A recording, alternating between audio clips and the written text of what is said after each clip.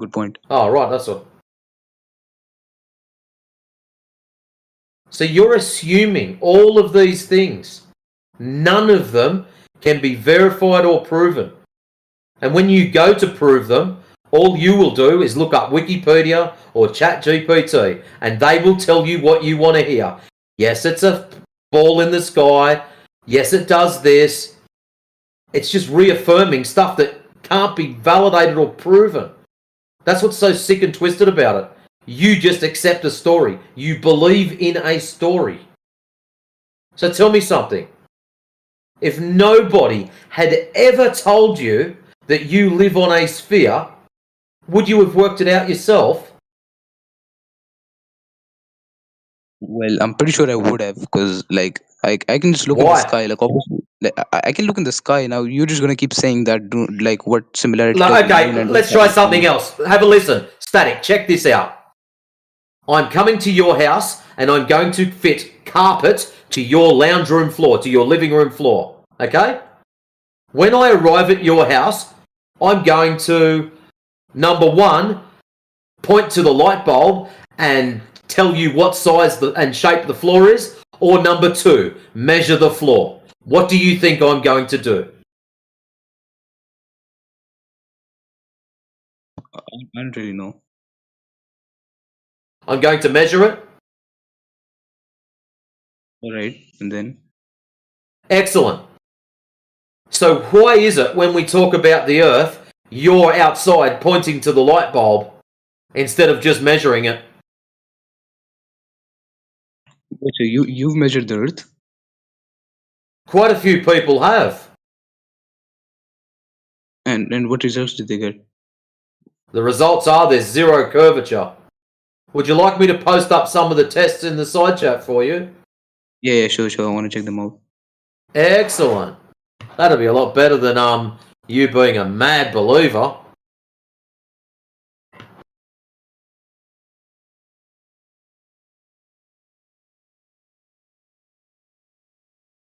Alrighty, laser tests, here we come.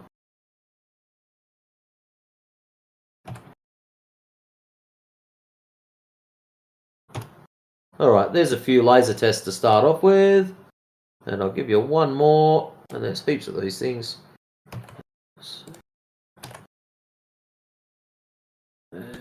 You can go there. Very good.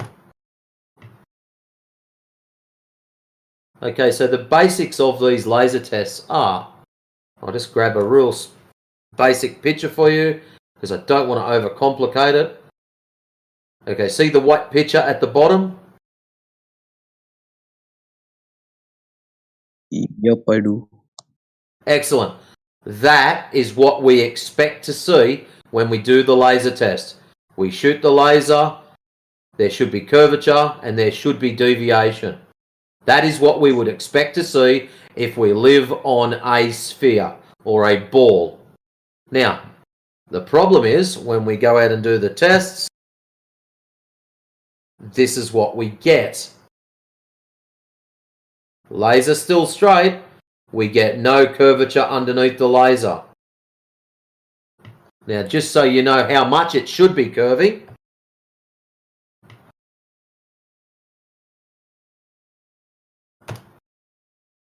there's a trig chart for a sphere with a radius of 3959 miles, as what's claimed at school.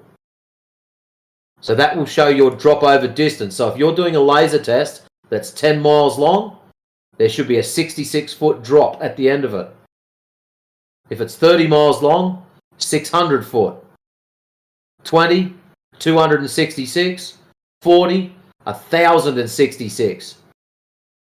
That's how much drop there should be at the end of the laser if we're on a ball. That's what we expect to see. Yeah, so if you measure the height of the laser from like absolutely every single point, the height's going to remain the same. Unfortunately for you ball-tied believers, yes, it does stay the same.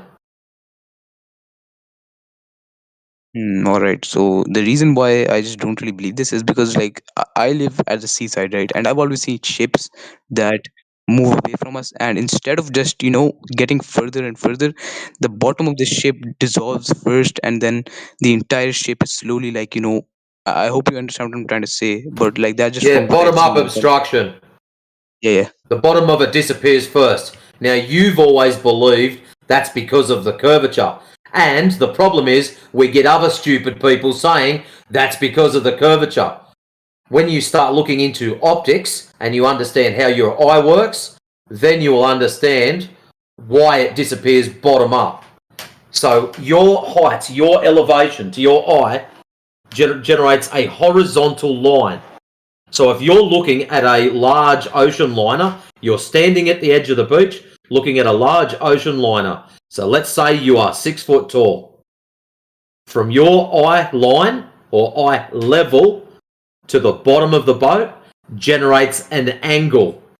From your eye level to the top of the boat generates a second angle. Now, this is where it gets interesting.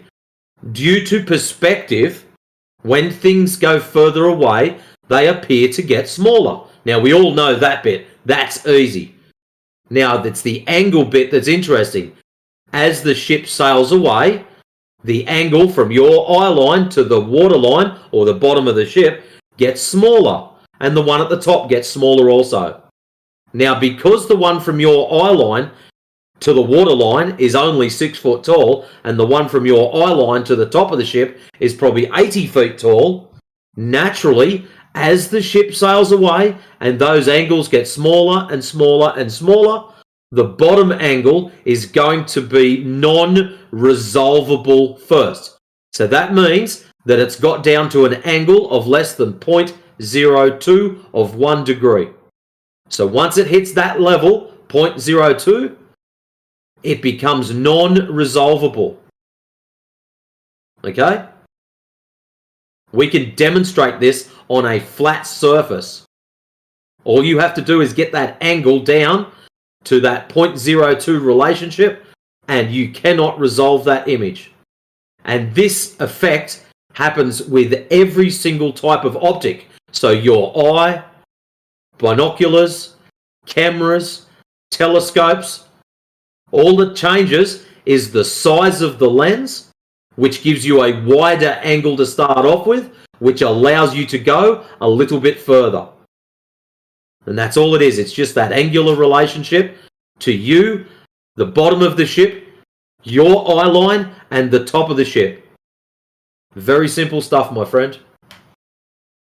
Yeah, but like, okay, so no, no, no, that's exactly what happens when the Earth is curved. Like, if it was just like a 6 feet person and it was like eye level perspective, the top and bottom would shrink proportionally as the ship gets further. But why does the bottom vanish first? Shouldn't a ship shouldn't it just shrink at the same time? Okay, I'm going to put a picture up because seriously, everything I just said, I may as well have just went, work it out yourself, mate. But anyways, I'm feeling generous. Where's me little image? Because obviously none of that sunk in. Ship. Where are you? Loading, loading, loading. I want that one. Right there. Okay, ship loading. The very last image in side chat. Can you click on it, please? Yeah. Okay, at the left-hand side is you. Mm. At the right-hand side is the ship. The yellow line is your eye level. Okay, that's the same height as your eye the whole way across. That's the yellow line. The white line generates a direct line of vision to the bottom of the ship. That's what you would see if you were looking at the ship, where the ship joins the water line, or ship touches the water line. Okay? The purple one is the top of the ship. It's pretty self-evident.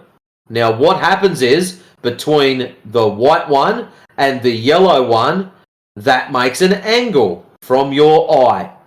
Between the yellow one and the purple one, that makes an angle from your eye. See how the top angle is bigger than the bottom angle? Yeah. Excellent. So now imagine the SS Globetard sailing away. It's getting further away, further away, further away. What happens when it gets further away is the angles, the top one and the bottom one, slowly get smaller. Now, when those angles hit 0.02, whatever's between that angle, your eyes cannot resolve. That means they can't see it. They can't tell what it is. It just blends in with the background. So, which one of those two angles is going to hit 0.02 first when the SS Globetard sails away? Well, I'm guessing the white one. The bottom one, correct. That's 100% correct. So what happens is, as the ship sails away, the angle gets smaller. When the angle hits 0.02, you can't resolve the image. So that means the bottom of the ship is the first bit that you won't be able to resolve.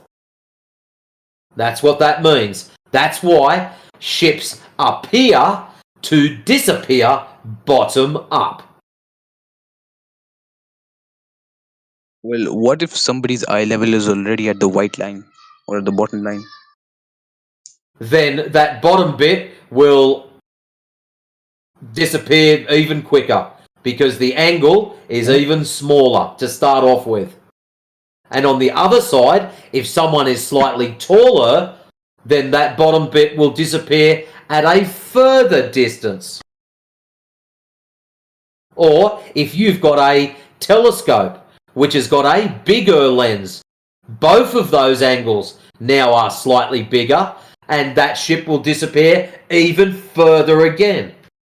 But it will still disappear from the bottom up because that is the relationship of where your eye line is.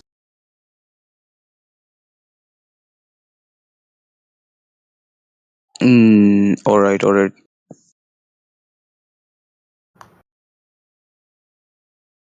Now, I did post, and I don't know if it came up or not. I did post. There it is.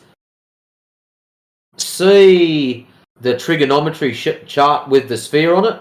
You know, the two white images, and then the one with Earth on it with the numbers? Yeah. Underneath that one, it just shows up as black. But if you play that and watch the first 20 seconds, it starts off, you see the ocean and absolutely nothing on the horizon. You would say that the reason there is nothing there is because it's behind the curvature. Watch what happens at about, I think it's about 13 seconds. They zoom in and, oh, magic, a ship appears. Now, if a ship is not on the horizon, you can't zoom in and make it magically appear. So if you're saying it's a ball, it doesn't matter how good your camera is, you can't do magic. You can't make things appear if they're hiding behind something. They're supposed to be behind the curve. And that lady just zoomed in and made it come back. So there's no curve. So that just shows you how the resolution limit works.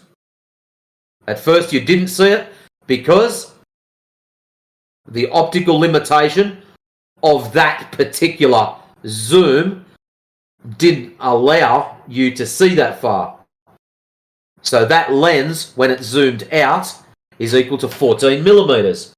So at 14 millimeters, it can only see so far. Then when they zoom in and look at the ship, all of a sudden that lens becomes 365 millimeters. So it makes the angle bigger, therefore allowing you to see further. Pretty cool stuff, isn't it? Yeah, yeah, I got that.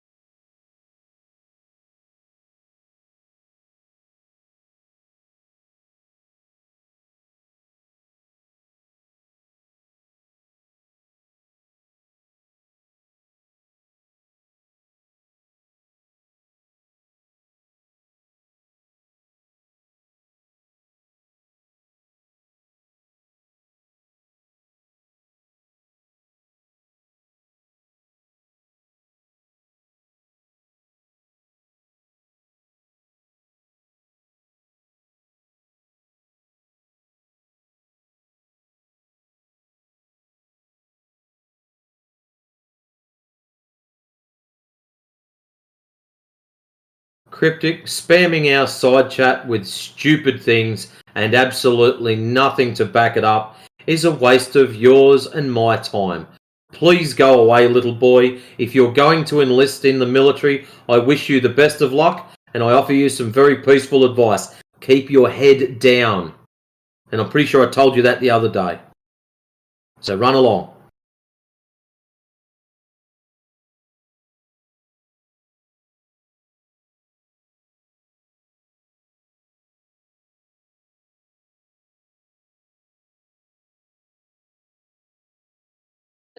Did you know that if you went to the Australian outback, you can measure curvature? It's such a If I good went thing. to the Australian outback, I'm going to show you a little image. Just stand by, my friend. I'll show you the Australian outback. Check this shit out. You want to talk about the Australian outback? Not a problem. Stand by. Right there. Loading, loading, loading. Did I grab the right one? Yes, I did. There's one slice of the Australian outback inside chat. That little There's slice there, yeah, just hold on. That little slice there is taken from a drone that's about 300 foot in the air. That little slice there, lengthwise, from bottom of picture to the top of the picture, especially if you click on it and make it bigger, is somewhere between 79 and 124 miles long. This debunks your globe Earth. So if you want to talk about the Australian outback, please enlighten me. How is that the Australian outback? The sea is right beside. That's like the coast. What is your definition of outback? The middle of Australia where no one lives. That's the flattest part of the whole fucking lot. And just so you know, that section that's right up in the top of the image, if you go north from there, that is directly in line with the middle of it. Nothing changes except for a big red rock in the middle. What's interesting about that big red rock in the middle that's 1.5, what is it, 1.5 miles along? Or 2.5 miles? No. I can't remember how big Ayers Rock is now. No, I live here. That's sad. Anyways, there's a big red rock in the middle, and you can see that big red rock from about bloody 30 kilometres away whilst you're driving towards it. You should not be able to.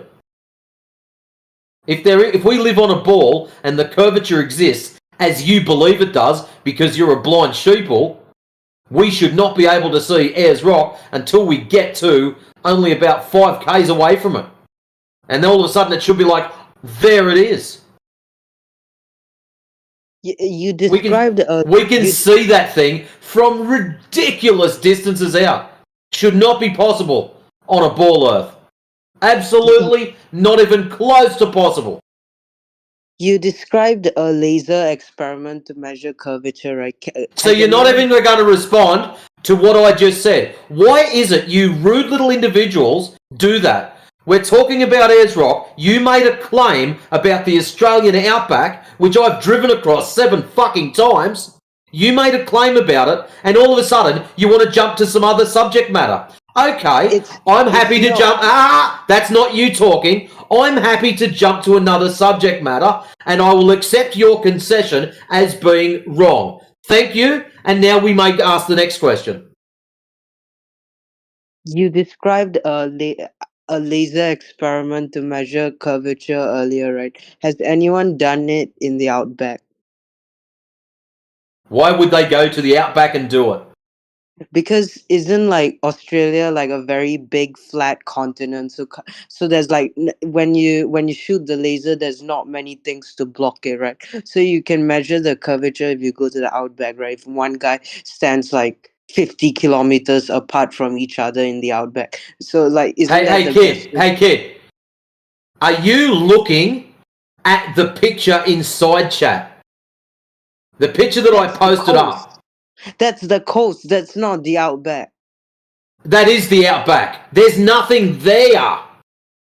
That's what we're trying to tell you. You've got this idea that the outback is this fantastical place. That there is the outback.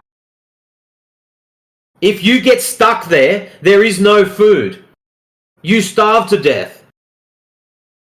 But isn't the outback like many kilometers away from the ocean? No, the outback runs right up to the ocean. That portion of it there is a part of South Australia. Just because it's got the coast there, you've got this idea in your head that the coast is not the outback. There's only a couple of parts of Australia up the east coast that are not outback. So basically, this is how it works.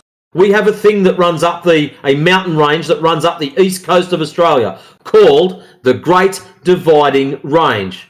On the eastern side of the Great Dividing Range, that's coastal.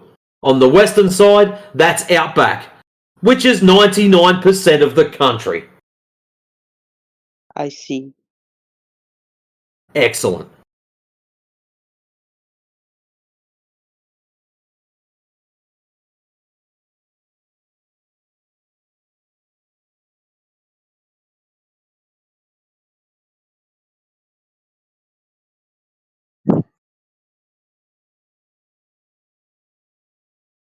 And I saw someone else drop in. We've got Saeed. And Static is back. Dez is still floating around. If you've got any questions, guys, please feel free to ask them. Yeah, I do have a question. Excellent. Please, go ahead. Yeah, so I'm pretty sure like a few minutes back I asked you that like this you told me that the sun was just moving away above the flat plane. It doesn't really dip below the horizon. Is that true? How can just use a little bit of logic? If it's flat, it's not going into the ground, is it? It stays above the flat plane. So there's no dipping down. All that happens is the sun moves away. Now there's a thing called perspective due to the way your eyes work, and as the sun gets further away, it will appear to lower. And where it lowers to is your eye level, your eye line. So everything will converge at a point based upon the size of the lens of the optic being used. In your case, with your eye, it's about 5 millimeters. So the sun will appear to converge down to your eye line. So as it travels away, due to perspective, like in that excellent picture that Flat Lloyd Wright has just posted up, the sun will appear to come down to your eye level. That's it. That's why it looks like it's coming down. It is just an effect of perspective. Wait, so does that also apply to like how the sun doesn't shrink when it moves away and it dips below because of that's our perspective from our eye level? Well, that's a pretty silly thing to say. Have a look inside chat. Yeah. So you just said that it doesn't appear to shrink. Well, there's 3 GIF images there. The middle one, it definitely gets smaller as it goes away and then fades into nothing.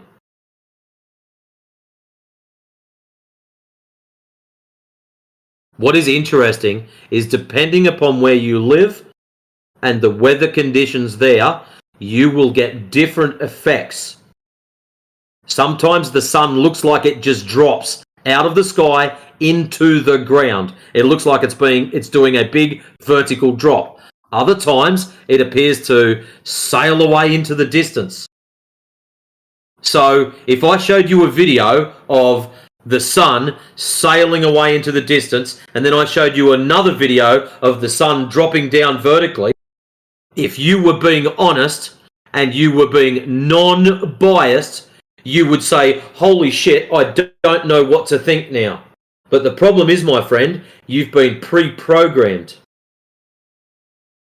So naturally, you're going to cling to the one where the sun drops down and you're going to say, that's the one that proves it.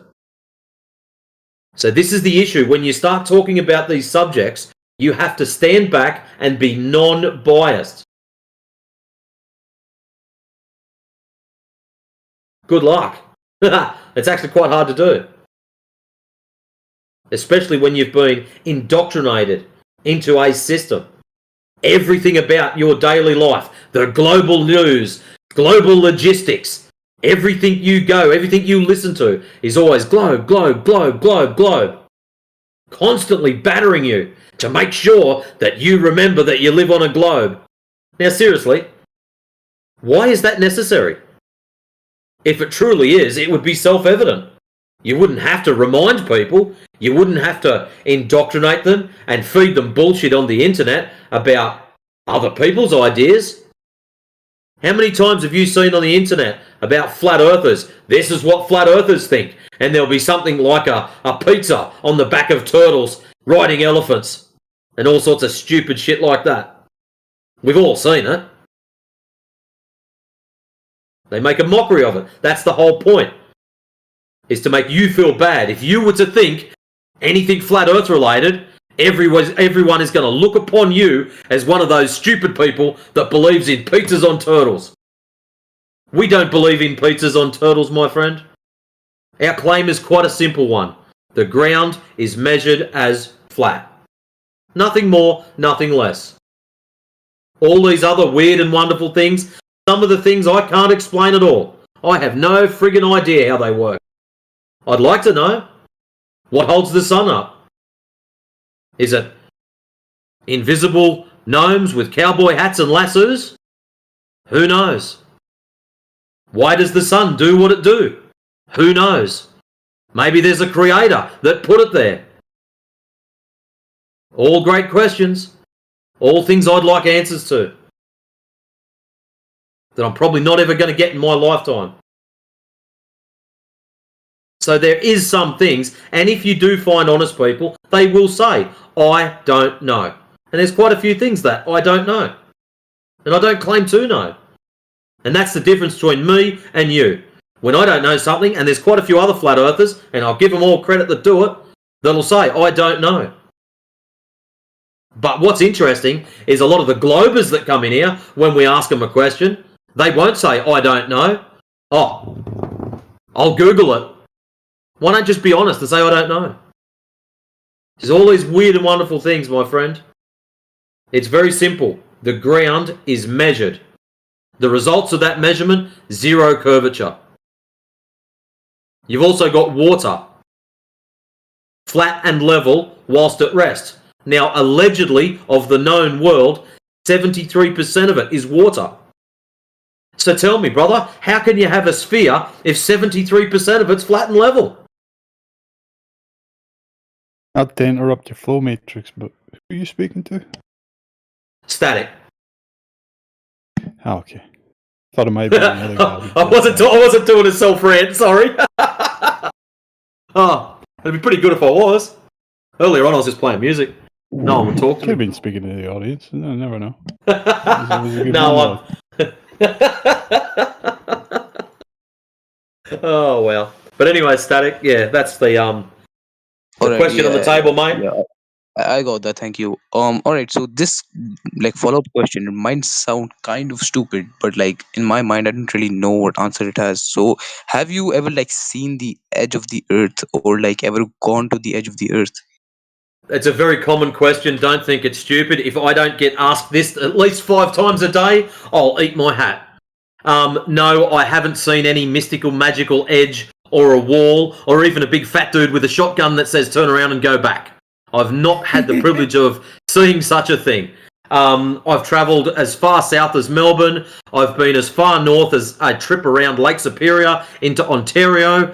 And in between, I didn't come across an edge or a wall or, like I said, the fat dude with a shotgun. So, I don't know. Maybe I went to the wrong place. Who knows? But no, I don't know of any of that kind of stuff.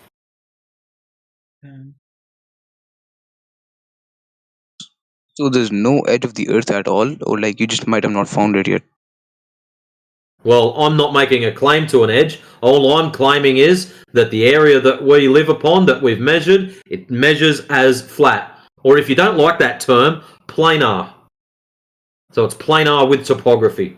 So we understand that there's hills and mountains and valleys and things across it, but in its base form, it is planar. So if it's a planar, there has to be an end. Oh, there has to be an end. Oh, okay. I'll I'm with you, man. Go for it. When you find it, grab a photo, bring it back, and post it up for us. And I can assure you now there'll be quite a lot of very grateful people. Why does there No, have to be an end? does the edge even exist? Like, that's just a question. Like, I'm just kind of curious about it. Like, does it exist at all? Yeah, that was my thought process. Well, Whether an edge exists or not is completely irrelevant to what we're telling you about the Earth's surface nature. What do you Go with mean? whatever you want to believe, whatever makes you happy, whatever gives you a smile when you fall asleep. If you want an edge, have one. If you don't. The Earth's Earth's still flat and measured there's no flat, edge. so There's no edge to a flat Earth, so the Earth is just infinite. That's what you're trying to say. Yeah. nope. You're the one talking about an edge, not us. You Huh? see, So you've consumed popular culture regarding what flat earthers claim. And I'll give you, there's a lot of stupid flat earthers out there on TikTok and shit that make these claims, and they're dumbasses, right? They are loose-lipped, like sloppy-brained idiots, essentially, that speak a lot more than they should. But generally, that claim of an edge comes from the media.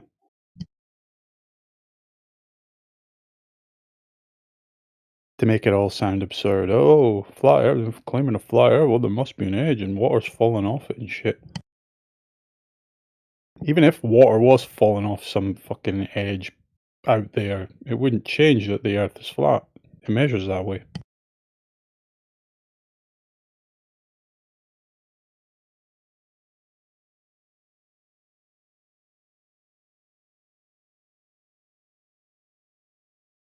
I mean, you guys aren't very concerned of any kind of edge regarding the heliocentric model. But when we tell you the earth measures flat, suddenly you're up in arms about an edge.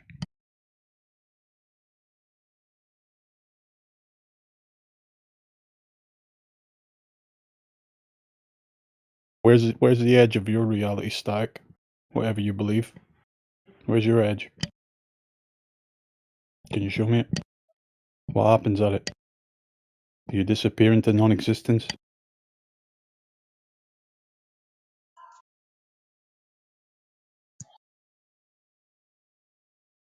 So the Earth is just the edgeless plane. That's what you're trying to say. No, I'm not making a claim. So we don't know if there's an edge at all or not. That's just like something for like us not to decide. That's what you're trying to say. That's what I'm saying. That's what Matrix is saying.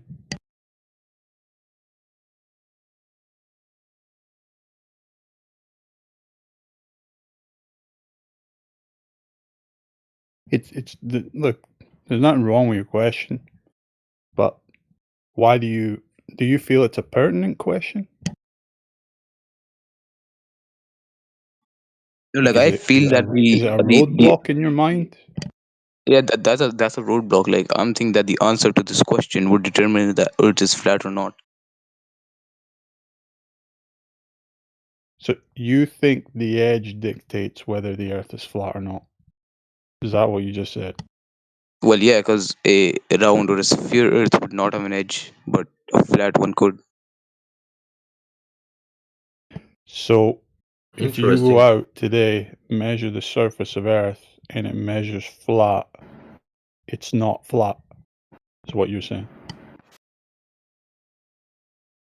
That's not what I said. I said that if Earth has an edge, then it's not flat. If I build you a 100-mile flat dining table, get you to measure a portion of its Yeah, surface, which would have but an edge. you can't find the boundaries of the table, right?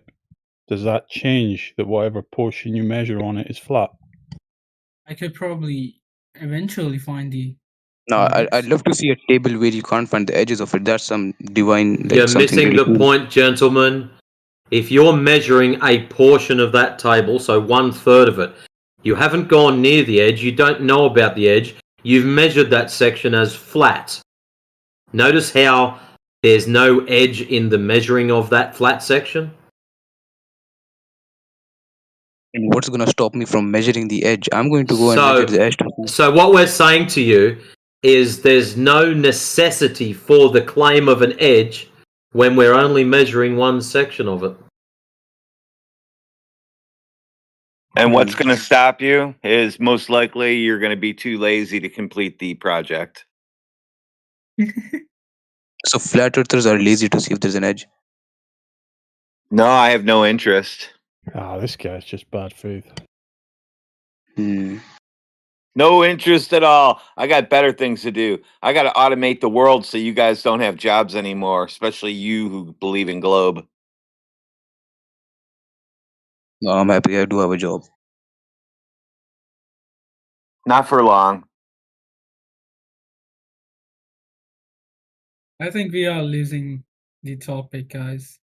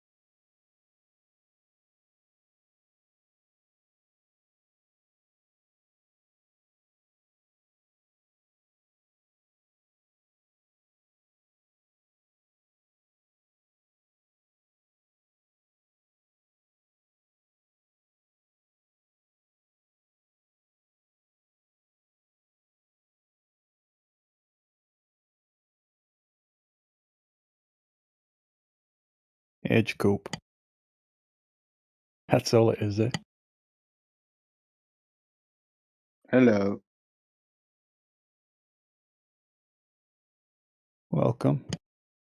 Why is everyone muted here? Well, it's a lot of noise if we all unmute together and talk at the same time. So it's much easier to listen to you when we're all muted up. Oh, that's cool, bro. So what are you discussing, guys? Well, the topic is normally the shape of the Earth, or lack thereof. But if you've got some other Earth-related question, I'm pretty sure someone on the panel would be quite happy to answer you. So anyone here believes that we are going to the moon again? Not me.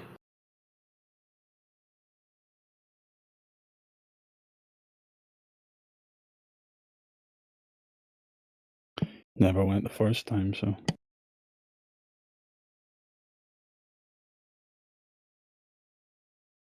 Yeah, I am. It's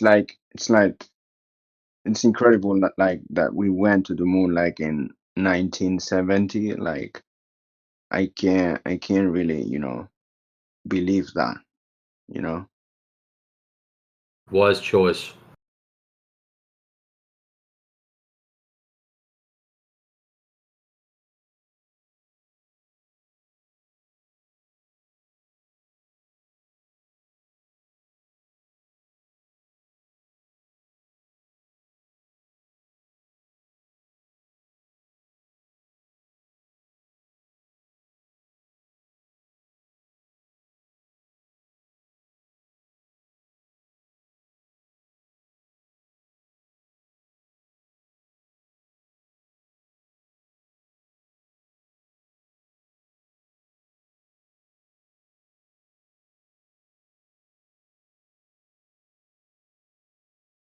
Just the way he says them, and then he left.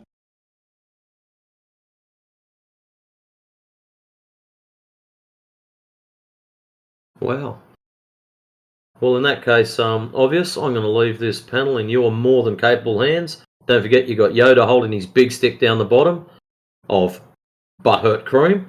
And I'm pretty sure he is more than capable of controlling what will flow through here. You have yourselves an awesome day or night or whatever you're up to. And I'll see you all in the morning. Peace, guys. See ya. Sounds good, Matrix. Have a good night, man.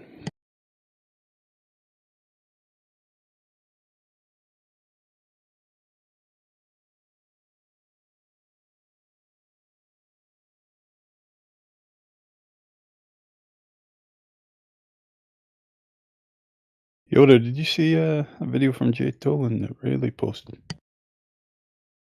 Yeah, I actually just watched it. Very odd for me. How he's went about presenting it, you know? Yeah, This yeah. ooky fucking spooky way, you know?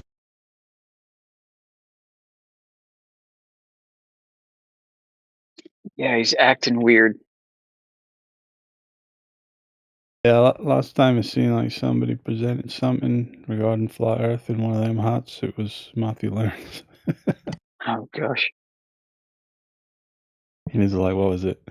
7 things flat Earthers say or something.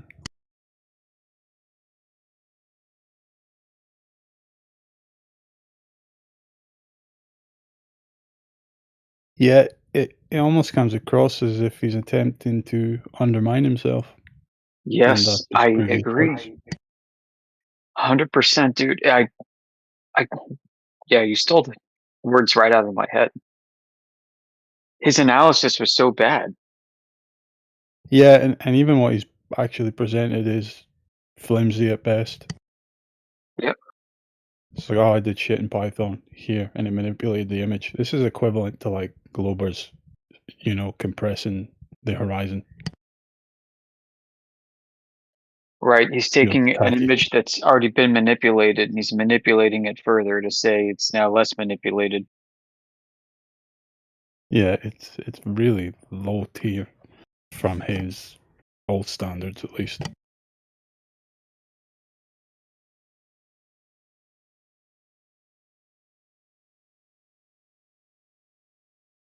I guess that's all the more reason, you know, the guys that are, you know, I know you've got your IR camera set up and all that. All you guys getting on and doing some of the observations to kind of replace his or, you know, supplement. Yep, exactly.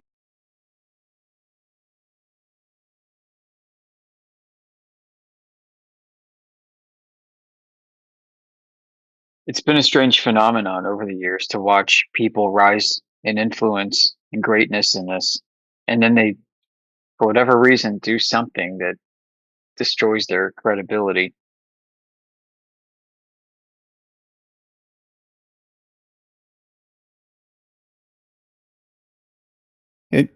I don't know, it just seems like kind of natural cycle, you know? You get that certain level of influence and you kind of, you know, you either become compromised or you disappear.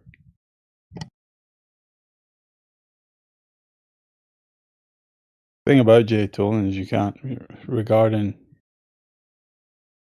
like the sector he works in, you know, he was always kind of sus to begin with. Yeah. It's like he's in weapons manufacture to some level, you know, some high up level.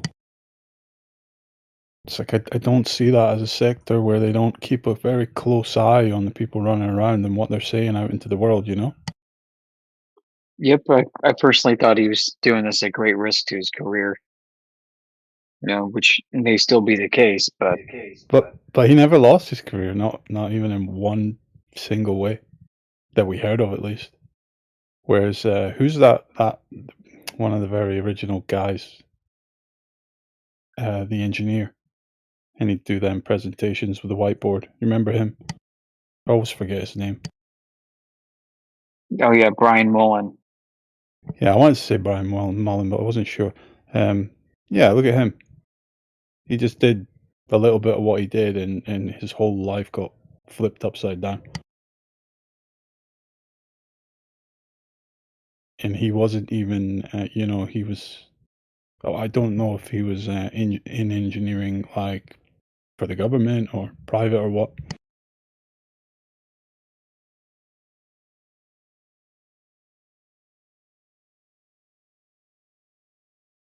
But we saw how quickly the really kind of like demonic and petty Globers went after him.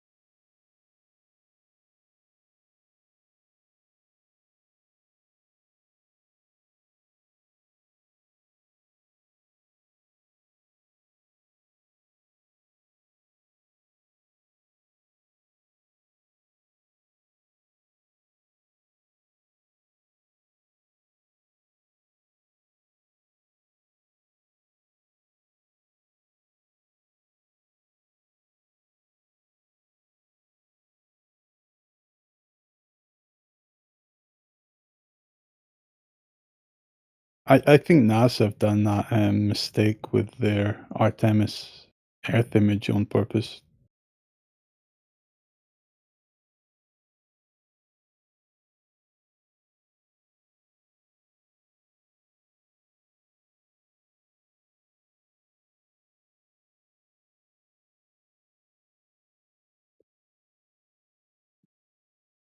Hello?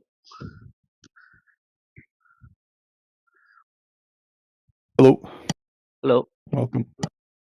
Welcome. How's it Do going? we actually talk about flat Earth or just the name? Yeah, we talk about the nature of the Earth. Okay, so why do you think Earth is flat? I always wondered. And it measures that way. it measures that way. All right. Scientifically, though, how did you come up with that Measuring is conclusion? not science. Sorry? Measurements are not science. Okay, okay. Mathematically, how did you come up with that conclusion? There's no math involved in measuring the surface of the Earth. Okay, okay, I You see just what's going measure on. it. All right, yeah, you measured it. How did you come up with the conclusion? After you got your measurements, Well, how did you come when up you with? go to measure any object in your house, do you perform math prior? No, I just measure it, sure. But when you measure the Yeah, you Earth, just measure because usually you're looking for the values to then use in some calculation, correct? true, correct, correct, absolutely. But the Correct, thing yes. that So I'm math comes trying to after. go ahead. Yes, all right. The thing I'm trying to understand is how the measurements, let's say the Earth is 10,000 meters. I don't know how big is the Earth actually, to be honest, led you to the conclusion that the Earth is flat. Explain that to me. Well, what conclusion should I draw when I measure something and its surface has no deviation from the measuring tool, say a level? Or sorry, sorry. What do you mean by that? I I'm want to sorry you can't help yourself giggling like a little girl. Maybe you want to take a breather, no, come no, back in a few bro, minutes? bro. Why are you being mad, bro? I'm just trying to understand your point of view here. Because you Relax, sound bro. like a little girl. It's not Have that you got deep. your mates in the background that you're trying to impress? No, not at all. I'm just curious. Genuinely, I'm curious. I watched a meme about flat You Earth don't earlier. sound genuinely curious. You sound like a fool. Okay, bro. Don't be rude. There's no reason to be rude here. You're being rude. Actually, I'm not being rude. I'm just making an objective statement here. You sound like a fool. okay, okay. My bad, my bad. I didn't mean anything. I genuinely just watched a meme about flat earther, and I honestly just wanted to be like to understand what you're coming. You know what I mean? Like, No, how did you come up with that no, I conclusion? don't know what you mean. I don't know what you mean. No. How the fuck? Sorry. How did you come up with the conclusion that Earth is flat? You know, it doesn't make sense. I just want to understand your point of view. I'm not trying to be rude here. Well, I've just told you, when the surface is measured, any time it's ever been measured in history, All right. every single time it comes back as flat.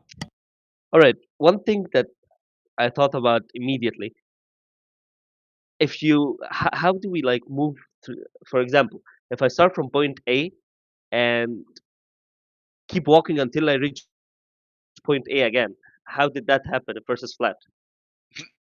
Sure, just tell me when you've ever done this. Someone actually did it. I'm pretty sure. I could pull it up right now.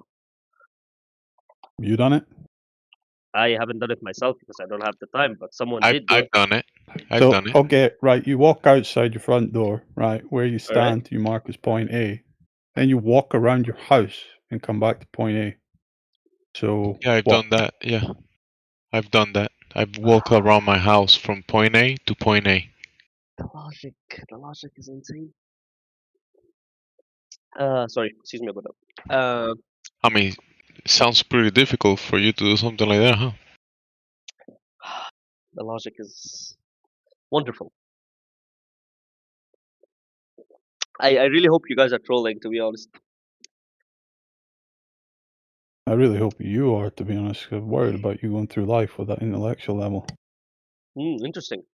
Thank you for the compliment, I guess. If It wasn't a compliment. no, no, no, no, it's coming from you. It's definitely a compliment, bro. If you think Earth is flat, no offense, bro. Like, it doesn't make sense. Okay, okay. So, if Earth is flat, does that mean there is a other side to the flat surface? Can we ask you a basic question? Go ahead, please. If you measure something and it has no curvature to it, how do you then get a ball? The curvature is there, but you can't measure it like that because Yeah, I know you it's believe massive. it's there. We all believed it was It's there. massive, We bro. went through Like, the same education systems, bro. all right, so We were all taught we lived on a globe. The only difference perfect, between me and you is I went and actually double checked the claims perfect, and looked perfect, for the evidence of the claims. It doesn't perfect. exist, All right, perfect. Please and the evidence enlighten me. points to the contrary. enlighten me. Like there's some things that just don't make sense. I'm asking you. Let me ask you a question. All right, please Of think I'm course, an nothing irrelevant makes fool. sense. You're not taking any time to think about anything. You just Yes, keep please. blabbing. You keep moving your mouth constantly, and you All right, think I'll ask that a question. constitutes learning. I'll ask a question. You will tell me the There's no answer, point and I will asking think more about questions. You don't want to think about the answers. it.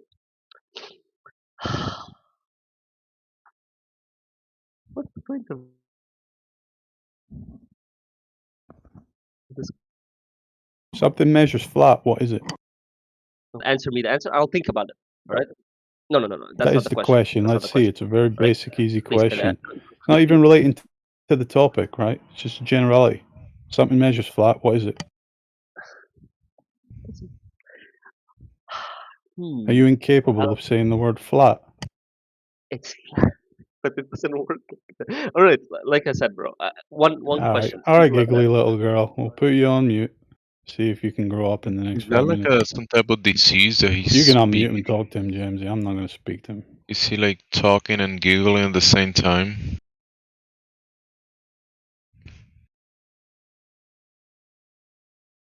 I don't have the means to unmute him from my Xbox.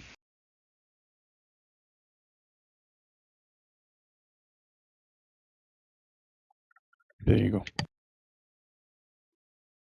What? Okay. Have a nice day. I guess I don't think it's possible to have an intellectual So you're conversation not with you you. believe in nonsense and you believe that reality is superseded by nonsense? Whatever you believe you're thinking in your Okay, mind? so I'll give you two choices right now. Do you want to continue the conversation, or Re- do you want me to remember, leave? remember you Okay. said if the earth is flat, but that's something that you have in your head. You don't actually know what that means. You don't know what that is. Okay. Okay. I will humor you. All right.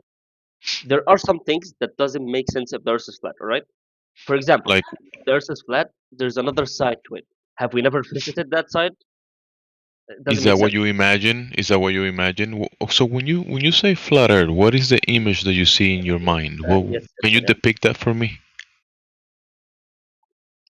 piece of paper, for example. All right. Piece Piece of of paper. paper, like a piece of paper on a A wall, massive like on piece of on paper. a wall. Just floating in space. That's the image in my head. Maybe you have a different image. Please enlighten me. A piece of paper floating in space. Are you looking like from an outside perspective? You're looking towards the piece of paper. Is that what you imagine? For example, is that a picture that you have in the chat? Is that a picture that I'm thinking? Is that what you have in mind? No. What I have in mind is what I see with my eyes, and I can observe the physical and natural world with my senses, and it makes sense. You know, your eyes is part of your sensory system, But right? And our you don't see from an outside perspective. You don't your true, true, eyes use you don't see like from a God's eye view with your eyes, do you? true. True, yeah. So why are you imagining an outside perspective of the earth? That doesn't make any sense. What you're doing doesn't make any sense. There's a lot of things that we cannot like observe. For example, the sun. I can't be directly in front of the sun, but we see the effect of it, don't we? We see the effect of the sun, the Yeah, actual sun in front of us. we observe the sun and the sun causes things to get warm, huh? Yeah. True, but you know Yeah. how far it is actually is. If I'm not You wrong. don't know that. You don't know that. You So don't know why how are far it we? is. Why are we not turning into ash if it's close by? We're supposed to turn into ash, So but you believe that you should be turning into ash because you imagine it. You if imagine it's that's the close case, by. and therefore it has to be truth because you think in your head that you should be turning into ash. Is that what you think? No, it's simple. Like That there's a doesn't shit make ton any of heat sense. What you're radiating thinking from the doesn't sun. make any sense. The only thing that's keeping us from turning into ash, it's because it's super far away. So the radiation Huh. that actually is minor. Is It just warms us. Does that make sense? no, your nonsense makes no sense. So how do you explain the fact that the sun is not turning into ash? How do you explain the fact in your opinion? Because when I look at the sun, I don't turn into ash, and that makes sense. Honestly, sure, man. Good Yeah, for when I you. go to the I beach, give up. and I don't turn into ash, that doesn't happen. So whatever you imagining that you look at the sun and you turn into ash, that's nonsense. Sure, man. You're right. Yeah, You know what? yeah, I I'm know. sorry. I'm sorry. I'm gonna Hey, go eat. Amir, I'm can I gonna eat. ask you a quick question Yeah, go ahead. I'm before gonna you go go? eat. Yeah, yeah. Yeah, so when you said we would turn into ash, do you realize you're making an assumption about what size the sun is? Sorry, what do you mean? Like, You think, okay, according to the heliocentric model, the sun is 93 million miles away and it's absolutely huge, right? true. Okay. So, how was that proven? How do we know that that's true? I'm not an astrophysicist, but I You don't don't have have the to be an knowledge. astrophysicist to know this information, do you? How do we Did no prove one ever that? tell you in school? To be honest, I don't have that information in my head right now, so I can't answer Okay, you from the top so of my here's the lungs. Please problem. You're enlighten me. trying to fit what we're Enlighten me, please. saying into the heliocentric model, and we're saying discard that entirely. For example, how does the sun appear to you? Excuse Does it me, I don't. appear to be absolutely huge and 93 million miles away when you just look at it in the sky? No, absolutely not. Absolutely not. Okay. All right. So flat Earth isn't about speculating about things that we cannot prove, right? We cannot All right. prove the sun is 93 million miles away and an enormous gas giant in a vacuum. And if you start reading for how was this even determined, you will quickly find out that it is just based on assumptions and calculations, which are based on assumptions and calculations about Venus, in which Venus's size was also assumed. So there's actually nothing empirical in the way that this was determined. And the distance of the sun has been told to us as being different many, many times throughout history. True. But Okay. that's because of the evolution of our technology, no? But if you actually look for proof of this, it doesn't exist. And that's why we're here, because we said, okay, this is the story we're told, but where's the actual evidence to support the claim?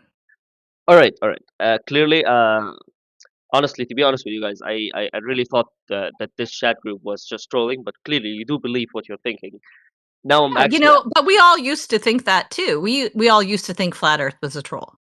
yeah. To be honest with you, I thought you were trolling in the beginning, but there's one thing that I honestly cannot remove from speculation, if you will. All right, people who went to space. Did any of you guys went to space? Did any of you guys go to space? Well, how many people have gone to space far enough from the Earth to actually see the Earth as a ball? How far away would Very, you need to be? very few people, but Yeah. there are some. There are like a lot of Okay, people. so there's how many people? Let me Google it right now. I have no idea. I'll tell you so you can I mean you can Google it yourself to confirm, but it would only be the Apollo astronauts. There's only two alive at the moment. Only two Yeah, people that's why alive. they had to do this that's why they had to do this fake Artemis thing to refresh the Yeah, true. n- Even if there was like, but anyway, but Amir, you never asked what I find is really interesting is you never asked how we know that the earth is measured flat. You know, you just kind of laughed at it, but you didn't ask for like the methodology or anything. You just go kept ahead. saying it doesn't make sense. It doesn't make And sense. I Go find ahead. that really hard to comprehend because have you been to the beach? Yes. Okay. Okay. All right. And you understand that the nature of water is that it's flat at rest, right? True. Okay. Right. And so all you have in your entire life, all you've ever seen and experienced is a flat earth. That's all you experience. So the default is that the earth is flat and stationary. The sun is small and close and it moves. You know, the stars move. That's the default, right? So if the story is that those things aren't true and the earth is actually round, curved, and the sun and the stars are actually not the ones moving, but we are, then we need empirical evidence to support those things.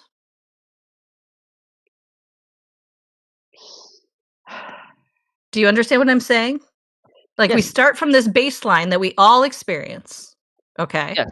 And So then basically, we're told to believe Alright. something that we can't see and experience. So I need to see the evidence of these things that I can't see or experience. sorry, I'm not trying to be rude. I just need to go, but I'm not trying to Okay. interrupt you. I'm not trying. All No, right, no, no, cool. no, no, no, no. I'm gonna stay. I'm saying one last thing.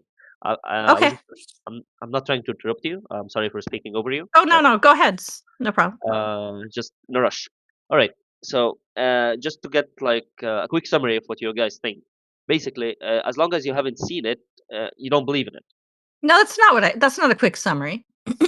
I said Maybe, there needs to be evidence to support the claim.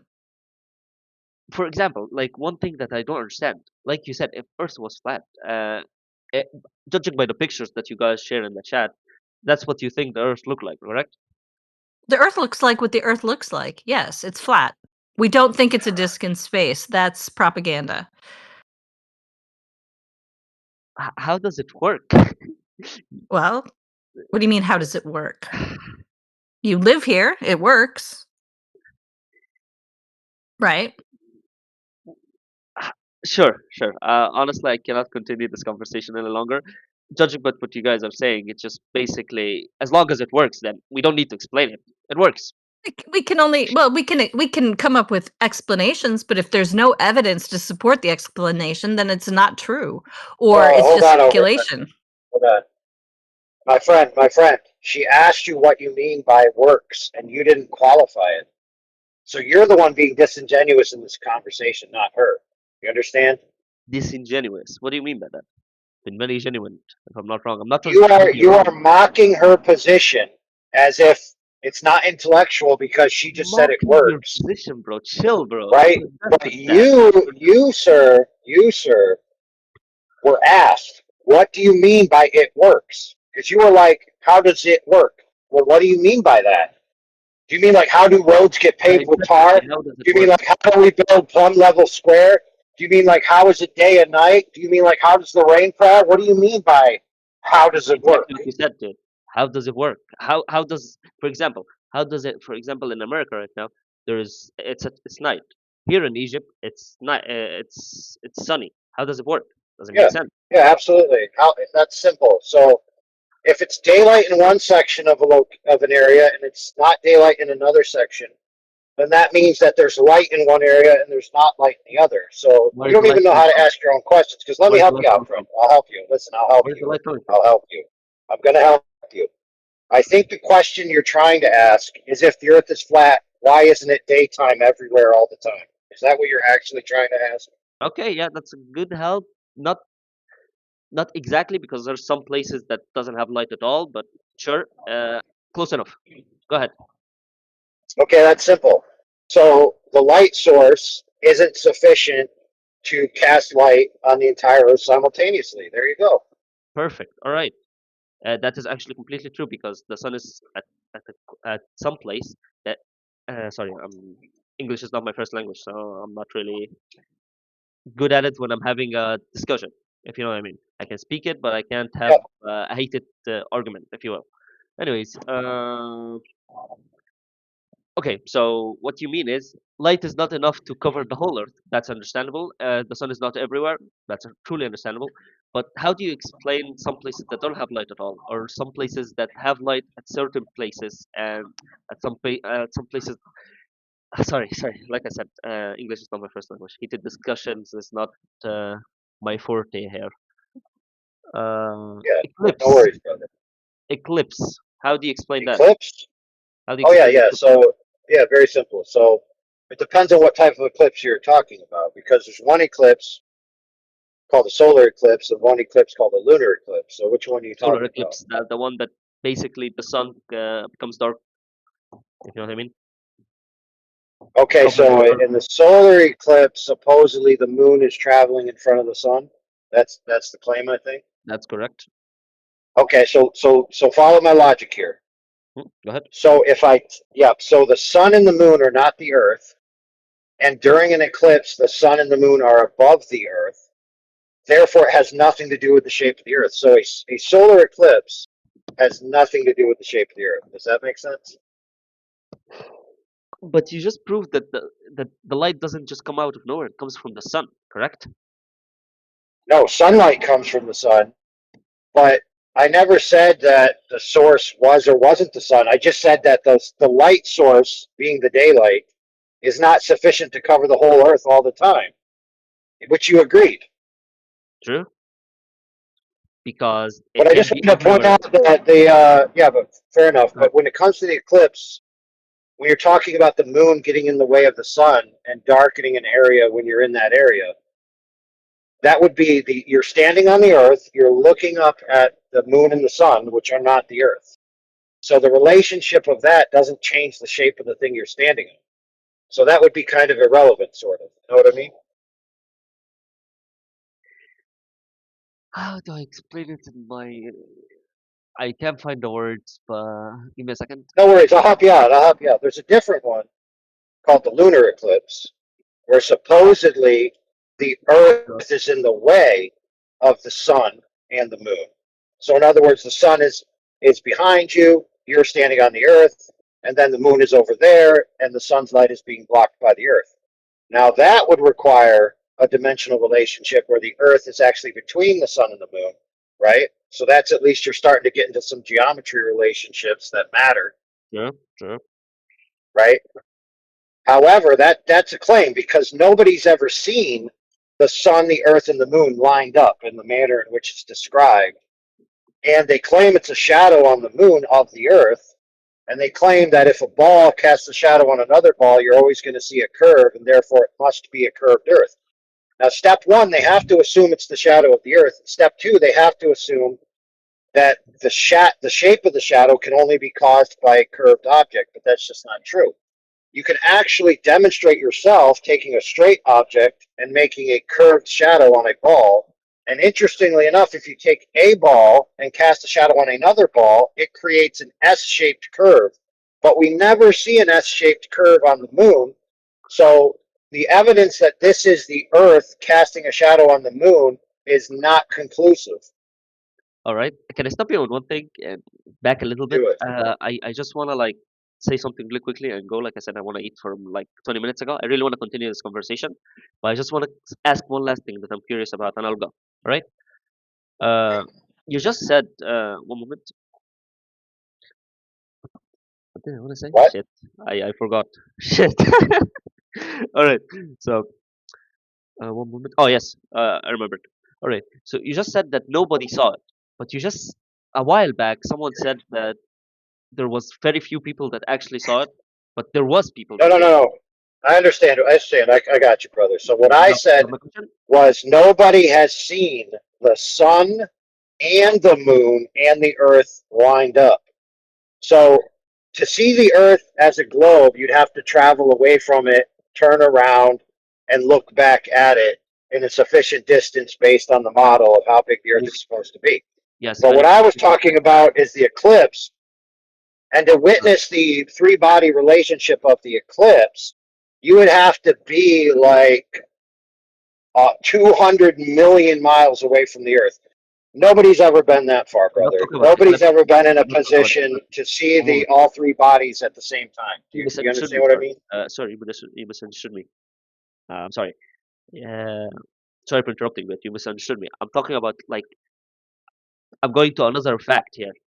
You said nobody actually saw it, but there was actually someone that saw the globe of the Earth. You know what I mean? Okay, no, there's people that have claimed to have seen the globe with their own eyes. What I said is nobody has ever been or claimed to have been far enough away from the Earth to see the sun, the Earth, and the moon at the Yes, same yes, yes, time. yes. Like I said, I moved to another point. You proved your point Okay. there, but nobody actually did, and probably nobody will in our lifetime at least, because like you said, it's very far away. So totally understandable. But someone actually was far enough away to see the Earth as a globe. You know what I mean? Well, that's You're what right. they claim. They claim that that's the case. I see. I see. So the only way, in your opinion, that someone could be disproven, like flat Earth in general could be disproven, Well, is if you go real there quick, brother. personally. Go ahead. No, no, no, not necessarily. Not necessarily. That's not true. But just let me point this out to you. There has been less than 30 people claimed to have been far enough away from the Earth to see it. of which 2 are left alive, of which supposedly there's going to be 4 more added to the ranks after Artemis is complete. True. So there will be 6 people alive who could tell you with any plausibility that they've been far enough away from the Earth to see it. Now, in the entirety of human history, there's been like less than 100 people, and that includes fiction and mythos, like Greek mythology and biblical mythology, where God or Zeus took people up to let them see the Earth. Mm. Now, the problem is more people have claimed to have seen Bigfoot with their own 2 eyes. More people have claimed to see Jesus resurrected with their own 2 eyes. True. So how are we going to parse out which one's right and which one isn't? All right. So there's this. So basically, let me see. How do I explain this? Hey, Amir, Pictures I don't won't know. work I because don't know if you the understood, but images. he asks you a Uh, question. yes, I'm trying to answer that question, but I'm Oh, not okay. finding the right All words. right. If you know what I mean. Yeah, no problem. And you can come back anytime. We're here 24/7 too. So, if you need time to think some of these things through. Oh, there's one Maybe. thing I just wanted to mention that AI didn't mention, and that is during a solar eclipse, the claim is that the moon goes in front of the sun. Have you ever seen a solar eclipse? No, I never had the chance to. Okay, well, Actually, I did. I did. And it was a total eclipse. There is no moon present at any time during that event.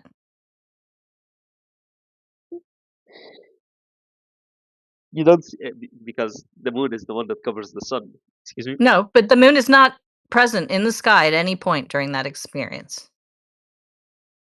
You can't see it because of the sun, the actual sun. So when it's You can see it when halfway it over, covers. so when it's halfway over the sun and you can't see the other half of the moon, Yes, you can't. that's You your can't see. explanation? Yes, It because just disappears? It dissolves? What?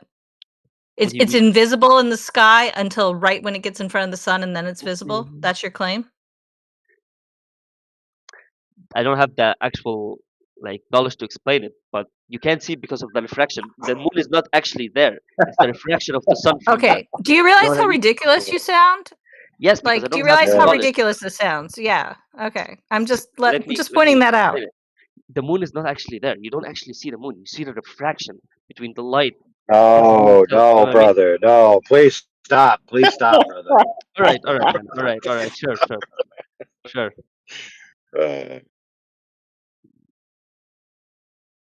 I can't. The correct rhetoric, bro, from your guys' side is that the moon is in the new moon phase. And in the new moon phase, the moon can't be seen because the sun is behind it and nothing's illuminating the face that's facing you. Has nothing to do with refraction. You don't Good grief, I actually got to see help Glovers the out moon. The constantly. moon It's is very awesome. far away. Like You the can't Glover see it. first aid. You only see the refraction of it. You see the illumination of it. Nothing more. Okay, brother. Are you saying reflection? The sun, yes, basically, but don't know Okay, the yes. So the light has to hit the front in order for you to see it. So not the it's front. already well known that you can't see the moon. Now there is a Yeah. claim out there. There is a claim out there that somebody photographed the moon during a solar eclipse, and you could take that for whatever you want. It's not necessarily convincing, but up until that point, the moon had never been witnessed. Not only that, it can't be detected with any instruments during this event. So that includes like any type of radar or anything. But that's a good point. We don't have the That technology to detect. you never saw the moon, dude. What you saw is a dark circle covering the sun. That's what you actually saw with your own eyes, and you assumed it was the moon.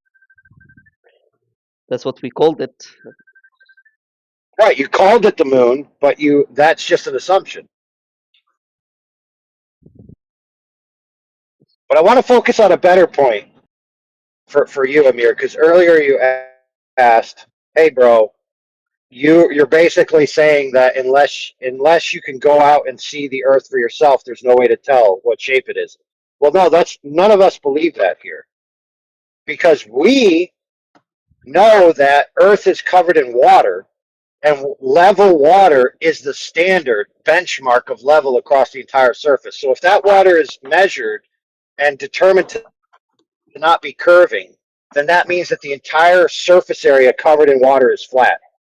So we don't think you need to go to space to validate level water is level. Okay? Does that make sense?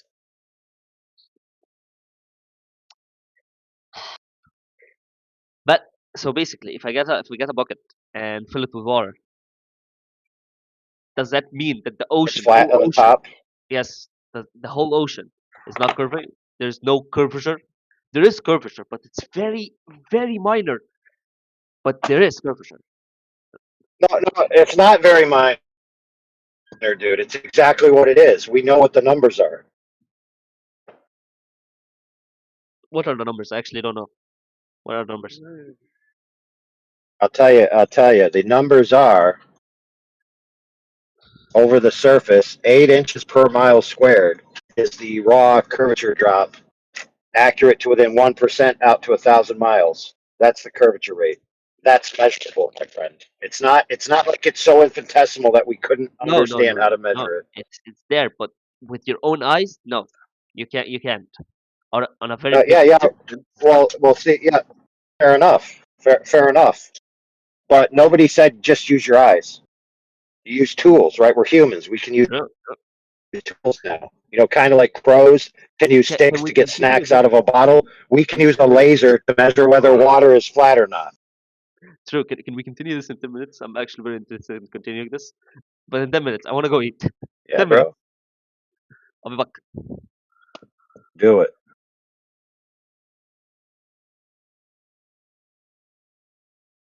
Watch a NASA compilation while you're eating so you can come back supercharged. Oh, man. What's the latest on Artemis? Anybody got any good news? I haven't really seen much.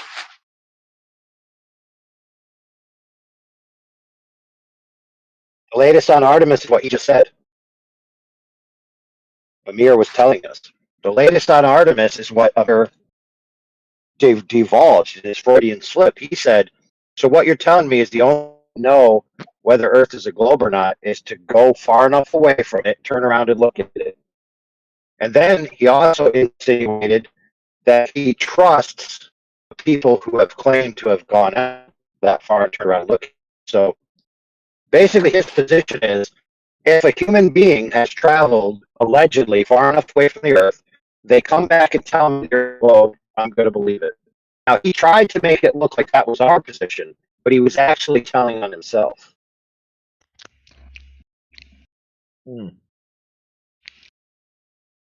Yeah, I find it interesting when you explain to them that Guard of the elders of the truth. that something isn't the default, you know, that we have this baseline default that we experience and then we measure it, right? That they always revert to, oh, so you have to see it. Right? It's like they skip over the whole measurement part entirely when you tell them. It's kind of a fascinating experience. Yes, like yes and no. psychological thing, They are. you know. They are. Yeah, they are doing that, but they're not doing that in the same manner. And here's what I mean by that. In their worldview, they've been told a million times that seeing is measuring. They've been told you go to the beach, you watch a boat, and it disappears bottom up. Therefore, you've measured the curvature of the Earth. You see what I mean? Yeah, I see what you mean. So they're using that standard themselves. In a way. You know, I see the bottom of the boat Right, or disappearing, so therefore yeah. Earth's a globe. However, you saying that you observe the Earth as flat is not valid. Right, but we didn't. Yes, fair enough. But at the same time, we didn't say that. We said we measured it flat. We measured the water and the physics of water across the whole surface being equated to the level standard. It's either a straight standard or a curved standard. And if you measure it and show it's not curving, then it's straight. And then they go into the well, you know, you can't see the Earth because you're a human and you're so tiny, like an ant on a beach ball.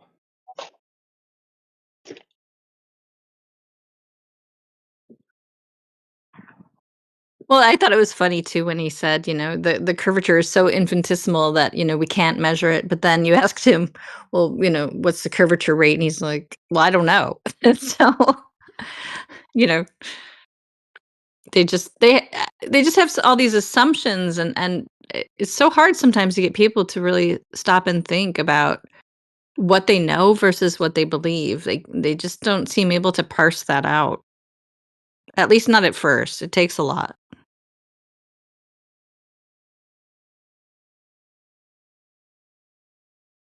You actually have to do that as an exercise in teaching people how to draw. It's called draw what you see, not what you know.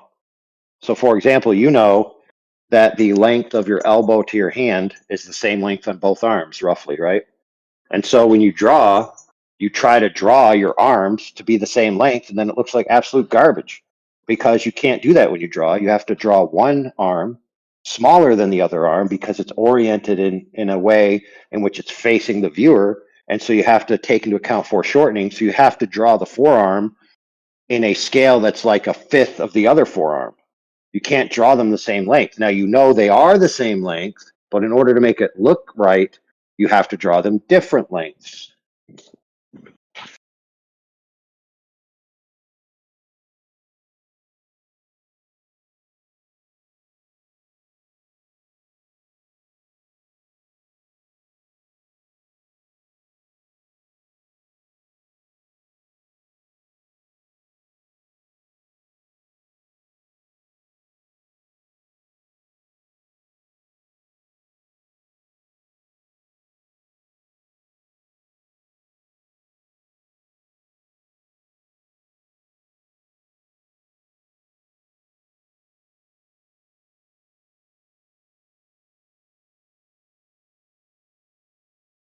It's kind of like when we ask people to describe what they see when they're talking about boats or the sun at the horizon, right? It's like, hey, well, what do you see when you look out at a sunset? And they say, I see the sun go below the earth. And I'm like, what? Do you have X-ray vision? That's not what you're seeing.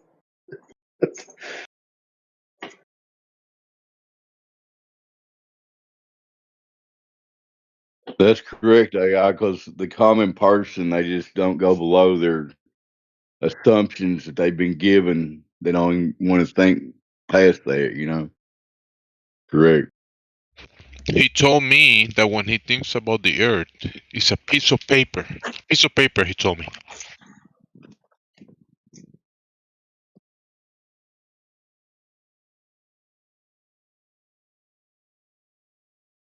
Yeah, but is it like an 8.5 by 11 or an 11 by 14 legal or cardstock? Like, what are we talking about here?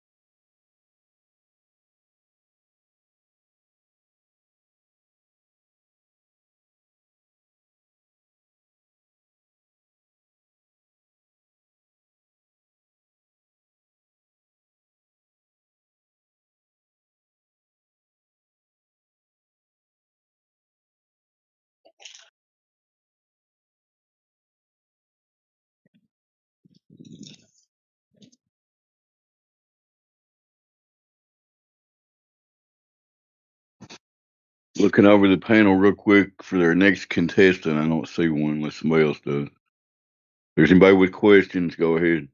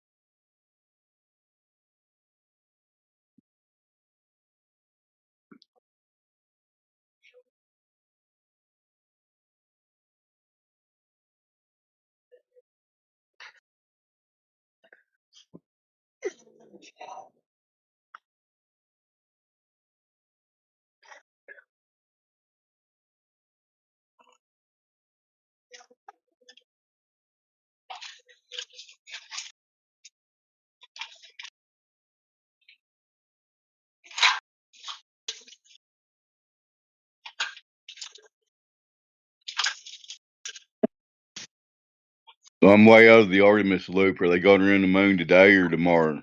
Who can tell me? When we gonna zip around the moon?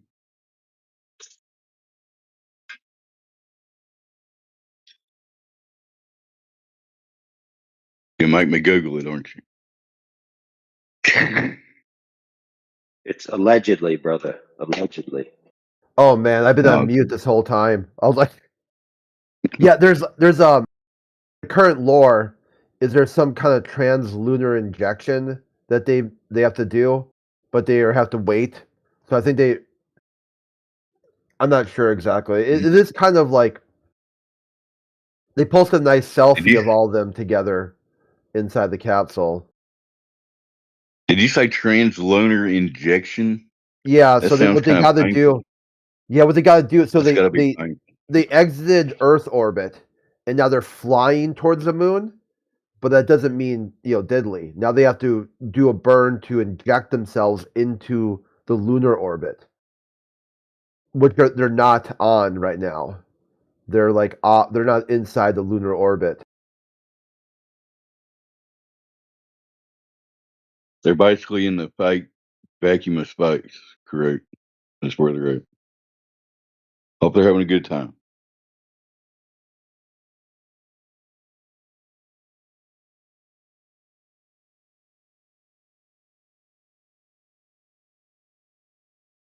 Hope they got plenty of MREs and they're staying hydrated and everything. I'm worried about them. That's enough sarcasm for me. I'll shut up. A lunar injection? You mean they vaccinated the moon or something?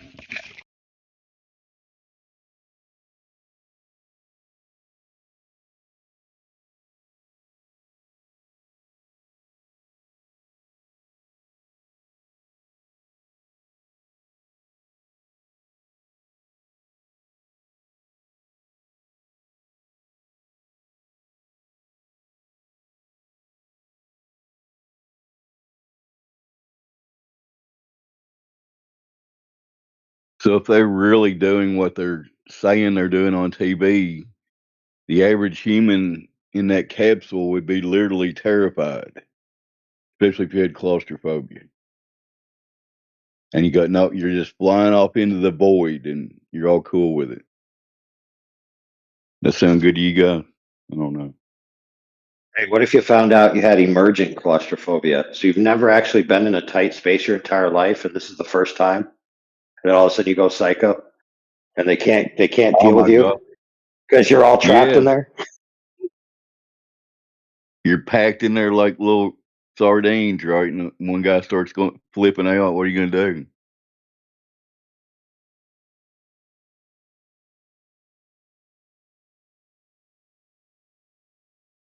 Maybe They they would got never like a do little that. break the glass sedatives to calm somebody down. Maybe.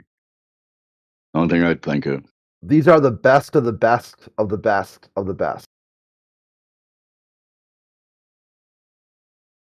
These are almost, I mean, like the level of near perfection that these humans have been able to achieve.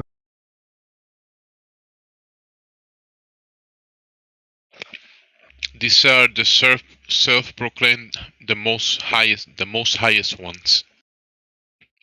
They go higher than the highest. They're going higher than God, Jimsy. Is that what you're saying? I mean, I'm not claiming that. They are. They just wave to God as they go by. What's up, God? Well, you guys don't forget that two of the qualifiers of what makes them special is that one of them's a woman, one of them's black, like literally. And one's Canadian. Is Yeah, any so they of them gotta have the gay? One of Well, them's got to they be will gay, be. right? Well, there's only 4 people, right? So there's one girl, one boy, and then one boy and one boy. So when they do their going around the moon makeout session, I mean, come on now.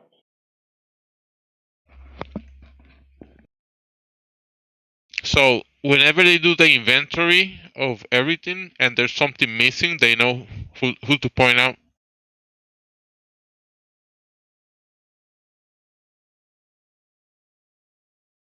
Because there's a black guy there, no? Yeah, we got it. We got what you. Quick question for the panel: what percentage number do you think of the population actually thinks that they're really flying around the moon right now? 5%, less? I don't know. Just curious.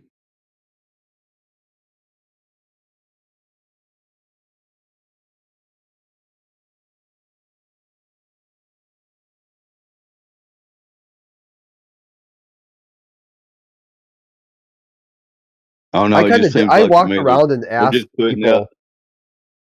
Go ahead, Chris. Yeah, Sorry. yesterday. Well, I just was on the boat and I was talking to people. I'm like, "Hey, you get a chance to check out that Artemis?" And most people were like, "Who? What?"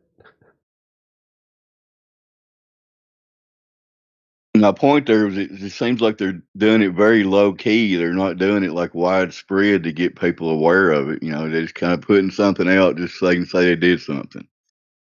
Just total speculation. But anyway, go ahead, Chris.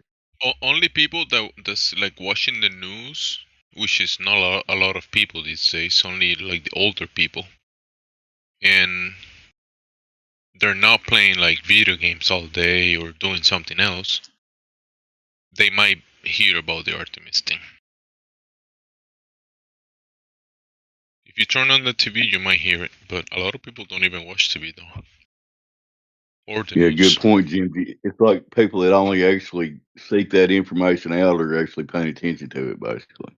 Nobody else really gives a flying F, right?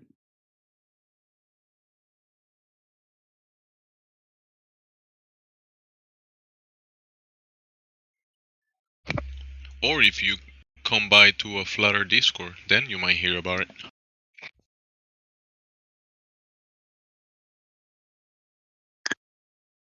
The silence was golden of all the Globers coming in here bragging about their Artemis mission. It kind of fell a little flat, pun intended.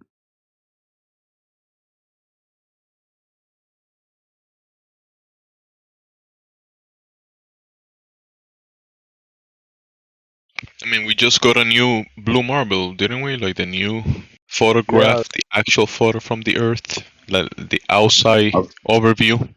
Now, they're now calling all it. the is wars, it, now all the wars should be over. All the conflicts across the world should be fixed, because are they They're actually called. claiming they took a photograph here yesterday or the day before? Or y'all, is that what you said? Yeah, yesterday they're called instead of calling it blue marble, they're calling it Hello Earth. Oh, sweet.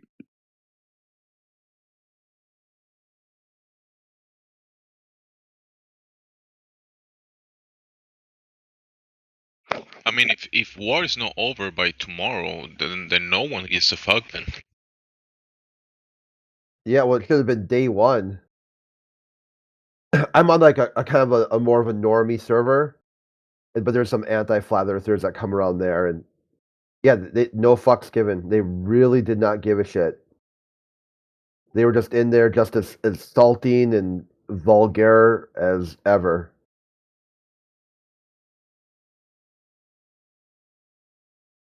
But isn't this like one of the greatest achievements of humankind ever? Yeah, that's what they said. This is it. This is a return of man's spaceflight to humanity, and they didn't care at all. They just kept I saying, "You got to flat correct earthers that one deny as a. it." I'm like, okay, so what? Hmm, Why does that sorry, Chris, matter? but I got to correct that one as a boomer. It's not the greatest achievement in 1969 or 72 or whatever it was. We had boots on the moon. We rode the moon buggy, and we played moon golf. Back to you guys.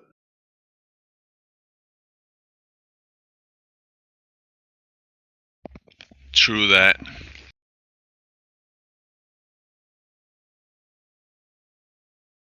You can't just breeze by the moon golf. Come on, guys. Come on, man. No, you can't do it.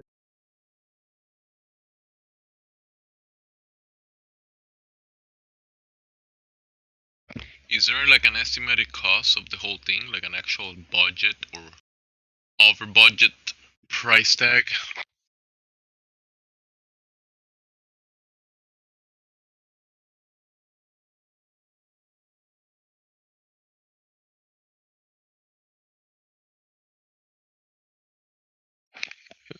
I mean, with the inflation numbers, it should be kind of like high numbers to achieve this, no?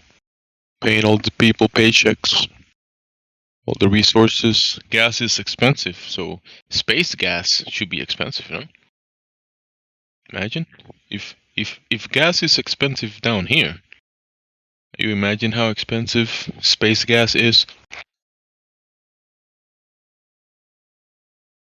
Yeah, that's a good question, Jimmy. But Jimsy, is rocket fuel? I wonder if it's comparable to the prices of gasoline. It must have recently spiked, so that cost them even extra money, man. They're way over budget.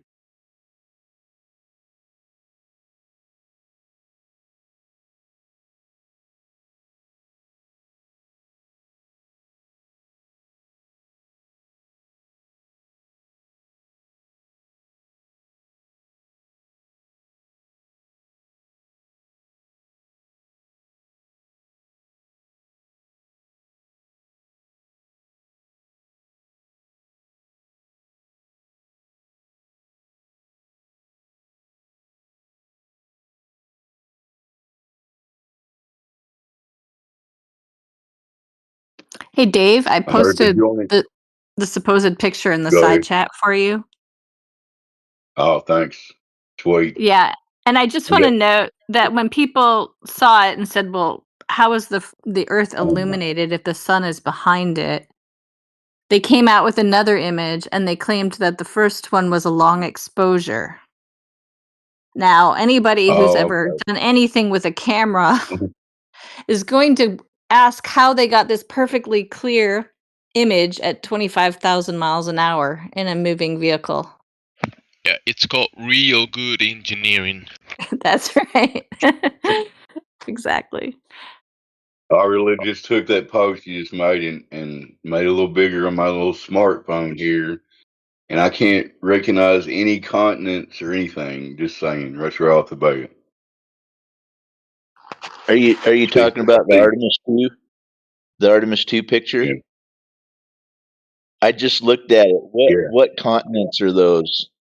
Well, according I to can't tell. Jesse, that is the continent of Nigeria. The whole According continent. to Jesse, yeah. That little brown thing on the left side is all of Nigeria. Is that what you That's said? what he said, yeah. Whoa, don't say that. Don't call them brown like that. Don't do that. That is That's so right. crazy. That They took doesn't a even racist matter. picture. Oh, it's unreal. And people are going to believe that. I just looked it up. I had to know if they've gotten anything, and I saw that. I was like, what in the heck? This is crazy. That's a sad thought that there's going to be human beings that just glance at that like, oh well, they took a picture of the Earth and it's well, what's going And on there's next? Where's my beer at? some landmass off to the right. If you put both of those together, it'd be like 40 to 50% of that hemisphere shot. That's way too much landmass for one side of the Earth. It's crazy. So just to clarify, that's an official NASA picture they released. That this is what we saw when we looked out the window on the Artemis or whatever, right? Either NASA, whoever made those pictures, is really, really dumb, or they assume the public is really, really dumb. It's in their face. I mean, like I was saying earlier, the small percentage that even follow this stuff, it's right there in their face. They don't even realize it. You know They're just what, trolling the Dave? shit out of people. Dave, you put it Yeah. the correct way.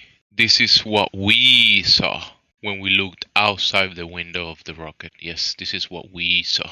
Yes, we. Exactly. Correct. So whenever someone comes in here and they describe the Earth the way we see it, they just gotta point to this one because that's the way we see the Earth. We are going to reach the Mars soon, but you guys are just stuck in whether the Earth is flat or not. Man, Yes, Earth is Adrian, round. you and Earth I, is we're gonna, round. Adrian, you and I, we're gonna hold hands and reach the Mars. We. Now, when you say I'm just Mars, do curious. you mean war? Because the god of war was named Mars. That's correct, I'm and I talking wanted to about clarify planet, why do you have to call Mars. it the Mars? Why do you call it the Mars? That's interesting. Because The Mars. we are gonna go there, right, Adrian? Adrian, we are going to the Mars. We. Yes, yes. Soon, Yeah, soon. soon. About We are going. 10 years. Next What are 10 your years. bag? Do you have like your bag ready, Adrian? You have like a bag. What have you prepared so we can go to the Mars? Yeah, soon, like Elon Musk is trying to reach the Mars soon. No, Oh, actually, he said that they're not doing that anymore, Adnan. The dead What? He said planet. that they have shifted their focus away from No, trying to no. go to Mars. I mean, it's a dead No, not planet. shifted Why yet. would you want Not to go? shifted. But you know, nobody's going there anyway. So No, no, no. We because are it's going soon in next well, 10 well, you, years.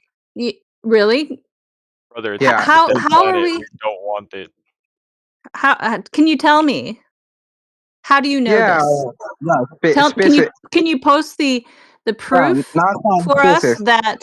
that Mars is a planet we can visit? Yeah, we can visit Mars, and we Okay, found the water, carbon. Yeah, we found water in Mars. we found no. water in Mars. Yes, Okay. and we drank it, and we also did mouthwash with it. Yeah, it's not we. It's not we, Adnan. It's someone else claimed to have done this thing, not you. So don't say we because it wasn't you. We. Oh. Right. Adrian, how So, does the so water you in guys, Mars taste? Adrian, when we went to Mars and got the water in Mars and found it, how does that water taste? Was it salty or was it like sweet water? maybe salty, maybe. Maybe. Hmm.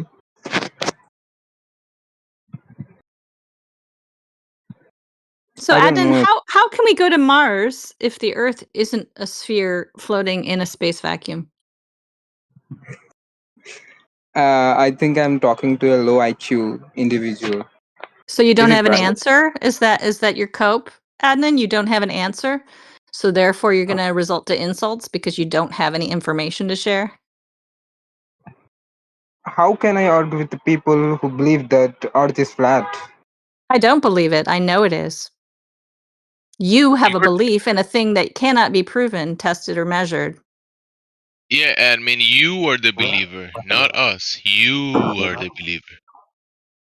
No, I don't believe Earth is flat. No. We don't believe Earth is flat. We know it is. You believe that Earth is a ball. Yeah, you Yet are the you have no believer. evidence for that. Okay. Round is not necessarily a 3D shape. We're talking about a sphere, not round. Okay. We don't think that flat Earth is a round disk in space. Okay.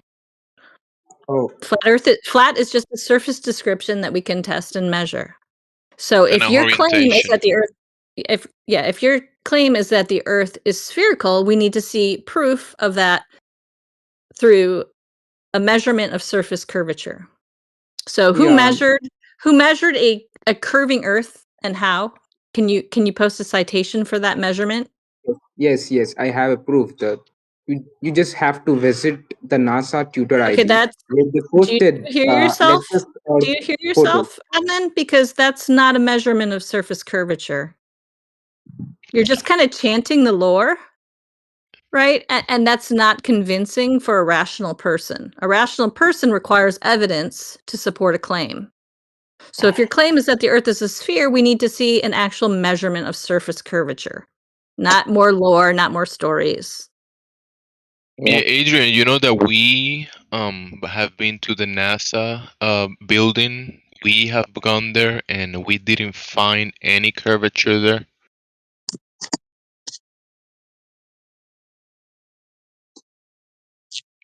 We can go to NASA, right? Like you said, that we have to go to NASA and find the curve there. No, no, we have been there and we haven't found it there either.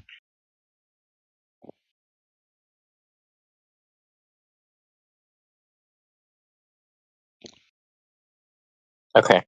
So they gave you a picture of Earth from space. You believe it's a sphere. Now, in order for it to actually be a sphere in reality, you need to have a measurement of the curvature rate of the surface of that sphere from the ground, which will be outside, not on the internet.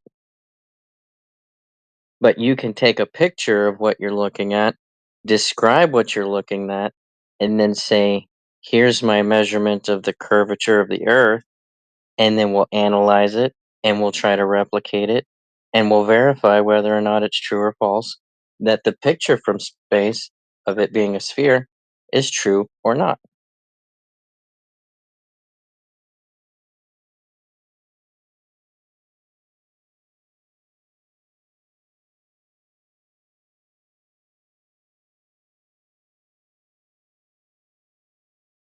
I just want to point out too that I think it's amusing when people say, "Oh, only low IQ people question what they've been told," because it's quite obviously the opposite.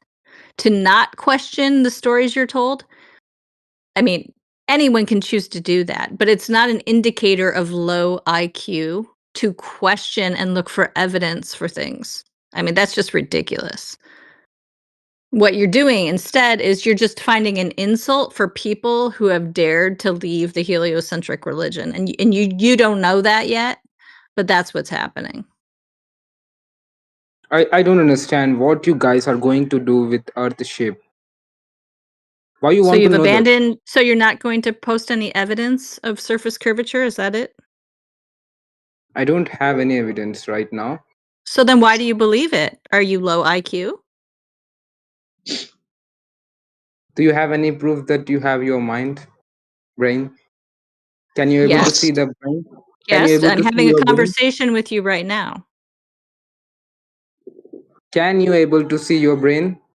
Yes, if I had surgery, I could see my brain, yes. We also How have you can like able to see your brain? X-rays. You will have X-rays, and with X-rays you can see past the your face. You can see past it. Yeah, it's a terrible equivalence. We know people have brains. We can test that, right? Earth curvature is something that when we test for it, it doesn't exist. Can you able to see your brain in the mirror?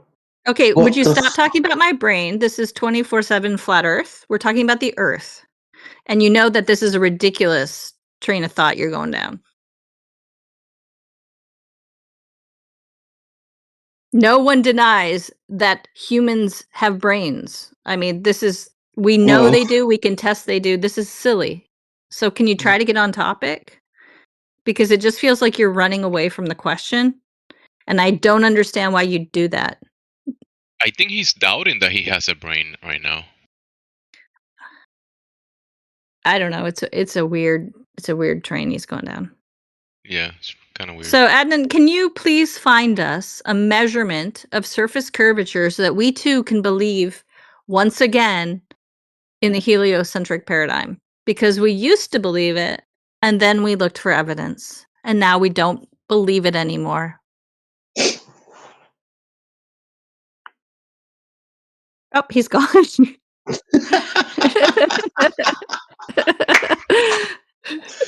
He went to find the wizard. The Wizard of Oz can give him a brain. So we are gone. See, since he left, I mean, we are gone. Because we went to the moon, right? And we went to the Mars, and we found water, and drank it, and it was maybe salty. So when he left, we left, right? I feel kind of bad crushing his dreams. It sounds like he really thought, he was going to get the chance to go to Mars, right? They're really excited about that instead of dealing with their lives here on Earth.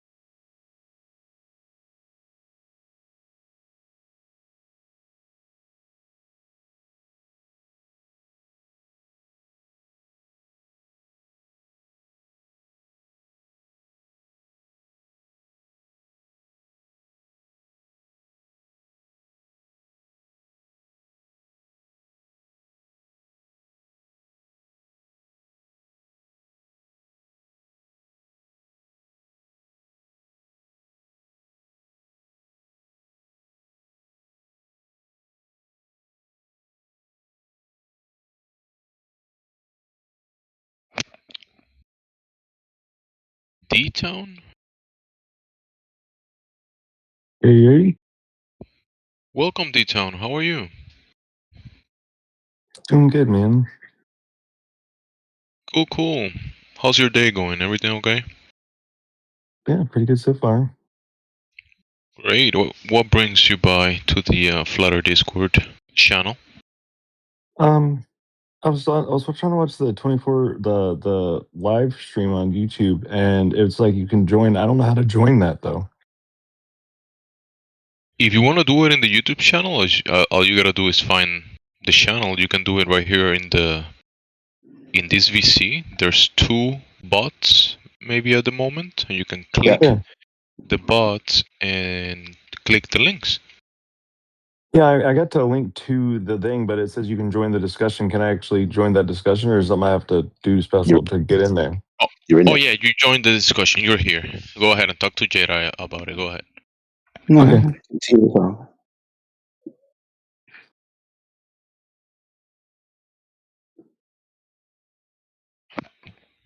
Do you have any questions maybe that you feel motivated that you were able, you felt motivated to join the discussion? Maybe you have a question in mind about. No. I was just wanting to hear everybody talk. So I don't have any particular questions. I've been doing a lot of research and stuff, so I'm good. You've been doing research about these topics. Yeah. Have you come to any conclusions about the whole thing? I mean, yeah, it's pretty obvious that you're all right here. I mean, like it's pretty obvious that it's No, flat. you said we're LARPing? No, that it's pretty obvious that you're right. Like this Oh, whole right. Discord is Oh, right. The okay. whole thing is right. Yeah, like yeah. I mean, it's just patently obvious. It's just like with my eyes. It's like it's easy. I hadn't looked at it before, so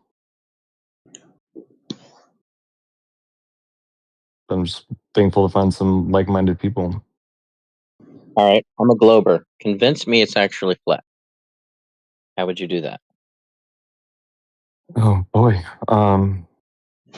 There's a million tests and videos and the fact that all the stars rotate around Polaris, water laying flat, the fact that like every pilot knows it. I mean, the fact that the CIA and NASA, everybody who flies planes, rides boats, builds bridges, builds roads, builds railroads, builds canals, they all say the same thing. So, I mean, it's like common knowledge, just not to the public.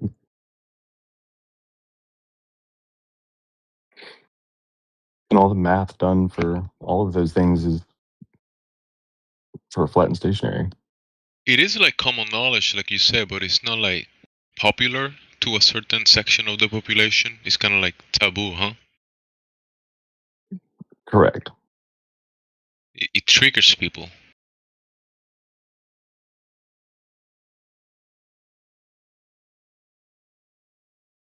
Have you spoken to people in IRL about the topic by any chance? Yeah, you either get of course or that's interesting, or you're fucking stupid. One of the three. It's one of the three.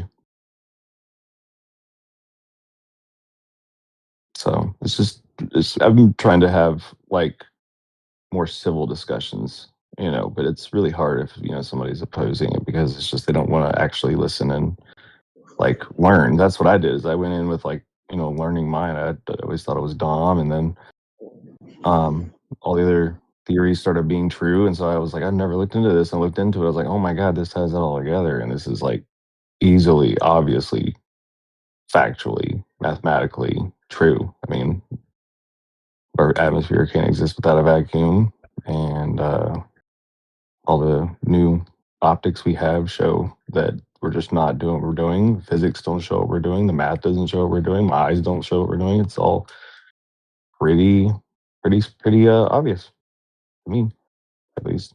You said the atmosphere cannot exist without a vacuum. Yeah, like gas, gas in a vacuum.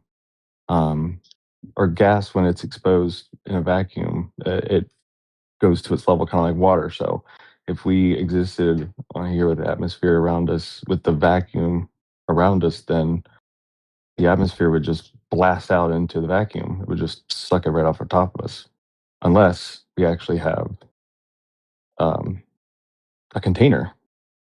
Also, look at double rainbows. They're really cool too. I have pictures of them. If you look at the first rainbow, it goes, top to bottom with all the colors, and the second rainbow on the top goes bottom to top because it's reflecting, and it's water when it goes through.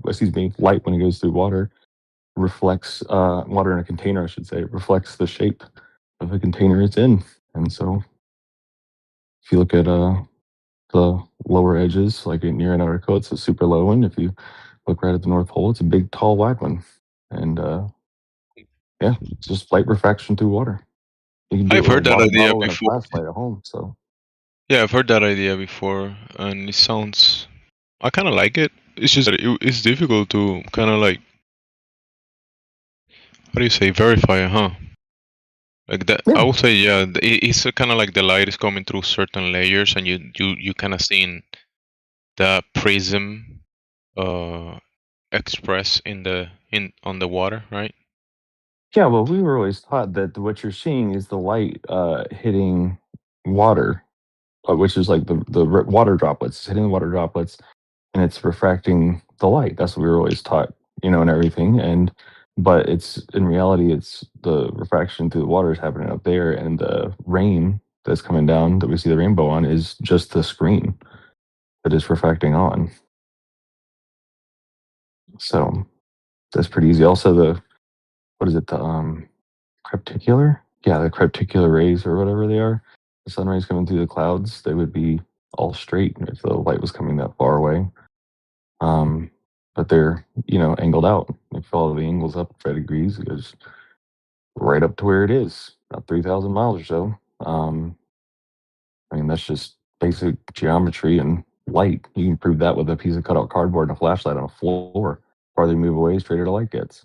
Um, yeah, I love that part of it. That part's really cool. And also, we asked AI with how far light travels and how far crepuscular rays. Thank you, crepuscular, not crepuscular. Crepuscular. Thank you.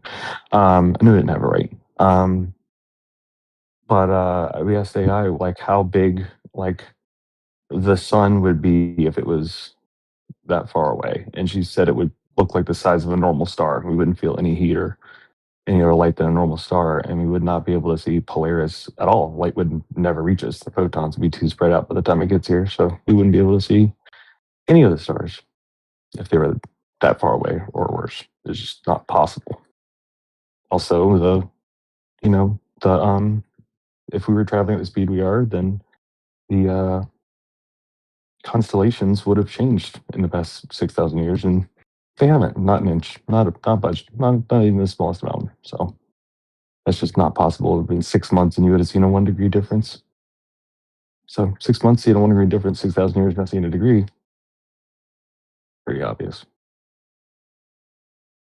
Well, you kind of laying out how a lot of the globe claims kind of make no sense when you compare it to the physical and natural world and sort of how things work. But it's kind of difficult to kind of like say how things could work in Narnia, right?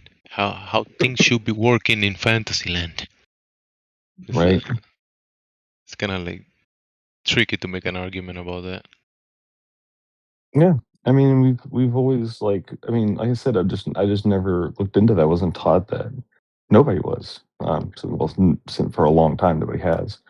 But I mean, we just weren't taught, so I never got the info. I'm an info seeker. I want to know how things work. I love history. I love math. I love geometry. I love space, and that whole thing. So like, it's just always something I just never info I never had, and it's been awesome learning all the math, science, and history, and seeing all the things that people have learned, reading all the stories, and then seeing things for myself has been fun. Have you been out there, maybe looking I don't know, using some optics to look at long distances, or have you checked anything for yourself? I mean, I've definitely tried. I haven't been able to really do it. I don't have a good camera. Um, but we've been, well, my wife and I've been talking about getting one so that we could do some of that. Um, I mean, other than seeing the sunlight shine in ways that it wouldn't, like live on the mountains, and you could see like the mountains on the right side getting lit up straight down, while the mountains on the clouds and mountains on the um, left side had the angle going super flat, with the light, which would not happen if it was that far away and rotating away. It's just the angle of it, but it was shining straight down and sideways at the same time. It's just not possible. I saw that with my own eyes. That's probably the single one I've seen with my own eyes in real life so far. I'm definitely gonna do more work.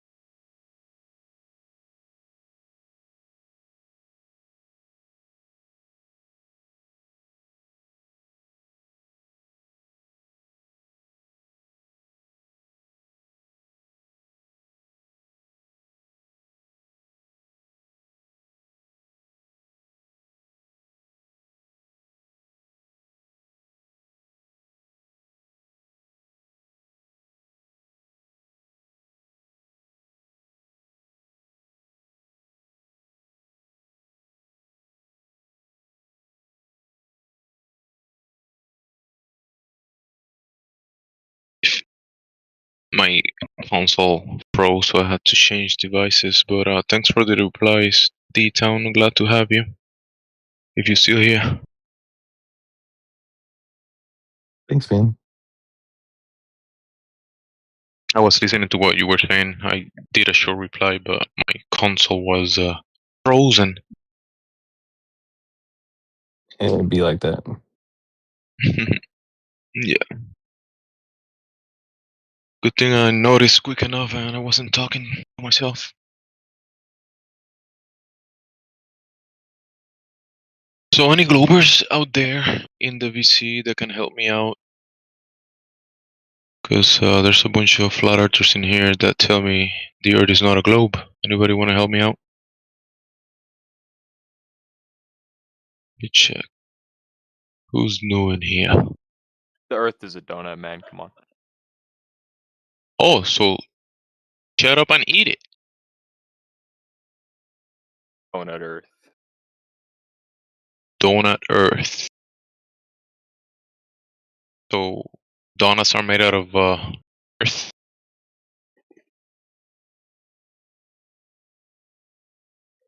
I mean, that's what you want, man. Thinking of like a We're donut asking shaped. you. Not what I want, it's what you want. Because this is Build a Earther, right? Not Build a Bear. It's Build a Earth. You just make up whatever you want.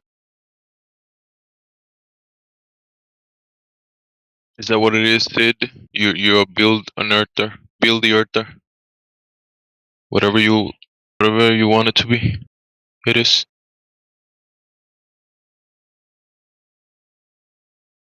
In your case, a donut. Could it be the Sid Zimmerman? Could it be the brainworms have taken? Could it be that brainworms have taken over the body and kind of like make you think about donuts and the sweetness of it because they're addicted to sugar, and they cause you to, you know, say Earth is a donut, hallucinate and stuff.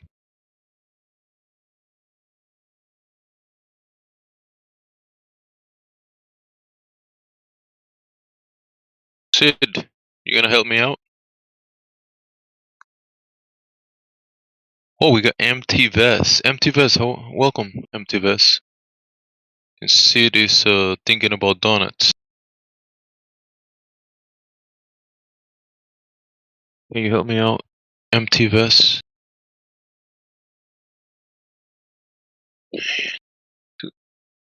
Atnan, you're back. Atnan, can you please help me?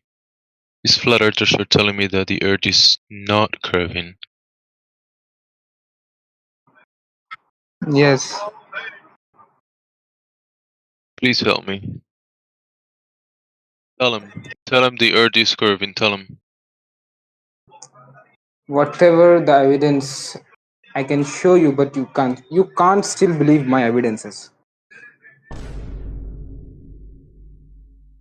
Atnan, can you provide the evidence to me so I can show it to them? Because they're definitely not believing in, You our don't belief. believe. I know you don't believe. I know 100%. Because you Yeah, guys but just stuck in your perspective and believe your perspective is the only true. Atnan, No. but what they're saying though is that they have conducted tests across the surface of the Earth in many occasions. They've been using very precise tools like lasers and infrared optics and many other tools to determine that there is no curvature across the surface of the Earth, though. What do you think about that?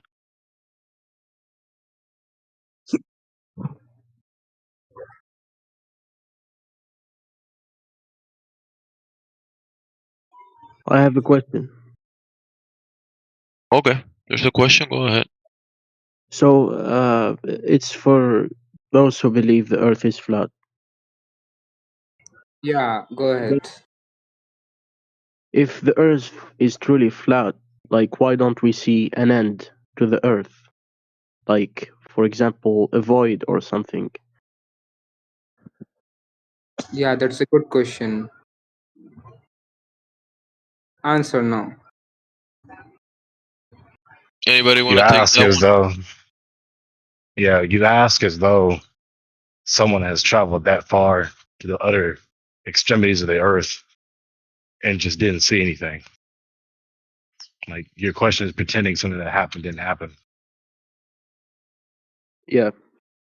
So, Hello? Gregory, are you saying that to answer his question, there will have to be someone in here that went to the ends of the world, Hello, didn't hello, die, and came back, and now they can provide an answer?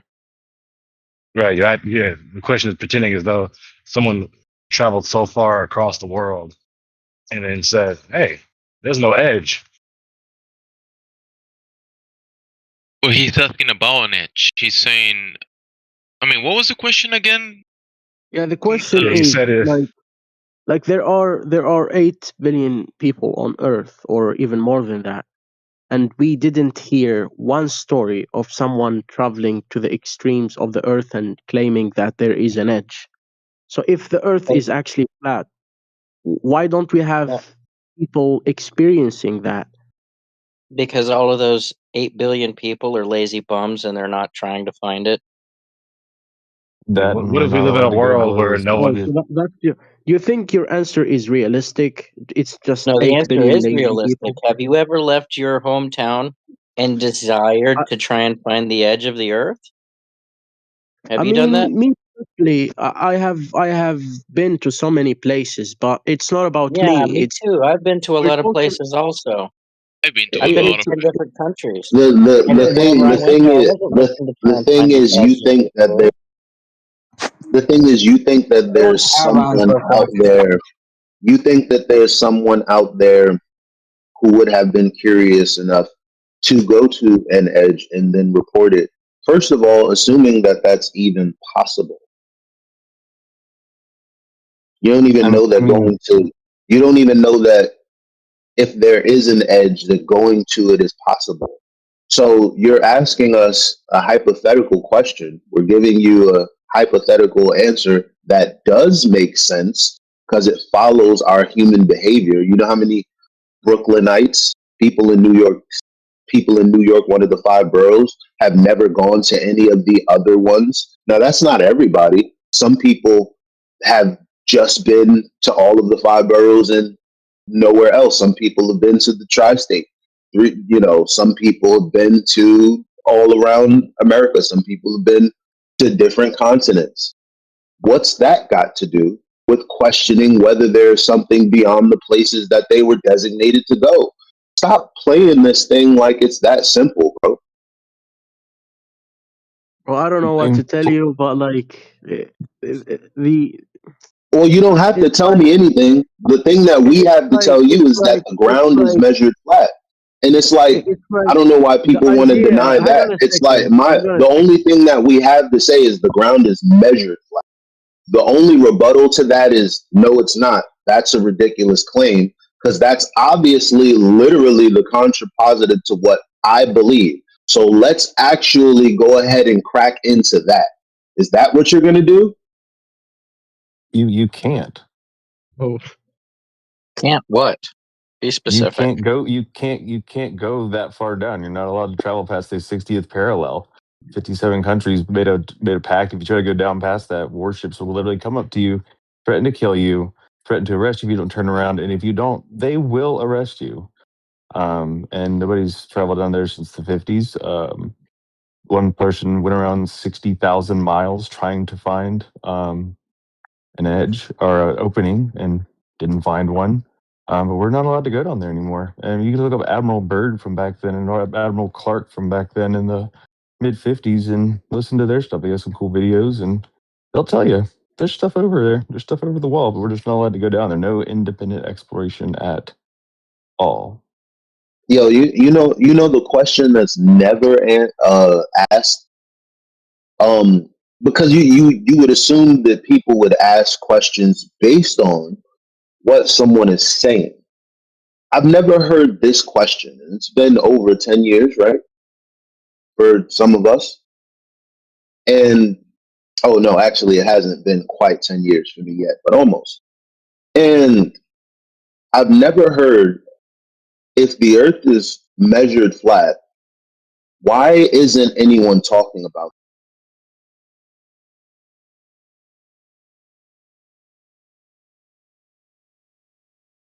Because they get, from what I've heard, has been ostracized a lot. People get like fired, ostracized by their employees. Like Will everybody get will talk to them. fired? Everybody says No, they're it crazy. doesn't have People laugh. anything to do with us as individuals. It has to do with the conversation.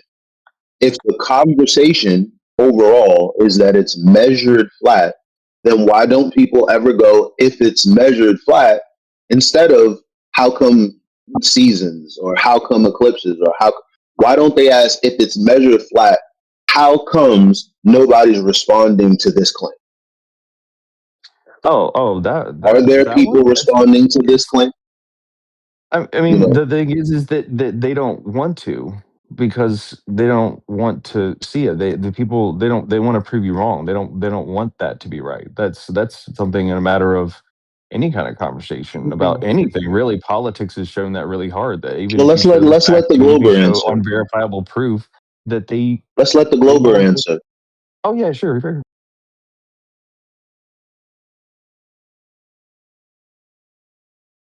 So if all we're saying is the ground is measured flat, there's no curvature to be determined directly on the ground. Why isn't your question, is that true, and who's attempting to respond to that? You can't be on a sphere without a spherical surface, brother. A curving surface, sorry. Snake. That simple. Okay. I mean, I would say, Are you going to answer the question, or are you going to try to figure out a way to say what you want to okay, what was the question again? Can you repeat? say? Why aren't you curious about why no one's talking about what we actually want to talk about? The ground directly measuring flat, and there being no curvature on the surface of a globe people claim they live or believe they live on. Why is there no curvature on the surface then? There is. And how do you know? It's You just check? you are so. It's just you are No, so small. how did you You are. Hang on how a did second. you Let check? me answer, How bro. did You keep cutting me how did off. you Let no, me this is my let me only answer. response to The Earth. this is Hang my on a only second. response to this is my Okay, only you response want me to to answer, but you're not even letting me answer. I mean, let's be yeah, respectful because here. Like you I keep need you to cutting me stay off. on because I need you to stay on topic. I'll That's tell why. you And something. I'll tell you something. there's nothing The wrong with me reason, asking you to stay on topic. You know what I'm the saying? Like that's a reason. very simple thing to ask somebody to stay on topic. So if I'm saying there This is is no honestly measurable like curvature anywhere, debating this. so if I'm Honestly, saying there's debating no this in measurable itself curvature, is so if I'm stupidity. saying Like there's it's no absurd. measurable, so if I'm saying there's no measurable curvature anywhere, and your response to that is there is, my question to you is, I didn't finish my okay, response yet. You cut me off so in the middle of my response. my question to you is, have you experienced it? Have you checked? And how did you check? Okay. Did I finish my first response before you cut me off? I didn't. Well, your So response to my it's like question was there is curvature. So have you checked? I didn't finish answering the first question. Well, the first question was, have you checked? Okay, can I answer the first question? The first question being checked. Can I answer the first question The without first being question is, interrupted? have you checked? The first question is, have you checked? I'm just making Can sure I that you answer? stay on topic. Have you checked? All you have Can to I do answer? is answer that question. Have you Yeah, checked? so can I answer the question without being So yes, you interrupted? have checked. Is that the answer or no? Have you checked? I Yes did or not no? answer. I did not answer. So you're not going to answer the question Yeah, then. so here's the answer. We are So relatively the answer small. is not the answer to my question then. It is the answer to your question. So the If question you is, have you checked? if you pay attention for 2 minutes, you So the would question literally is, know have it you is checked? yes. So how have you checked? I didn't finish answering the first question. No, how have you checked? That's the next thing you answer because you just answered. You No, said yes. it's How have you yes, checked? but it's yes, but I So would how have also you checked answer then? the first So how question. have you checked then? How have you checked? That's all I want to know. Okay. I don't want to. I don't want to engage So in anything else. all right. So first of all, I want to point out that actually debating this is absurd because modern It's not a science. debate. I'm not debating you. Yeah, You said you had. You you said you had are. Hang on knowledge a of second. something. How have you checked? It's not a This debate. is How have you checked? this is yeah. I'll answer you, but first of all, let me just You point and I out. aren't in a debate. How have you checked? That's the question, sir. You have just said I'm not debating, and now you're saying you and I are in a debate. Like, which No, one is you and it? I aren't in a debate. That we're not Oh, debating. aren't in a That's my debate. you. Okay. Okay, great. So we're not debating. How have you checked? All right. That's the question. All right. How have you checked? That's not a debate. That's you saying you've checked and me saying how. How have you checked? It's the center. It's the gravity. The gravity proves it. So you haven't directly measured curvature like I asked you then. I haven't. So then the answer is no. If Okay. you're asking me personally, of course Well, I'm I not asked an you if you've astronaut. checked if there was direct measured curvature because you said that's not true. How the fuck do you know? I Apparently, you said, don't. scientifically speaking, I know for a fact What that does science have to do with direct measured curvature? Because that sounds like geometry to me. it's gravity. Do you know gravity? Do you know what is Okay, gravity? so gravity is non sequitur to the answer to It's my also question of have you checked whether or not that gravity is actually making the water of the earth curve in the way that a ball would do? So again, have you checked? yes. How have you checked that the surface is curving? Direct measure. Okay. How have you What done do that? you mean? What do you mean by check? So then what did you mean by yes then? So then So you have the answer wasn't yes. So you haven't okay. checked. Listen, you are playing with words. That's what you're doing right I'm now. not playing with words. You You're are not telling, saying, you're saying you checked and then you're saying how. I'm asking how do you you how. define check? How do you define check? You're playing Because with if words. I asked you okay, how hang on a and you said second. yes. If what you mean by checked, I personally made my own scientific research, then no, of course not. I'm not an astronaut. But if what you mean by I didn't ask you. I didn't ask you about an hang on a astronaut. I second. specifically said the Earth, the surface is. There's no direct measurement of curvature. You said yes, there is, and I said, have you checked? No, you haven't. That's kind of the end of the discussion, though. I don't give a fuck about you wanting to talk about astronauts and all the other stuff you looked at because you haven't Okay. actually checked that So the surface is actually directly okay, curved. so I haven't checked, fine, but I have a follow-up question for you then. Okay. Can you name me one scientist, one famous astronaut who claims that the Earth is actually flat in modern That's science. That's religion, brother. I don't care about that. so you don't care about science. That's what you're saying. Well, science, like the scientific method, is a method in which you follow to get an empirical result. So you have an observed natural phenomena, and then you form a hypothesis, and the hypothesis is if this, then that. And then you say, if this, then not that. Those are your two outcomes. Then you actually do the experiment. And then the experiment is going to determine whether your hypothesis was correct or incorrect. So I know what science is. I love science. However, there's still no direct measured curvature on the surface of the earth. Okay. Since you believe there is no direct measurement It's not a of the belief, curvature. it's a measurement. Yeah. It's not a belief. Okay. Since you hold that position and since you love science and you know the scientific method already, can you name me one famous scientist who thinks, of course, in modern history, because if we look back at history, of course, famous scientists believed Earth is flat. But I'm talking This is irrelevant. This specifically. is irrelevant. I'm This talking is irrelevant. specifically. I'm talking So look, specifically. the answer to your question So is you can no. hang on a The second. answer, Hang on. So you can't the name answer me to your one question is scientist. no. No, I can't. You can No, I can't. No. exactly. You know why? Okay, Because so what there is that? aren't So any. that doesn't mean your my answer no doesn't mean that there is direct measured curvature because there's still no direct measured curvature. Yeah, So what? it means that the probability of a scientist believing the Earth is actually flat is 0%, which means it is No, less likely that the Earth is flat. That's what it means. But it even if you means that you're could, ignoring the fact. It means that you're still ignoring the fact that there's no direct measured curvature. That's what that means.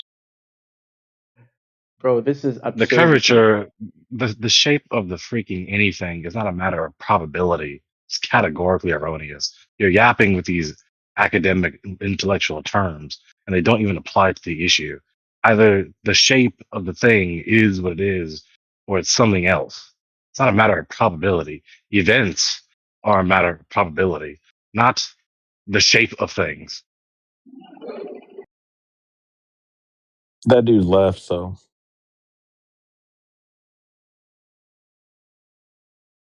he gone. Hey, Gregory. Hey, what's up, bro? I mean, the thing is that like what I was going to tell him, he was talking about it's gravity. I mean, dude, all scientists like they literally say we don't know how gravity works, and they want to say it's the core of the Earth spinning, but it doesn't. It has no magnetism because I mean, once But metal becomes liquid like that, it loses I magnetism. do know So how gravity is purported to work. Gravity is supposed to conform the oceans of the earth to the ball we live on. So there should be some yeah. direct measured. So there should be some direct measured correlation of that fact, and there is Yeah. no direct measured correlation of that fact. Yeah, the math literally doesn't work based on what you see. No, So. I didn't say nothing about math. I mean, I'm Somebody tells me I don't with you on this whole understand thing. gravity. I'm like, but isn't gravity supposed to amount to the direct measured curvature of the water? Well, that's never been Yeah. measured. So Correct. yeah. I agree with you on everything you're saying. I mean, there's no debate here with me. I'm just saying he was making a So point I'm just saying that, like, explaining we gravity, keep and it I think simple. That's that's not beautiful, true. but it's like, to get into the world of all this other blah blah blah. Like I said earlier, once you get to like that viewpoint, that belief, people. I mean, I've debated politics back there. Once you show them like just the reality, because truth is subjective. Truth is subjective to what the facts are, and the facts are written in history, and the history is written by the victors. So there's that. But the reality I is don't agree not with that either. subjective, and just in politics, when you get to that point of showing them reality, they deflect off. They don't want to talk. They go somewhere else. They go somewhere else. There's What? some other thing. You this that, and that's what he was doing. He didn't want to have that discussion. He wanted to bounce off to something else and change topics, and you weren't letting him. So I mean, that's the right thing to do. It's just that's what people want to do when they're backed into that corner. What else? And they do the same thing with any debated topic, especially this one.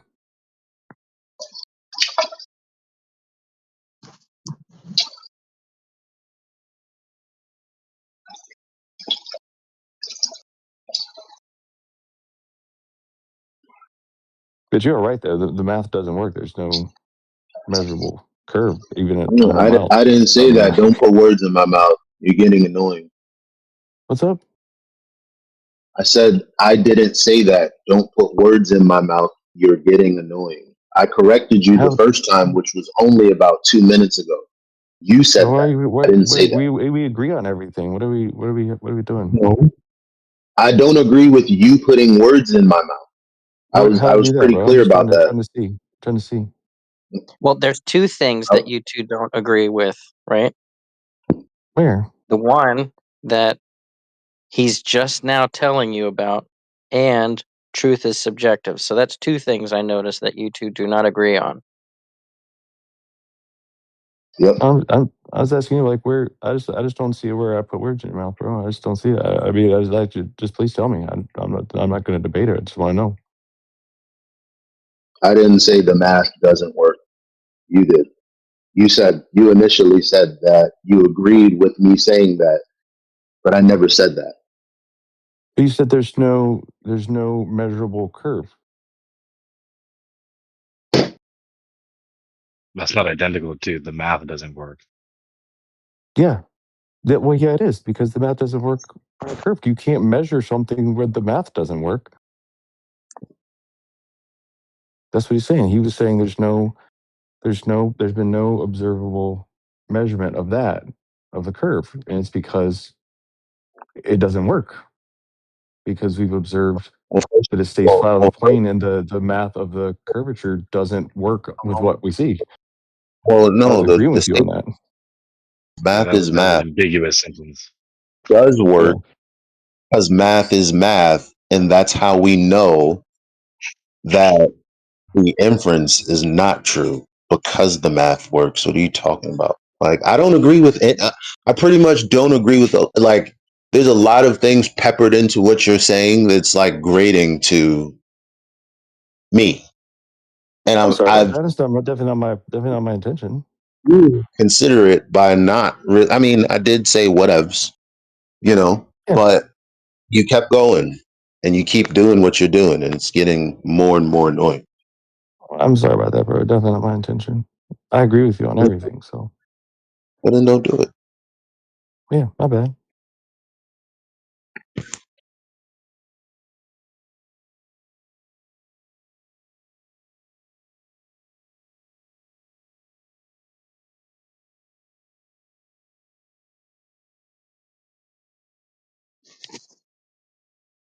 Why do you think that reality is subjective? What does that mean? No, I say that's where we just have some confusion, bro. Reality is not subjective. Truth is subjective because, again, the truth is like everybody can have a different truth on belief. I mean that's what I've just experienced is that But this something is the truth because I've read it in a book and things like that.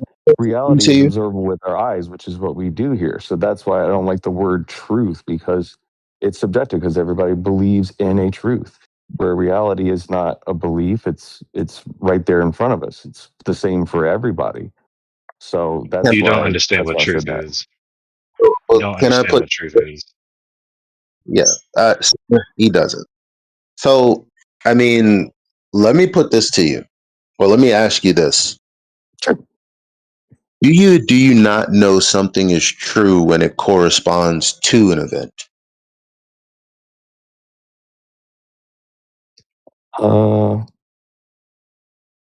You mean like when I see something, I know it's true because I observe it? That's one way. Yeah, like something is true. Like if I tell you, "Hey, your mom is Yeah, he's across very boring. your mom is across the street," and then you go across the street and your mom is there, and that's true. There's nothing subjective about that. Yes, I Yeah. know. I'm saying Oh, in that's like your discussion, mom. in discussion, and in these kind of discussions, that's what I was using the parallel of like politics is in the area of discussions when you're trying to have discussions about, well, this is the truth. Well, they believe that's not the Yeah, truth, yeah, and we go into like a circle on that. So I just don't like using that word. you kind The of don't. I truth is agree with you. That subjective, is the quote truth. unquote. That is subjective because it's become subjective in our society as to what the truth is. Now, I agree with you Look, that if, look. what we see is the truth. It is, but I just don't like using that in the discussions with other people. I like using reality is what I was saying. Just saying the same thing he said the first time, Yeah, but Hey it just I'm Elijah. just saying that's my opinion. Look, I'm just saying look. you're trying to use the truth. I just found in my discussions with people that they believe a different truth, and we don't believe these things. We You know said that. because You we said observe that. You them. said that. You said that. You said that. Okay. Okay. Yeah. Like the truth is subjective, quote unquote. That sentence is not going to be true, no matter how many clauses you add on the end of that. Oh yeah. I mean, I understand where you're coming from. I'm not trying to debate that. I'm just saying, me personally, that's how I feel about that word being used in discussions. It's not. I'm not trying to convince The you that problem it isn't with is. the word. can't The try. problem isn't with the word Well, or the We're sign. The problem is with people and their misconceptions. well, yeah. I agree with you on that. Yeah, that's exactly what I'm saying. I'm trying to at least.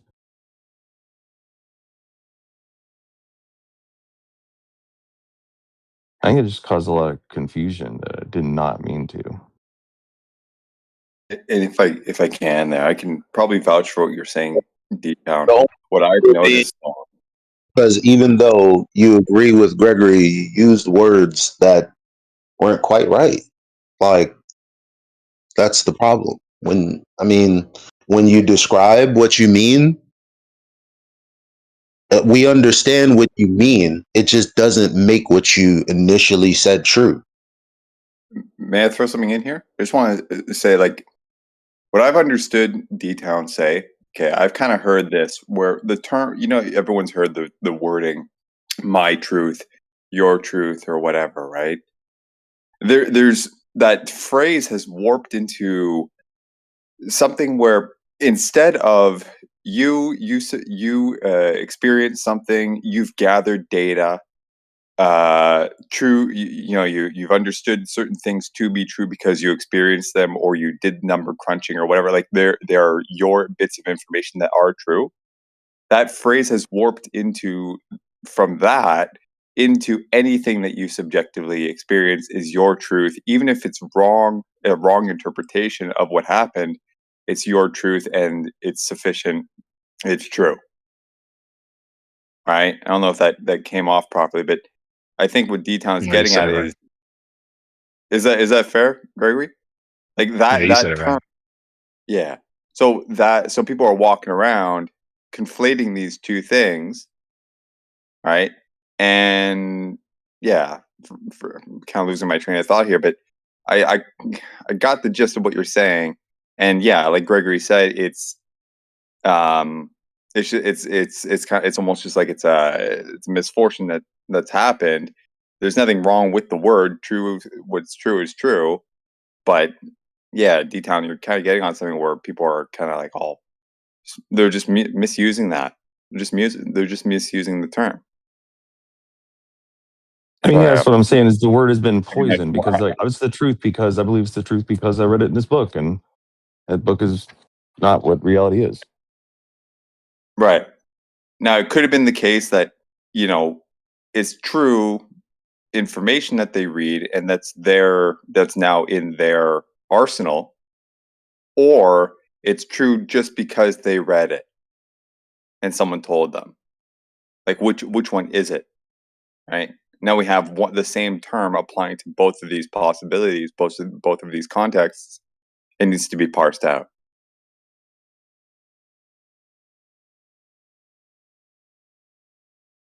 Yeah, I mean, I think he was saying it's the truth. Yeah, I think what Elijah's saying is like the truth, and I think he's saying the right thing. I'm not going to argue with him what the truth is to him. We're not having an opposite discussion, so I'm not arguing what he thinks is truth or anything. I'm just saying I personally don't like using that word anymore because I think it is subjective. But like, So you can then, use what it to word are you use going to it as say much as to refer to true propositions? reality. That's what I said. Reality. Reality But isn't it's a true but it's not proposition. even It's a category, a bro. problem. It's not even a problem. Like because like you made it a problem because I didn't have a problem with you not using the word truth. You just wanted to explain how truth is subjective, which we had to step in and say no, it's not. So then you had to explain, well, this is what I mean and this is why I don't like it.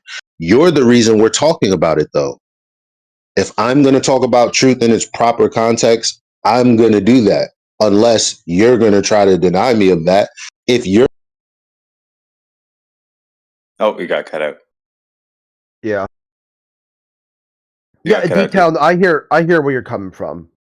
You're thing talking is, about two things at the same time. You're saying that that something can be true for real, I'm like in was I reality, and another thing can be true for somebody, like their own truth. Like they might believe something to be true even if it's not true. But they'll call it truth anyway because it's one of those things where they're just rigid on that. Like they won't move from that. Where like the guy who was in here just a little bit ago said that his truth is that everything's probabilistic. So based on the probability that there are zero scientists saying something, then that means anything other than that has a low probability. And that would be his truth. He kind of based that on sort of like a hedging his bet, if you will. He'll go along with Hello, 51% rather than what he knows to be true.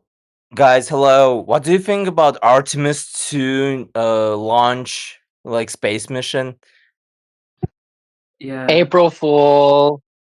April Fools. No, what do you mean? Like, they literally have new footages of Earth. It's round. It's so live then right the, You now. sound silly, dude. so then does that mean What do you that mean I sound silly? Like, Confidence in your voice. it's literally just round. Live on a round Earth. are you I are you guys, are you guys hearing me at all? Because I I hear keep you. No, yeah, Yeah, I'm you're kind hearing of you. cutting. You're back now. I don't know Really? if were you disconnected there for a little while. You cut yeah. out about like 2 or 3 minutes ago, and now you're back. So you don't Oh, believe in Artemis 2 mission? so what I was saying is, okay, so this Artemis, let's just take it for granted, right? So that means then that there would be measurable curvature on the surface because that's what Artemis is showing us, right? Do you understand that they're showing us a ball from space? It looks round, like a sphere. Do you understand? Yeah, I do. Yeah, so because we see all that roundness, the spherical shape of the Earth, we should easily be able to measure that down here, right? Because they have told us the size. They tell us the size is 3,959 miles. So we can use some math to figure out how much it has to curve over distance in any section because it's a ball, right? So you can just go to Sweden, you can go to North America, go wherever the hell you want. Take a laser, find yourself a good sized lake, 10 miles is good. Shoot that laser from one side to the other. Now, if that laser ends up 1 foot over the water on both sides, guess what? That means water is flat. If you are living on a ball of that size that they claim and that it looks like to be looking in the pictures, you know, if you're on a ball, right? Then Okay. that laser has to end up about 50 foot over the beach on the other side on a 10-mile wide lake. That's just math. You can go to Earth curvature calculators. There are many, many of them, and type in 10 miles, see how much curvature there has to be over that distance. And we've done these. We've done hundreds of these tests. Someone might be able to paste the laser test. I'm not able to right now, but we have many of these, right? So you can watch them. You can go out and do it yourself. If you can't afford the laser, you can maybe flash a mirror or something with your friend. It's super easy to do, and there is no curving water on this Earth, none. Right. So we're gonna have to But disregard those pictures tell from me, space as what's fake. the purpose of telling us that Earth is actually flat? Or I mean, yeah, that it's round. What is the meaning, like in the first place? What's the point? I don't know why they do it, but anyone can go out and check, and you will figure out that water is flat. Wow, that's interesting. I mean, sometimes I think about it, and I genuinely think that Earth is flat, but my friends they don't believe me. Well, they won't believe you until they go and check for themselves. Super easy to do. All you need is a mirror. Go to a lake 10 miles wide, put your friend on the other beach, have him flash the mirror. If you see that flash, either your friend is over 30 feet tall because he's, you know, above the curve, or water is just flat in between you. You get the logic, right? Okay, okay. Thank you so much. Yeah, you're welcome. All right, here's an update on the. It looks like Artemis. They have corrected that trans injection orbit, and they're back on track to get to the moon.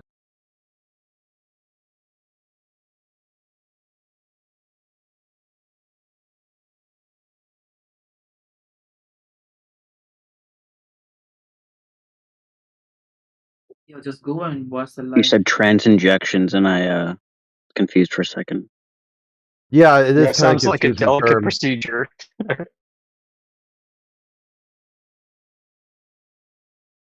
So they did the first thing where they had to get out of Earth orbit and then start heading towards the moon.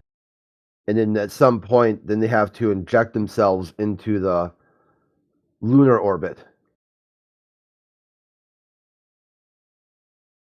So right now they're transitioning between orbits. If they don't transition, then they'll eventually just like apparently fall back to Earth at some point.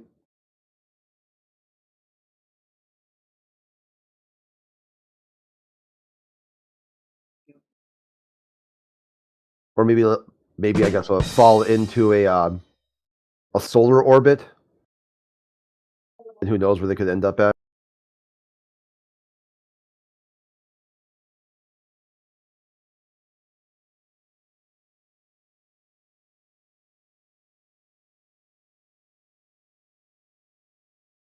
I wonder if that's the case, right? If they miss if they miss their translunar injection, then what orbit would they go into?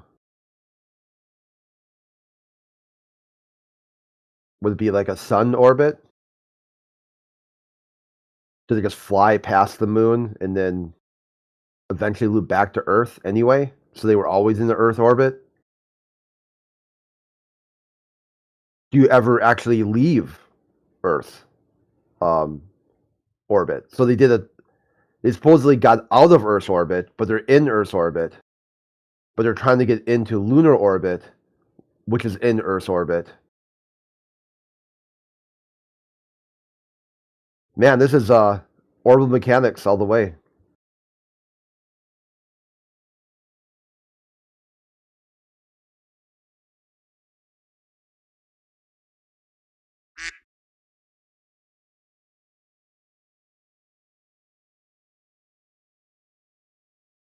Wonder how quickly you could get AI to just talk itself in circles around that.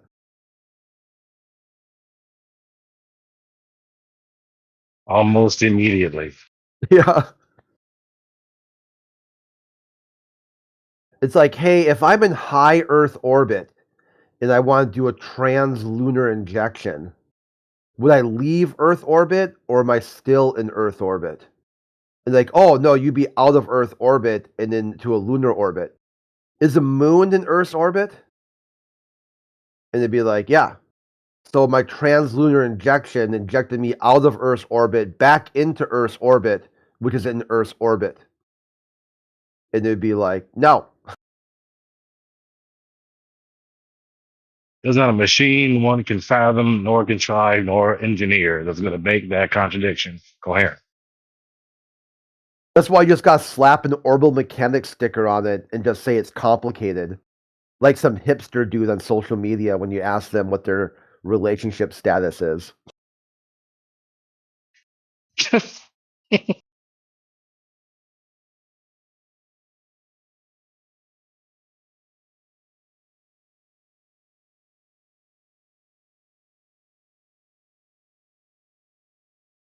Yo, I'm coming to find that have you checked is the most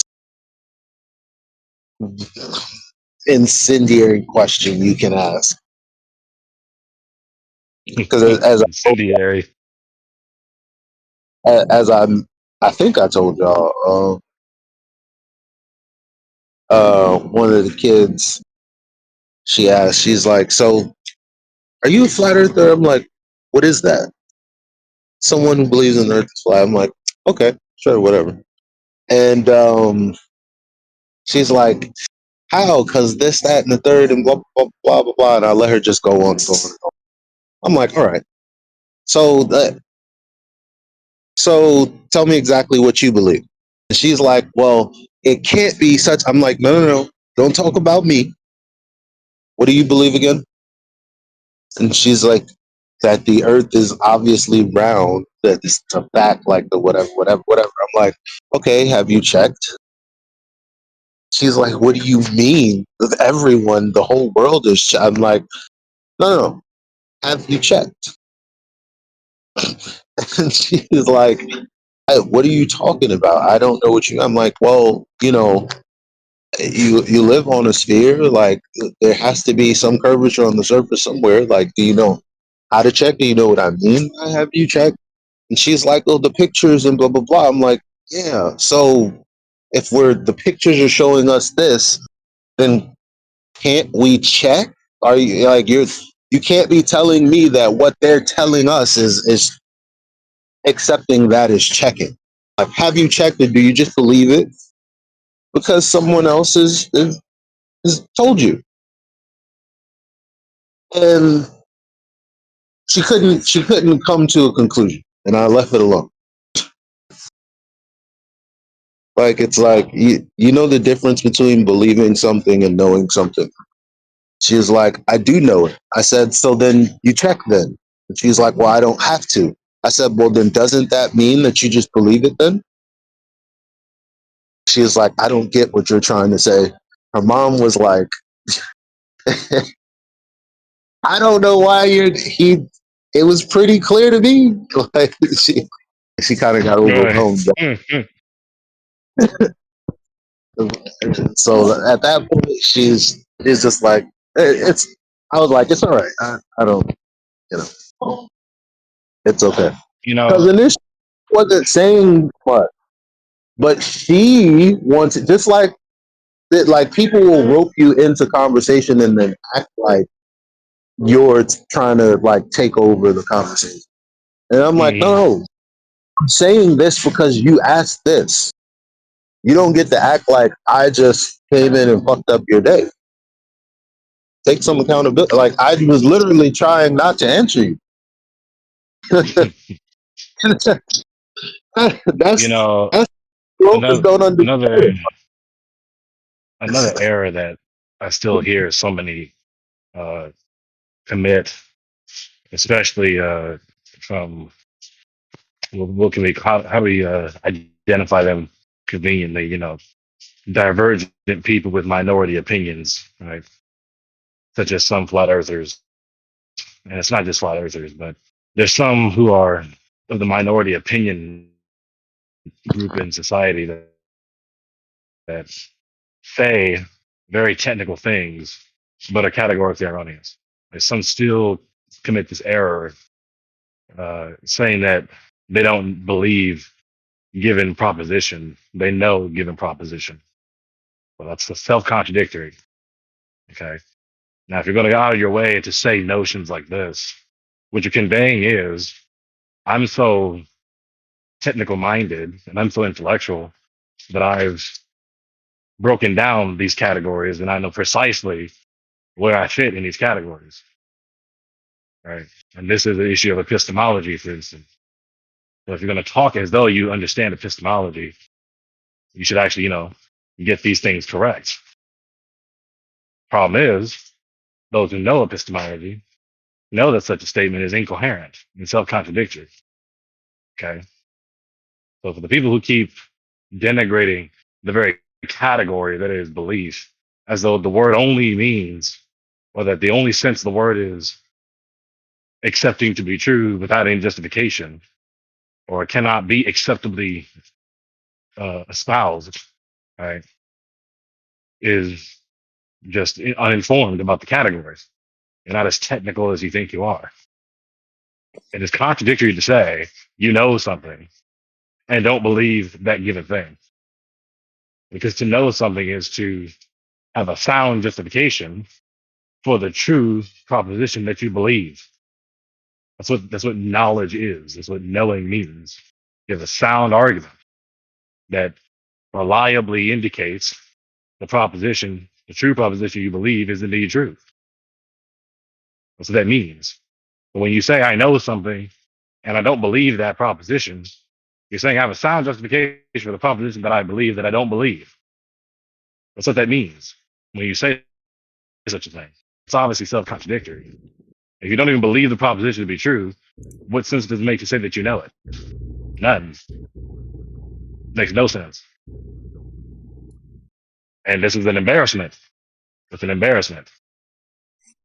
Yeah, and the reason, well, it's a problem is because first of all, going the other way,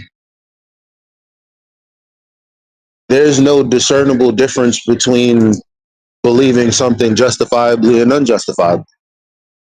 I'm like, oh, so you know that? How do you know? Like they don't actually mean they believe it justifiably anyway, which is what Right. I'm asking. So the simplest way to it's like, okay, well, what do you mean you believe it? Like, in what degree of belief are you talking about?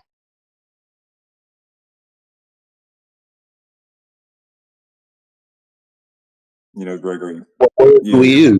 I mean, we can't believe and know something that's true and believe and know something that's not true.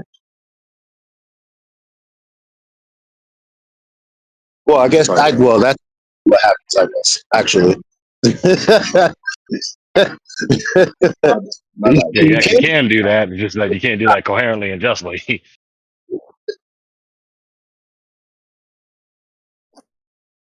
Yeah. Greg, what you were saying I think before reminded me. there was a few times over the last year. You know, when someone comes in and they'll make a statement, and someone will say, you know, how sure are you of that? Right? It's a qualitative inquiry, right? Certainty is like it's like an internal kind of sense, you know. And people will respond with a number. Oh, I'm 80% sure. I'm 99% sure, or whatever. And at some point, I started flipping my fucking lid on that because it dawned on me: how the hell are you coming up with this number, dude? You know what I mean? Like Yeah. we're asking a Yeah. qualitative question, and you're coming back with a quantity. Like I understand in like a colloquial Right. sense, you know, a high Right. number is meant to sort of insinuate a high, like a strong sense of what you're talking about. I get that, but there's an embedded kind of a attempt to try to sound more technical, like what you were talking about before, by using numbers. But the problem is, it's in a context where it can't apply really technically, and you know what I mean? Like it just Right. bothered me. So I would always ask them, like, how the hell did you come up with this number? Because coming up with a probability, like you have a data set, you know, you crunch some numbers, I have 100 things, one of them are this, and 99 are the other thing. Okay, there's a 99%. You know, like you have to do that type of process to come up with that number. And they just, like they're dumbfounded when, you know, when that happens, because they realize like they're out of order. You know, and it happens so many times that like it's just, I don't even know if they know what they're doing when they do that, or it's just become so common parlance that, you know, everyone's supposed to get that they're just, you know, swapping in a technical term for what shouldn't be technical, just because we're talking about stuff that's technical, so it might be applicable. But it's certainly a misuse of the term, and I don't know what the intention is.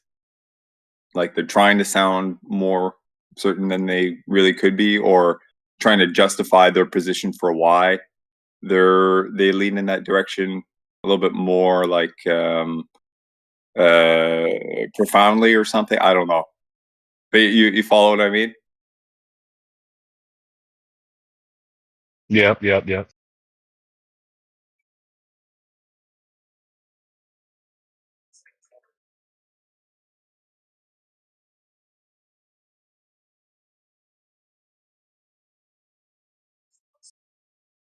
it's crazy.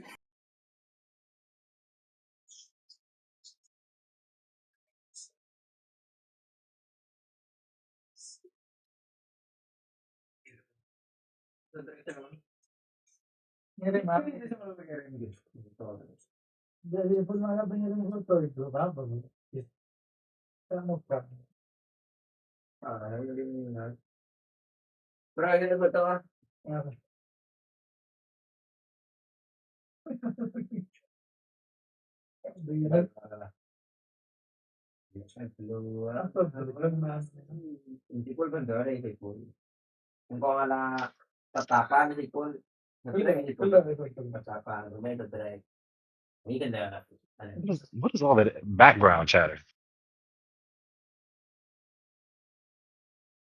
Yeah, it was Wilden.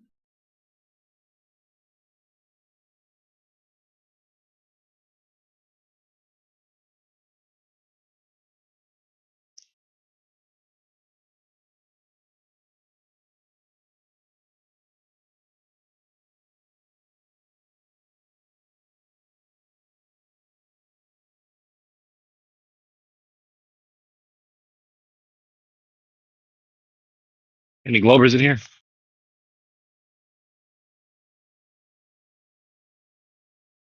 Anyone? Anyone who believes there's a ball?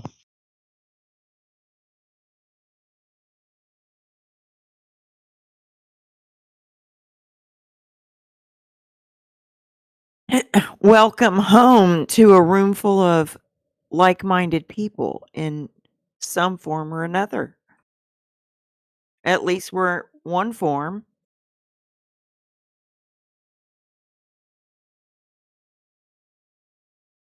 That's hard to find. Y'all are rare.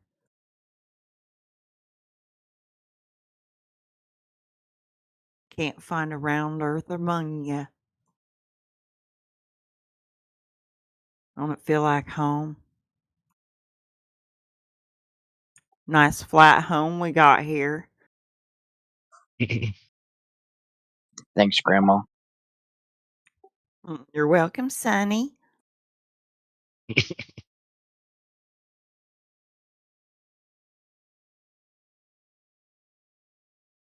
Yeah, You're my most special one.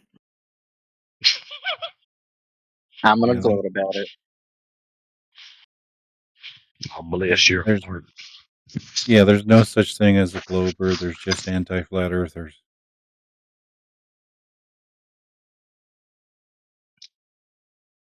Put it on a t-shirt, sell it. $39.99.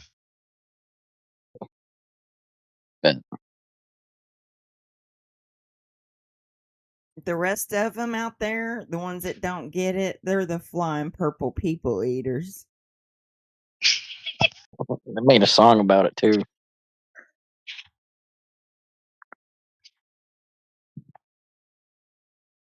With the flying purple people eaters.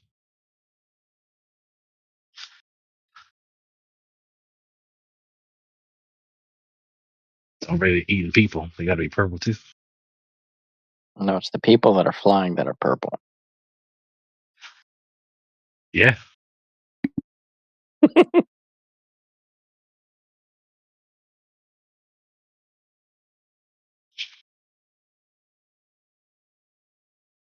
Yeah. What do you turn when you are oxygen deprived, suffocating? What color do you turn into? Allegedly, we're flying at speeds greater than Mach 22 Now let's all the not time. bring up Henrietta Lax's DNA. You know, I guess we're all flying purple people eaters. You without eating damn people. They're trying to turn us purple, y'all.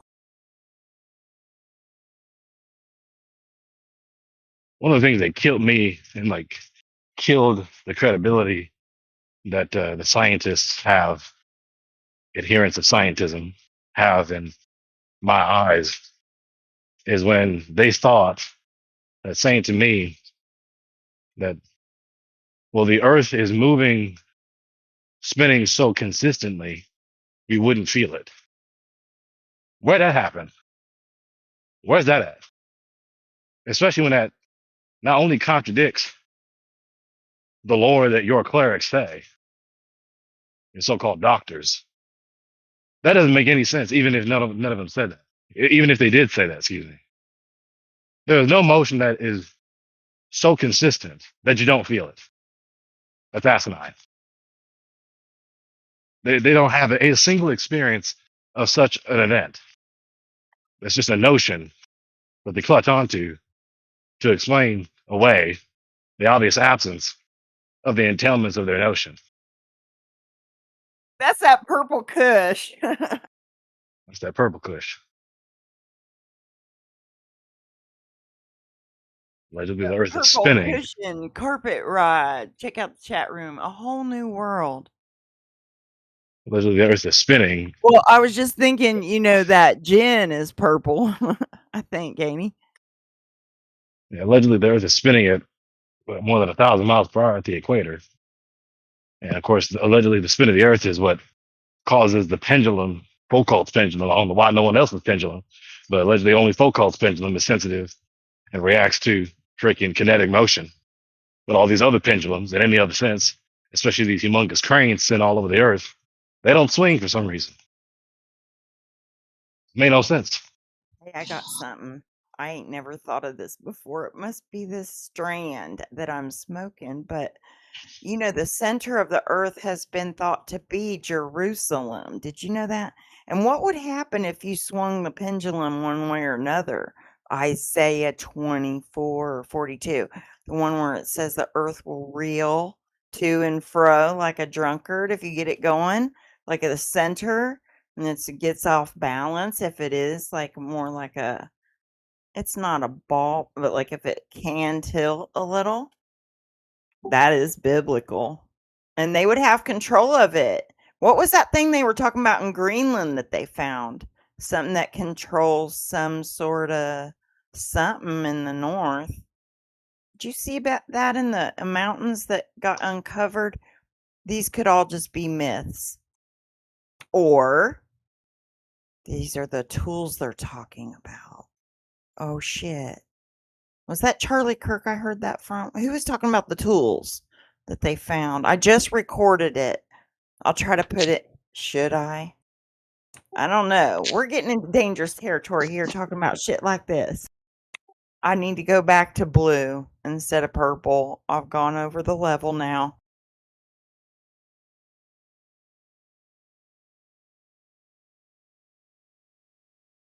Same thing with the If the earth eruption starts columns from tilting, the volcanoes. spiritual starts tilting with it. Just so you know, the spiritual and the manifest, and the spiritual and the manifest and the natural. So, just so you know, we're going to get tilty. Yeah. But like the eruption columns from volcanoes too. They're not trailing around like the smoke column from a train, right? Train is stationary, going, going I and want to going know why we can't with its have engine live chugging. footage on Artemis right now. I want to see them kids up there that are up there in the. They're never coming home, are they? Can you hear me? You remember I came in here and told y'all that once? They would replace Can you our hear me? children with Space Force. They'll show you AI of your kids now on Mars Can anyone if hear they me? allow that. Yeah, we hear you, Greg. Mystery, do you hear Gregory speaking? I'm sorry, Gregory. I just when I told you I went off the rails. No. Yeah, I was saying, just like a train when it's stationary and the smoke is coming out the chimney, at the head of the train, it just goes straight up, notwithstanding any wind blowing in any direction. But then when the train starts moving forward or backward, it starts making a trail. Right? Starts trailing along. So why isn't the eruption columns from volcanoes doing that? The same thing if the Earth is spinning.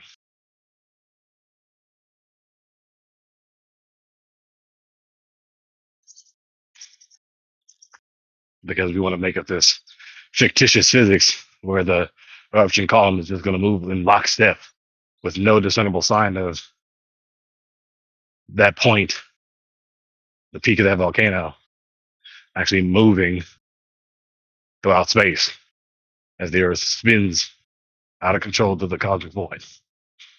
That's why. Isn't that just how velocity works? Like, if you're on a plane and you like throw a ball in the air, it would land on the same spot as long as the velocity was the same. You just test that. It's not philosophy. Philosophy, when done correctly, refutes such notions. That's conjecture. Just be in a car, launch a ball directly up. It will travel at the same rate of speed as the car, up and down. It won't fly to the back of the car. Yeah. Does a ball behave the same as smoke?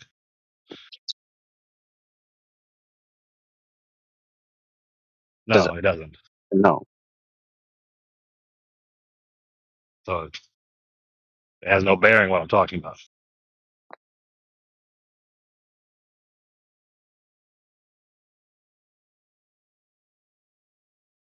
If you were smoking in a car and you exhale, is it going to go forward if you exhale and you're facing forward, or is it going to rush to the back of the car?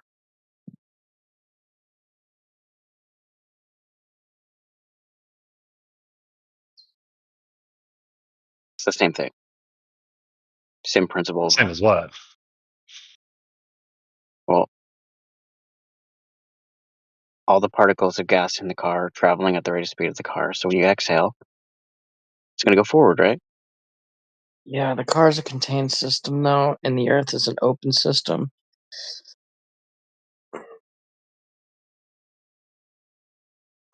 So you should compare it What to a happens when you blow convertible. the smoke out the window? How Does it is the just run Earth along with the car on the outside an of the car? open system? Well, the gas outside the car is not traveling at the rate of speed of the car. So what What happens? happens if I got a helium balloon strapped to the floor, suspended into the middle of the car, and I got Yeah, a what happens when you balloon blow the smoke strapped out to the the window? ceiling from the ceiling? Wait, what happens when you blow the smoke out the window?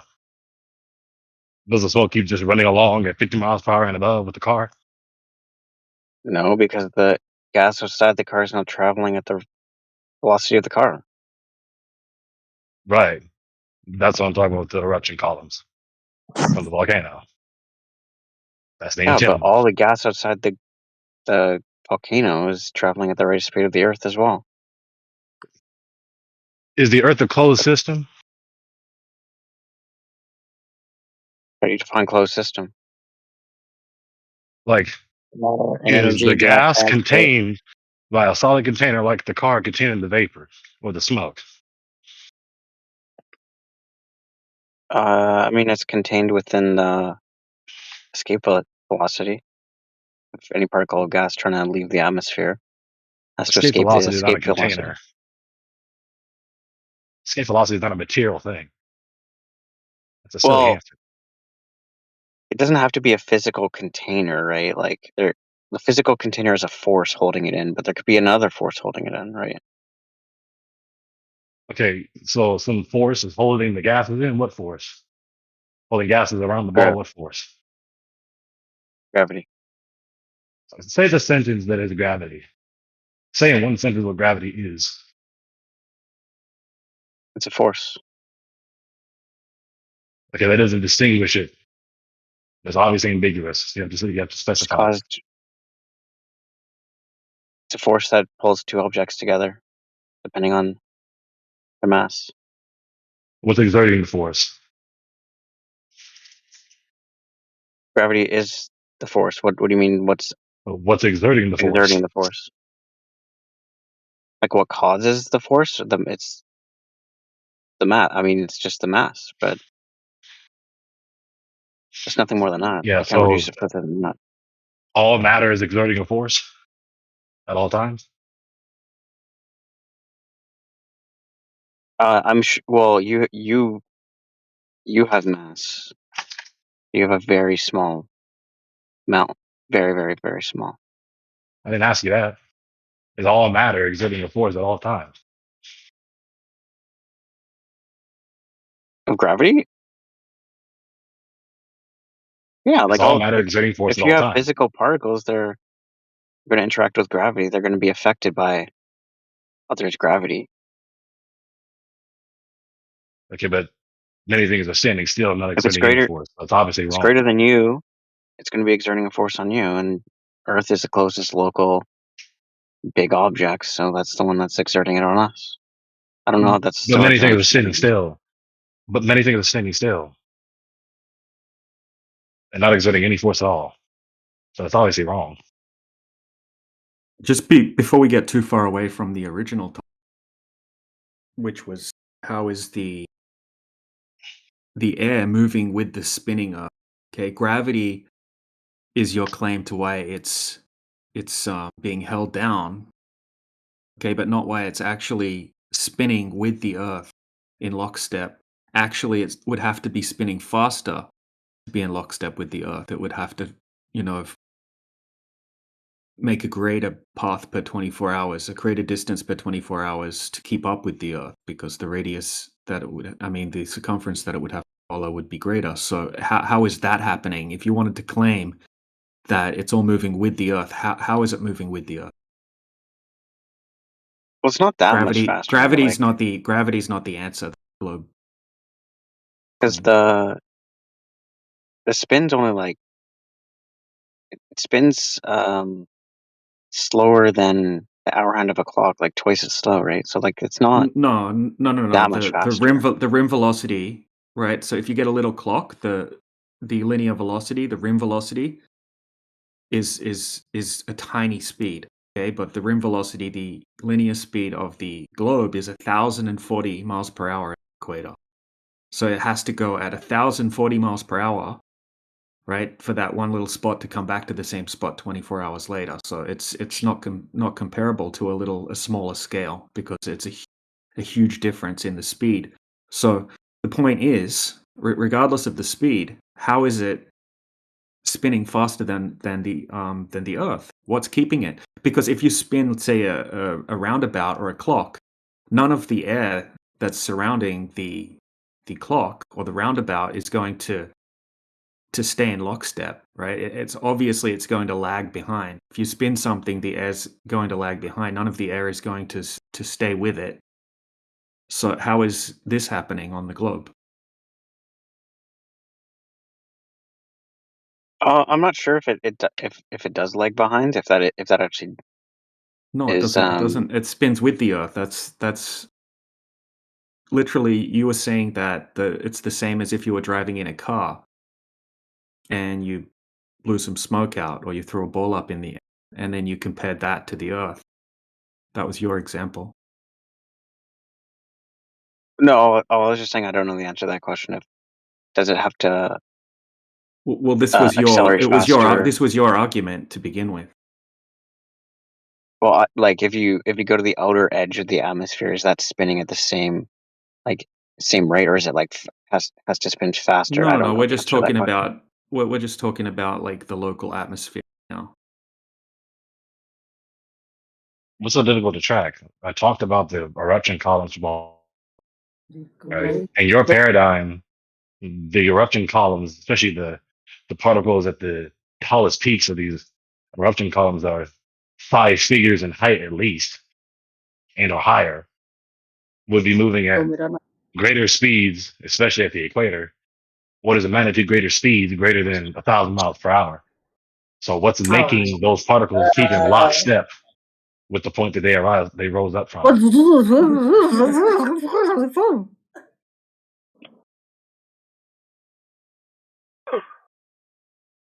Well, I thought we progressed past that part of the conversation.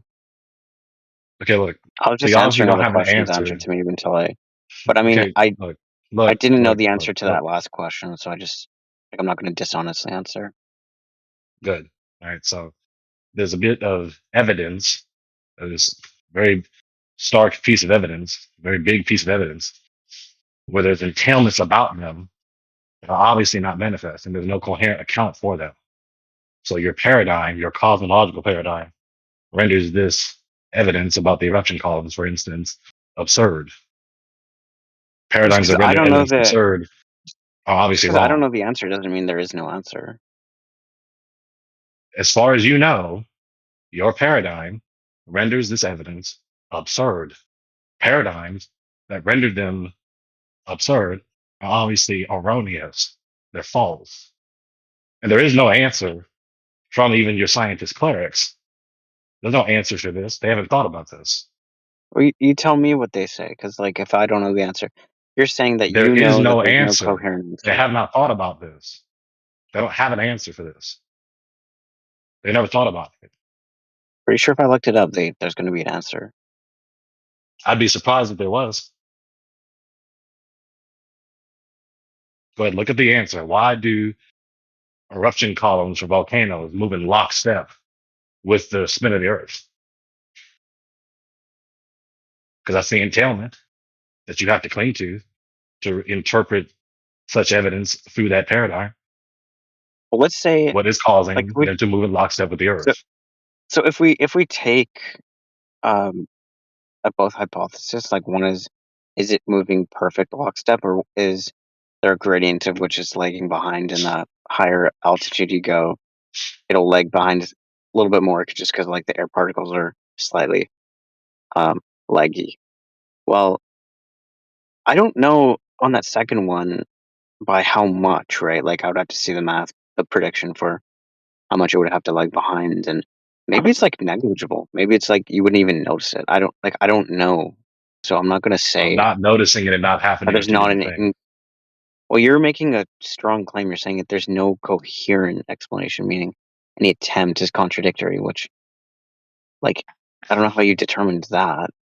Do you have like Not necessarily examples that are contradictory, but incoherent? fallacious. You don't have to Yeah, contradict like yourself, but it will be fallacious. yeah, If give me nothing one else, that's it's going to be ad fallacious. hoc. If anything else, they're all just going to be ad hoc. So unless you have a What coherent account, not some ad hoc thing where it's just a series of propositions to save the paradigm, what else does it talk about? Concerning this point, how would counter we evidence determine obviously whether it's ad falsifies the hoc notion. or like because if it's not ad hoc, maybe we can like test it. If We could it's just observe a it. series of propositions, like I just said, if it's just a series of propositions that has no substance, what you need to do is provide the evidence for some force, something that is making the eruption column remain in lockstep with where it erupted from.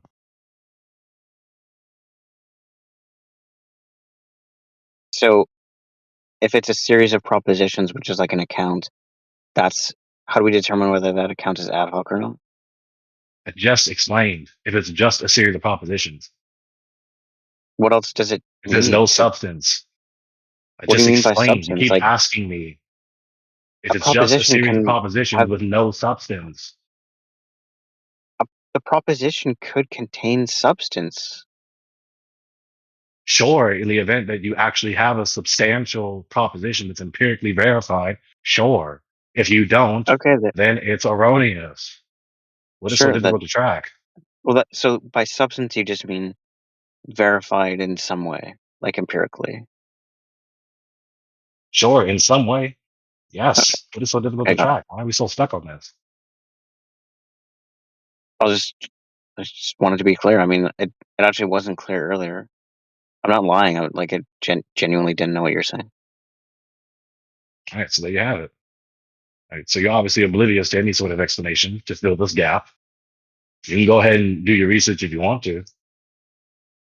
See what do they possibly say to account for this counter evidence against their cosmological paradigm concerning the alleged spin of the Earth. Well, like, okay, so I'm assuming you know what scientists would say, or even what AI would say. Like, if, what what is it going to tell me? Why is that the next step? If I looked it up, like, is there like there's probably papers published about this. Like, I wouldn't doubt it. Okay, I mean, these are your imaginations, what might be said or could be said. I mean, the next step is showing what they do say. And then after that, Yep. Yeah, testing it to be veritable, testing it to be tenable. but if it's even if it's verified though, right? Like, if there's some coherent explanation and they've tested it and it's feasible, like you're not going to be convinced of a globe, right? So I'm not sure Why are you going like about why your imaginations about what would convince me? That's not the next step. because it matters if anything actually turns on this. It, what your imagination about what would persuade me is irrelevant, has no bearing. That is not the next step. Well, I hope if it's impossible, then I would concede and like presumably be convinced of No, a no, flat you Earth, won't. right? No, you won't concede. If it Okay, legit is you're more than impossible, happy. Well, you're more than no, I happy to would. just believe their explanations, even if they don't have any scientific experiments to back them. That's already validated that you aren't willing to shift your position based on lack of experimentation to prove outrageous claims or to validate outrageous claims.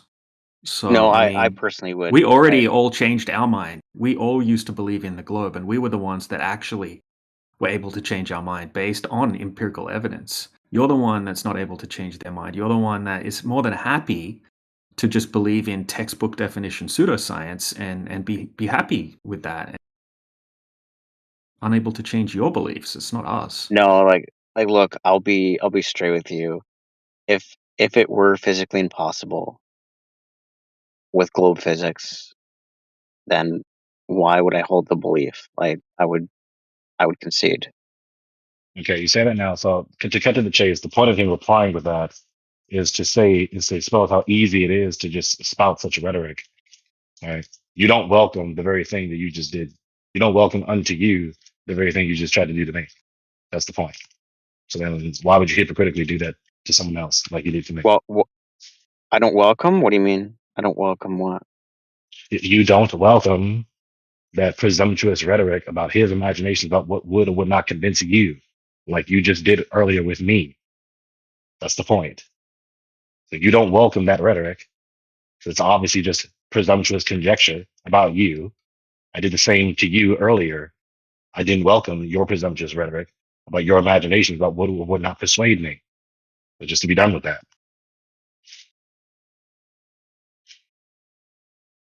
Well, because okay, well, I was coming from a place of I'm presuming like there's going to be papers on this. Or they're going to have an account for it, and even if Okay. you say okay, well, that's plausible, then like if that's where it's going to end up, which was a prediction of where it might end up. This imagination Like is not worth talking about it's an that long. argument because well, what it is This it's an imagination is not worth talking about this long. well, it's an It's argument not. against a globe. It's not an argument against a flat Earth because like presumably like scientists could have some account for this, and the Earth could still be flat, right? Nothing actually turns on this, and it wasn't attacking your epistemics. I was saying, well, because it's an argument against a ball. What are you stressing right now? The next step is to either show this account from them or I not. was just saying, like, it wasn't an attack on you. I wasn't presuming anything Okay. about you. I was just saying, like, Okay. because like if I made an argument against flat Earth and it didn't succeed, like I might just have like some other argument against flat Earth, so I wouldn't be persuaded Is this of a really flat that Earth if interesting to the you? one argument didn't succeed. Why isn't finding and showing us what they say about what I just scrutinized the more interesting thing? I'd have to go back. I have to go spend some time on it. Yeah, like that's the honest thing to say, right? Okay, because the thing, your imagination about what would not persuade me, or you might find this or you might find that, and that's not interesting. You're talking about your imagination.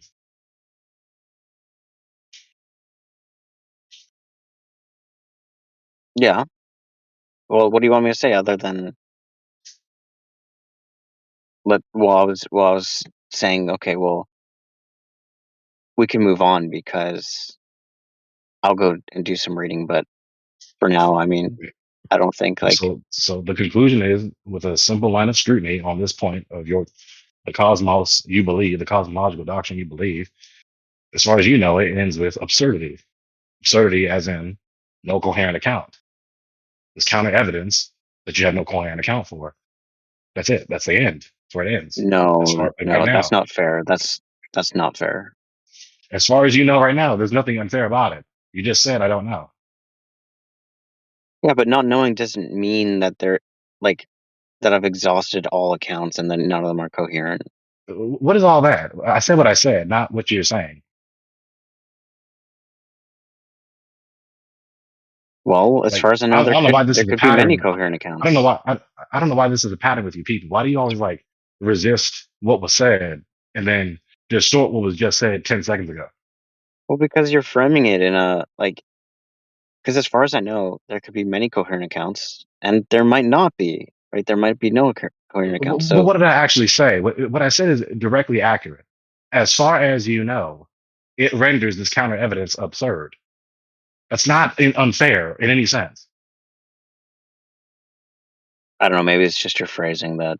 I mean, if what you meant was like there could be a coherent account, there might not be. Like if that's all you're saying, that's fine.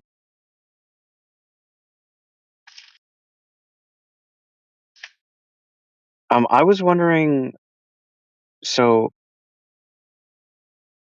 when it comes to belief, like about the shape of the planet, for you, like empirics is what convinced you, right?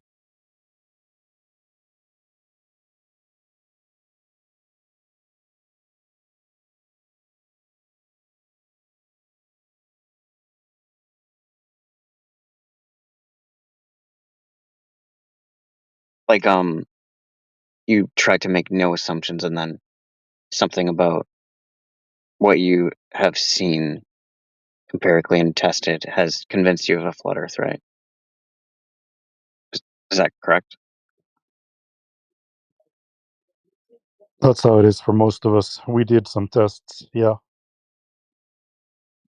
Because, well, some of you, not all of you, are theists, but if there's no testing that you could do for that, so I was wondering, why I have so much conviction in What do you something mean? like unfalsifiable, like unprovable, in the Is theist case, but then on the flat Earth case, like there's all the empirics come into play. what do you mean there's no test for theism? Well, we can't like set up an experiment where we try to trigger God to do a miracle. Like, how many little girls do we have to put on a train track until he steps in and like causes some of them to be saved with a miracle? Like, we can't Why? do that. People have done it though, allegedly. Have they not? There's a Moses went up to a scientific paper mountain. showing No, I'm just saying, I miracles mean, it's happen. religious belief, right? People went up to a mountain, they saw God, they talked to him face to face. Lots of scriptures says if you want to know if God is real, just ask him, he will answer your prayer and so forth, right? So if you want to argue from a theism perspective, that's there is plenty of anecdotal evidence for people being able to actually talk to God. Do you exist? He could come down, stand right in front of you and say, yes, I do. Here you go. Then it's no longer a belief. Then Well, it's for all knowledge. we know, that could be like, if you like pray to God, there could be like an echo from your own consciousness, and it's not something external to you at all. Like, we don't know I just walked out. that it actually is external. And then like any biblical account, it's just gonna be hearsay. We're not gonna accept Sure. that either. Like, Yeah, I agree so with it. But if God does actually exist and you ask him if he does, and he actually comes and shows himself to you, then of course you can explain it away. Your cognition is going to be like, I'm just seeing an illusion now. This is not real. This did not happen. You're going to have to make a decision at that point. However, this isn't the theism channel or religion channel or whatever. We're talking about flat Earth here. We have empirical evidence for it. That's not an illusion. You can go out and measure it yourself, get yourself a laser, go to a lake, bring a friend. You know the story. You've been here long enough. come on now. Okay, but like, is there a time at all ever where there'll be an answer for why there's a disanalogous epistemic standard there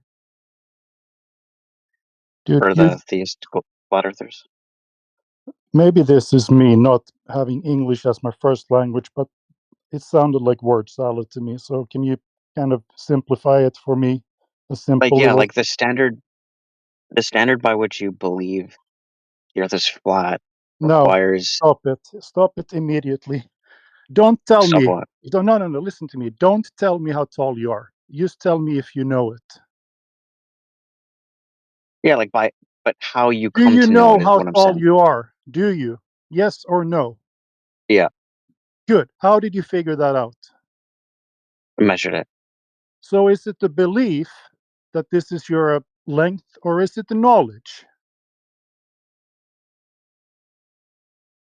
Uh, Do you well, have a it depends on your belief? definition of knowledge, but Do you like have I a believe it belief strongly. in how tall you are, or do you actually know it because you measured Strongly it? believe it.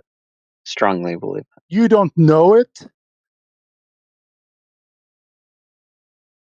Well, like when I say no, do you mean like deep knowledge, like Stop it. that I? Dude, you measured yourself. Of course you know how tall you are. We're not going to go down the brain in the jar thing. That's stupid, okay? This is either you know how tall you are or you do not. Yeah, like outside of like brain in a jar thing, like I would know it. Yes, that's the same thing for me. I went to an actual lake. I did a measurement there, okay? So for me, it's knowledge. It's not a stupid belief. Yeah, I actually saw it with my own eyes. yeah. And I was just saying, okay, well that's a strong belief, and like where you can call it knowledge, but if people say they have knowledge of God, there's like not the same kind of like strong reasoning that you did. Like I you don't went know. there, I'm you saw it, in God, you but if I confirmed it. saw him, I would have to make a decision if that was real or not. Because However, people are I did see the measuring tape, and it measured 30 centimeters over the water on both sides of the lake. So I do know that the lake water did not bend. right. No, because you guys are asking the whole. Did you verify that? It's like a really strong question. But if you ask that question about the God belief, like, did you verify that? Like, of course they didn't, right? So there's a disanalogy there. There are I lots of was people who claim to have verified it. Have you ever heard of the Mormons? They have a guy there, Joseph Smith. He claims he saw God face to face. Moses claimed he talked to God. Uh, in Job, we have God talking to Job straight to him right there. I mean, of course, these are just stories. Do you have to choose to believe them, or you can maybe ask him yourself? Can you show yourself to oh, me, like you did to Job, like you did to Moses? Maybe you did it to a modern day guy, like that Joseph guy but from the Mormons, you right? guys reject hearsay, right? Like if I said, well, scientists have verified the Earth as a globe, you guys would say, well, you've never Yeah, verified it. we deal with They empirical did. They could evidence be in here. lying, and you're repeating what they said, which is hearsay. That's not a good standard, but that's the same standard you accept in the Bible. That's what I'm pointing to as I'm the not even problem. I'm not even accepting the Bible. I think it's been translated too many times and people have made changes to it and stuff like that. Right. It's irrelevant, okay? I only look at empirical evidence, and this is the Earth channel, right? So we need to Okay, so talk about Earth yeah, here. this wouldn't be a critique on your view then at all, because I actually agree with you. What are you talking about? We're talking about Earth. Is it curving? Is water curving or not? So how'd the Bible get mentioned into this? I have no idea, but I'm trying to steer him away from it. It's irrelevant. We're talking about Earth here. So Yeah, no. yeah. If you guys want to like change the topic, that's fine. Okay. I was just wondering about that specific disanalogy. He's trying to point out some sort of hypocrisy or lack of coherent standard between two subject matters that don't share the same sort of nature. So, it's any wonder why he's confused, why there's two different standards. Right? But that's beyond me. Well, I don't know. I have a double standard for knowledge. Who has a double standard? I don't know if anyone does, but that wouldn't be a good thing if you did have one. It sounded like you were trying to argue that we do. No, not necessarily, because there could be something that corrects the disanalogy. Did you make an analogy? Yeah, the whole like, did you verify that is a really good question to ask Globers. But if you asked a theist, did you verify that? Like, well, it's unclear how they would verify it, so the answer is also probably Why no. did you mention that? No, I gave you several examples how you can verify it. But then you They have to verified with choose. Then hearsay is not verification, though. you have to Why choose did for you yourself mention this if alleged the analogy at all? Dude, after you Is ask that God to show himself to you, and he does, then you can ask the question if this is just an illusion. But there is a method to figure it out. Clearly, allegedly at least, people have done the method right? and they have gotten to meet him.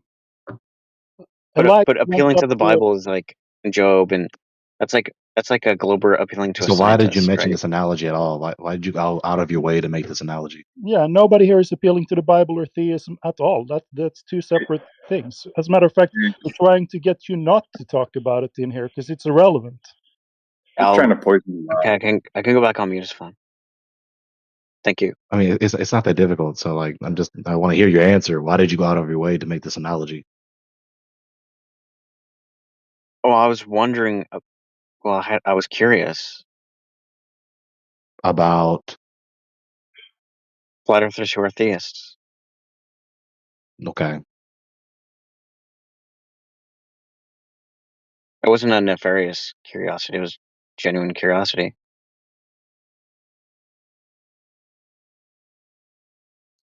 Fair enough. Like, because I can understand how if you are rejecting science and like the narrative of space and a solar system and all that, how well, like, there's a really, really popular alternative theory out there aside from the Big Bang. It's religion, right? So I can see how there could potentially be like an attraction there. Rejecting pseudoscience, not science. True. Yeah. Yeah. And yes, there is a correlation. A lot of flat earthers are also believers in a creation or a creator, right? So nobody's denying that. But I think that maybe flat earth might come first for people who didn't even think about a creator. As soon as you realize that this place is flat and stationary and we didn't come from a big bang, and we're not insignificant, small insignificant dot in space, then you're going to start thinking about God and who created this whole place and things like that. But of course, there are probably You people who realize come. scientism, the worldview of scientism is wrong. You Yeah, abandon that, throw that garbage away, and then move on to try and learning the truth at best. right. But I never hear flat earthers in 24/7 saying, "Oh, we know that the Earth is flat because of X scripture in the Bible." Blah blah Yeah, blah. no, Right? They'll that's say not going to straight happen. up. Most of the time, they'll say, "That's my personal belief system. Anyone's free to believe whatever they want." But in here, we go over empirical evidence and we ask people to back their claims up. Um, you know, empirically, or to show us the scientific experiments that validate the claim, that kind of thing, rather than saying, "Oh, because it says this in the Bible, therefore it's a fact that the Earth is flat." No one does Yeah, that. at best it'll be an interesting corollary. Now, of course, Yeah, there are persons who will acknowledge, for instance, the Bible is God-breathed scripture, and insistently, that God is teaching the truth about the earth in the scriptures, and that the empirical facts that we can expatiate are corroborative of the scriptures.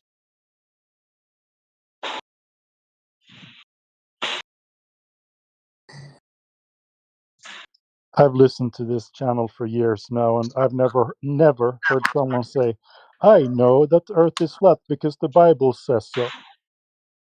Uh, I mean, that's not why people come here. We know it's flat because we measured it. And then it's a good, if you like the Bible and if you like religion, of course you're going to like that it talks about flat earth in there. But it's not going to be your evidence. It'll be like something that helps back up what you think about earth, right? But it's not going to be, that's not what people have mentioned. And then there are some who don't have a backwards epistemology like that, where the ultimate authority is God and His Yeah, Word. but in this room it's kind of rare though, isn't it? I mean, they might, True. those people show up on like X, Clubhouse, and things like that. True. So yeah. Now, of course, in the minds of some, the trend or the seeming correlation between flat earthers and most flat earthers are theists, or even the notion most flat earthers are Bible believers, is like the nail in the coffin for the proposition that the surface of the earth is horizontal in the minds of some, which of course just exposes their presuppositions about those subjects, right? Obviously, doesn't necessarily entail and refute or falsify the proposition. If the majority of flat earthers are theists, or if the majority of flat earthers are Bible believers, then flat earth is wrong. That's obviously a silly notion.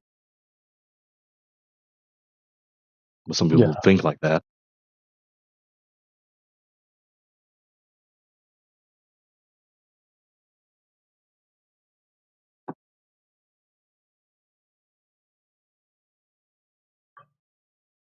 You guys got any new cope for Artemis 2? Cope, but cope. We went over this yesterday, didn't we? Yeah, but I'm saying maybe you guys came up with something new. No, you just still have blind faith, and that's that. The footage isn't very impressive, as to be expected. What do you mean it's not impressive? It's not impressive. It's not convincing. It would be very, very easy to fake that, and you can't validate it. And NASA are known liars, so you're more than welcome to have your belief, but it's just a blind faith. Okay. That's your right as a gunslinger to have that blind faith if you want to have it. Okay, two questions. I mean, First such footage question. doesn't even strongly induce the Earth is a ball, Okay, so two especially when the questions for entailment you, is D. that you can measure the Earth to be curving in the rate that the Earth curve calculator formula, which is made by the scientist clerics, entails. You test that, and it's falsified because nowhere at any distance do you detect the curvature that is entailed Okay, when you so actually two measure the Earth. questions So, for you, DJ. So first question is if they faking the footage, yeah? Why are they making it glitchy and shitty all the time and cutting out? If they're faking it, what they wanna like present their signal loss and shit when they could make like 4K fucking CGI bullshit if they wanted to. so if there's hiccups in the footage, therefore it's authentic. Is that your No, notion? I'm saying you guys are saying it's fake, it's CGI, yeah? No. But I'm if saying this. What I said was you can't validate any of it. It's just a faith that you oh, there have. you go. Oh, That's what it's I fake. said. So yeah, you're saying it's No. fake, This. What basically. did? Hey! Don't lie. What did I say? I said you can't validate it. Oh, you can So it's validate. just a So we belief. And won't then you know, huh? changed. You changed that to you said it's all fake. I Well, don't even need to make that claim, right? I just can't validate any of it. And then what I can do is just debunk it with real world tests that anyone can go and test.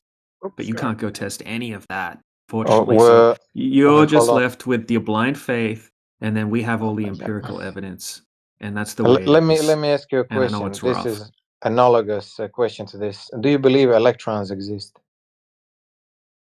I don't care. No, but do you believe or do I you don't don't? care about electrons how existing about or you not explain existing. what bearing that has? Because we cannot measure electron. Yeah, but we can go and measure for the So then curvature. you don't have any So verification of the reality of electrons then? You say what? So then you don't have any verification of the supposed reality of electrons then? I mean, there's a thing we call electron, but we still didn't measure it in. We still didn't measure it properly in its form because it's too small to be measured. And the end point that you're getting to is what? Is that if we cannot measure something, that doesn't mean we should just say, "Oh, we don't know" and move on. oh, so you But you can't measure guys the So are globe. we should say that we do know even when we don't no, know and no. haven't We verified? should no. We can verify with other things, not just measuring it with our own naked eyes, like you guys Why? are doing to What the Earth. No, what have dude. you Why done are to you? verify the proposition the Earth's a ball without measuring the Earth? What have Look, I done? dude, I have let Gunslinger. other Even if people we do it. look, dude. Even if we grant you that you can't measure an electron, What do you mean you grant me? I'll grant it to you. Yes, sure, we can't measure electrons or whatever the hell it's the point, right? But Yeah. you're comparing that to something that we actually can measure, so that it doesn't work, okay? You can measure if water curves or not, and I'll grant you, How sure, can we you can't measure? measure Oh my electrons. god. Why the hell would you compare those two things when one of them is something you can check, and the other one is something you cannot check? Man, listen. The people who do science, yeah, the Who are they? scientists disagree with you people because you people don't. You people disagree with like mainstream No, science Listen, on you this said measuring you of Earth. said we don't First of need all, to measure. Is what you said. no, I So didn't then I say we asked didn't you, need to how did measure. Just you that, or anyone verify the Earth is a ball without measuring it? And he said, I don't have to do it. Someone else did it. But you're supposed to you be know how they providing some other verify. way to know the You proposition know how they besides verified other people. measuring the Earth. You know how they You haven't verify done the that. other people. They sent a satellite into space who You're orbits being noisy and the not having a fucking Earth. coherent conversation. So stop doing that. You What? said that You're you the know guy that's this. You interrupting me all the time. stop What are you being talking noisy. about? You said that we don't need to measure to know this proposition. So then I challenged you to even fathom and then mention some other method of verifying the proposition the Earth's a ball. I just But told then you. you just said, I don't have to measure it, someone else can. That's not you Of course. providing some other way to know the proposition besides measuring the Earth. I just told you. The people sent, among other things, they sent satellites around the Earth which have no propellant. They have a little bit propellant to just their fucking orbit, but mostly They're affected by the Earth's gravitational pull, and these people are hundreds of thousands of people And then you think they took some who pictures work and then on sent these them back to us satellites, down here and with a these big show and tell. satellites are We've already in been through this. communicate. Are you gonna interrupt me We've every already been 20 through seconds? this. We've already been through this. We don't need to Why hear are you you say it interrupting again. me when I'm This is speaking? how we introduced. This is how you Hmm? introduce the subject. So that's not some other method besides the ones So you that don't you've know. You already don't want mentioned. to. You're just You repeating don't the want to initial answer one my that's already been mentioned in the proposition. first place. You just want to You're not yap progressing about the your. conversation. Is that it? Stop being noisy, right? We're trying to move You forward stop to the being end of the noisy. You're subject. the guy who's interrupting, Stop not being me. noisy. And We're I trying to let move you forward to the talk. end of the subject. Like you're I not let you talk, providing and you're some the one other interrupting. method to So know. You're not you got a providing some problem, other. not me. Stop You're being Gunslinger, noisy. stop it. Stop. What you mean, gunslinger? Stop. This is the guy who's interrupting me. Yeah, but you know, Which mean, yeah, but you're in our channel and you're kind of annoying. so he So can you're lucky interrupt that me, we're but letting you in here at all, good job, right? DJ. But he Good asked you a job. question. You said we've verified it in other. And I told And then him Gregory, right when he asked me, I told him people have sent, among many other things, Yeah, that's satellites the around the initial Earth, thing you mentioned. That's not which some different thing besides what's been covered. Your what? supposed satellite pictures is what's in question. Then we Not satellite scrutinized pictures, that the by satellites that you. measurement. And then you said, no, there's some other way we know without Anyway, measurement. you're talking And then you just bullshit go right back to the now. initial thing that we just Okay, okay, we scrutinized and get it. We questioned. get it. We get it, man. Right? We So get just it. going in circles, this is the problem. Are you done? Yeah, so you're going in circles. Our scrutiny is exposing that your reasoning is circular. You Are you don't know done? any other way You done than taking moaning? for granted the lore that's being asserted about the alleged satellite photos. You done moaning? Are you going to engage the critique, or are you just going to continue Anyway, on with some reply that doesn't anyway, engage what I just said to you? anyway.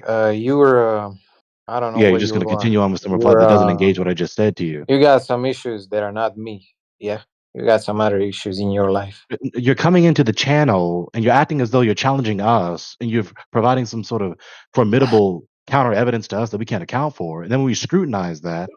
And then you say, well, we don't know this only by measurement. We have some other way. Then you just circle back around to the thing we just scrutinized and falsified by the measurement. That's what you've done. So DJ, back to my point. I wanted to ask you two questions. Yeah. So what you said. Why would NASA fake the footage that it looks shitty? What was your rebuttal to that? they want to make it look realistic, so they make it look shit Oh, because all of their footage is oh, consistently shit, right? So and yeah. it's if they make it shitty Mhm. with glitches and things like that, then Mhm. it's easier for them to fake it. Because they every single thing that's wrong with it, they can just say it's a glitch or compression or something like that. I don't know. Look, I didn't make a claim that I can prove I that it's understand. Yeah, fake. yeah, yeah. I You're didn't make saying a we claim cannot to that. verify, right? This is what I just claimed that you can't validate anything. Yeah, It's yeah, just a faith that you yeah, have. yeah, yeah.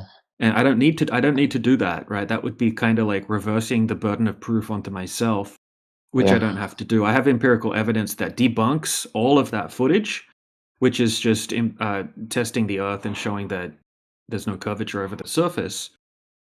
In which then you have to basically say the name of some sort of deity, which is called divine refraction, which you don't have any evidence that it exists.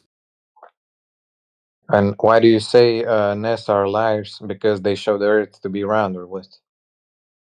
No, because they obviously faked the Apollo missions, and Why did they it's obviously fake it?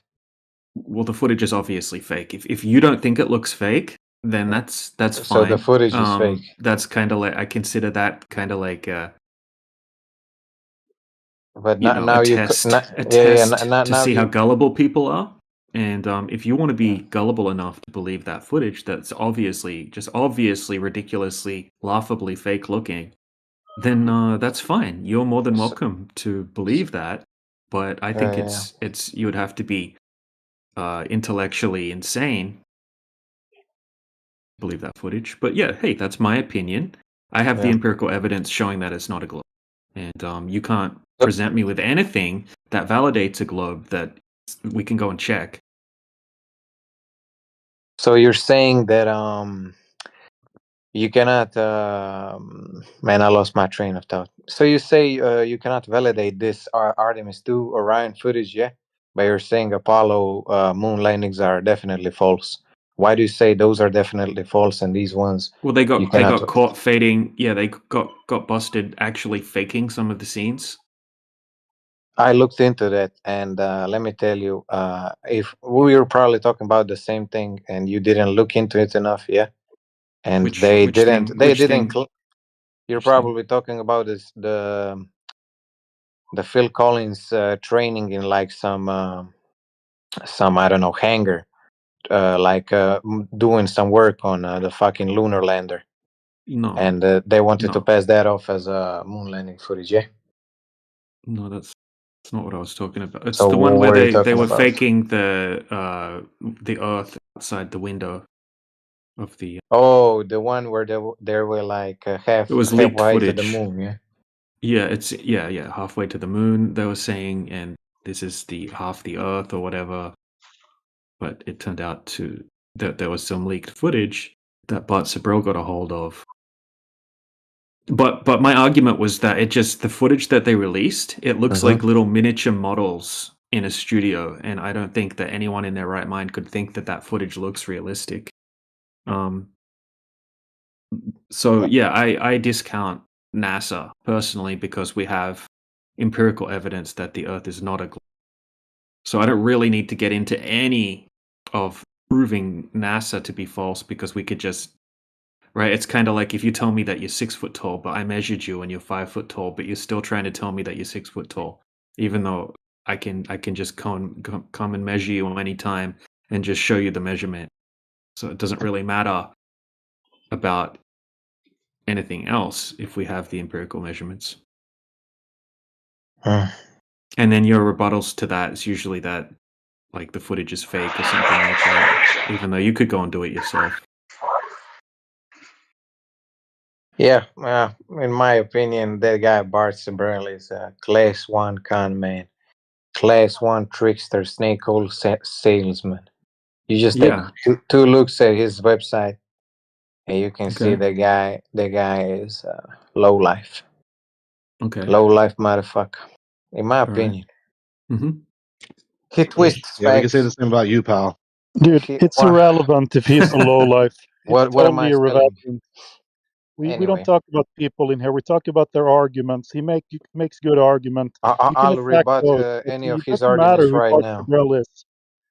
You Doesn't matter who he is. bring up some of his arguments? I'll rebut them right Yeah, now. talk about his arguments. We don't care if he's whatever the hell he does in his private life. He has made some arguments. Attack those.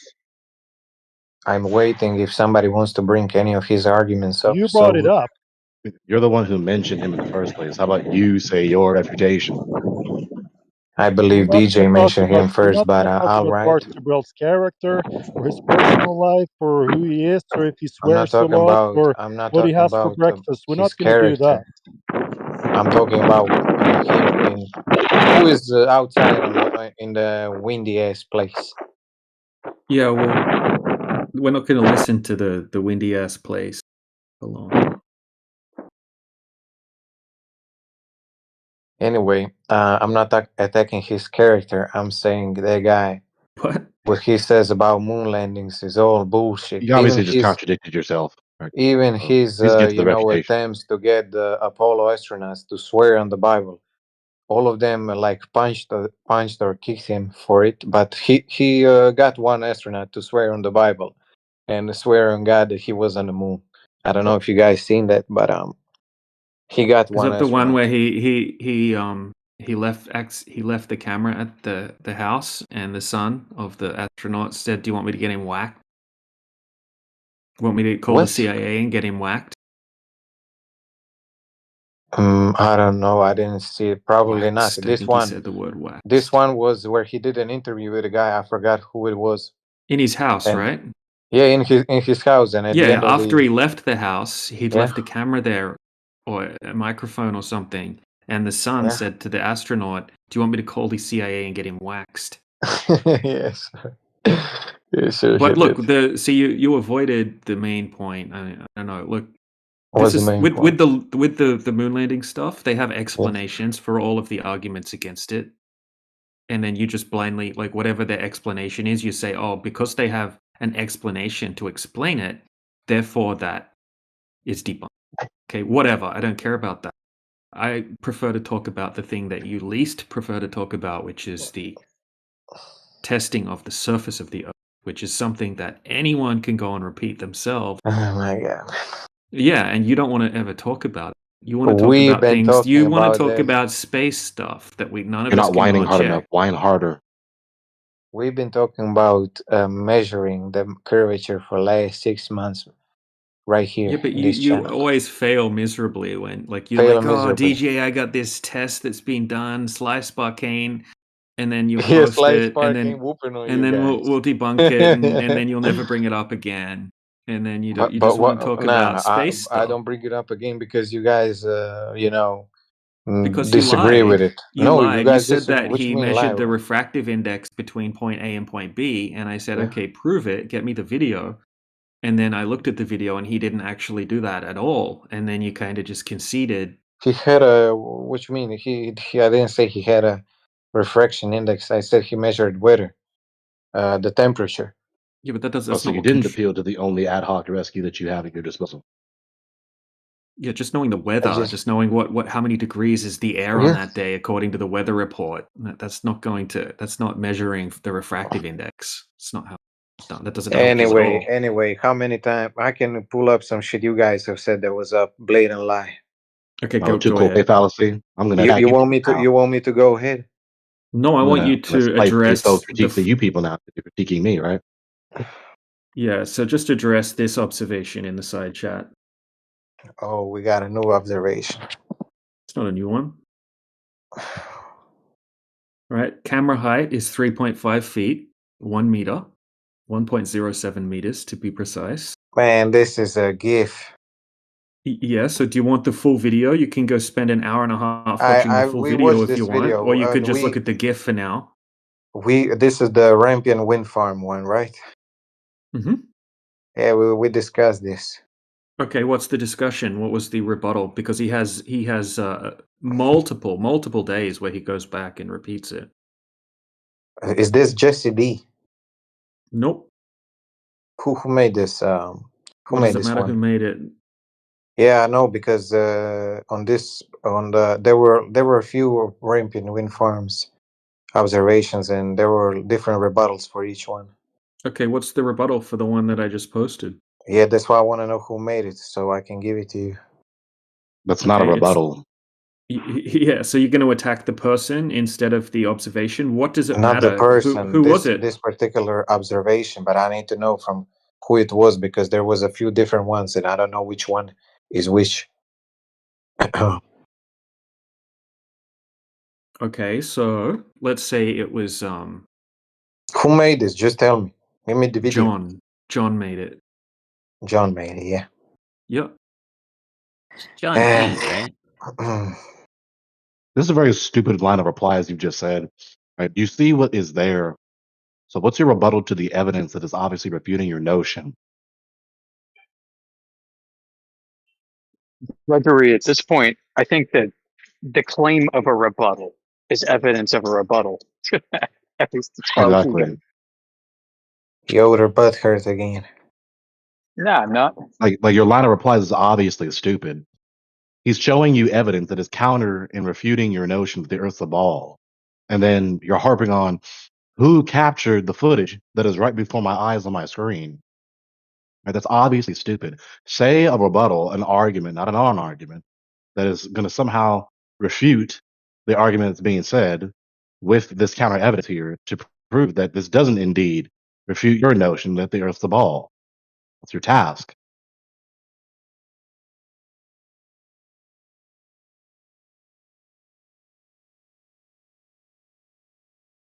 Okay, that's the proper reply when you don't know what you're talking about. Very good. Here's another one. Just say the word rebuttal, right? Just say the word rebuttal and you win. Rebuttal, butt hurt cream. There you go, you win.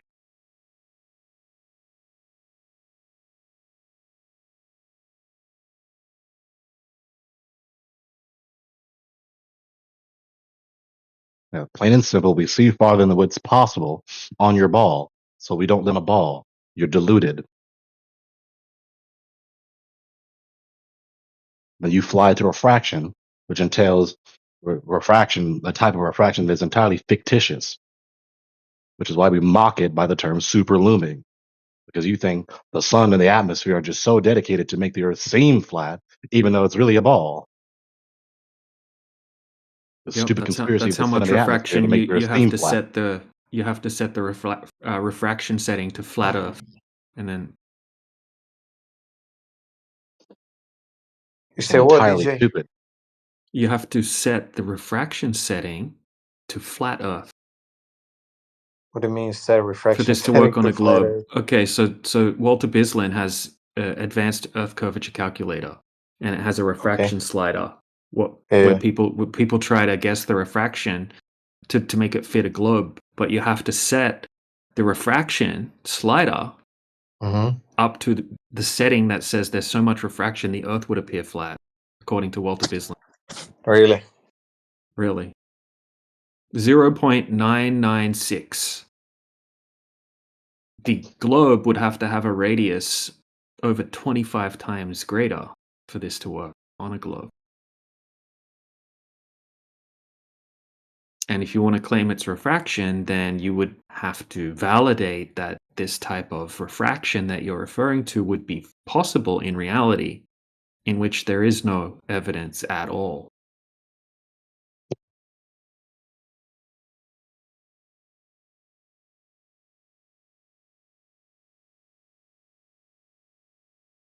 Okay, so So this just is in case you something weren't that's tracking, testable, repeatable. Anyone could go and do it. In fact, you don't even need to go to this same location. You could just go and find any large body. So any large body of water anywhere on the globe would have approximately that same amount of curvature over that distance. Any altitude, any body of water, you just have to find one, and then you can test this for yourself. It doesn't even cost much to do. That's the difference between the evidence that I'm presenting and the evidence that you're presenting, which is just some look at these pictures from space. alleged.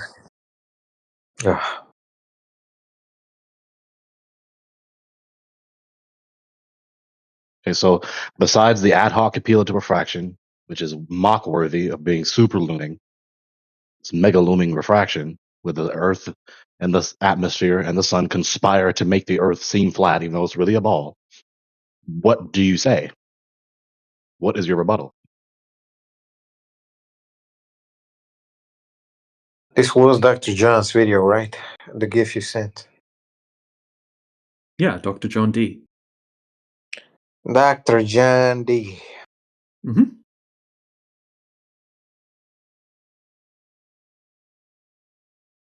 I'll put the full video in the chat.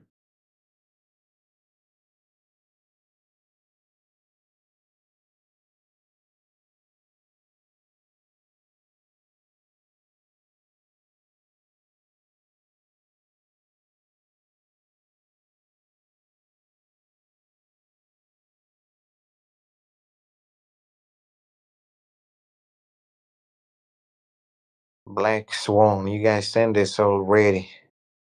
And this was the fucking Salt Lake one, wasn't it? No, it wasn't. It's the fucking wind farm.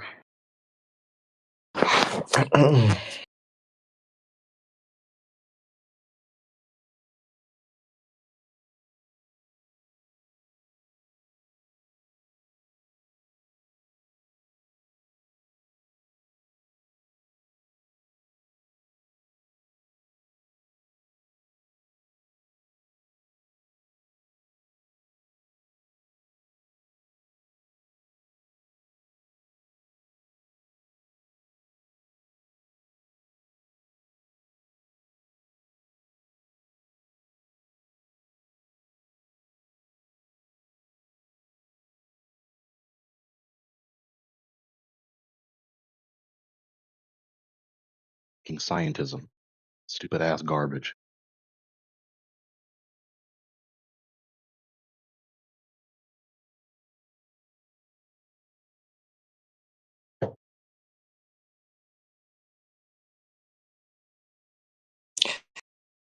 But why in this video, farther,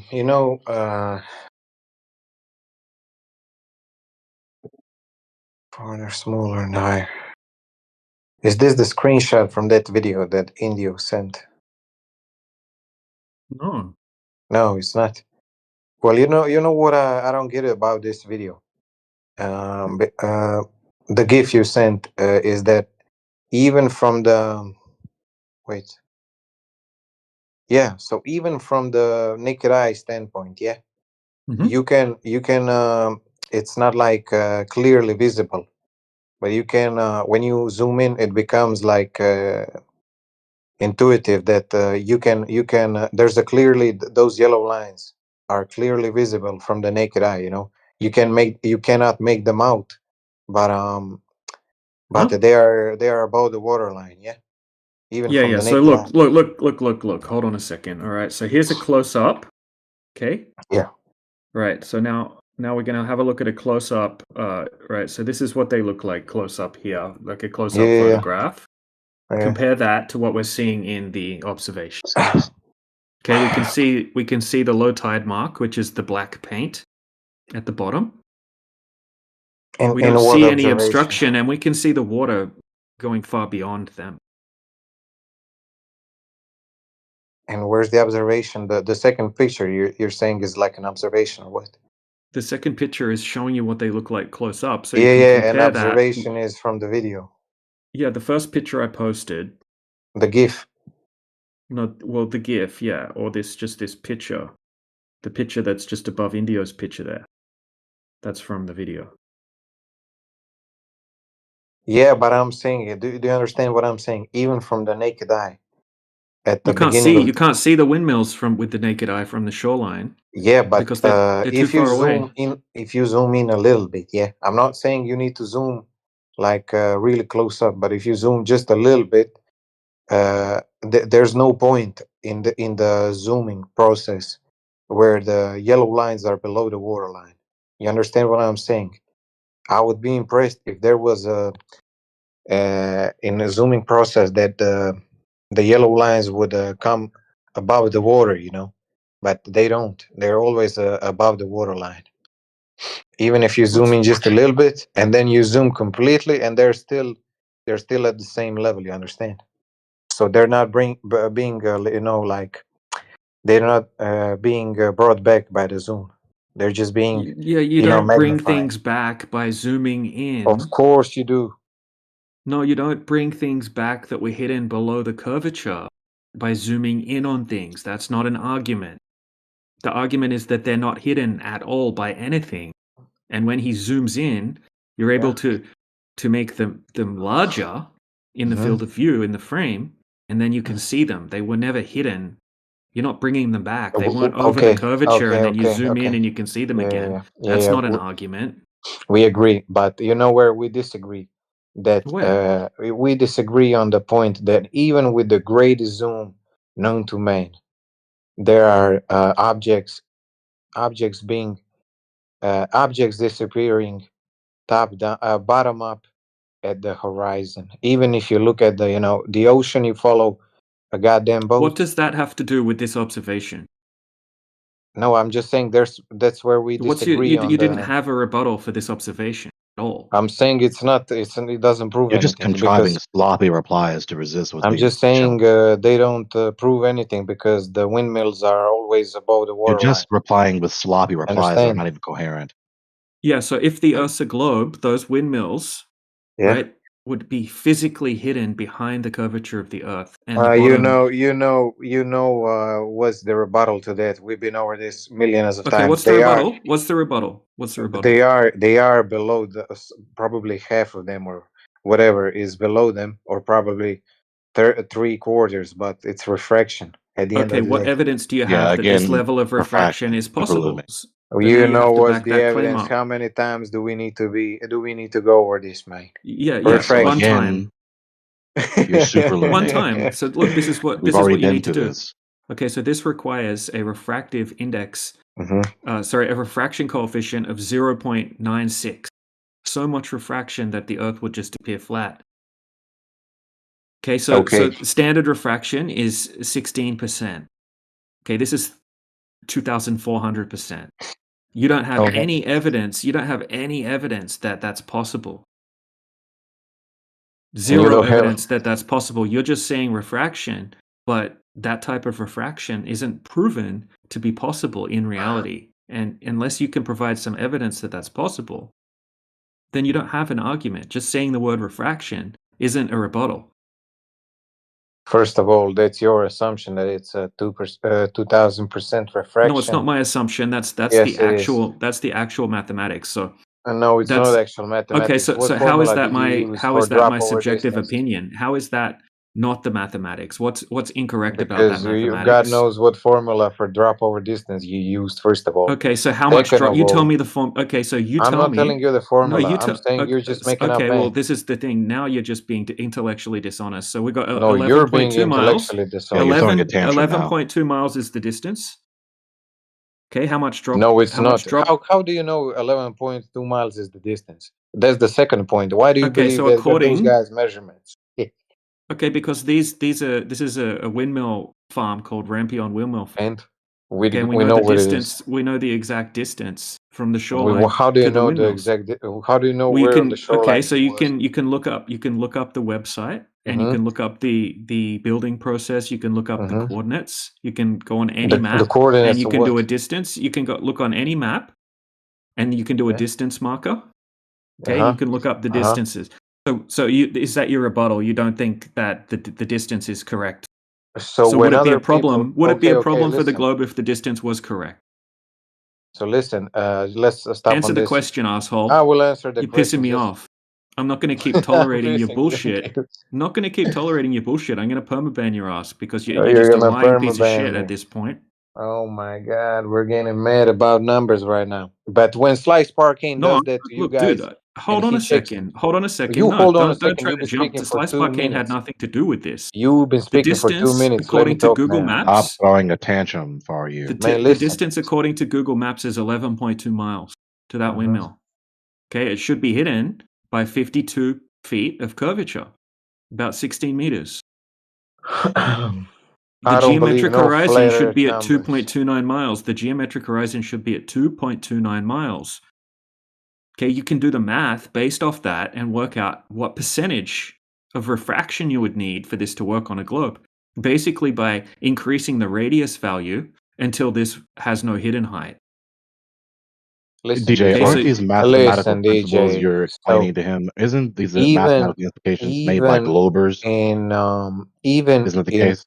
in the experiment that you guys took DJ, money, the I just want you Yep. to SG clarify core that to group him. they took money. Hold on a second. I'm going to mute your dumbass.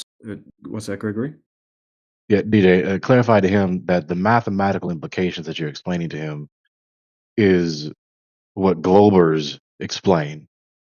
Like the things that you're saying, you're just reiterating what globers say about the mathematical entailments of their alleged radius, right? Yeah, exactly. This isn't a flat earther mathematics that only exists on a flat earth or something like Exactly. So this is an internal criticism. Of course, he threw a tantrum and left the voice call because you had to mute him while I was trying to get this out. But of course, he wouldn't even tolerate that even if he heard us say this, right? So what DJ just did is an internal criticism. He's using their math, quote unquote, their math, their alleged formula that they say, and with all the split entailments that would be entailed if the Earth were a ball with this radius, and all the things that are entailed with refraction, to speak simply, concerning observations like this. It's not flat Earth math. It's not some sort of external critique, right? Using their numbers, as it were, their mathematical concepts, their mathematical lore.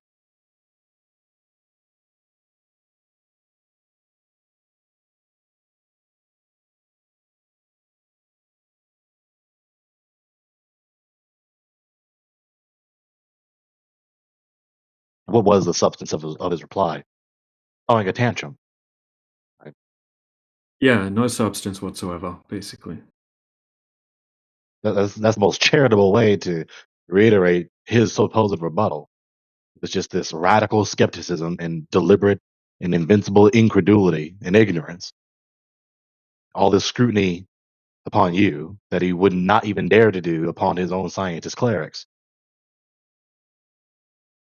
And then throwing a tantrum and being noisy, just trying to mute others with his voice.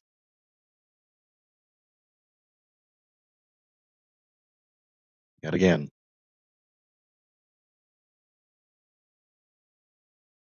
there's only two options. We obviously see too far than what's possible on the alleged SE, the spheroidal Earth. We only have two options. Either we see the Earth and everything on the surface of the Earth of the waters as it is, or not. If not, then we're looking at some type of illusion. And for some reason, the atmosphere and the sun are conspiring to make the Earth seem flat, even though it's really a ball. No matter how high we go.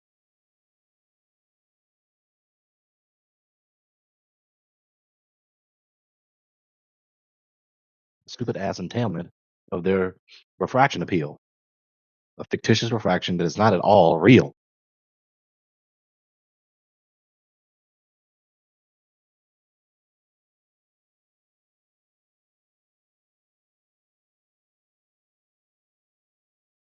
It's the same people who love to yap about themselves about being empiricists. And then when under consistent and sound scrutiny, result to all sorts of a priori notions, all these imaginations.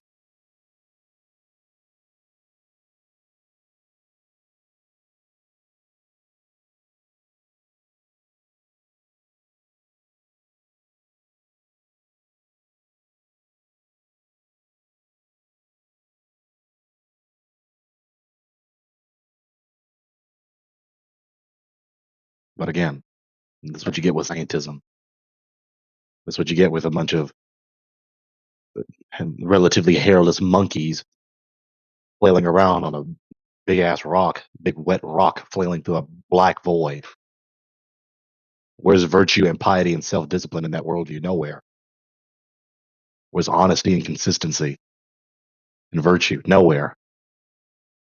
Trustworthiness, truthfulness? Nowhere. It's not a thing in scientism. So you just get to say whatever the fuck they want with impunity. No consequence, no responsibility, no culpability.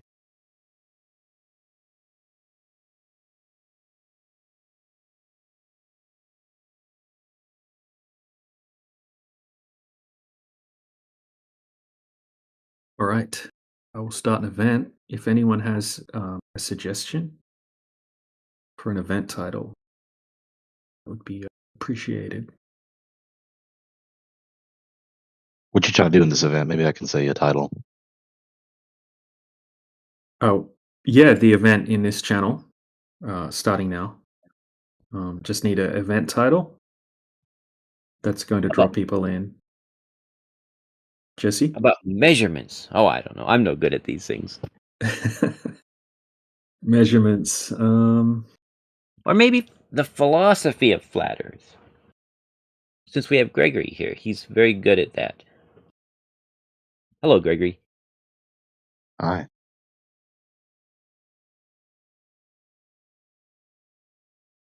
No, just the Earth ain't a ball. Be simple with these folks in here. I'm going to call it that. The Earth ain't, with the apostrophe between the end of the T.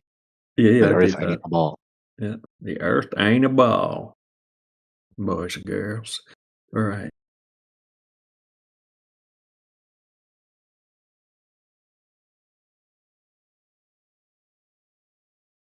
Or an imperative. I dare anyone to prove the Earth's a ball.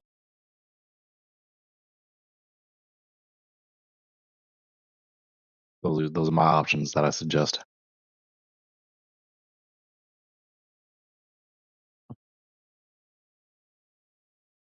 And the reason I suggest that one because the Earth ain't a ball sounds too humorous. It even made you chuckle.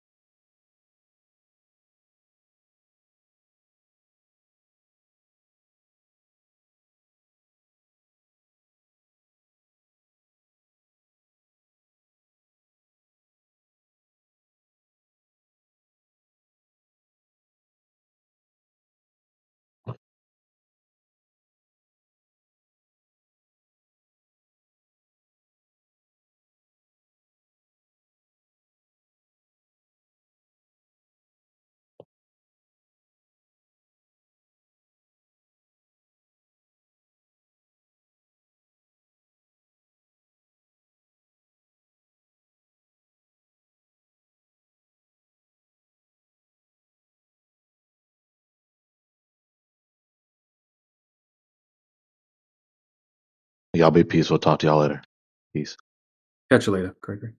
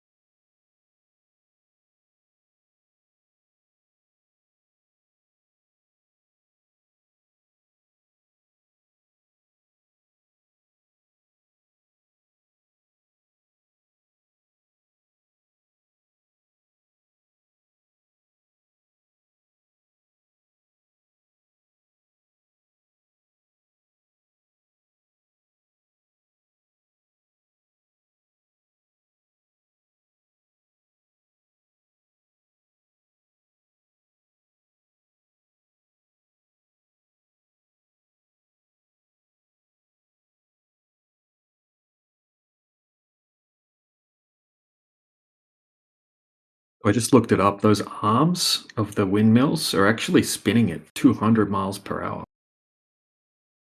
Oh, at the tips. Yeah.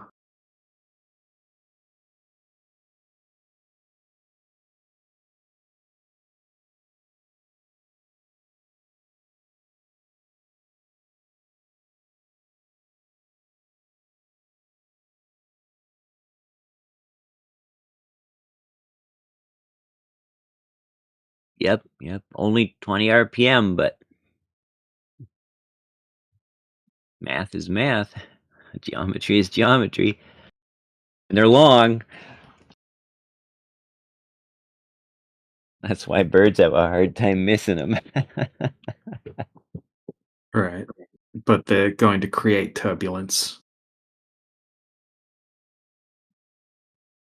I bet they do make micro swirls at the tips, like an airplane, little tip vortices.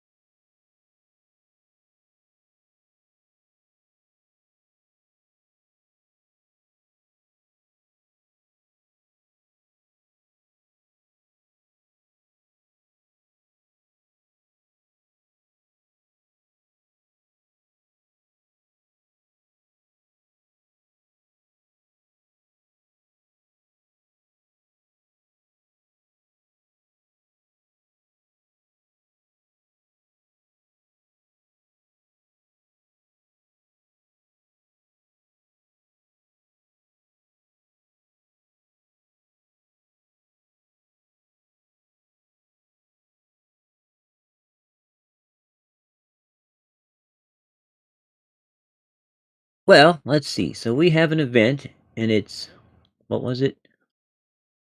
It ain't a globe, or yeah, it ain't a globe. Was that what it was? No, it's do you have a single globe proof? Oh, okay.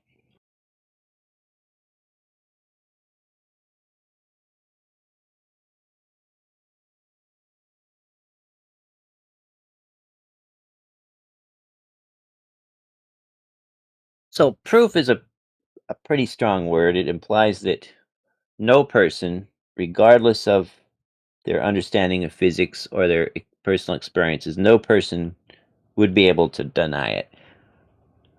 Right, but Right. it doesn't need to. We don't need to be pedantic with it. So in this particular context, it just means like a validation or something you would consider a globe proof. Kind of like if I say a mirror's flat or something like that, you'd be like, oh well, technically, if you zoom in with a amazing microscope, it's not actually flat. So we're not going down to that level. We're not saying that you have to prove it to some extent where it cannot possibly be unproven under any circumstances whatsoever. You know what I mean? It's just a general term people use. Do you have proof of that? Right. So what would be a reasonable standard? Like for me to say, okay, if you can provide evidence of a phenomena for which I have no articulable explanation for on a globe, then I would classify that as a point of evidence for the flat Earth, or at least for not globe. Yeah, I mean, unfortunately, my response is just that's a you problem. That's a global problem. So you guys can work that one out and then present what you have, and then we'll analyze it and see if it holds up. I mean, I could be straight up and just say drop over distance, where the necessary variables have been accounted for, and it's been repeated, and it consistently matches with the globe after those variables have been accurately accounted for.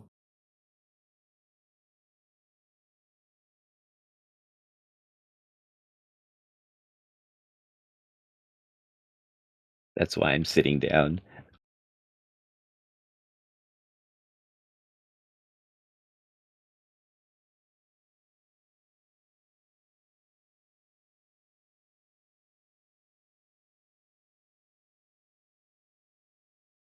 But do you like that philosophy of evidence?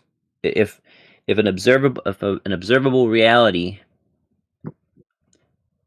cannot be articulated as to being possible on one's model, then that would be considered a reasonable evidence against one's model or claim, whatever.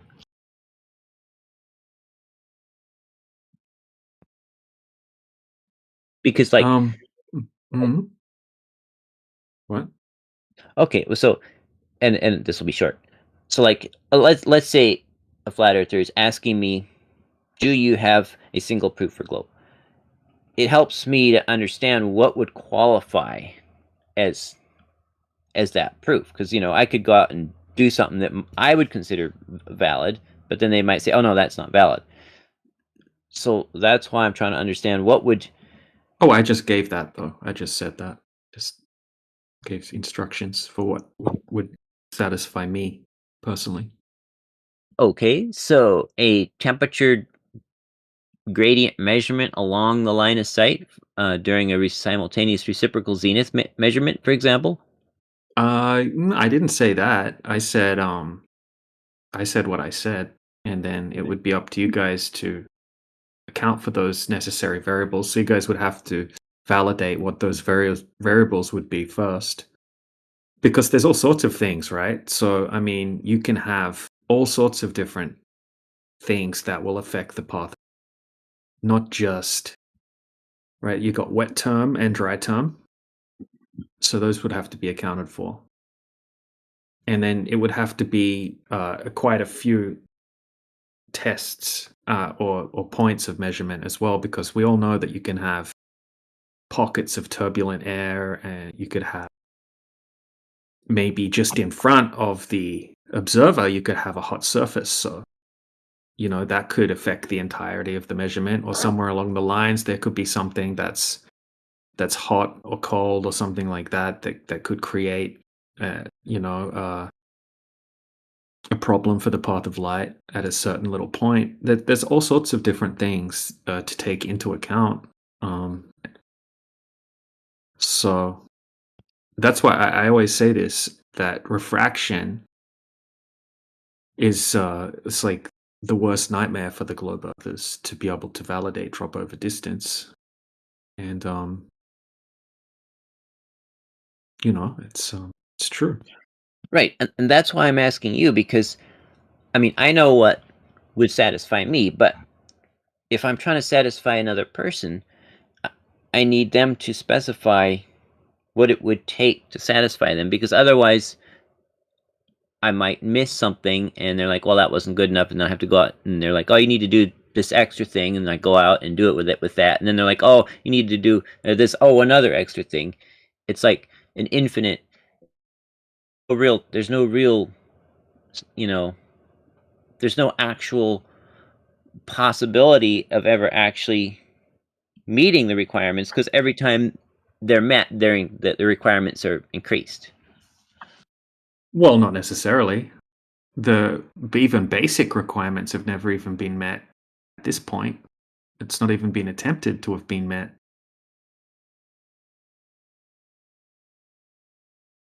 Can I say something real quick, TJ? Yeah, please. So this is me. I'm not going to speak for everybody else here, but my burden of proof, right? Just to be able to advance the conversation forward would be, we have demonstrations over flat surfaces of bottom up obstruction.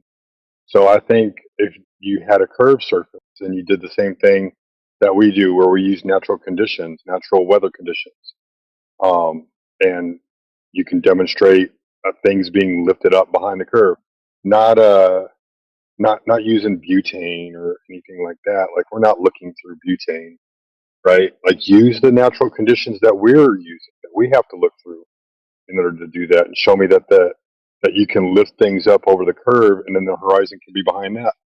If you can do that, that would lean a little bit more credence to the conversation. And then, the other thing is the consistent location of the horizon, right? It's consistently much further. A mute.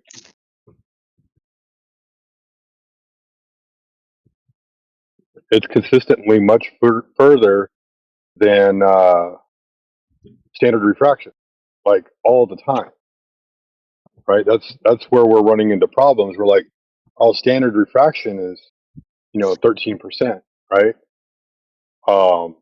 Whereas 17. what we're seeing is 70 and 80% and more regularly.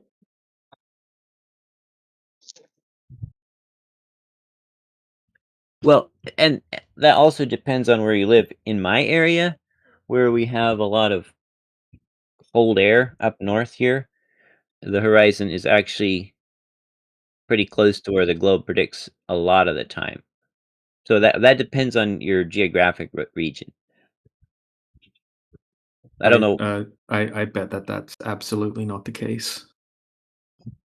I don't think you've done a horizon test. You've done the dip angle test. No, he has done a horizon test, and the horizon is it looks like it's kind of hard to validate that actually is a horizon. But if we grant him that is actually a horizon, then it's like a couple of miles further than it should be, which is about the closest I've ever seen it come to where it should be geometrically.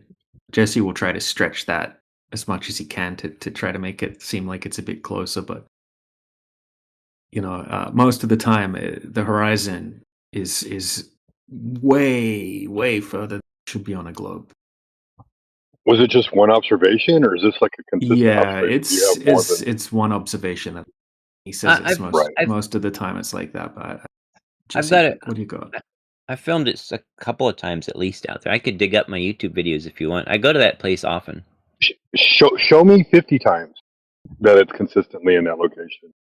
Like, a couple of times, just like, we have hundreds of videos of people showing this, extreme refraction happening all the time, if not thousands.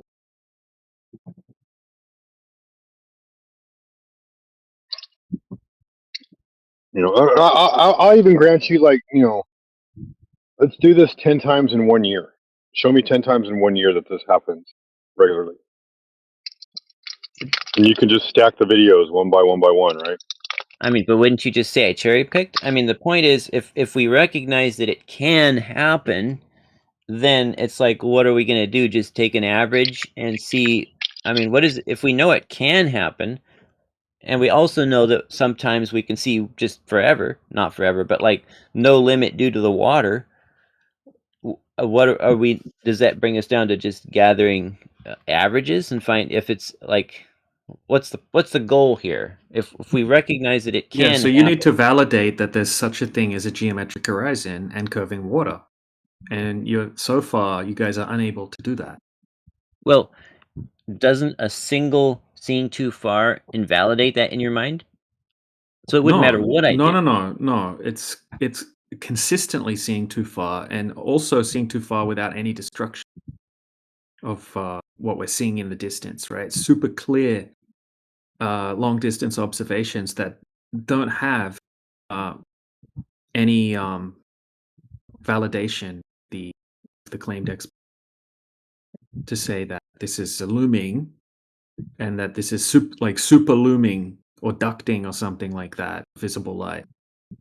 That's what the rebuttal is from the globe side to the long distance observations, right? So you would have to validate that that's possible. And so far, I haven't seen any validation that's possible. Okay, so I've got my note taker open here. Okay. What's the actual procedure that I should do and document it on video that would validate, in your mind, the geometric horizon? Let's do Okay, this. yeah, you would have to accurately account for what's happening with the light between point A and point B. Okay, so what how would I do that? Is this something impossible or is this like Even one of those impossible? temperature conditions for that day. Well, So it's not are the just as temperatures simple as even, that. extreme? Yeah, there's a whole bunch of things. So you would need to account for the wet term, account for the dry term, and have measurements all the way along the path of the things that you need to have measurements for. The problem is that even when they take basic tests, Indio showed you a chart yesterday showing that when they take the temperature, pressure, and humidity readings and predict what they're going to get when they're doing surveying, the actual observations don't match with the predictions that were made from the temperature, pressure readings. So there's other things that you need to take into account as well. Indio was going over some of them with you yesterday. It's rough. It's difficult for you guys to do this. That's why I keep saying that refraction is the kryptonite for the globers, because it's very difficult for you to account for it accurately. But it's the only rebuttal. It's the only rebuttal that you guys have to these long distance observations. So I mean, it's something that you guys. It's a globe. It's not up to us to do your work for you. But if we're to meet your satisfaction, obviously you need to tell us what your criteria is. So Indio's paper, it looks like Indio's paper, it looks like they were just measuring the temperature at one end. And obviously, since that was not representative of the average line of sight temperature gradient, yeah, they had errors. But I have a 100th of a degree resolution differential temperature measurement device I made. So I can put that on the front of my canoe with my motor sticking up and actually measuring the temperature gradient above and below, like 1 meter centered around the line of sight. So I can actually. This is the problem, though. So that would be accounting for what's called the dry term. Okay. But you would also have to take the wet term into account as well. How would I do that? What instrument would I use to do that? I think you would need to use like refractometers or interferometers. I think I haven't. I have all of it written down. I have memorized it all though, so I can. Oh, so like little laser interferometers that actually measure the actual real speed of light at the two different elevations. Well, I mean, this is the problem. You're going to have a huge, because it's out in the real world, and you have an ever-changing atmosphere. and you have all sorts of different things to take into account, you'd have to have these types of precise things set up all the way along the path. Well, let me propose something. Let's say I've got someone manning the theodolite. They're continually measuring and recording the elevation angle to the target during the whole test. I hop in my canoe with my dual interferometers placed 1 meter above the other, centered vertically with the line of sight going right between them. Okay, I hop in my canoe and then I record the gradient all the way out and all the way back while the measurements are being made. And if I can do this on a day when the angle measurement doesn't change during that period, then we could pretty reasonably conclude that I had a very accurate measurement of that gradient during the period of the measurement, right? I missed the end of what you were saying because I was looking something up. The wet term, dry term. Oh, sure. Let me know when you're Sorry. ready. I'll say it again. Yeah, say it again. Sorry. Okay, so let's say I had somebody manning the theodolite, measuring the elevation angle to the target every minute and recording it. And then I get in my canoe and I have my 2 interferometer speed of light sensors, one a meter above the other, and then vertically centered so that the line of sight goes right through the middle of, right between these 2 sensors. And then I go in my canoe and I go all the way out to the target and all the way back, recording the speed of light in the air, half a meter above and half a meter below the line of sight, while the recording, while my friend is measuring and recording the elevation angle.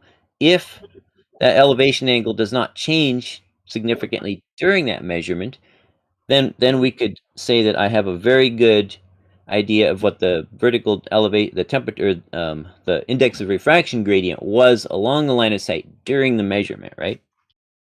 It would be okay. I mean, you'd probably want to repeat it a bunch of times to dump on see it, how much bro. it varies and kind of thing. There's no such thing as an elevation angle, brother. You're talking about an acquisition angle. You're then converting it post hoc to an elevation angle. Yeah, serious, Jesse. What is a theodolite measure?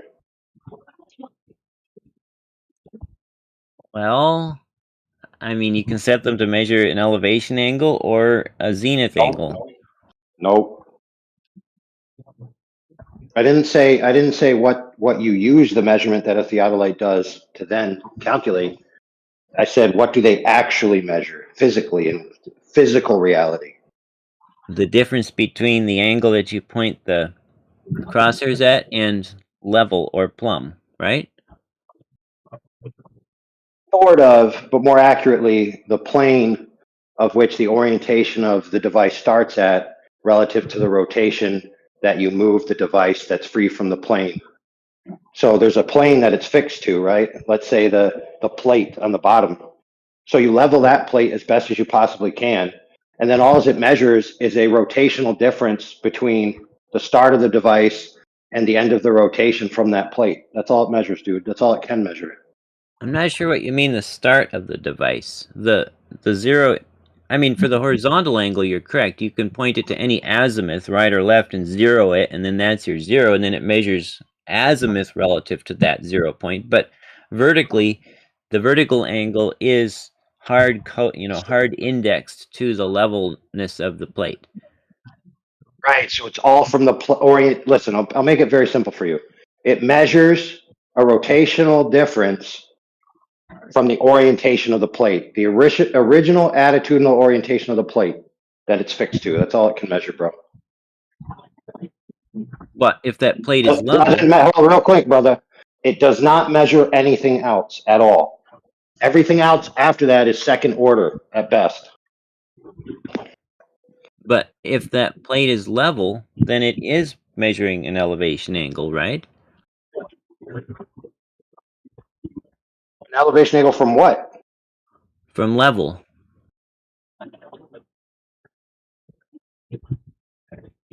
So at best, you're getting a separation between an ideal ray passing through the ideal level of the plate, right? Right. And you're only acquiring a optical information that exists. The object exists out in space, but the acquisition angle exists at the location of the object, correct? The answer is yes. I don't understand the question, so I couldn't say one way or the other. Well, you believe that light's taken variable paths and it's arriving at the optic at alternate angles than it otherwise would have if light was an ideal ray. So look, Jesse, whether you realize it or not, and I don't have time to parse it out with you any further because it's like pulling teeth with a child.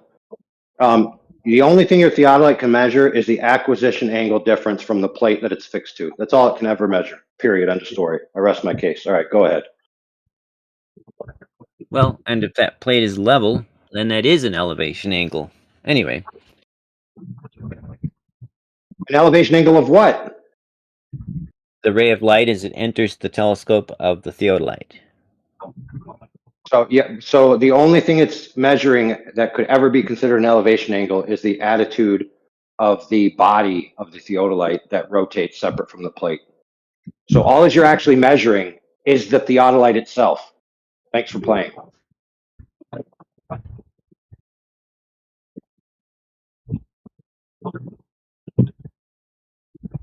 But if the theodolite's telescope is lined up to a ray of light, then it is also measuring that, just like when we No, stretch. dude, ideal rays don't exist, brother.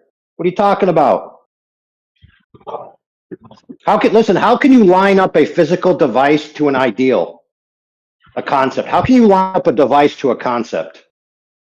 You don't see the problem?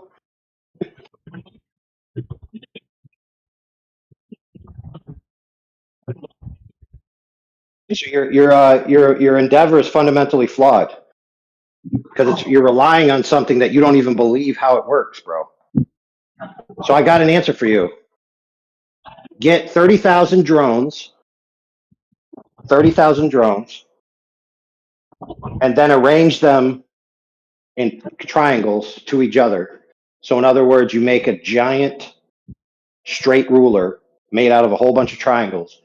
The drones fly, and then they link up to each other, and they separate into triangles with onboard calculations done with infrared, light, radio, anything you could think of that could give a ping back and forth.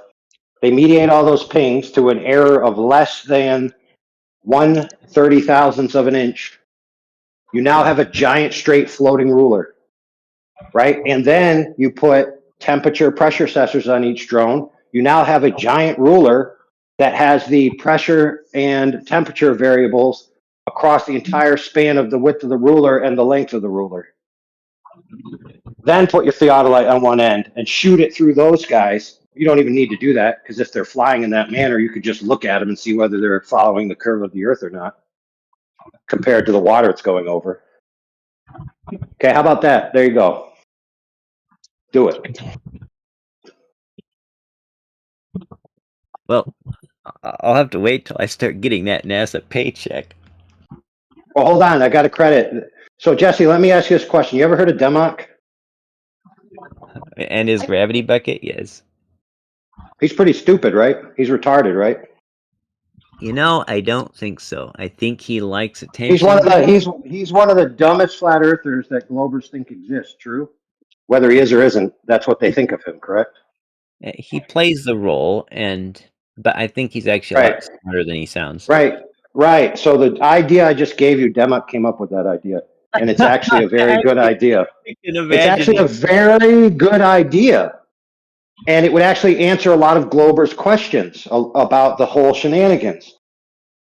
Right? But I've never heard a Glober come up with an equivalently brilliant idea. Never. Not one time. Well, you've got to agree that the feasibility is kind of off the charts, right? No, it's not. I mean, for an ordinary person? No, all you need to do is make one drone. And you just need to source it. So you have an open source platform for all of the way you built it and what the parts are and the serial numbers and everything. And you make a little, a checklist so that everything's on the up and up, and everybody can freely access the open source output, so everybody knows that nobody's cheating. And then you just have everybody fund their own drone. And then after, enough people make enough drones, and you may not need 30,000. Okay. I just use that number for just to, make a point, like for hyperbole. But once you get enough, you could put them out there and do it. And basically it's a big group effort. Flat earthers can fund a drone. Globe earthers can fund a drone. Concave earthers can fund a drone. Dinosaur earthers can fund a drone. Okay, so let's talk about how this could actually be done, because everybody puts out ideas that they can't even describe how they'd be done. But you and I, we know physics, we know electronics, we know this optics, so we can figure this out. So the drones would have highly collimated lasers that they would be pointing at each other, or how are we get as 0.00 whatever inches of accuracy? Glovers always tell me that these radio and light and all these things are such near perfect accuracy, right? And we do know that there are systems that can check their orientation relative to a sensor, right? So with strength, or for example, like Wi-Fi in your house, based on the disruption of the signal, can actually create a three-dimensional silhouette of the people inside the room, right? So there's all kinds of ways to do it. We don't have to parse out the exact details. It's doable. And you can use redundant systems. So you could use like a Wi-Fi shadow. You can also use light bouncing back and forth. You could use radio waves. You could use them all simultaneously and do every single measurement you could possibly do. So some guys might say, well, we'll use the speed of light. That'll give us our distance for the triangles. And then the drones will arrange themselves until it matches a certain tolerance level. Because listen, we don't need perfection, right? We just need a sufficient tolerance to the task, right? Right, but I'm still not sure how you're thinking that the drones would align themselves. The drones would align themselves along a plane, right? Listen, brother. Have you ever seen a truss before? Like, you ever go into Walmart and look up at the roof? Uh-huh. It's two long pieces of metal with a whole bunch of triangles in between the two pieces of metal, and that creates the rigidity for that entire span that's holding up the roof, right? So if you have one triangle and you flip it 180 degrees and stack it on top of itself, and then the next one you flip, the next one you flip, the next one you flip, right? And if they're equilateral triangles, each point is the exact same distance from the other 2 points that it's attached to. So the 3 points have the same distance between them. And that's all you need to know. You could also do angle as well, but the distance is sufficient at that small of a range. These drones might be 100 feet apart, maybe 20 feet apart, whatever you need, whatever we need to get it done, so that the accuracy is within a certain tolerance that we all agree is sufficient. So you're basically making a giant truss, which effectively will be a giant rectangle, which effectively will be a giant ruler, a giant straight edge ruler. You put it right on the side of the earth. Kabam. Oh, so are we talking about a triangle mesh of drones lying along a level plane or up on its edge? Dude, any way you want to do it. You could even make it diagonal. The point is, it's going to be a rectangle, and the drones are going to adjust themselves, right, to maintain that triangle. Now, of course, you're going to have to say, well, there's going to be wind, there's going to be all these things, but the thing about it is that the drones can do their measurements continuously over a period of time. And then you could say, well, the wind was out at 13 minutes, and then the wind died down, and then we had an accuracy of less than a 30,000th of an inch at 12:59 p.m. And here's the data set. And everyone involved has the same data because it's completely open. Nobody tricking, Hold on, nobody hacking, nobody follow. lying.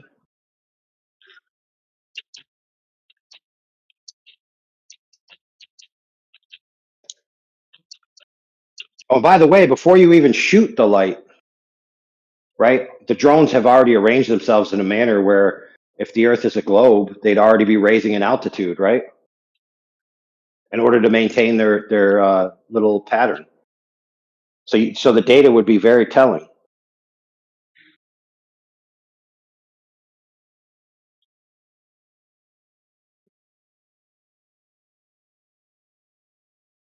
Much cheaper and much more practical than Brian Mullins' Forced the Line, where he basically imagined the exact same thing, but it would be made out of physical material the entire time. This drone idea is much more affordable and actually would yield much more interesting results.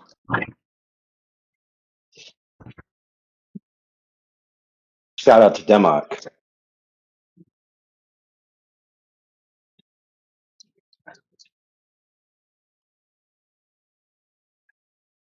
Yeah.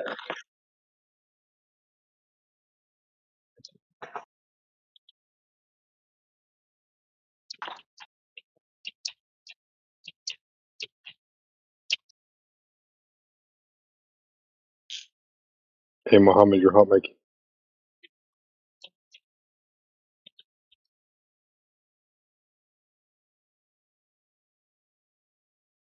Open source the Adiru. Open source all the Adiru in all the airplanes. So all the airplanes crossing the surface in, let's just say, the United States, every single flight that has an Adiru, that has an attitudinal orientational measuring device sufficient to tell us whether the plane's reference frame relative to the Earth's reference frame rotated 15 degrees per 1,000 miles. How about that? That's another one. That'd be interesting to see. You ever notice how these Globers are always like, oh, what if I just go out and I just look at the horizon going in and out, up and down, and wibbly wobbly, and when it matches what I think it should look like on a globe, I say, pow, I proved a globe. Yeah, you notice the difference of the quality between a retard like Democ, so-called, and a Glober, and how they're going to solve this problem? It's like the Globers literally can't think beyond the same rhetoric they've been doing for 1,000 years. Oh, the horizon, I can't see bottom of the boat. Can't see bottom of the boat because the boat is this distance, therefore Earth globe. Oh, but you see boat past 30 miles. Oh, no, that's not Earth flat. That's refraction. The Glober's got no imagination, bros. None. Zilch.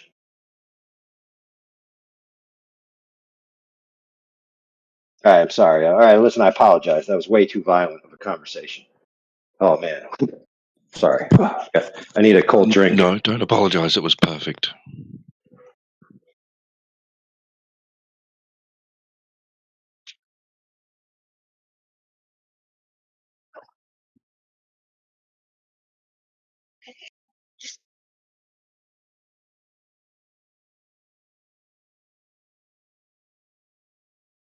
Yeah, leave Democ alone.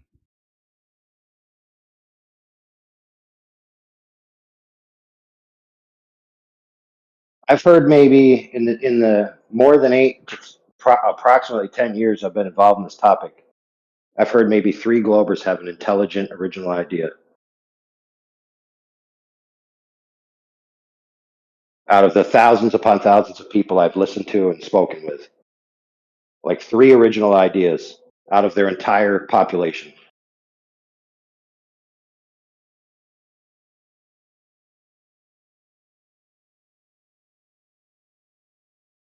You remember the names?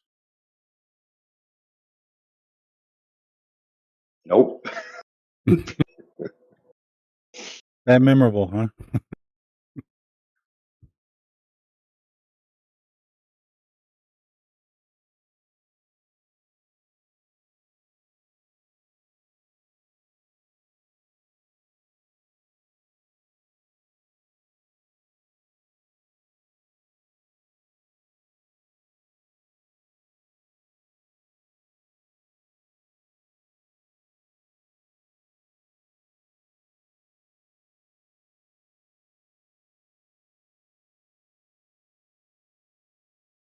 So the ultimate thing is like if Jesse provides more of what he described, he's just providing more evidence for the same conclusion, which is what?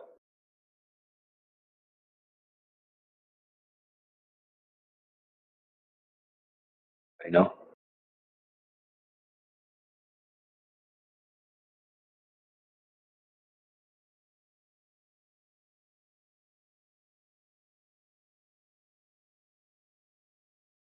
Oh, that's that the visual world is not consistent with the globe geometry. There you go. So we already know the visual world is not consistent with the globe geometry. And by providing more examples of that, you're just doubling and tripling and quadrupling down on the same thing you already know.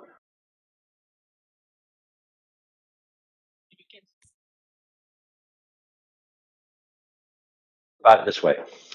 If you yield or concede certain points where, okay, if you can show me a horizon that's demarcated by a specific point in space, of which coincides with the exact tangent line that would be the case if I was 6 feet tall and an ideal ray came out of my eye and intersected the Earth's curve at a radius 3959 miles, then the Earth would be a globe. How does that even make sense, dude?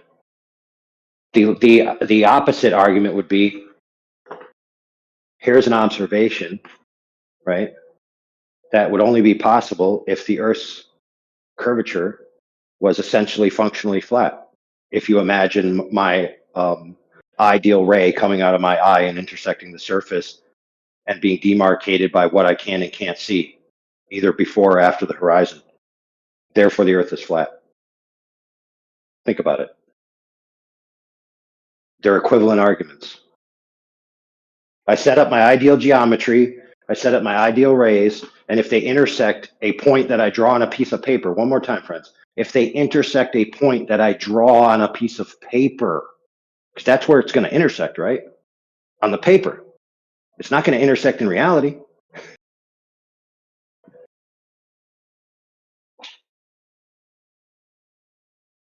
So basically what it boils down to is if I can draw a triangle on a piece of paper and then either put a straight line or a curved line between the observer's eye and the intersection point of the triangle and the straight line or the curved line, I've proven that the Earth is either straight or curved. That would be a reification, wouldn't it?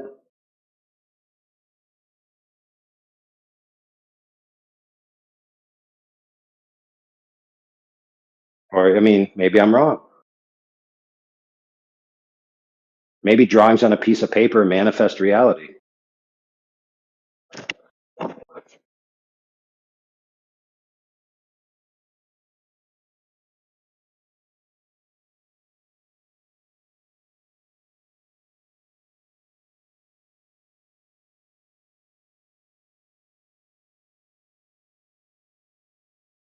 Right. So the thing that I was setting up with the drones removed the optical phenomenon. That's related to optical reception, but there are still some alleged phenomena that can affect radio waves, can affect light being used as a ping, et cetera, et cetera. But supposedly these are so well known that we can, adjust for them at small ranges. Very long ranges, they do weird things. Small ranges, we know them, down to supposedly, thousandths of an inch. I'm back.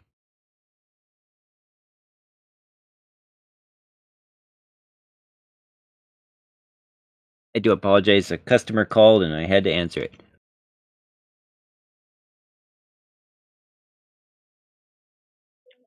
While you were gone, did you figure out a way that could say whether the Earth's surface is actually physically curved or not without appealing to a myriad of observations which don't include any definitive proof of whether the Earth is curved or not? I was not even thinking about this topic. I was trying to troubleshoot cellular Okay, modem fair stuff enough. for the customer. That's fair, brother. But see, I was hoping, when you do think about it, you usually never have any good ideas. So I was hoping that by not thinking about it, you might actually have a spontaneous moment of genius. Well, accidents do happen, I guess.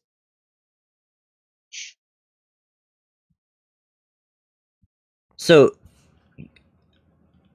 are we still in our conversation, or has it moved on? Because I was fascinated by this drone idea. Yeah, it's actually an idea that would get rid of all this interpretation of when the Earth appears to me to match ideal geometry of what a globe would be in this observation, and I draw it on a piece of paper, then I've proven the globe, or vice versa. If I retroengineer that same example to a flat Earth, right? This would actually be applying something that's more like a ruler to the Earth rather than just, I don't really know what's going on. I just know that something's either above or below or further or closer.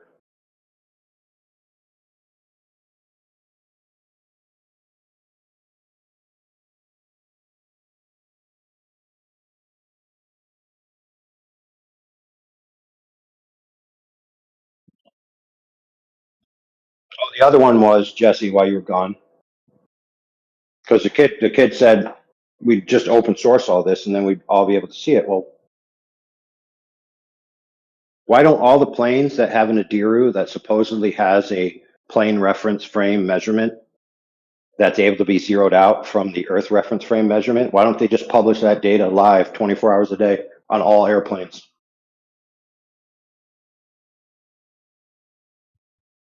I'm not sure I'm following.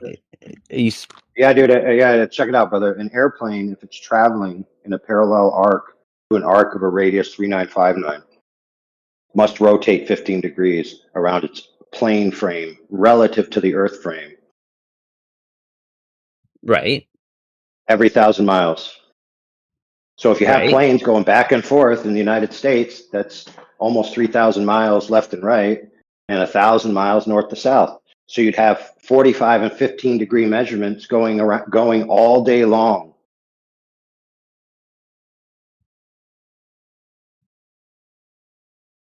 How are they? So they would be using laser ring gyros or fiber optic laser ring gyros, right? Mechanical. It depends. There's redundant I'm systems. eager for this AI. It doesn't matter. The point of the story is that the manufacturers claim and Globers believe that these devices are capable of measuring 15 degrees per hour rotation. So they're certainly capable of measuring 15 degrees over 1,000-mile trip, which is 2 hours. So it's well within the tolerance of these machines that Globers believe in, and rest their religious rhetoric, thanks Bob, hat on. So why isn't that data just freely open? Why is it behind a black box fusion algorithm? And it's like essentially national security.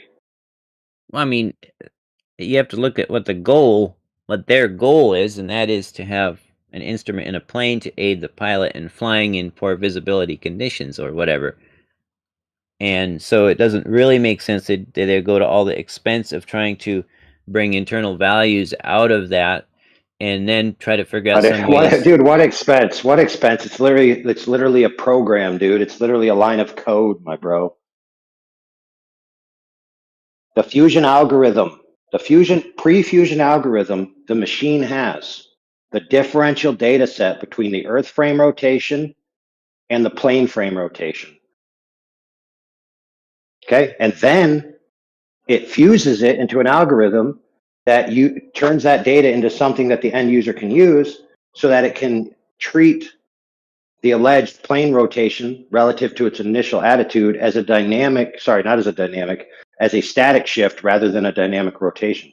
So in the very claims within these devices, it says that this data exists within the device, and it then goes through a process after the data exists, and then it's flashed out. All they have to do is just put a piece of flash memory in there to record it all and then publish it every day. That's proprietary information, man. There you go. It's super secret. Yeah, or even better. Real quick, and then I'll let homie go. So apparently, whether the plane is actually rotating 15 degrees per 1,000 miles is top secret. Go ahead, bro. No, gonna say it's probably even easier than that, right? If the data is being recorded onto a device, right, like an SSD or some shit like that, or even being transmitted over wireless communications or something, however they gather it, right, after the fusion algorithm performs its thing, right? I can't conceive of there being any necessity to impart an extra piece of hardware to actually perform this. So AI, what you're saying is pretty accurate, whereby it's more or less an extra line of code, like literally, right? You just write to disk this, these coordinates, XYZ, whatever angle, XYZ, what have you, to disk, or you send it over the wire or wireless. Like, Jesse, it's not that expensive, except maybe a few hours for the guys to go in there, add the line of code, debug it, make sure it's, it doesn't crash anything. And there you go. Now, it might be an expense to accommodate that. Like, there may be systems involved that retrieve that data after it's being transmitted, or systems involved to retrieve the data from disk, right? Sure. But it's a few lines of code, man. But there's another answer too. So if it's the case that the fusion algorithm and the redundant checks don't need the pre-fusion algorithm data because it's constantly being fed into a new instance. So like second one, it has it, it does it. Second two, it gets another reading. So if it's actually the case that it can dump that and then just treat the plane as if it's undergoing a static reference shift rather than a dynamic rotation, what if the value of the dynamic rotation is actually just zero? So it actually requires no memory because the value is nothing, because it's not there, because the plane isn't actually rotating. Wow, that'd be interesting. I get that. I mean, to record a 0, you still need 8 bits, right? No, 1 bit can So, record as 0. no, but usually integers, 32-bit integers, 64-bit integers, however the data structure is, right? To record an instance of that in memory, they're usually uniform data structures. So to record a 0 in 32-bit, you need 8 bytes, 32 4. bits. Excuse me, 4 bytes.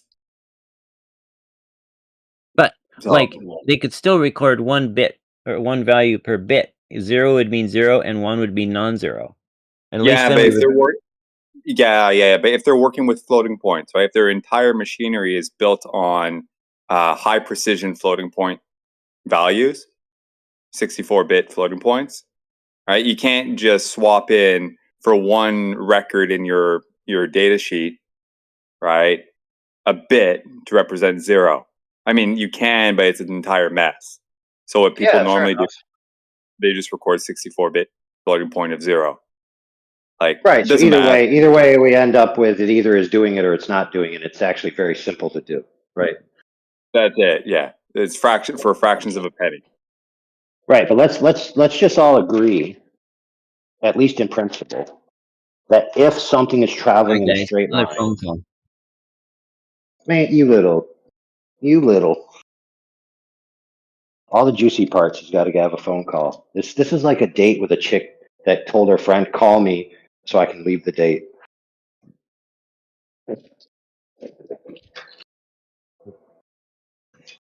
I think you should continue the conversation and just make them go back and listen to the live stream. Well, the point is that if a plane takes off, reaches cruising altitude, and flies parallel to the Earth, it's either going to be parallel with these two viewpoints to a straight line, roughly, which is basically the level line of the orientation of the Earth because the plane's flying level. And then in the globe view, the plane is flying in a concentric circle parallel to a 3959 radius circle below it, right? So you have to agree, I think, unless you got problems in your mind or you haven't thought it through yet, and so you need a little help thinking it through, that if a plane takes off and flies straight and level, that it's not rotating around its own reference. But if a plane takes off and is flying in an arced path and maintaining level where level is constantly reorientated itself because down is a radial direction, then that plane is necessarily rotating 15 degrees per 1,000 miles. And it cannot be otherwise. Right? We all agree? Yeah, man. Sure. Right. So if there is a device that can measure that rotation, right, then the Globers, it would behoove the Globers to present that data, wouldn't it?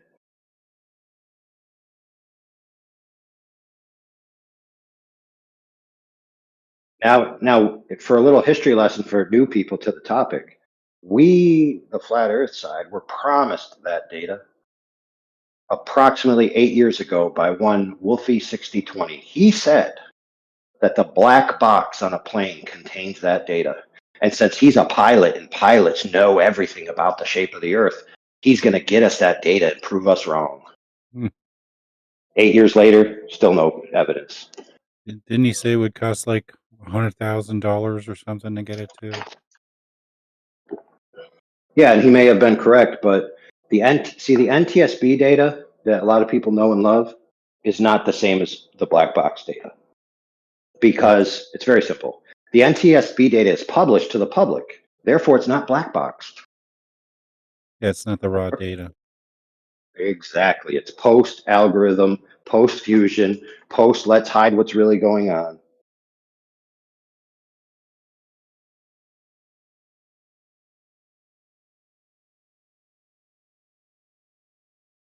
Did he cut out or did I And cut to be fair, maybe nothing's going on, right? Maybe the algorithm is just a whole bunch of nonsense. Hey, just so you know, AI, I've been a fan of this idea ever since you brought it up. I think it's a great idea. Well, whether it's a great idea or not functionally, there's another part of it that is pretty good, and that is that I've gotten a few Globers who are very staunch to agree that because this must be the physical case that the plane reorients itself in space in a dynamic rotation around its own frame, and it can't be anything else in order for the plane to travel in the manner they think it does around a globe. That if it's demonstrated that the plane is not rotating in this manner through a direct measurement of its rotation, they would be forced to concede that the plane is traveling in a straight line and therefore it's traveling over straight flat Earth, and they would accept that the Earth is flat based on that piece of evidence because it's a piece of evidence that can't be otherwise, right? There's like no wiggle room.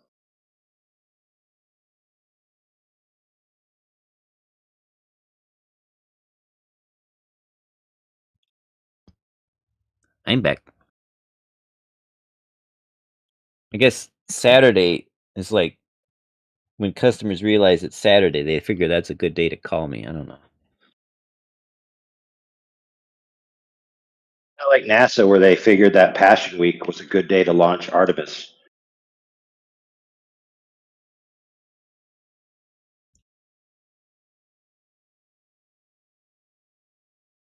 Hey, Jesse, do you know who Orion is?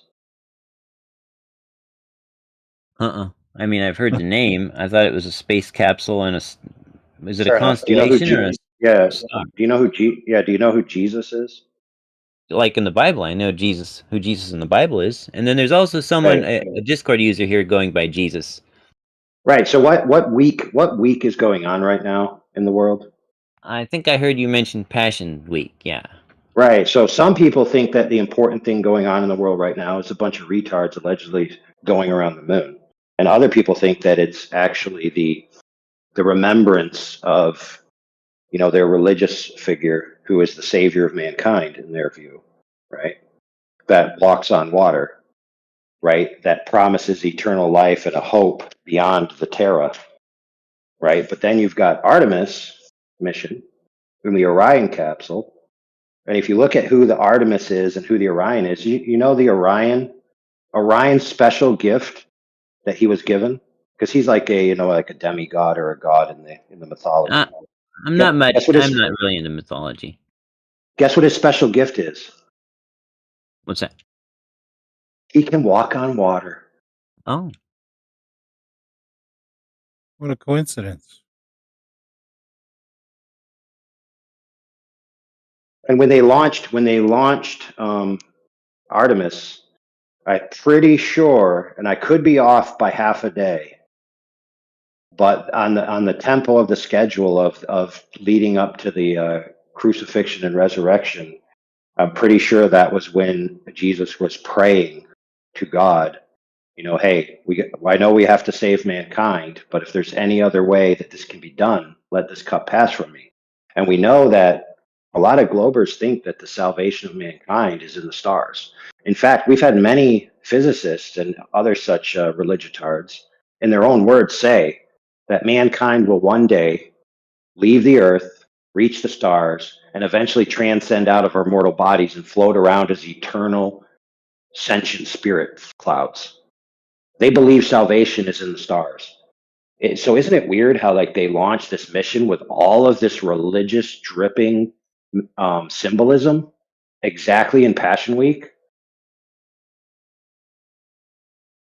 Yeah, yeah.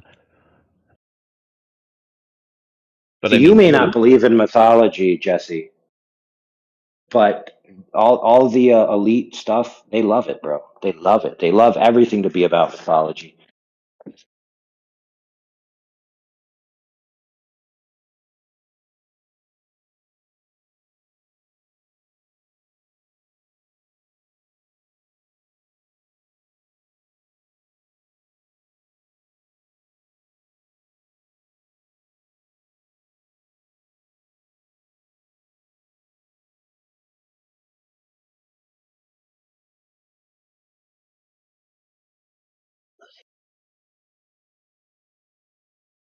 So after this mission's complete and all the official timetables are written down, I'm going to go back through and look at all the symbolism cross references.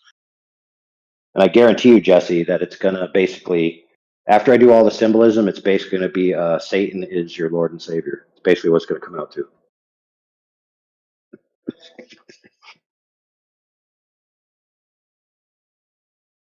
mine personally or like NASA's employees? No, I'm just saying that's going to be what the symbolism says when you put all the symbolism together. Oh, well, I don't have anything to do with NASA anyway. It's kind of like there's another symbolism, Jesse, which is my favorite symbolism about the sky and the cosmos and mythology, and that is Achilles and Sagittarius. Do you know that one, Jesse? No, I do not.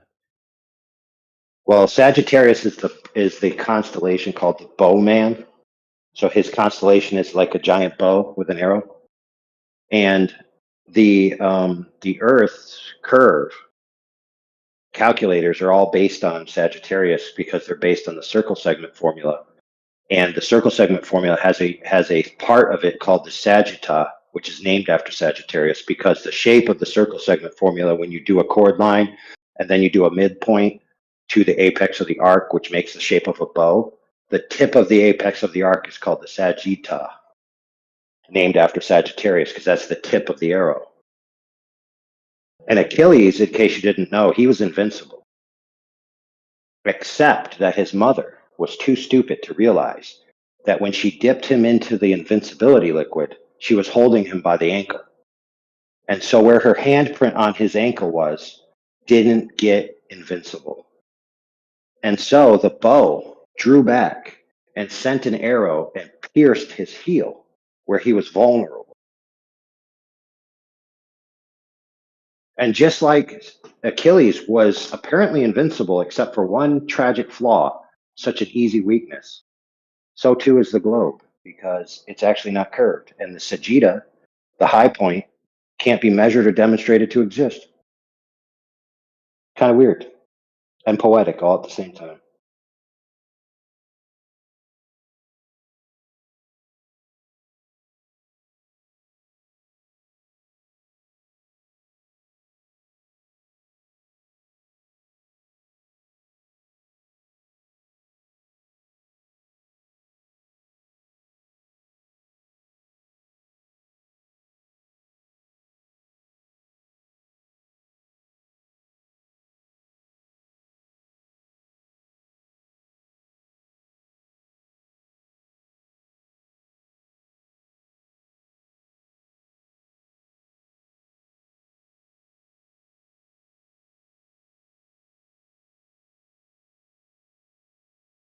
See, Jesse, you can't even do Earth curve calculator math without being steeped in the mythology, bro. Everything named after Greek gods or whatever the heck it is, or star constellations, mumbo jumbo.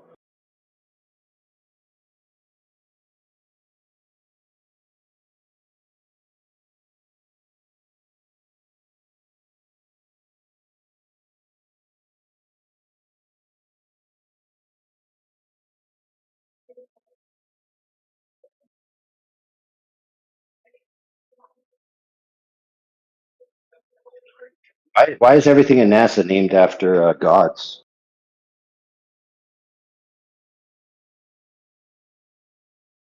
Isn't that That's how weird, Jesse? that's how cults work. At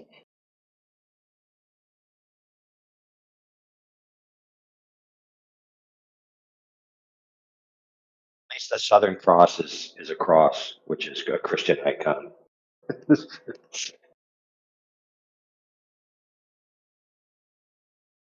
They'll be like, Well, it's not the cross of Jesus. Yeah, the it's crux. not. Yeah, exactly. Yeah, They'll but be like, it's not the cross of Jesus. It's the cross of Zeus. Well, the crux has been a symbol used for millennia before even him. well, the sun dies on the crux, and in 3 days rises again.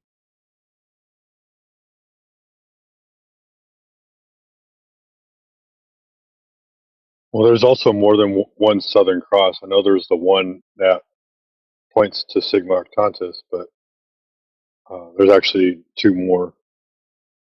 Any of them upside down? No, one's distorted, and the other one is the false Southern Cross because it looks like the Southern Cross, but it's not in the right location.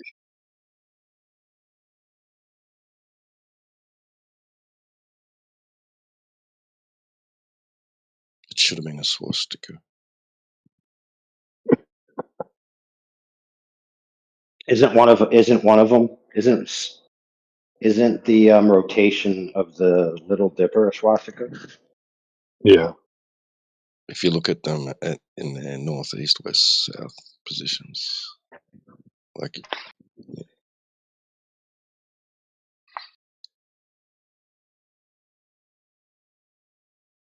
yeah, if you portray their positions, those directions simultaneously, looks like one.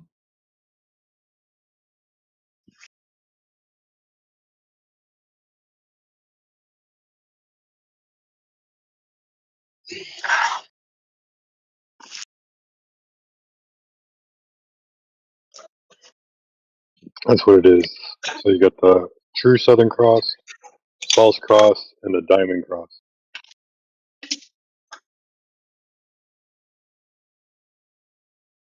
So I think Jesse was supposed to be proving how if he looks out into the world and sometimes the Earth looks like maybe it could match the globe he believes in, and sometimes it doesn't, that somehow means the Earth's a globe. I think that's what his task was supposed to be.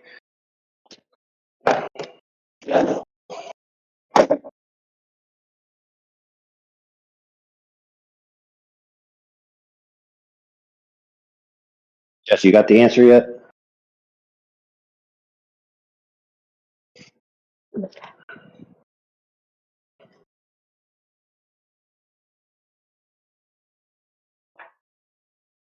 All right, I'll take that as he's now a flat earther.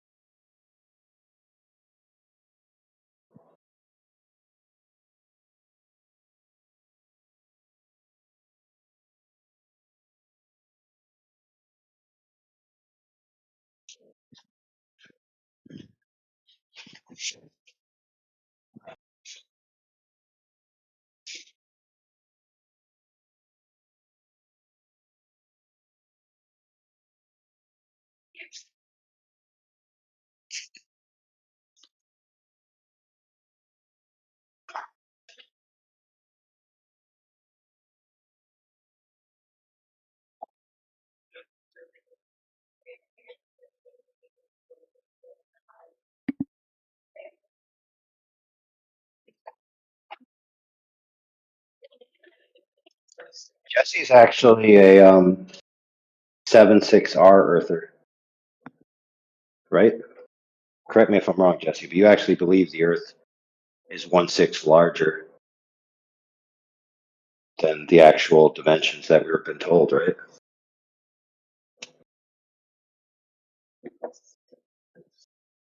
Because the only accurate observations, according to Jesse, from what I gather, you have to inflate the radius of the globe to be larger. So that means that the only way to prove the Earth is a globe is for it to be bigger than the alleged 3959 radius. Yeah. Looks like he dipped out. Well, I would too, wouldn't you?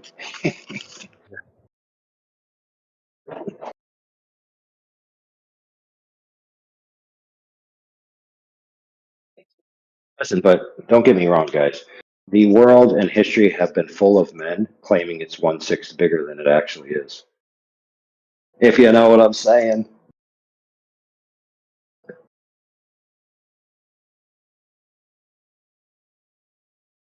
You talking about like Napoleon complex or something? Yep.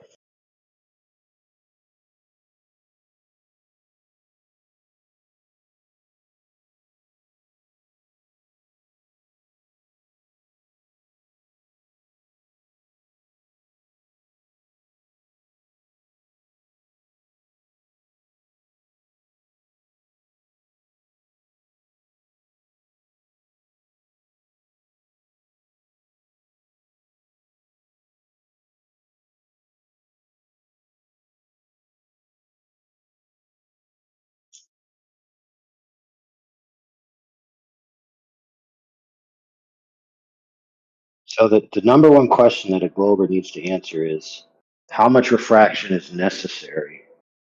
Or sorry, how much refraction is present in this observation? And there can only be one answer, the exact amount needed.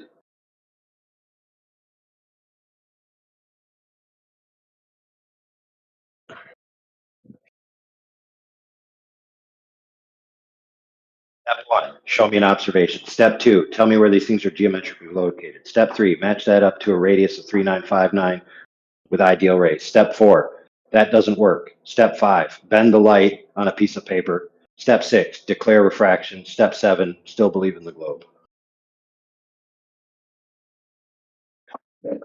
Has it ever been otherwise in the history that we've all been hanging out with these globers?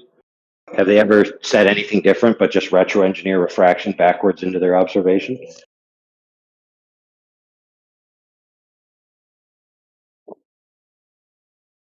If anybody can remember any, now's the time to bring it up to, be fair, I guess.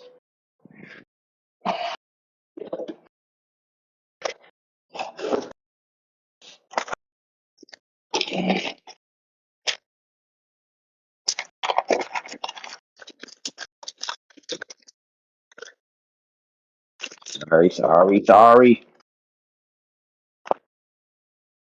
All right, everybody close their ears.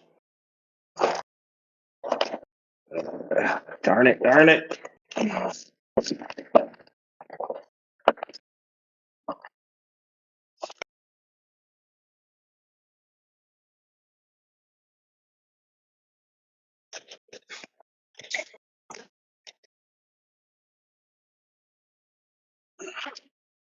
Perfect.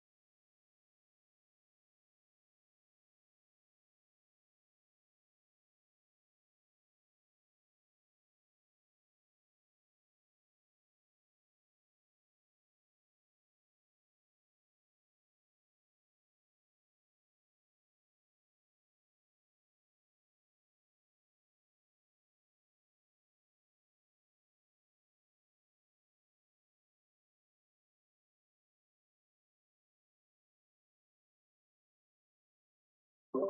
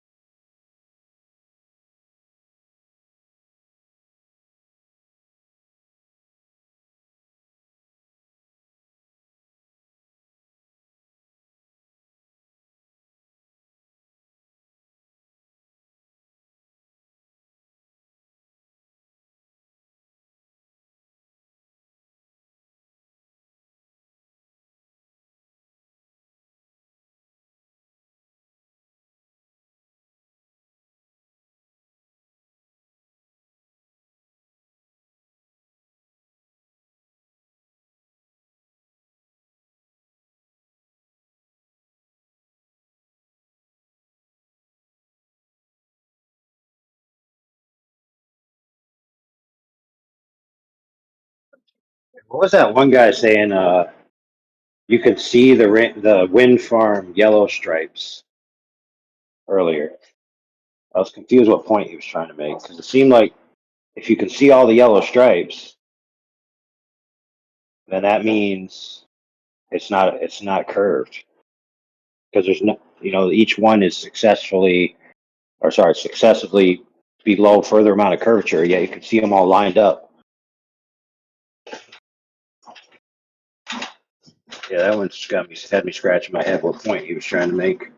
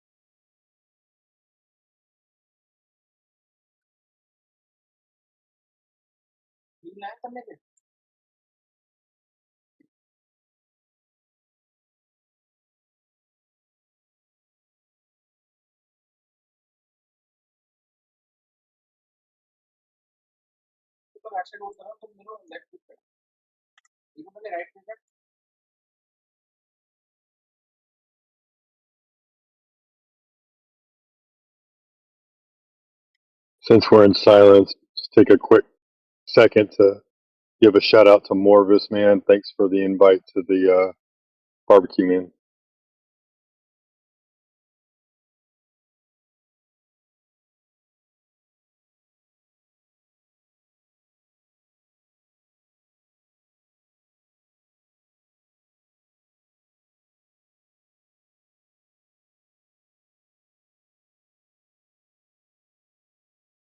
Sure thing, man. Glad you hit me up.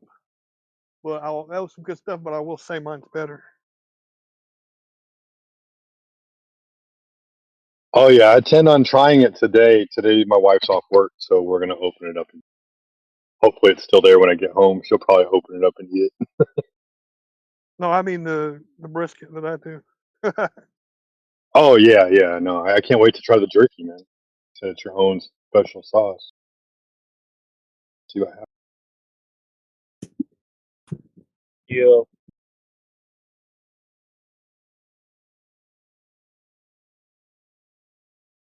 Yo.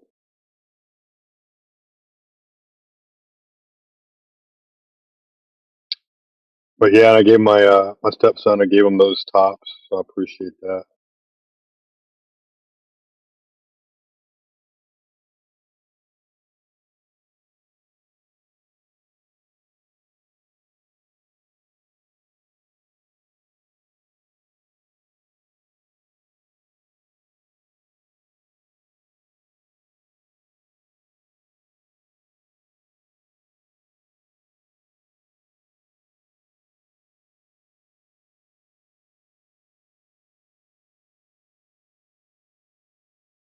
So I was at the Walmart by my house earlier, and they got a Spectrum booth or Spectrum guys hang out, and one was trying to get me to stop and talk to them.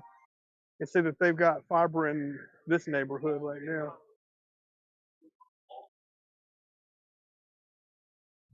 Don't let them lie to you, man.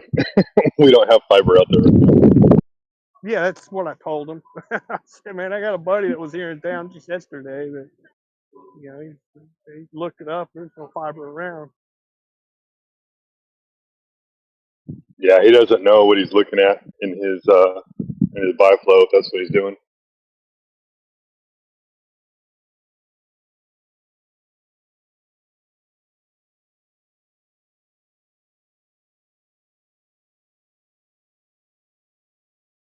Nah, bro, he ain't lying.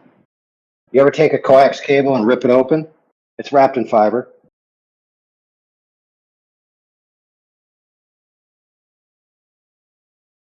So when he said there's fiber going to your house and I'm going to charge you this much, he gladly would have took your money. Right. No, we don't have access to the node out there where Morvis is at.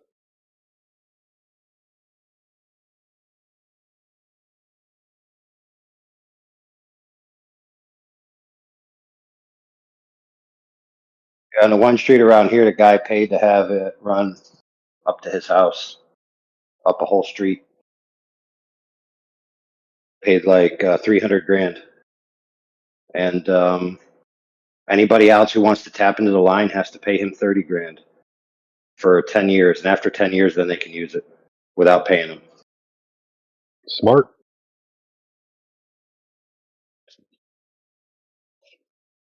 Yeah, but the problem is most of the people are waiting the 10 years, but that guy's so rich he didn't care. He's like, whatever, I just want internet at my house. Right. And I mean, he's offering them an option to tap in for at a discounted rate. So, like, good business on him. Yeah. He did all the legwork.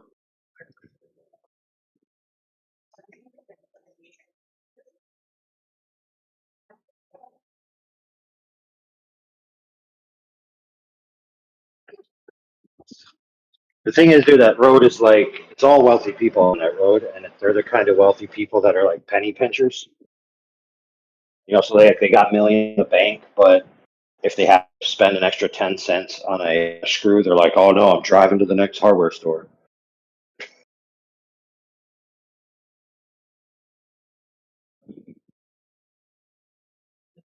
Yeah, I mean, it's a game to them at that point.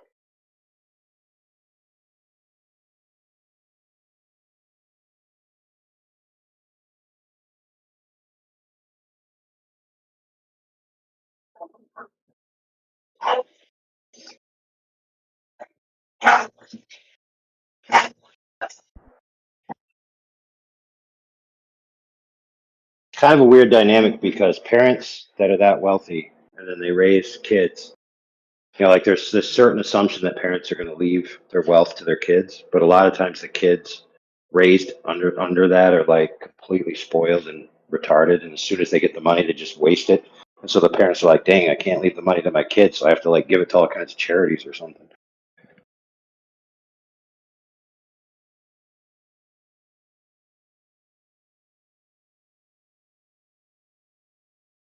No, it's true. They wind up being helpless.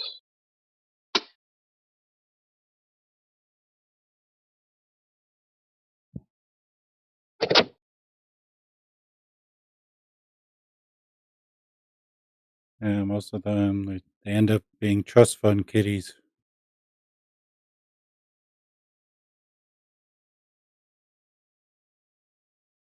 I mean, if you got a retarded kid that's going to spend all the money, the best thing you can do is set up a trust fund where they get just so much a month out of it.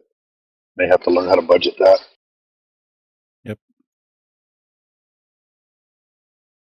Give them so much a month or whatever, and let them earn any more that if they want it.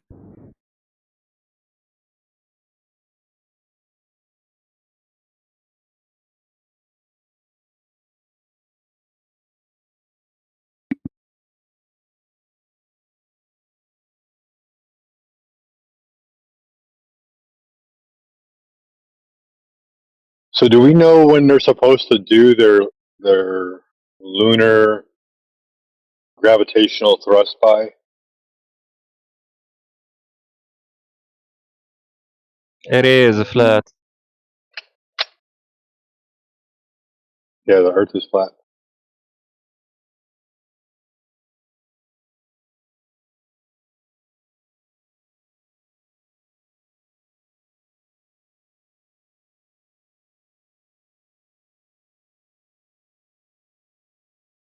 Is there a debate going on? It's not really a debate anymore, but if you have evidence, you can present it. Well, my evidence is my feeling. I'm not sure I can translate that, man.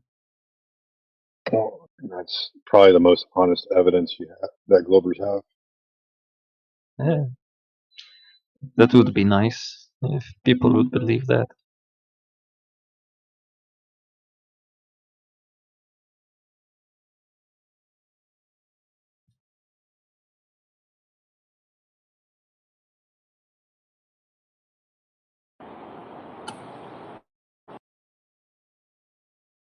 Yeah, do you Hey, think the let's Earth's go a ball? through some. Oh, go ahead, bro. Oh no, you're good. I was just gonna see if this guy could help me out with some globe proof because I came in here the other day trying to, give my evidence, boats over the horizon, and they were talking about water being measured flat, and he's gone. Okay, another way.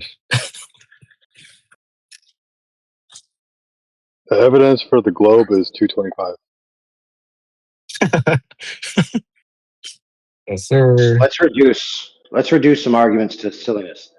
So I'll go first so you understand what I mean. Okay. Listen, how can the Earth be flat if the horizon is always in different spots?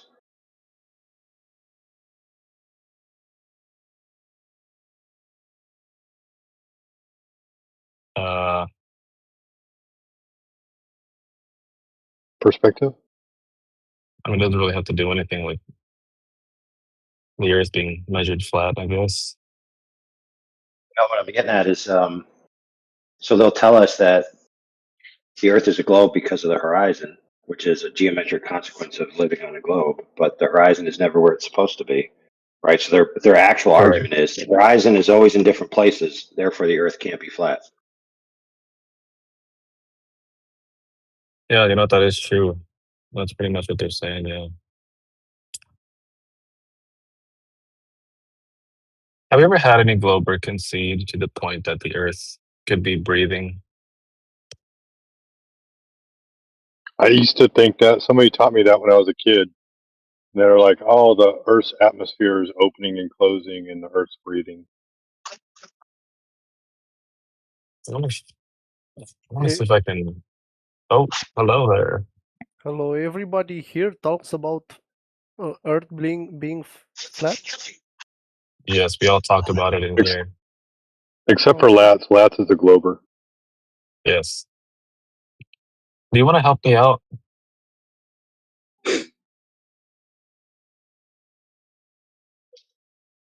What was the guy that was talking?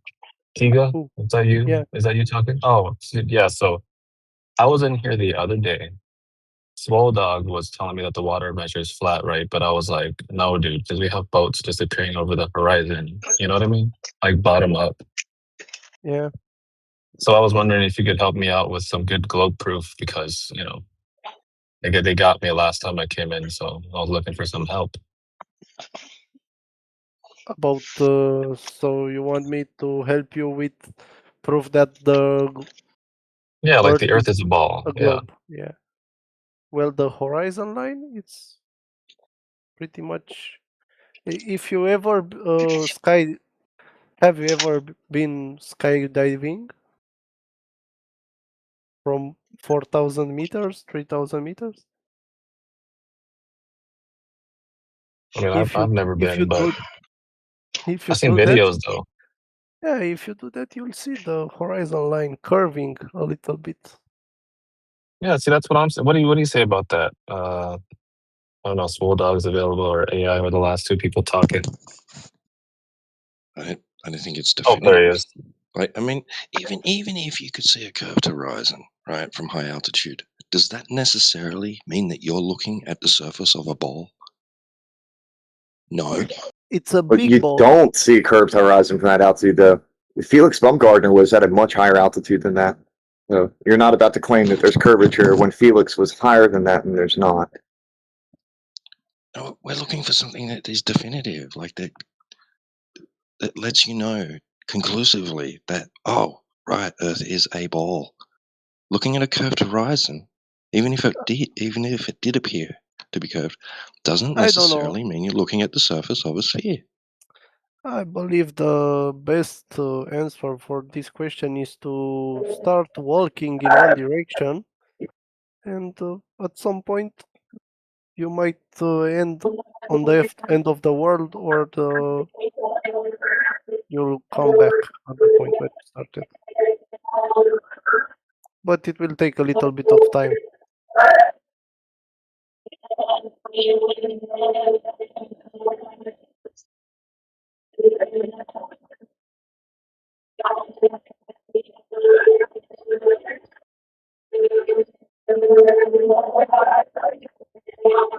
Oh, damn, the guy left already. Yo, AI, there's some feedback coming from your mic, brother.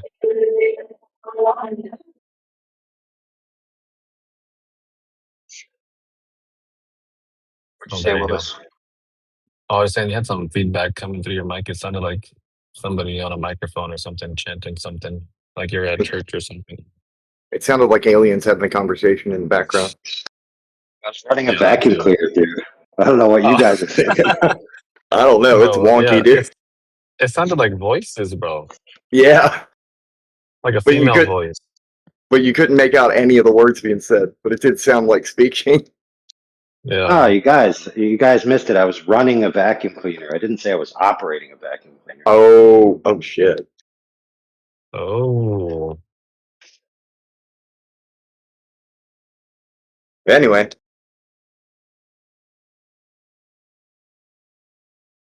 welcome.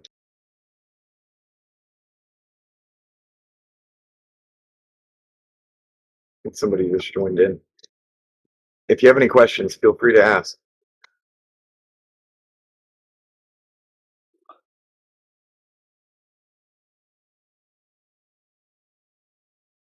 Hi guys, Hi. How's it going, man? I'm Me and just asking how to learn English an easy way.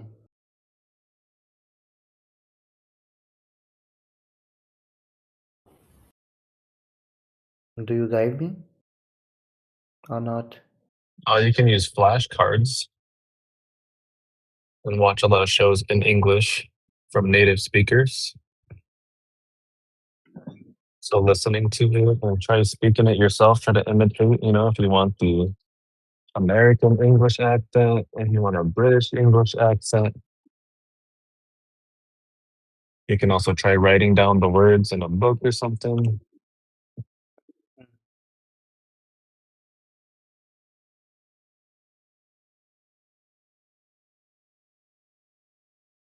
Or not. All right.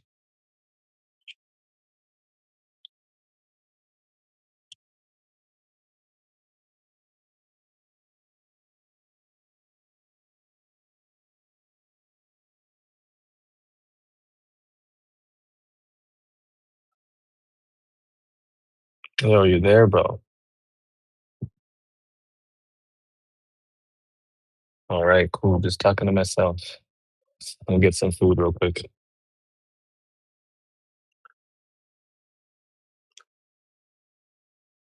Hello, everybody. Today, we making you think. Today, life is gone bitter.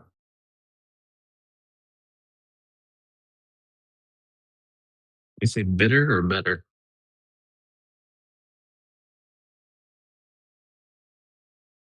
Oh, he's gone too. All right, cool. Like it or not, you're already a flat earther.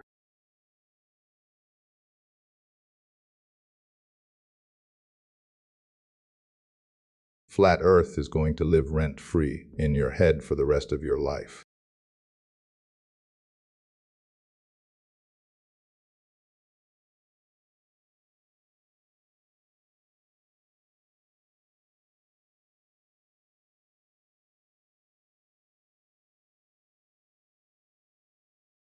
So what happened to the skydiver?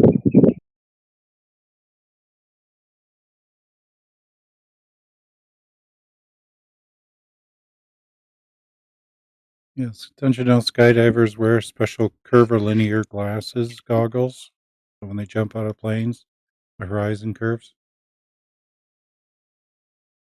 Oh, I already knew that. The problem is there's no z-axis curvature. That's what we're looking for.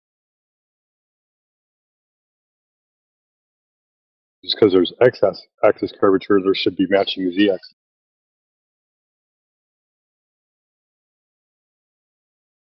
And where's the y-axis curvature?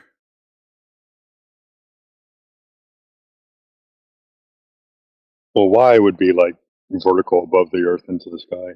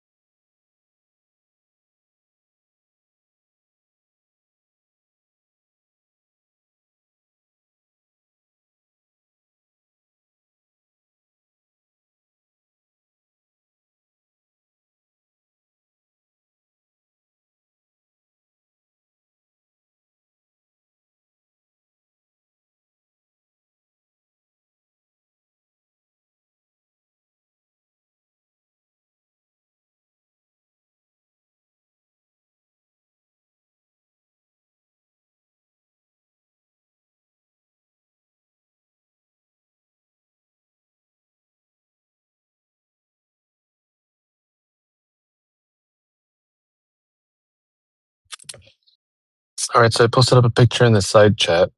I haven't had a chance to ask any Globers yet, but I want to ask them, what is that line that we see on the left side?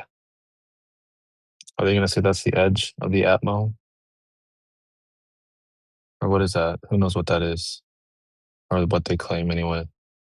Yeah, that's the edge of the Atmo. Okay, I need to find a Glober. Damn, not in here.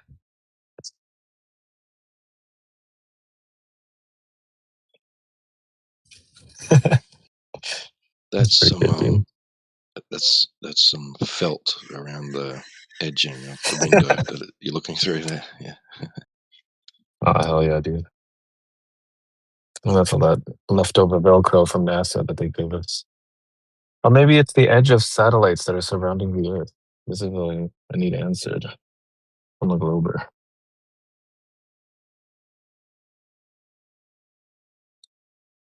Did anybody see any satellites on the way up, by the way? Oh, sorry, go ahead. I was just saying, seriously, ever since I saw Rob Skiba do that, now when I see an image like that, I can't unsee it. It's like it's just a darkened room. You're looking through a window, and then the entire field of the window view is filled with Earth. That's what I see now. Yeah.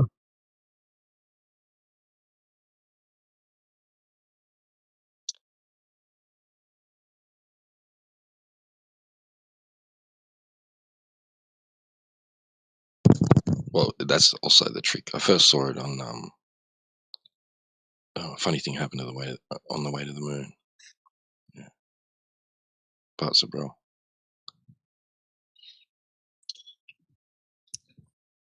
That's what I was trying to see. If anybody caught footage of any satellites in outer space on the way up.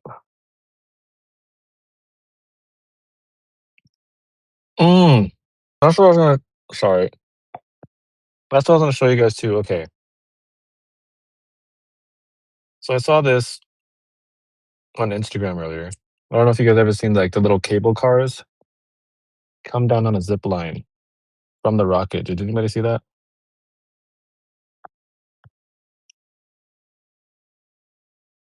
Well, anyway, if you guys go to this live, I'm gonna post it up in the side chat. And then you're gonna go to this timestamp. Where the hell is it? Oh shoot, sorry. Bear with me, sorry. Oh, there I we go. saw it.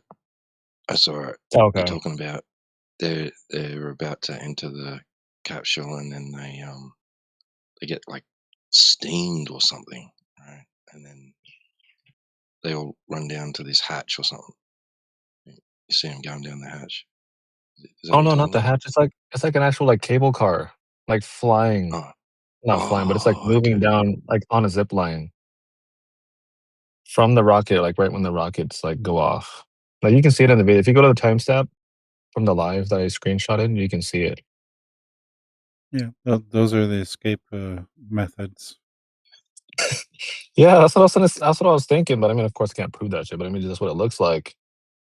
But if anybody wants to take a look at it that hasn't seen it yet, you can go to the live. I posted up in video, the timestamp and everything, and I circled where you should look during the launch. And then because I saw it and I wasn't actually sure if it was like something that somebody else made up or whatever, so I wanted to verify for myself. And yeah, sure enough, it was on the live.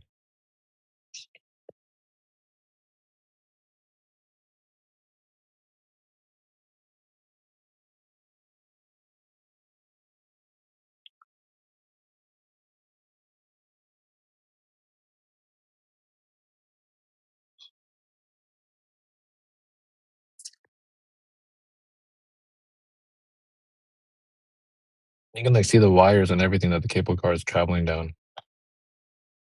I first thought it was like the little arms that hold up the rocket. It's like a whole ass cable car sliding down there.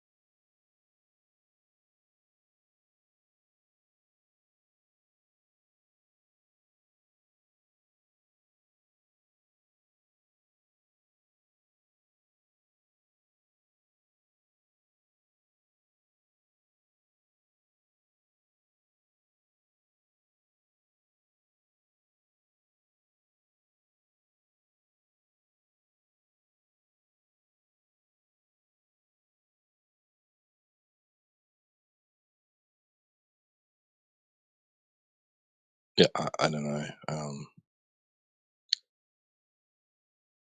Well, it doesn't look very good. I mean, maybe it's just because I'm like, it's just tiny on my screen, but can you really see any like cable car details? Well, you can see the wire. If anybody's watching on a computer, or watching, if anybody is on the computer, I don't know if they are or not, but if you guys can Hi. like zoom in. Hello there.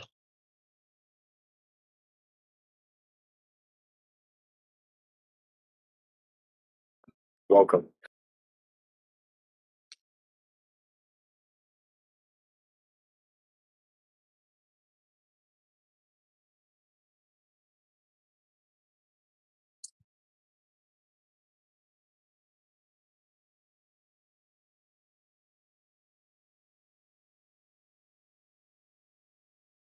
I'll see if I can get that for you.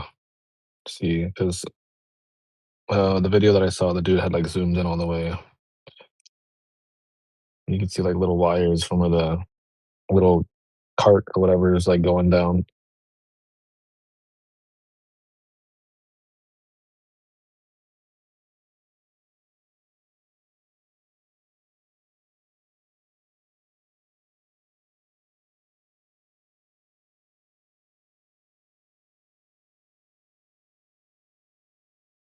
Yeah, if anybody wants to check it out, I posted up the video link. Underneath that, I posted up the timestamp and where to look at 9 minutes after the hour. I thought this channel for practicing um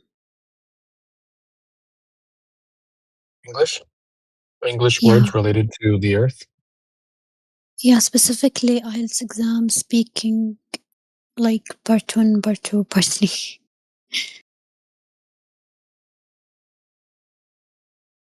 Well, if you want to practice in here, can. Like, do you think the earth is a ball?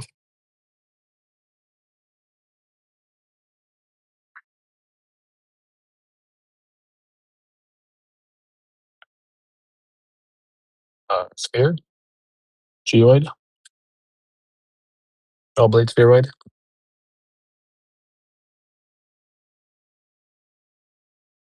It's a toroid, you know that.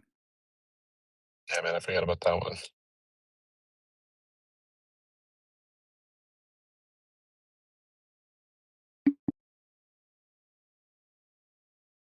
Or egg. I heard egg recently too. You think the earth is an egg? Or maybe you don't know what earth is. Ground underneath your feet.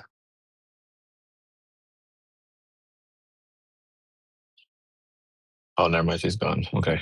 Whew.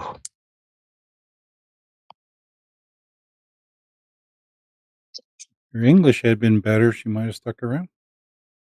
That's what I'm saying. She could have practiced with me. Helps my critical thinking skills too to try to figure out words that she can understand.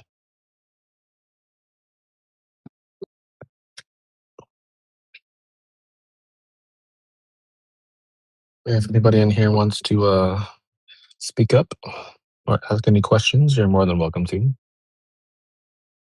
We talk about how flat the earth is. Like flatter than a sheet of paper levels of flat.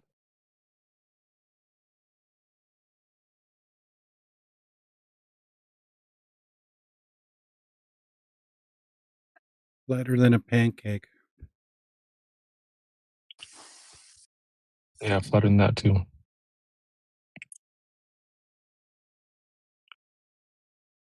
Yo, Zygo, thank you for responding. If you want to check it out on a computer when you get a chance, see if you can make out any details of the whatever the thing is that's going down the cables.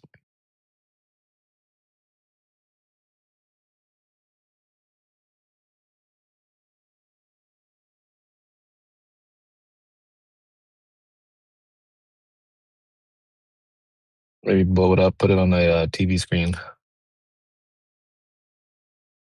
You might be able to see people inside.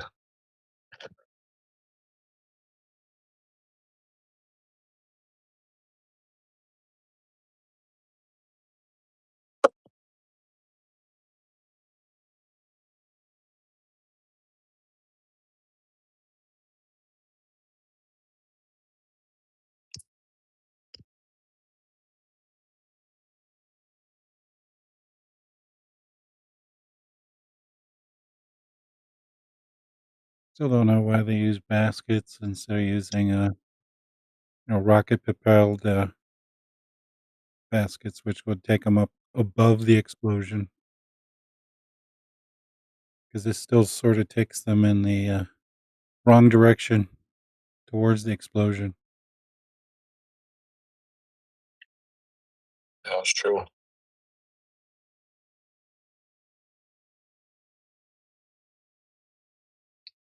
Maybe somebody was already occupying the rubber room.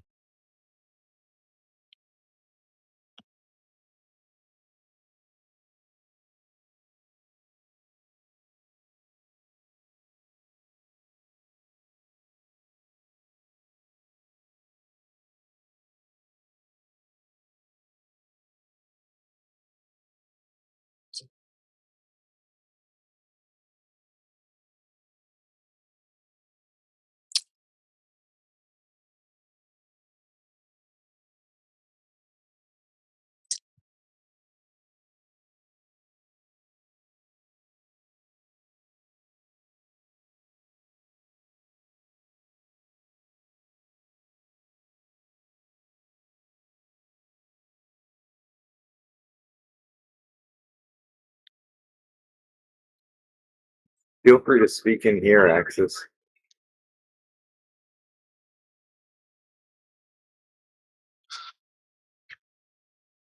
You don't have to linger over there in the side chat.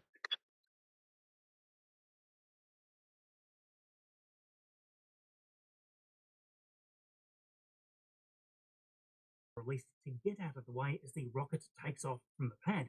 They're doing this to protect them from all that fiery violence from NASA's most powerful rocket blasting away as it clears the tower.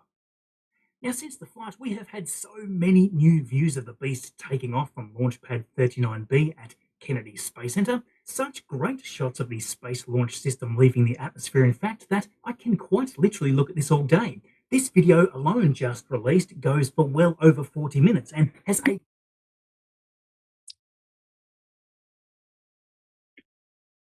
Were you meaning for us to hear that? Hmm? I was saying, were you meaning for us to hear that?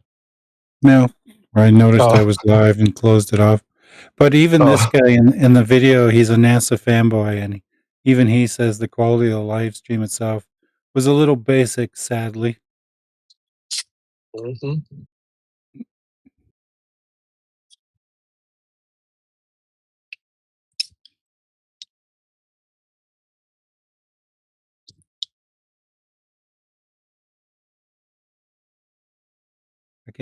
I can't imagine the day when these guys finally realize that the space program's been faked.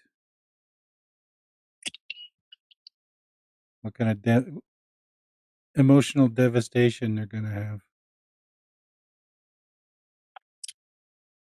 You know, these Globers, they have explanations for everything.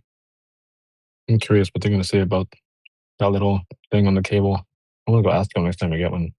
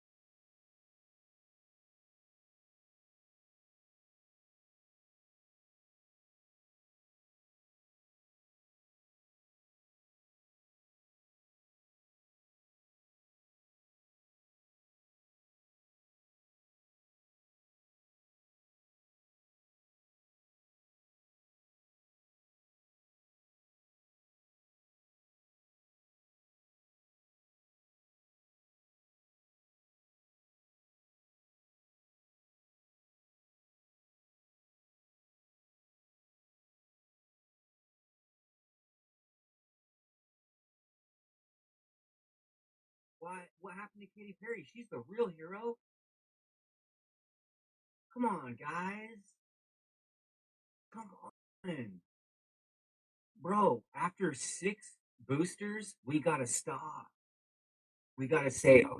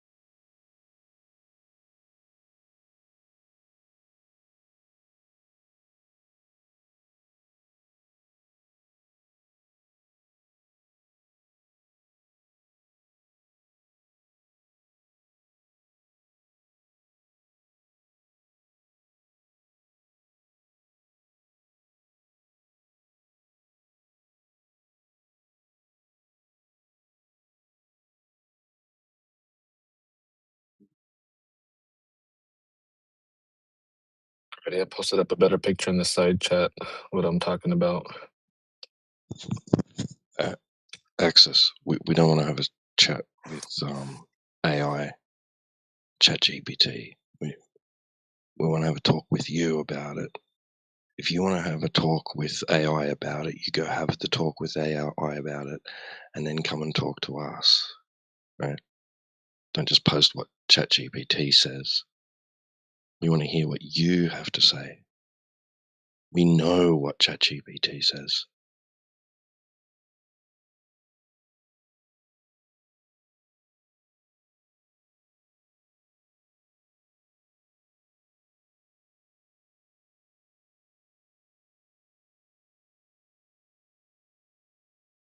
No, going to Google and then finding the first thing and reading it and thinking it's true without further investigation is not research. Okay? That's not research. Could you express back to us what your sources say and why they say what they say? The reasons they give for the Earth being a globe? The reasons they give for it not being flat? Can you express them in your own words?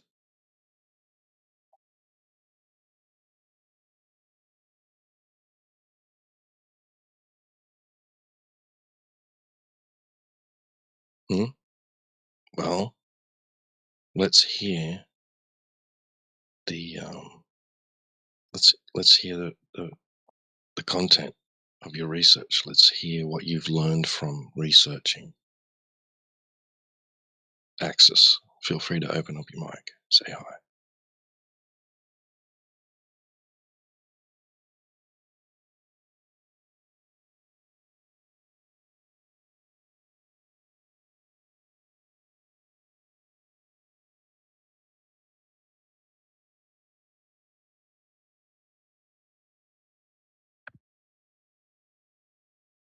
This wouldn't be an alt account, would it?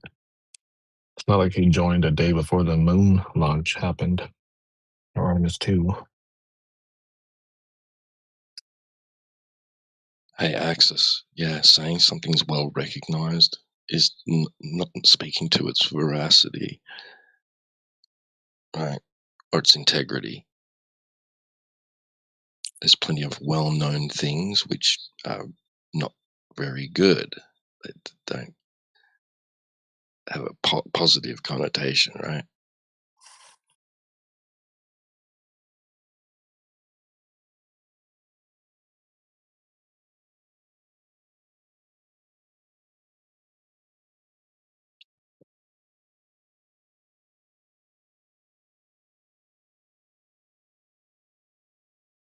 And who here said anything about that anyway?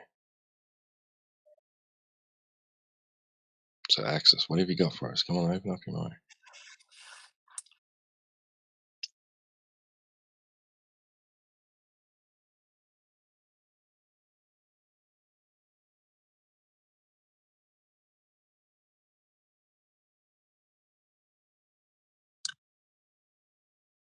I hope he responds to me. I haven't got a good clip in a while. Please. Please say yes. Please. Oh, perfect. Thank goodness.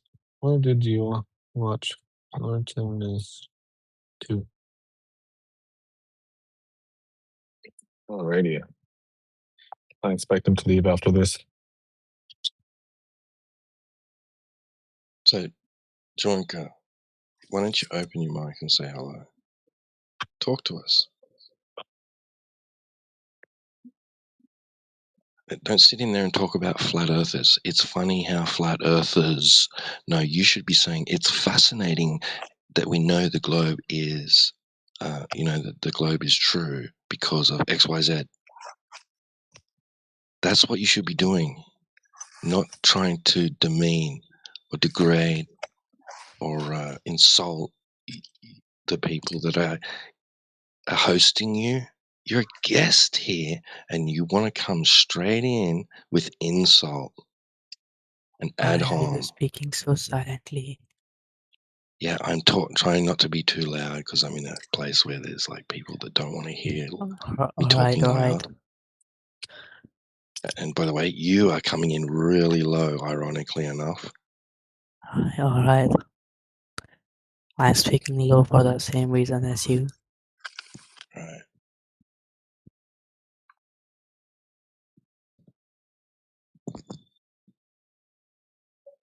So yeah, Juanka, the cost. Here's the cost of being able to insult us in the side chat. Right, is opening your microphone and saying hello. If you're not going to do that, we'll take away your privileges from being able to type in the side chat.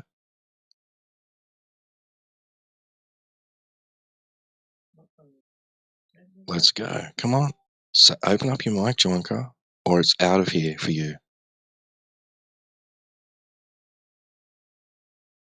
Look when he joined. He joined today. It's another alt. Come on, bro. Don't be scared. It's just your boy Lats. You wouldn't be scared of me, would you?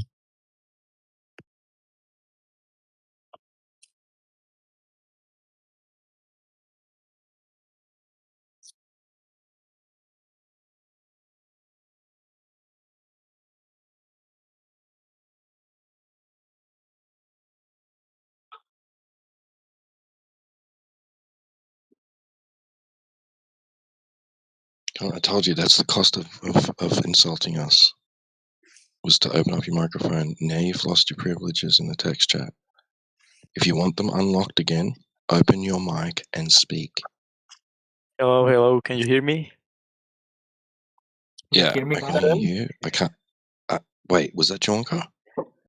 Yeah. That's Axis. Yeah, I'm Axis. Hello, Axis. Welcome in. Thank you for opening your microphone. Joanka, I want to hear from you too. I want to hear your voice. Can you hear me? Oh, there he is. What's up, dude? Thank you very much. I'll both unlock your well, actually, I can't unlock yours, Axis, because somebody else gave you that one. I'm going to unlock Juanka's. Thank you for opening your microphone and saying hello. Please do not hesitate to have a conversation with us in the VC, right? That would be much appreciated. We'd love to hear you and talk to you about this topic instead of sitting in a side chat as keyboard warriors going at each other. Okay, thank you.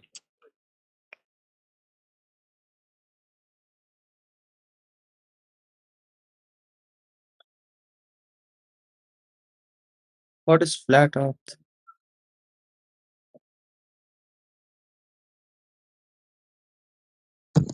That is an excellent question. Thank you for asking that question. What is flat Earth? What does flat Earth mean? What do we mean when we say flat Earth? Brilliant. Excellent. Couldn't have asked a better question. Does someone else want to take it? Do you think the Earth is flat? Yeah, it pretty much just means that there's no curvature measured on the surface of the Earth.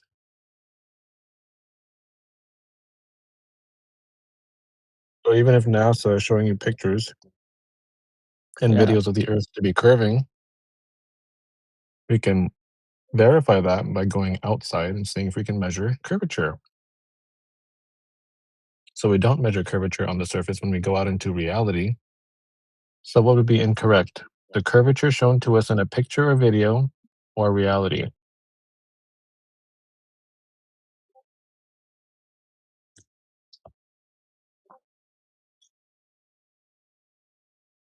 Take your time.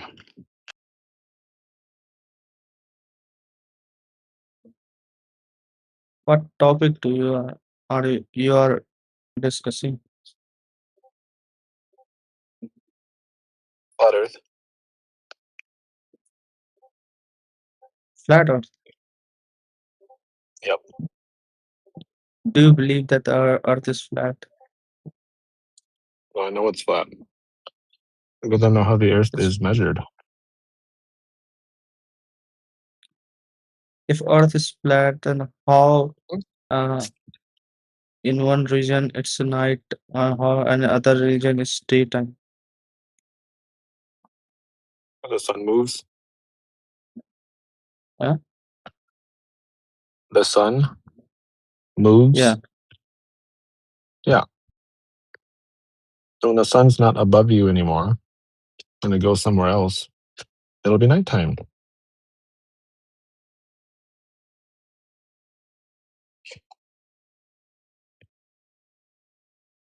Do you disagree with that?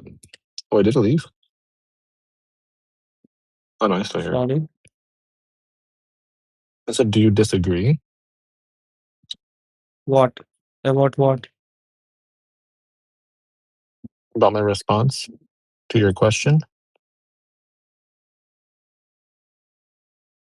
What did you say? I said, because the sun moves. Yeah.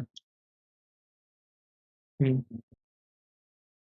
It's due to moon. Also, That's so what you not are the sun. saying.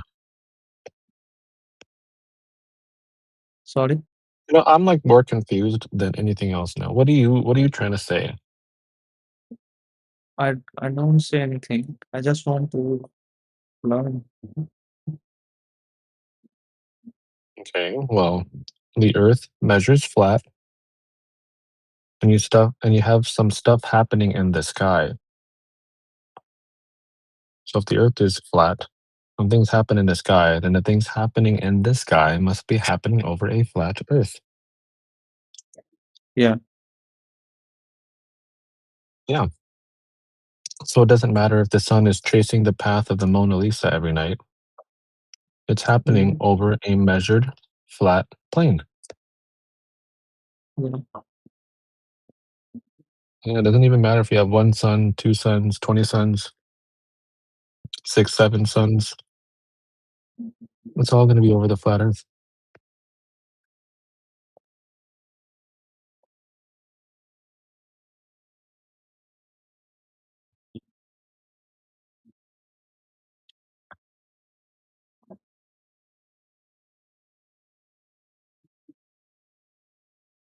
Did you understand, or you want me to repeat anything?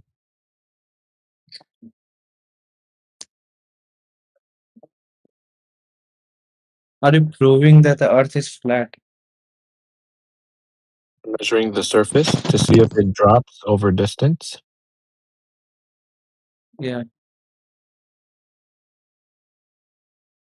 Yeah. That's pretty much what we do. There is no curvature detected on the surface of the Earth. There's no curvature. Correct. How much have you measured to make sure that it is true? Yeah, so I can restate this, right? Everywhere that humans have explored and measured, it has been done flat.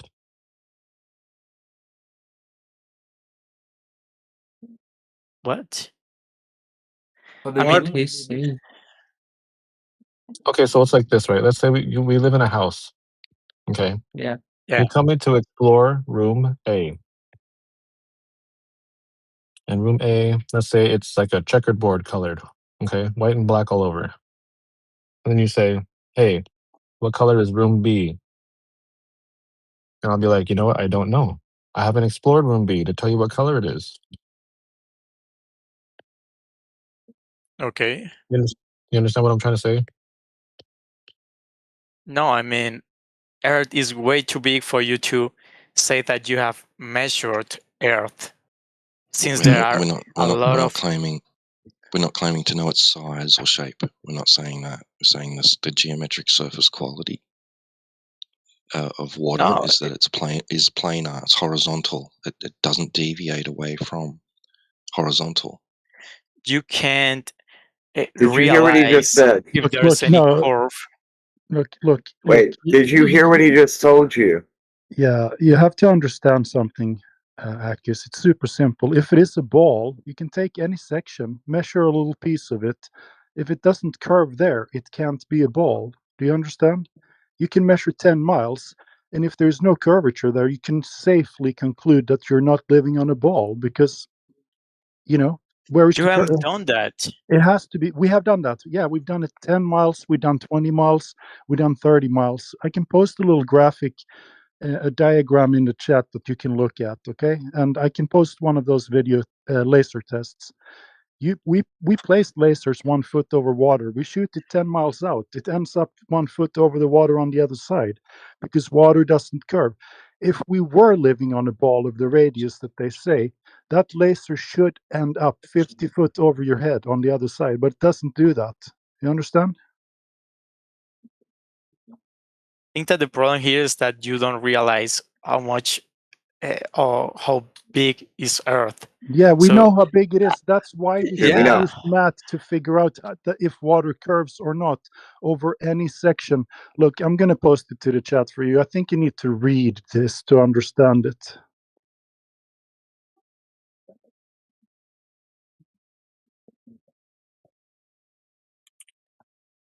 okay.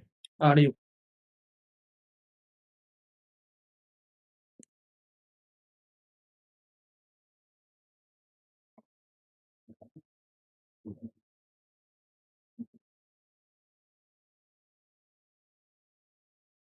All right, I'm just about to post it. Here we go.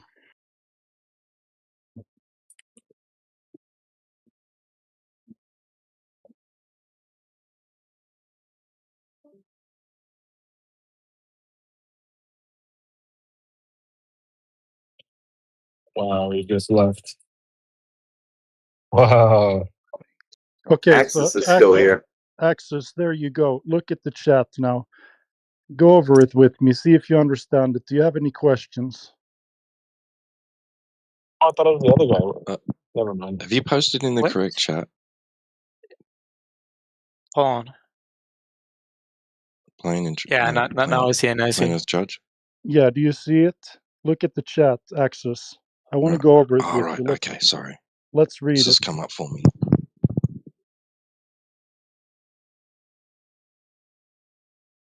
You still with me, man? What? Are you with I'm me? reading. Yeah, I'm reading. I'm Yeah, reading. you're reading it. Okay, good, good. Take your time.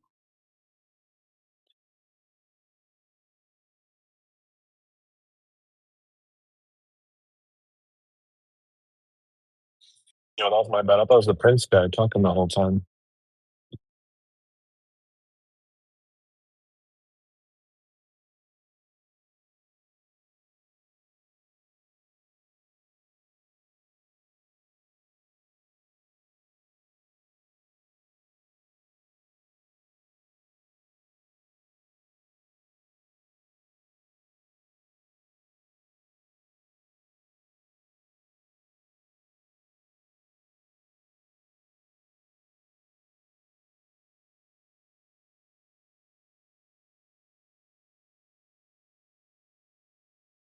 Let me post a laser test as well that you can watch when you have time.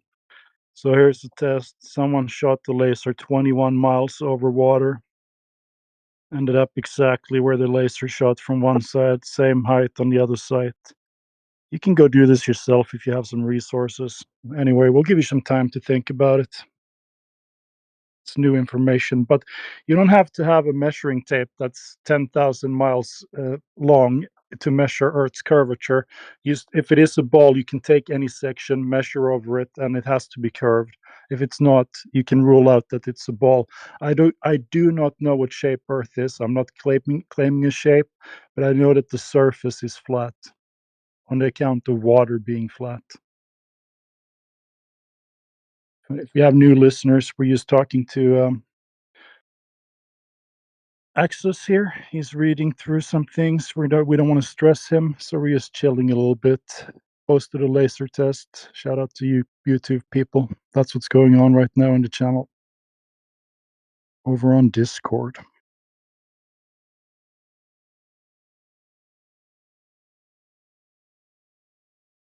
Where this research came from? Well, you can do this at any point. That's my whole point. I did mine in Sweden. This one, the example that I'm bringing up is from Salt Lake out in Utah. But you need to do this yourself. You should bring a friend to a 10-mile wide lake close to where you live. Give him a So this is mirror. like something that you made, like you made the experiment. Everybody has done this basically in here. Everybody has seen too far. You understand? If you're on a ball, if you're on a globe, and you're about 6 foot tall, you should only see about 3 miles out. That's where the horizon needs to start. But in your lifetime, you've seen islands, you've seen boats, you've seen people more than 5, 6, 10 miles away. We see way too far to be on a ball of the radius that they say it is. So yeah, I don't expect you to believe me. In fact, I don't want you to believe me. I want you to find a lake of the size that's good enough. Take a friend with you, see if you can see that mirror flash, and then come back and talk to us about it. Or buy yourself a drone, fly it over some lake, see if it gets wet. Or but shoot a laser, do whatever you need to do. You can figure this out easily. It's not complicated at all. Still, there's an academic organization that recognize this as true. Yeah. So you're gonna basically sign your brain away to somebody else, let somebody else do all the thinking for you. Okay. No, I'm listening to you, but I just want to know if there's academic something organization that that came an up. academic organization that says it is true. I'm just asking for Yeah, you can check with a source. go to a university, ask to speak to a physics professor and present the numbers in the test there. He's going to agree that yes, the curvature of Earth requires 66 foot of curvature over 10 miles. This is well established. They don't even argue about that point. They're going to bring up something else, but we don't have to talk about that right now. But you can do this. You can go fact check it. I don't want you to believe me, but these are the numbers. You have the diagram. You have all the information you need to go fact check it for yourself. Yeah. Okay, bro, but this information assumes like travels in a perfectly straight line over long distance on a weather, which is false. No, we don't Of even any assume that. deflections, bends. What? I don't assume it. I grant you refraction. You can have 20% if you like. That's way more over standard. Still going to have to deal with, instead of 66 foot of curvature, now you have to deal with 54 foot. You can't do it. I'll grant you your bendy laser. You can have it. It's fine. It doesn't help you. Why it doesn't help her? It doesn't help you because standard refraction is 7/6R. First of all, it's also using the Earth's radius, but let's just disregard that. That's about 16% further that you're able to see. You're claiming that you can see further because of refraction, right? 60%, that's like pretty good, right? 16. That's Oh, good. 16. Yeah, That is standard. But I can grant you 20. You can have 30% if you want to. I'll give it to you. Damn, that's really nice.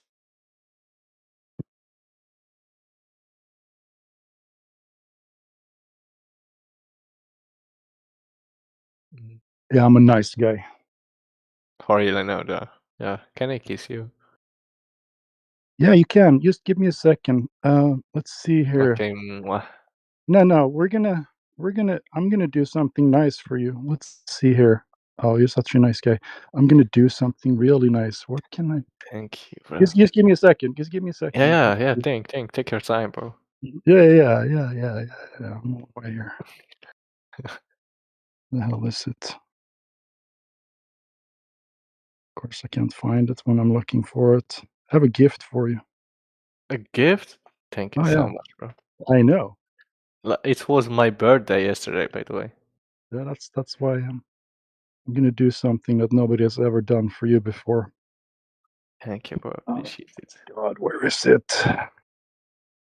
Hey, what did they do with the LGBTQ room? Did they just shut it down? Why can't I find it in the list here? But I think this guy will be happy. He's gonna be happy in. Yeah, they deleted it or something. They Yeah. deleted it. All right. Well, Yeah. you'll do just fine in feminism. Bye. All right. So he's in feminism now. He can stay there. Anyway, did they really remove the LGBTQ room? But I don't discriminate. Those feminists can have that guy.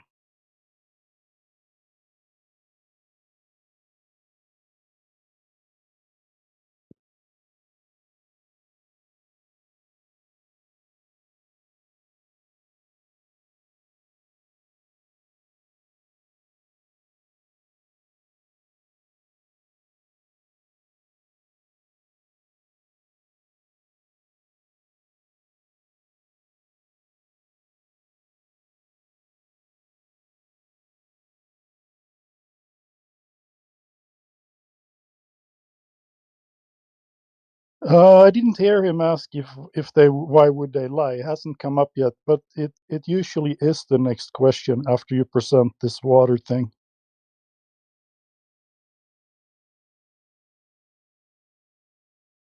I mean, he's processing now, and I don't want to stress people. People need time to think.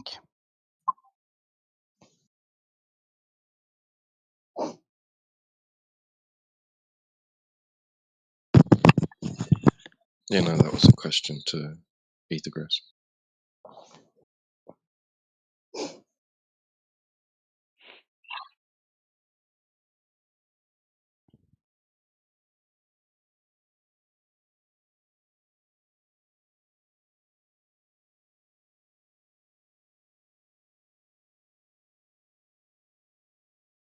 Yeah, I have to mute up when people come in here. They start talking and stuff. Sometimes I miss certain things that are said. My family is loud.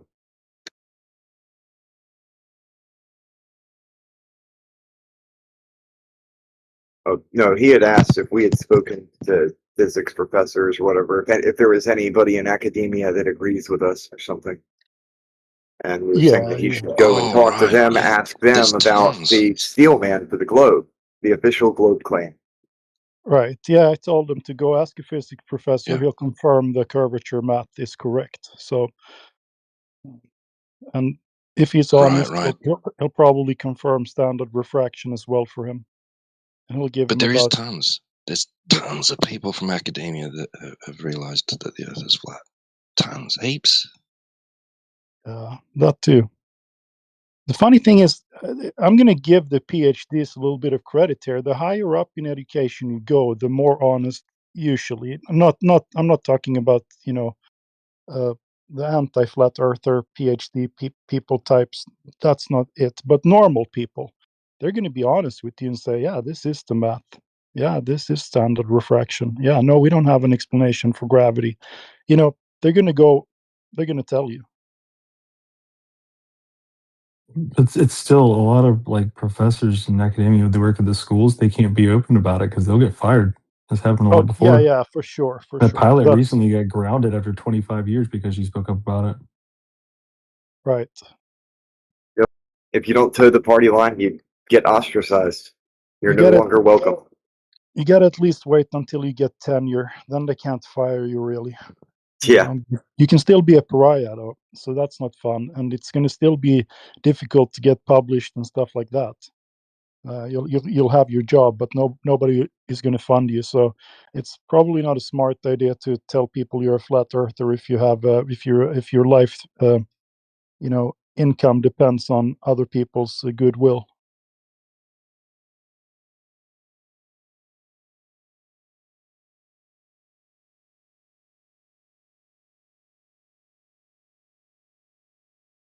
I know one PhD student. She's not here now. Sometimes she is, Taylor, and she is outspoken about her flat earthness, I think, even at her school. So that's refreshing.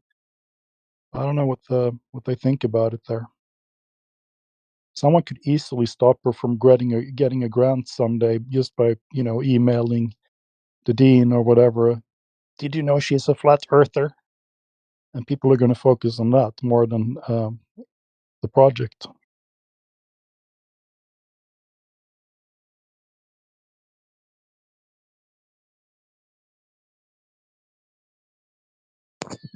Yeah, there's I've met people of all sorts over the last few years that have gone through the university, have gone through university level education, received certificates regarding their studies, and are now actively voicing their views on the shape of the Earth and the geometry of the Earth, and it not being a globe. So yeah, definitely heaps, a lot of people.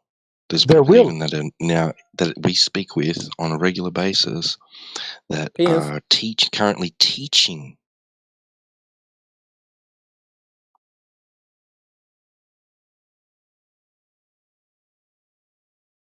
You cut out the very last couple of words there, but what someone is hot micing, I think.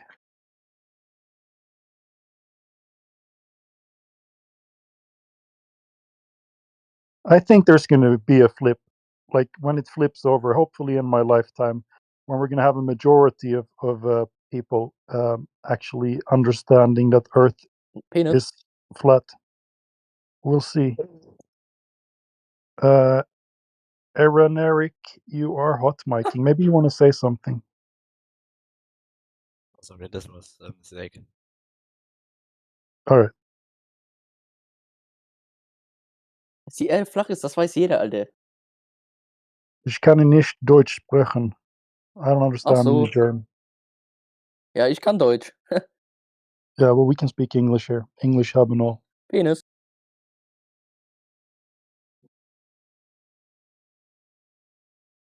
Alrighty.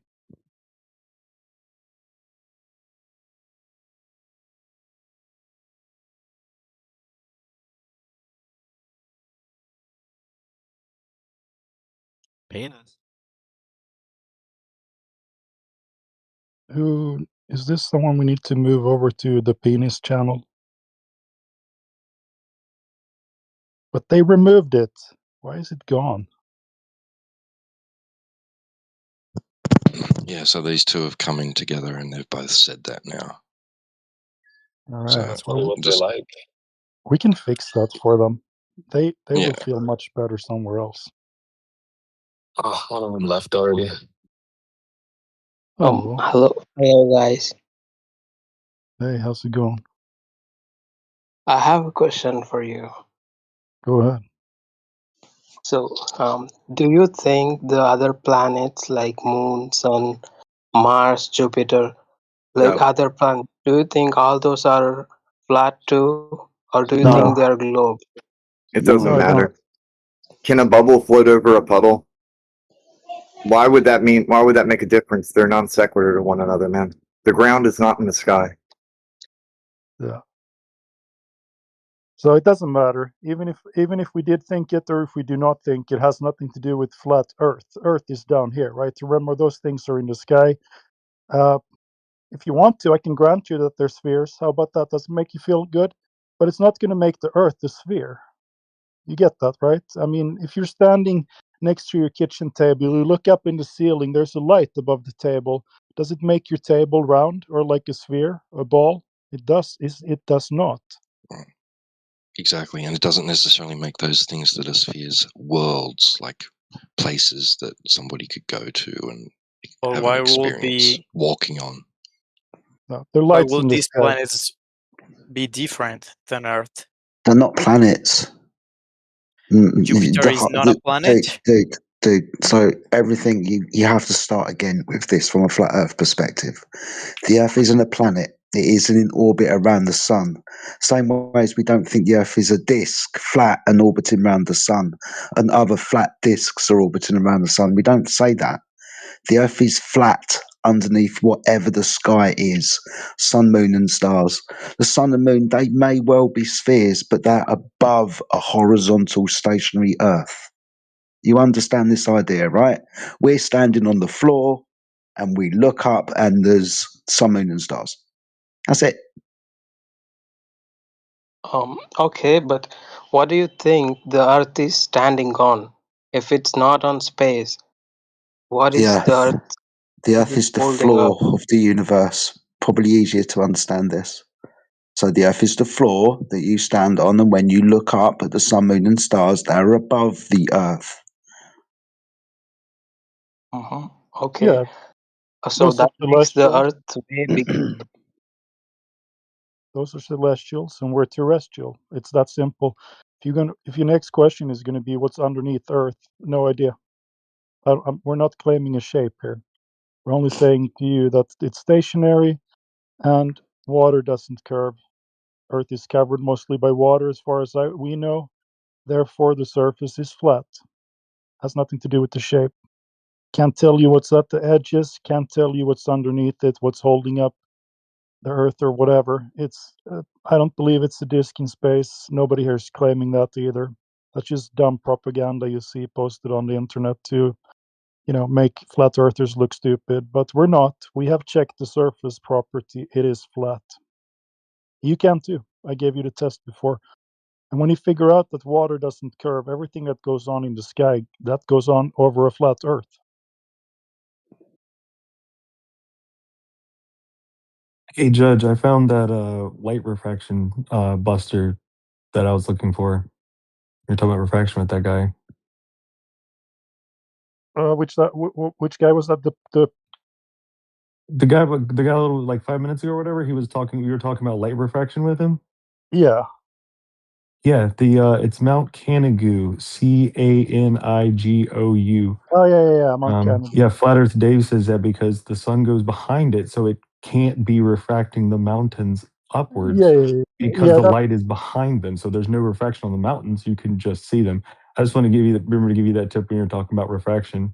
Plus, there's a couple new ones with multiple mountains at different heights and depths that also proves that refraction doesn't work either. I like that one because you can't refract a shadow. Exactly. And then we have infrared tests that are also kind of mitigating refraction. And then we have Indio's observation. Those infrared tests. Those infrared tests are crazy.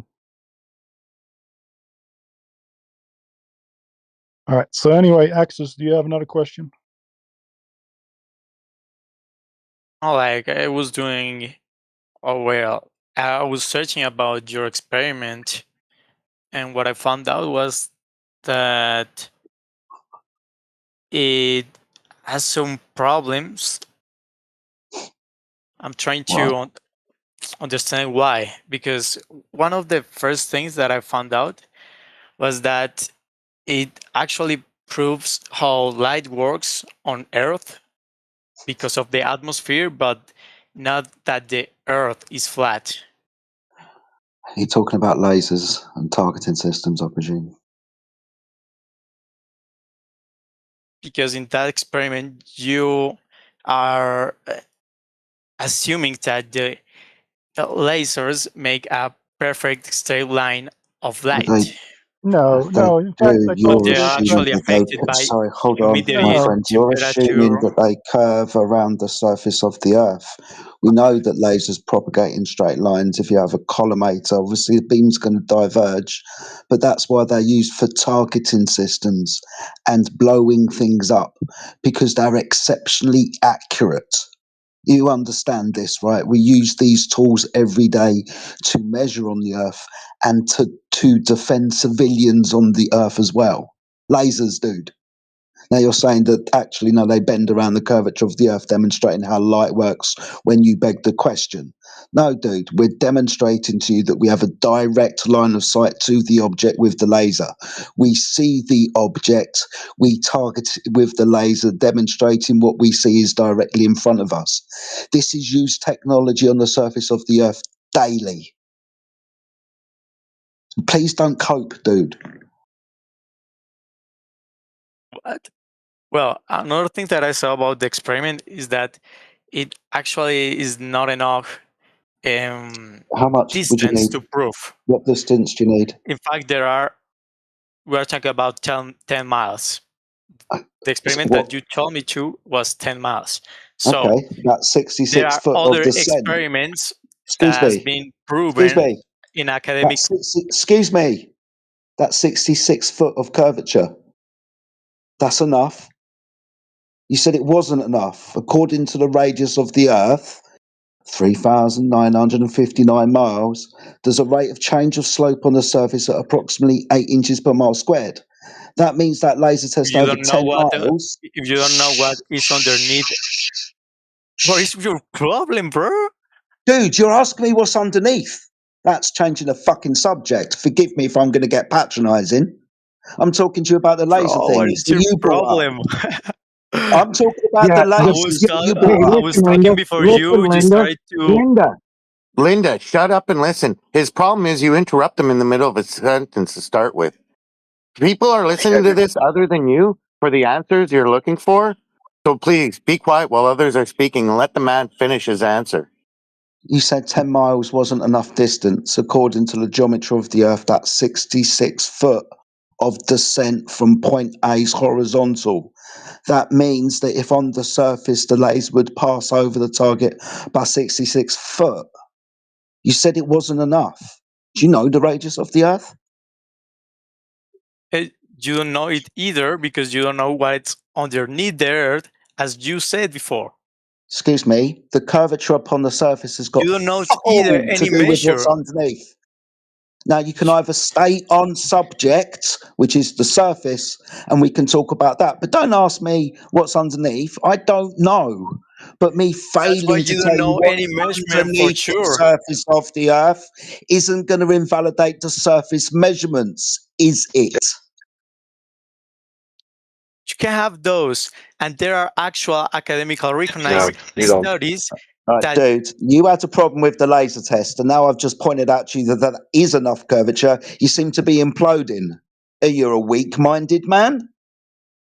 the irrationalist method is way more reliable than your Sorry, the own Chinese did experiment. this.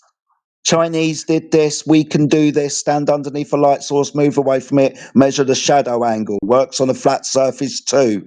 Now, can we get back to the laser test? Because you said that wasn't enough distance, 10 miles.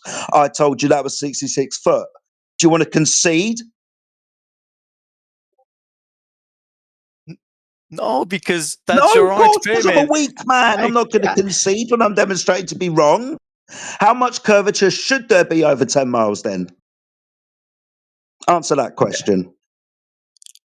You said it's You not can enough. How much is you it? can do. What is your problem, bro? You. You can do an actual research, but all you I guys are have. doing is to I have. present me a I have. diagram You're not You've been to listening the at using your all. laser test. own. Now you're running away from the laser test. You thought it wasn't enough distance. I pointed out it was perfectly enough distance. Can look You up on seem the to be internet, scared. and there are going to Are be you a scared? lot of actual studies. Oh my God, now it's appealing to a lot of actual studies. What a weak-minded Your man. daily life, you can do a measure in 10 miles. He's not So, listening at all. He doesn't even notice that he's being server muted and unmuted. That he's not listening to anything you're saying. He's just talking over you. You're right. He's a weak-minded man. It's kind of pathetic. yeah, we should move on. Somebody else.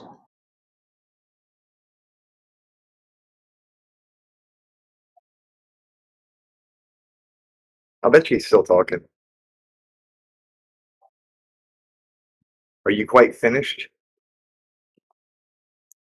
No, it was okay when he was like being so loud and Yeah, you're How talking much over him, so he can't hear himself think when you're speaking over him.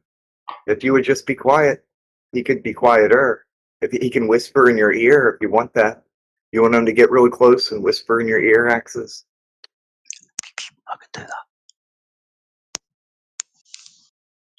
Ew. Oh, dude, I've got an accident right now. I'm shivering.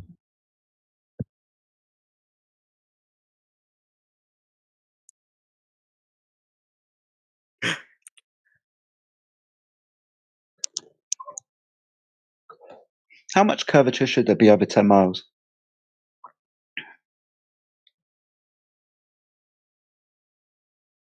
He said it wasn't enough. So how much is it?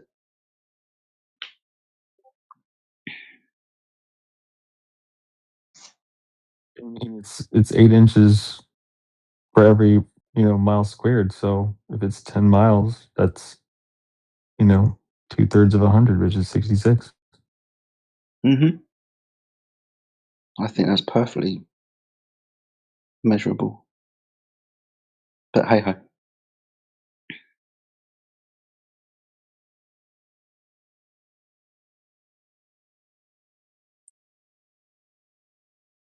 Come on, Axis. How much curvature is there over 10 miles? You said there wasn't enough. So how much is there then? you're going to mute me when you hear something that you don't want to. So I I want to think hear that the the answer. weak man's no. You're not a mind The reader, weak just man, answer the question, weak bro. man's. I think that you are the weak one, bro. Okay, can you answer the question then? So Prove me wrong. no. I'm gonna Prove me wrong. sit down. I'm going to wait until you all calm down and stop muting someone when he's Yeah, making I've a asked you a point. question now. Hold on, I don't need anybody else. I've asked you a question. You weren't muted. You were left unmuted to answer the question. Do you want the question asked again?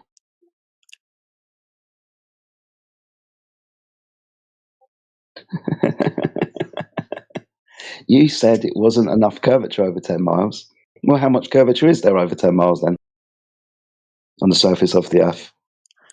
I'm not sure if you're going to mute me when you hear something that you don't want to, bro. Well, how about you give me the answer? How about you demonstrate you know? I think that you won't like the This answer, is so weak. This is I'm not defensive. going to. This is I'm playing for time. You could have I'm not answered. You could going have to hurt embarrassed me your by pride, now. guys. You I'm could have not hurting your embarrassed me. pride, bro. Yeah, One what's wrong second, with you, Jedi. dude? Axis, Jedi. I muted you. I won't do it again. Now, Yeah, please answer Jedi's question. Nobody's let's going to mute you. Nobody's not going to mute you. You don't have to be afraid. let's not mute this guy anymore. But listen, you got to give him some time. Clearly, he's a little slow, right? So he's stalling for it now. No, I'm not he's insulting me. Who's I'm going not to mute being him? mean to you, dude. Nobody, I'm right? actually helping you. Take your time. Think about it. Oh, so afraid, so spooky, bro. Think My about it. boots are trembling, bro. You're going to mute me. Wow. No, we're No, not we're going going to to mute you. demonstrate that you're just ignorant. I just asked people not to mute you. I'm asking them to give you some time. Think about his question. Take your time. We don't want to stress you. No, y'all are actually doing it, bro. Good. You said 10 miles wasn't enough curvature. Well, how much curvature is there over 10 miles on the surface of the Earth then?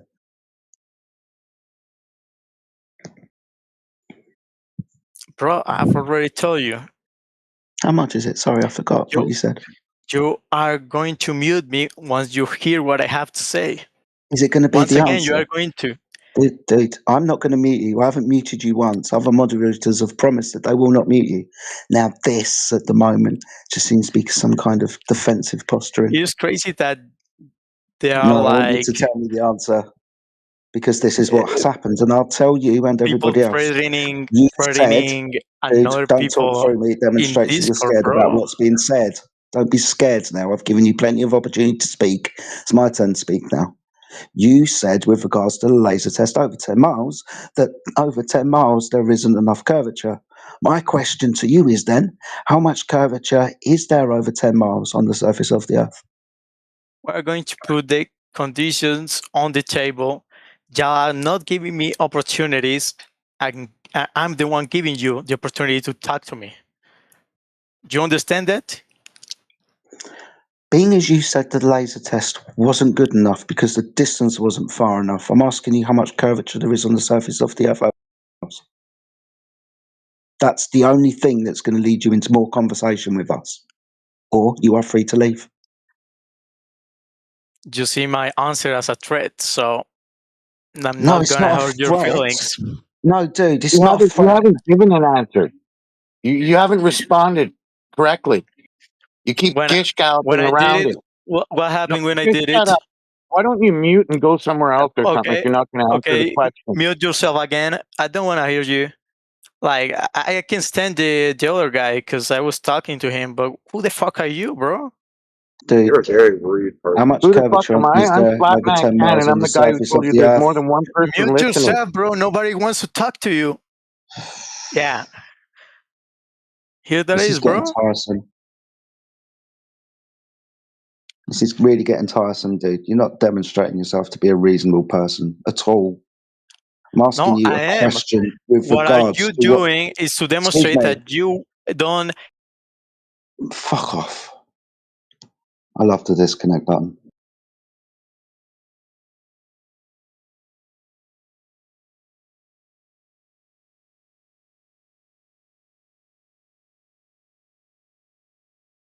We were talking about this the other day, man. One of the biggest problems is that, like, when people watch the, debunking videos that other people make, they go to watch it, like, trying to find out what we're saying is wrong, trying to see what we're saying is wrong, trying to look for the proof that what we're saying is wrong. So they don't want to hear what you have to say as far as facts or science or reality or anything. They just want you to be wrong. And so when you're right, they just ignore it and move to something else and obfuscate and just they have no intention of learning. It's just not there. They're not going to change their minds at all. So it makes it really difficult. I know you're trying and everything, but it's frustrating, man. So for sure, it sucks. All he had to say is, I believe there's 10 feet of curvature in 10 miles, or 5 feet, or just an answer to the fucking question. Yeah, right. He just kept repeating himself, being like, "Oh, you won't let me talk. You won't." Well, you don't have it. Then answer. You know, the thing was, like, the first thing he posted up in the side chat was from AI, so I know he had it in front of him. He probably typed in Jedi's question in AI and got Jedi's answer that he said to him, 66 feet. That's why I know he didn't want to say that. Well, then he started moving towards. He didn't get to finish the thought, I don't think. But you were talking about the measurement, and he literally started saying that you don't know what's underneath the earth, so how can you measure the top? I think we're all like, what? That's what he was trying to say. That you can't measure it because you don't know what's underneath, which makes no sense.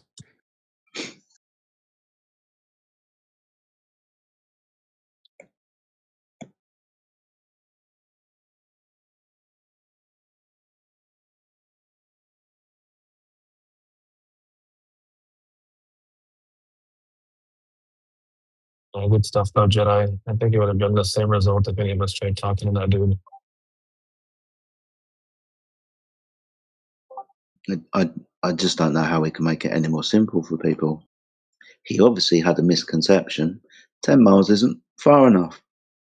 Have you checked? No, of course you haven't. You don't know. That's just some kind of knee jerk defensive action.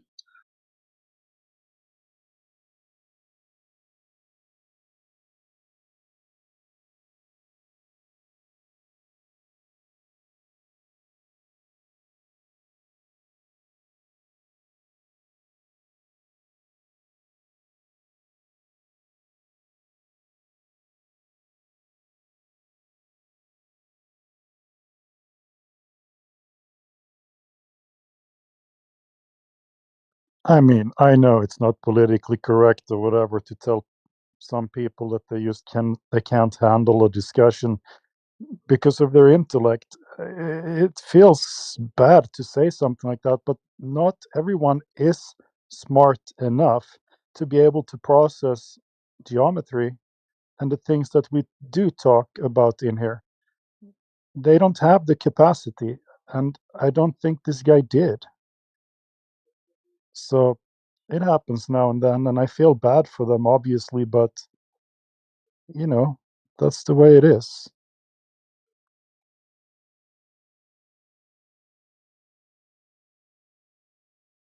Like, I'm a coder. I have read coding books when I was younger that I had absolutely no idea how to process what I read. It was so incredibly complicated stuff, way beyond my competency to even understand. So I couldn't read those kind of books. I had to read something else that was simpler.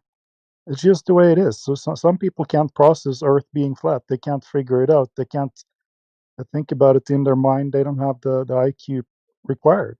So they're just going to have to accept that. And obviously we have to accept it too. But it happens. It happens.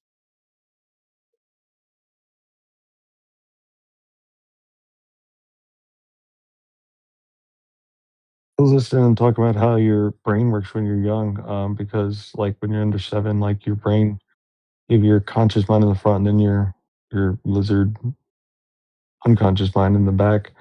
And when you're young, you start seeing all these things and learn all these things, and it stores it in your unconscious mind as true or false. And so, I mean, even I, before I started researching this, I was like, oh no, that doesn't work. And guess what it does. But I came in with an attitude of wanting to learn, and being willing to take what I know and change it. Or I think I know and change it. But other people, like I said, they hear that and they're like, no. And that's just where their brain goes. It goes back to that autopilot in the back where they just know it's categorically false and for sure. They just know it. The thing is they don't know. Their brain stored it that way and they just can't go back to their 5-year-old brain and rewire it. I mean, it can be done. You just have to have the right mindset. You have to want to learn. If you come in here not wanting to learn, you're not going to learn anything.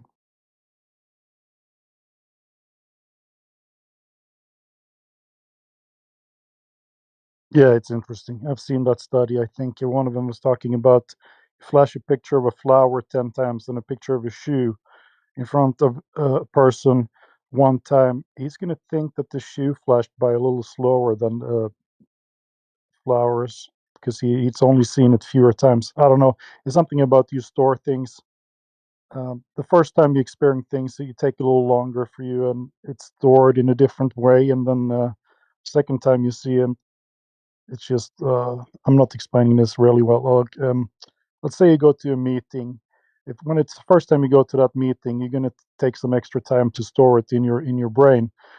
After 10 meetings, it'll just be another meeting. You're not gonna think about it the same way. So we learn a lot of stuff as kids. We store it and then we kind of access it, but we don't think about it as much as we did the first time we experienced it.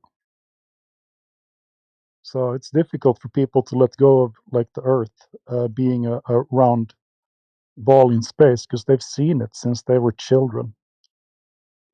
You have to actually want to be able to examine it to change your mind about it. And my therapist and I were talking about how politics in the past like 10 years here in the US has been kind of that same way. Like people aren't approaching the topics on the other side objectively. They aren't saying, "Hey, what do you believe?" Huh? And looking at it, reading, watching videos, trying to understand it, getting that perspective, being willing to look at something from a different perspective, from their perspective.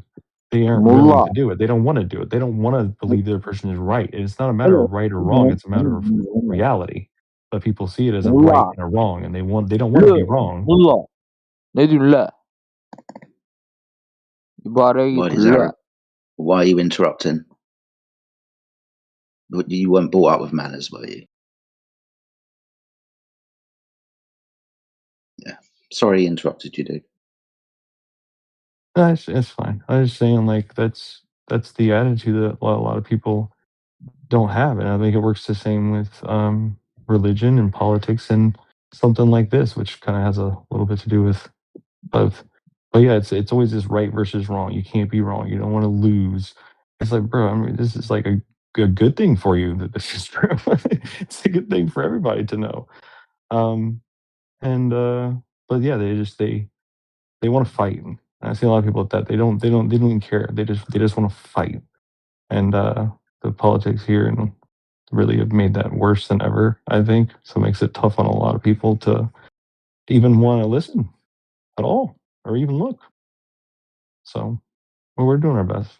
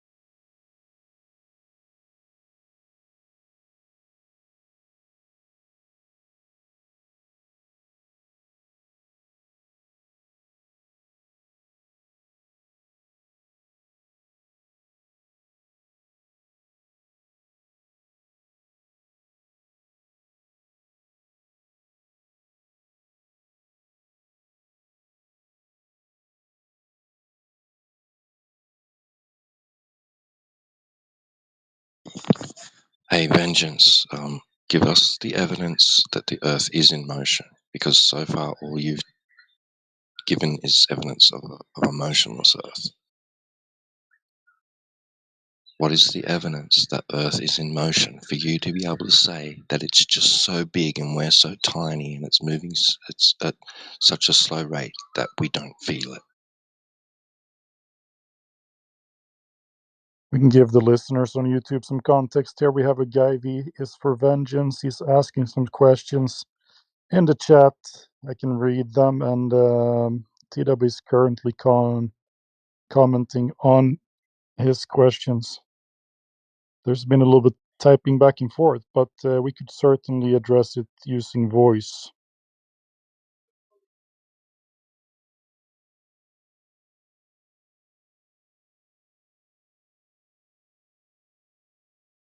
Hey, V for Vengeance, you just gave the evidence. The evidence is that it's not experienced as being in motion. That's the evidence that it's not in motion. Are you going to deny your experience of reality is evidence of it? Now, if you're saying that your experience of it is some kind of illusion or the motion is imperceptible, then you need to show the evidence that it's in motion.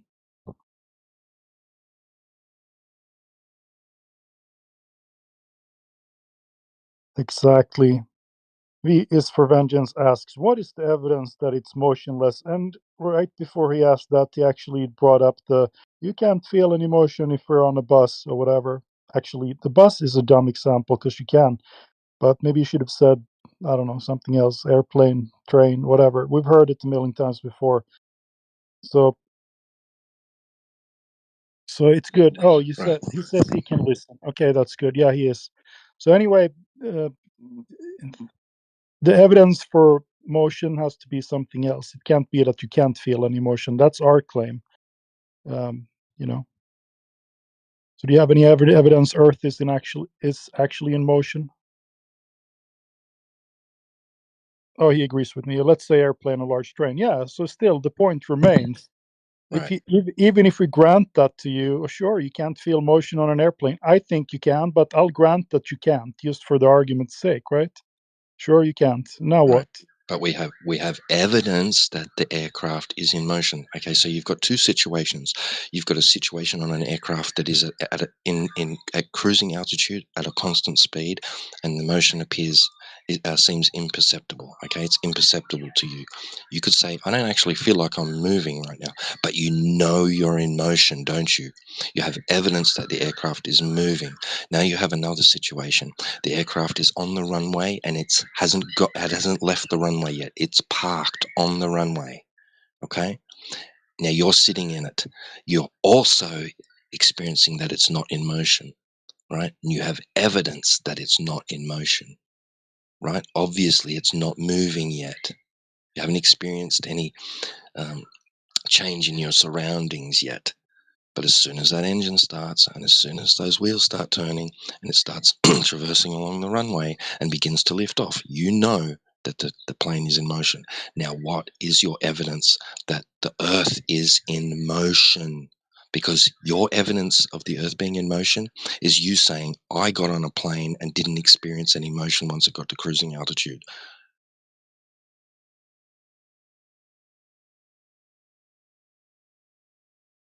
Do you understand? Yeah, he says the Earth isn't moving that fast. All right, so yet another point for us, I guess. You can't feel the motion, so that can't be evidence of motion.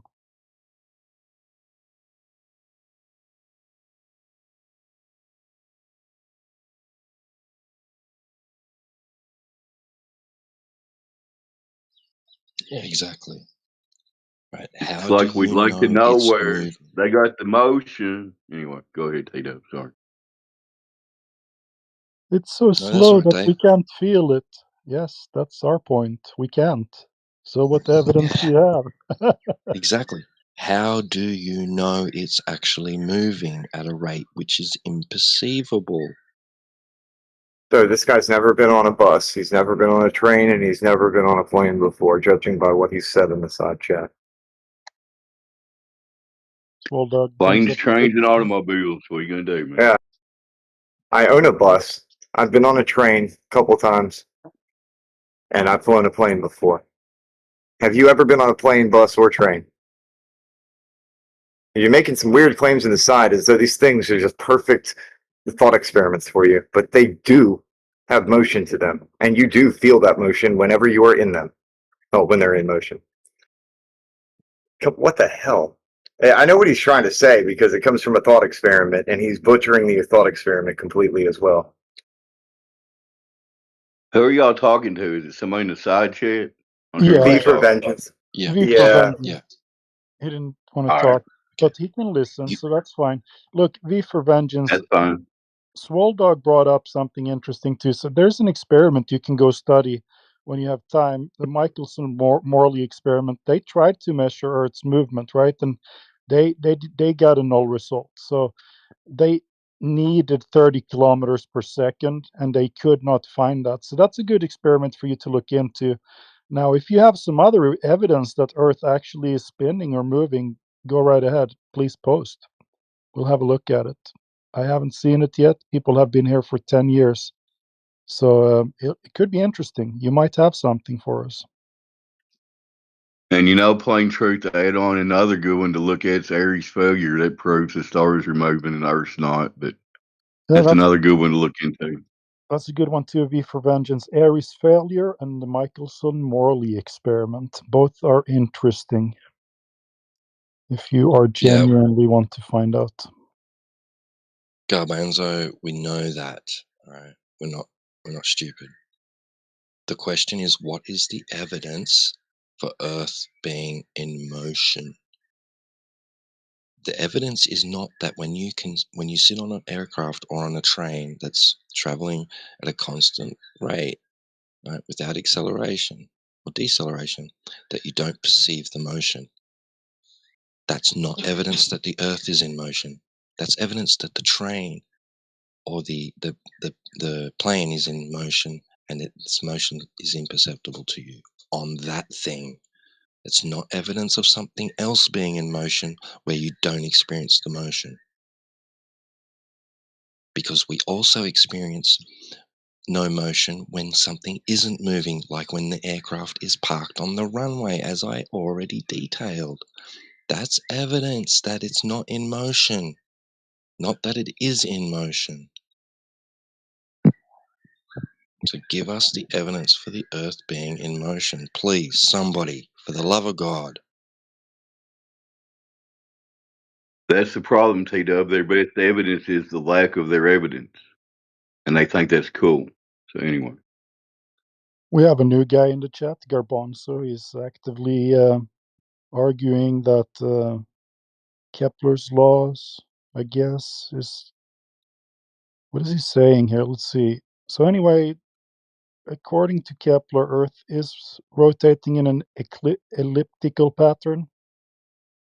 And since it's an ellipse, it has to accelerate.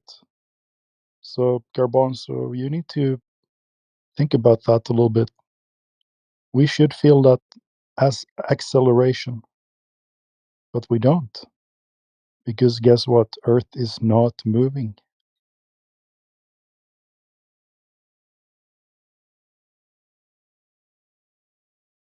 I believe it's Kepler's second law if you want to look into it, Garbanzo. Even Google will show you what it is.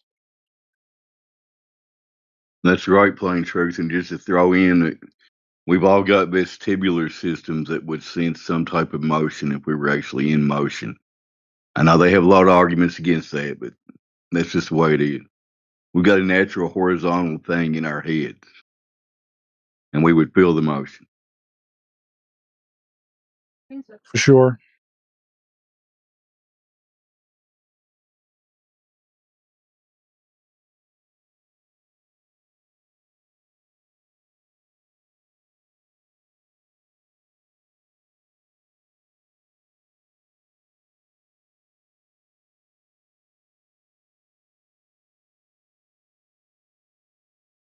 It's just bizarre how they Well, they got us all so young and didn't give us any evidence, but it's amazing how they convinced everybody the exact opposite of what's happening.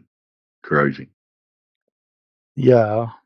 Swolldog is making a good point there with the animation as well. We're not moving in one or two vectors. There's like 3, 4, 5, 6, 7 different ones. Earth is spinning 1080, 1040 miles per hour. That's vector 1. The Earth is going around the sun 66,660 miles per hour. That's vector 2. Then it's wobbling one way, that's 3, and it's wobbling the other way, that's 4. What else is happening here? The sun is chasing around something, the galaxy, right? Isn't that what they I say? think they I That's think they vector say the 5. entire solar system is orbiting something, but I could be wrong. Right. So Go we're ahead. chasing the sun through the galaxy. That's vector 5. The galaxy is chasing something else around something. That's vector 6. And then we have the expansion faster than the speed of light, obviously, or else we're going to have to invoke Olber's paradox because there are starlight out there. The whole sky would be completely lit up if we were not expanding away faster than the speed of light because of the trillions of billions of stars that they say are out there. That's vector 8. So, I mean, we don't feel any of this. That is insane. Of course, we're not moving.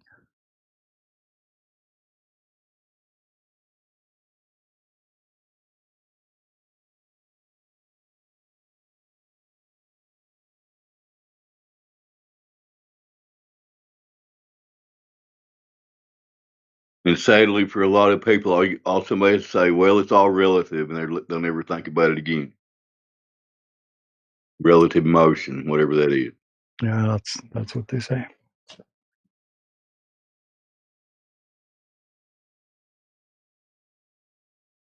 So yeah, I've posted a quote from physicsclassroom.com. An object moving in a circle is accelerating. Accelerating objects are objects which are changing their velocity, either the speed, i.e. magnitude of the velocity vector, or the direction. An object undergoing uniform circular motion is moving with a constant speed. Nonetheless, it is accelerating due to its change in direction. The direction of the acceleration is inwards. The animation at the right depicts this by means of a vector arrow. You can go to the website and look at what it's describing. And this would be applied whether the Earth is rotating, orbiting, or any other circular motion that it's performing.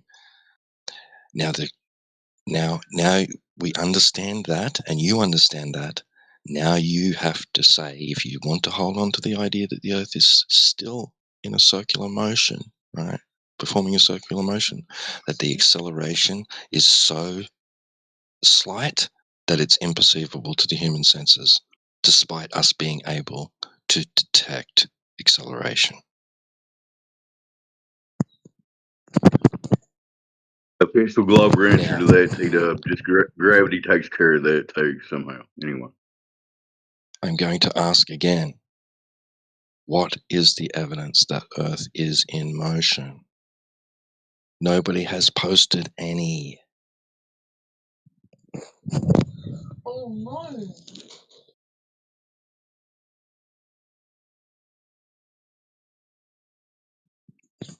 Nobody's We'd like even to opened know up their where mic to... they got the motion. Where'd they get the motion from?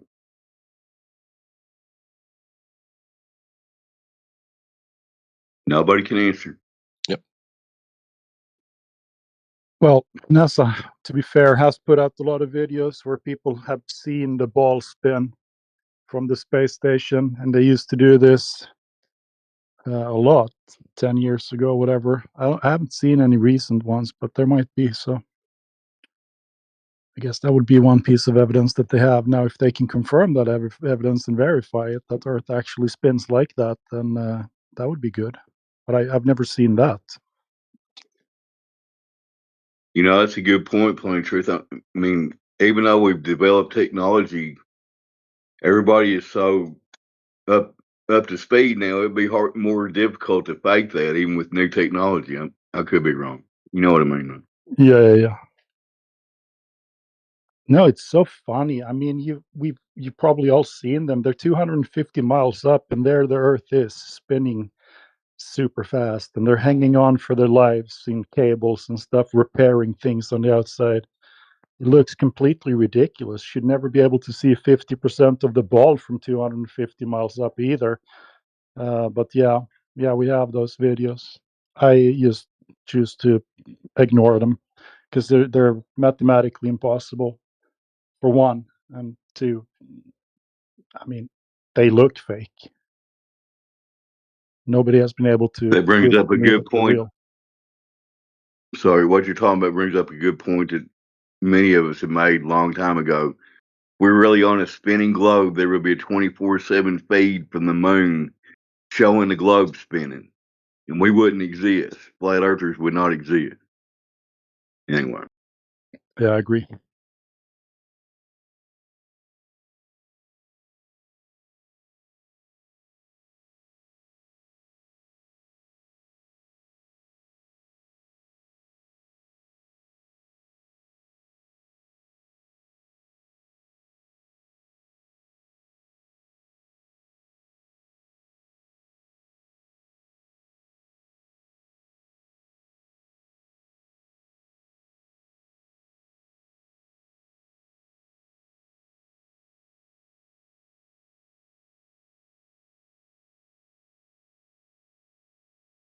just glance through the panel real quick while I'm here, and it looks like a bunch of crazy globe deniers. So, you guys go ahead.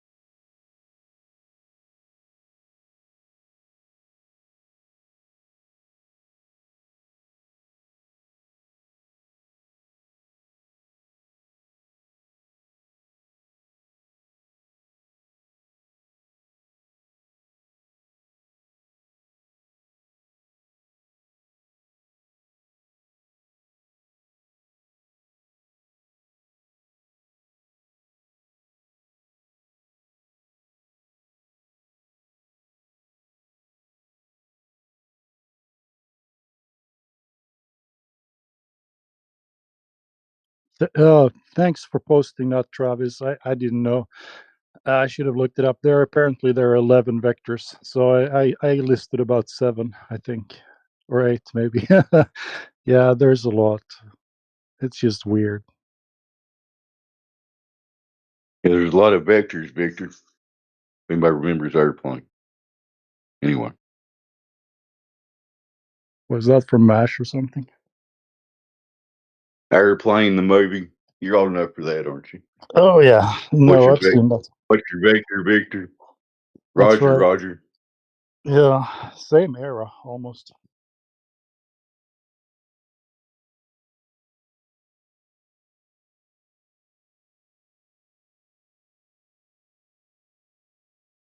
Funniest part of airplane was the autopilot getting a BJ. If you remember that one. I don't. It was like a blow up doll, the autopilot when the Oh, pilot that one I was do remember. incapacitated. Yeah, I Yeah. do. So the stewardess had to blow up the blow up doll. Anyway. Yeah, makes sense.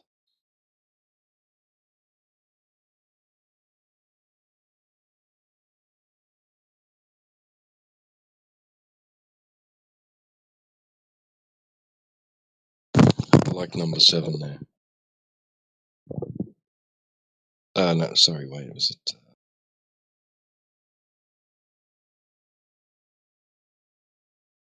You have a What is favorite it? vector, T-Dub? Is that what you said? Well, where is it? Hang on. Or maybe it's not number 7. What is it? It's not spinning that fast, bro. Come on. Where'd it go? I just read it. Hang on. Oh, Milky Way and galaxies, number 9. Milky Way and galaxies, including Andromeda, orbit fall toward each other. I thought they were supposed to be getting further apart. I thought the universe was expanding. Everything was getting. Yeah, where's the expansion vector? It's not in there, right? Maybe it doesn't count. CBM rest frame velocity. Is that it? Solar system It sounds moves. a little low. They have no, to no, no, expand yeah. by like 4 times the speed of light at least. But they recently doubled the age from like 13.6 billion years to 26 billion years. Doesn't that make expansion rate have to double as well? Because I mean, you can't just make the universe double its size without changing the expansion rate, right? I don't know. They're weird. You're highlighting the problem when you're just making stuff up. It really doesn't matter, does it? Yeah, you got to keep your lies straight. It's like, how fast is the universe expanding again? Well, it has to be 4 times the speed of light. Okay. So now you double its size. Yeah, I guess it's 8 times the speed of light. All right. Nice.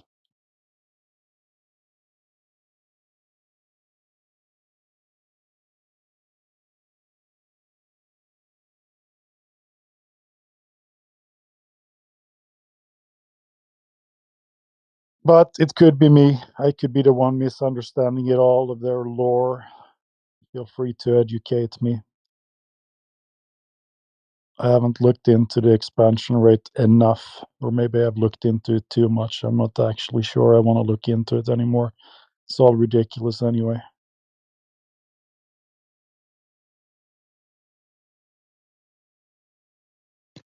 Yeah, it's a pretty elaborate sky story, and it's got a bunch of math, and I know nobody's ever going to actually dig into it, actually ask questions like you are right now. Yeah.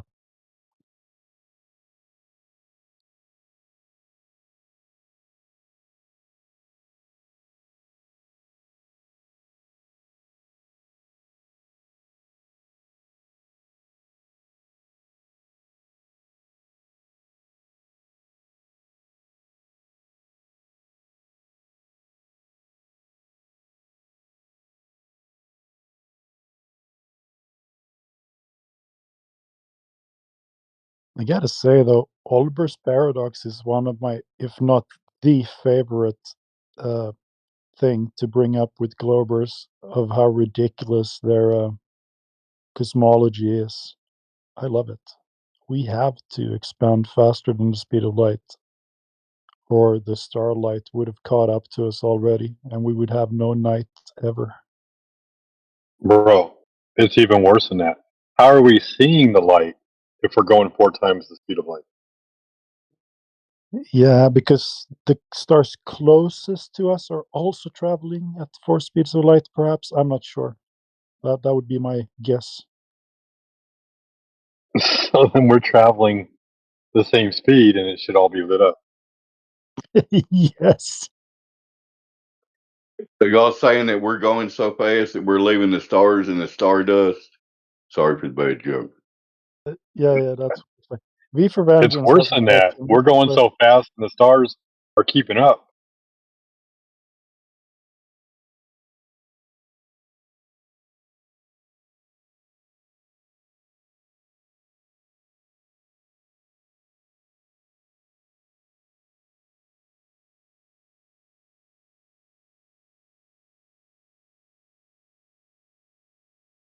well, I guess we can all go home. He got us. No, V for Vengeance. We're not going to make a claim about an edge. If there is one, nobody has been to it. People have tried. They get arrested. Last week, it was not last week. Last person was some American who tried to land on Antarctica. That's about as far as you're going to go before you get arrested. There's a lot of I think ice, a one lot was of Chinese too. Chinese guy. He was doing he was raising $5 million for cancer awareness. He yeah. intended He got to land on every arrested. continent. The He got arrested. Norwegian guy got arrested. I mean, I would love to know, but we don't make a claim about that. V for Vengeance. And as far as if there's an edge, right? Like, what difference would that make?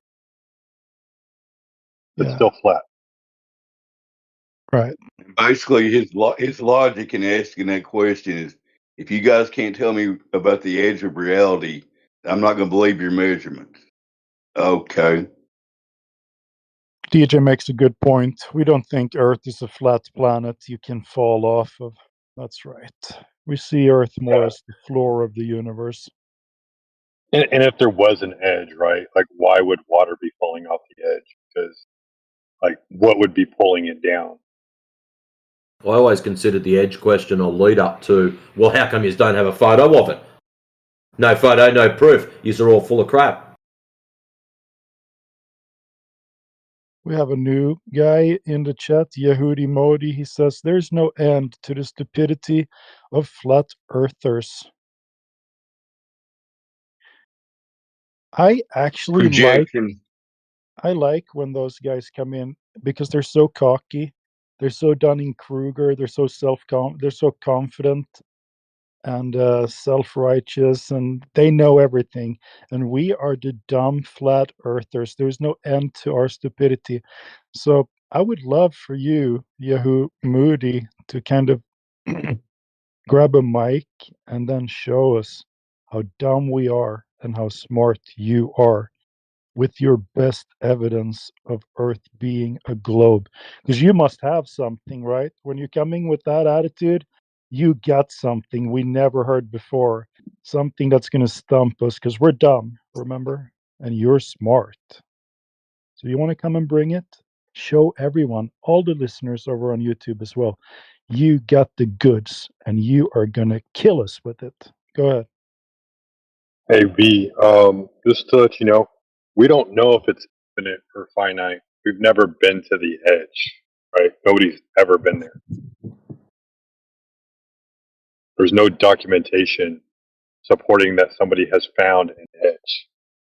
That doesn't mean that the water itself can't measure flat.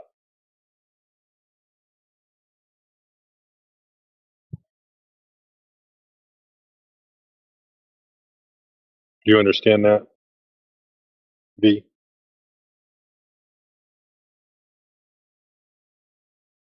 The mainstream narrative doesn't even make a claim that the universe is infinite. So why on earth would the Earth be infinite?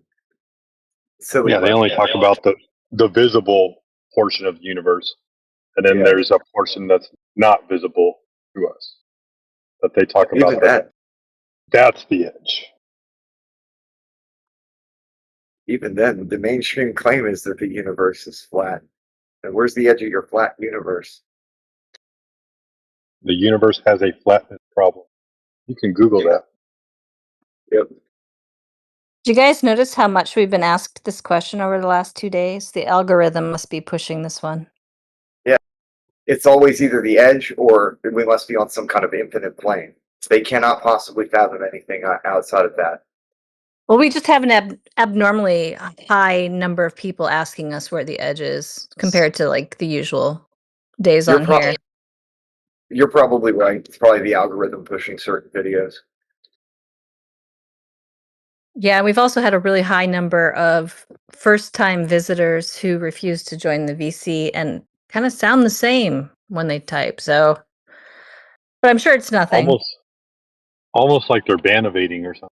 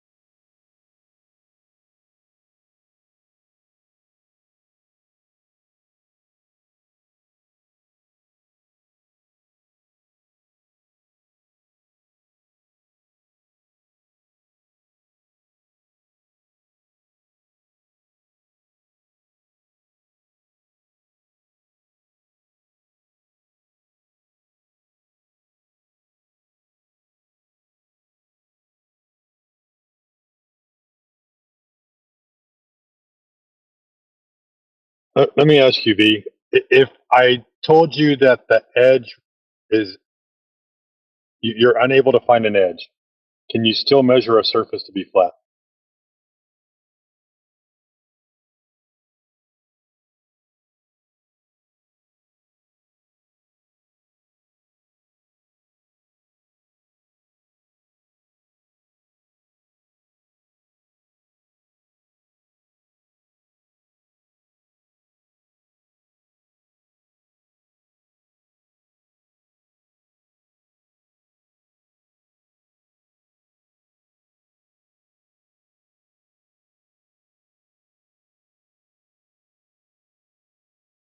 V, can you hear me?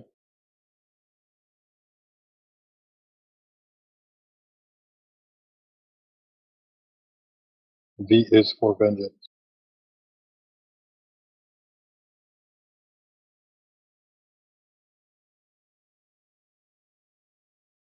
I can see him typing. He is listening to you, Swole Dog. I hope so. I know my microphone sucks. Not today. Yesterday, though, super bad. Today, perfect, actually. I was driving. When I'm driving, it for whatever reason picks up all that background noise. But V, my question to you is, if you're listening, do you need to know where the edge of something is to measure the surface of it to be flat?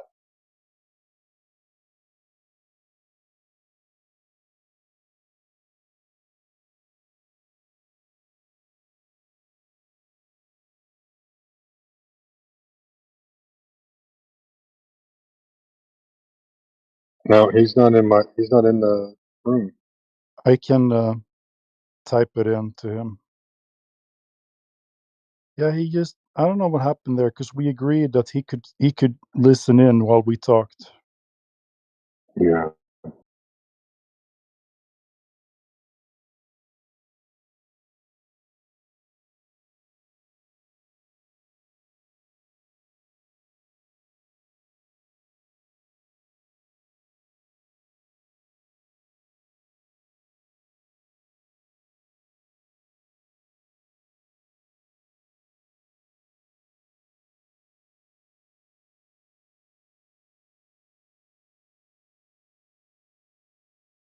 There must be a serious amount of cope going on at the moment with this rocket crap that's supposed to be going to the moon or hit the moon or whatever it's going to do. Anyways, on Flat Earth Friends. No, just hold up. On Flat Earth Friends. When are we supposed to go around the moon? I don't know. I get news from you guys. I haven't even looked that shit up yet. Oh, you don't do your own research? Not when it comes to bullshit, no. I just get the news off of people that come in. It's great. Anyways, on Flat Earth Friends, someone's having a bit of a cope session. As some of you may or may not know, NASA is not the only space agency. There are dozens worldwide, around 70 to 80, depending on how you count them. Not all have launch capabilities, but they are still legitimate space agencies. So here's a simple question. Name a single space agency that believes the Earth is flat.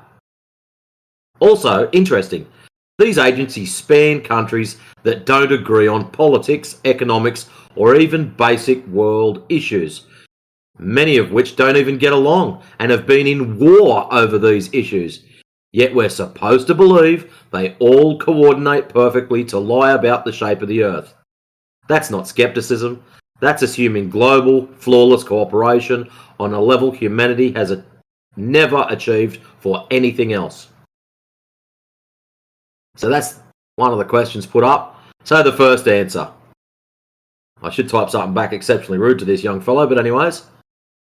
My uncle worked for ESA for the majority of his career. Apart from being president of the Royal Astronomical Society, he was a director of robotic science and exploration at ESA. He sent craft to Mars and Saturn. We definitely live on a globe. Don't you just want to run up and give him a big cuddle and just go, mate, I feel sorry for you? Oh shit. These poor kids.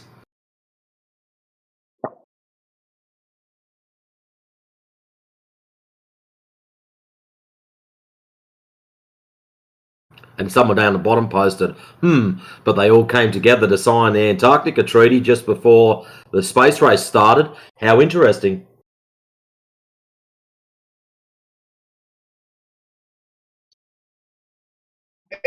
Hey, bro, I got a trucking company.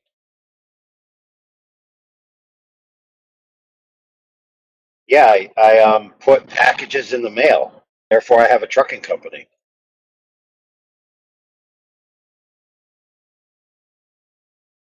Yeah, it's great, isn't it?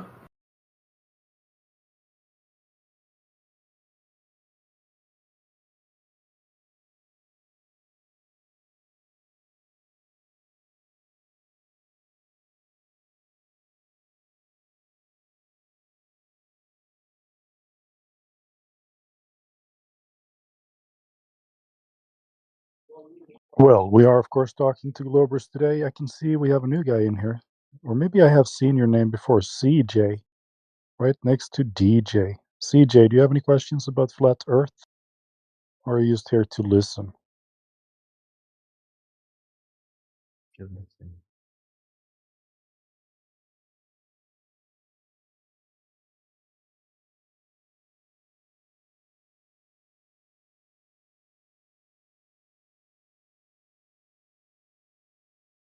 All on fire now that they're flying again, and I'm like, no, I mean, dude, what are you talking about? We've seen 14 minutes of footage, and then they switch to CGI, and there's nothing much to talk about after that, right? I mean, they could be anywhere at this point, and even if we grant you a moon landing, even if we grant you that, or they're not actually going to land, but let's say that they did. Why can't that happen over a flat Earth? I don't think anybody here. I mean, I guess we can make an argument you can't leave the container or something, but then people can just say, well, what if the moon is inside it? Then what? So, I mean, it doesn't really have anything to do with flat Earth, this moon thing at all. So, is the channel on fire because of the moon thing? I don't think so. There's nothing much to talk about, actually.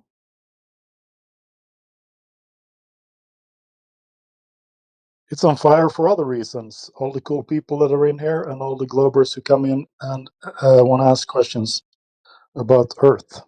That's what we want to talk about. We'll entertain your moon fantasies too, of course.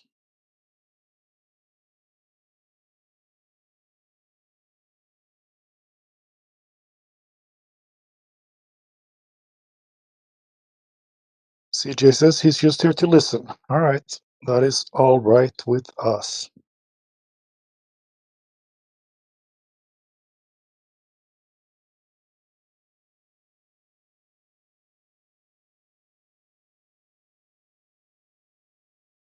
Did he leave?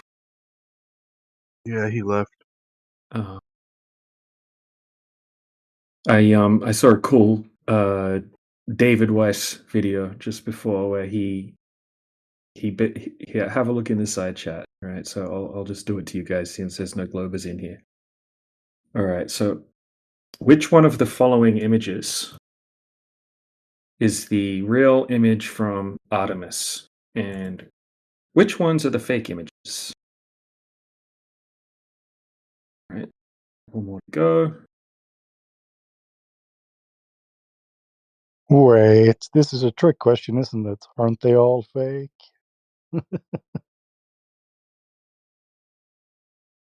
So yeah, they all look fake to me. Yeah. One of them's claimed to be real.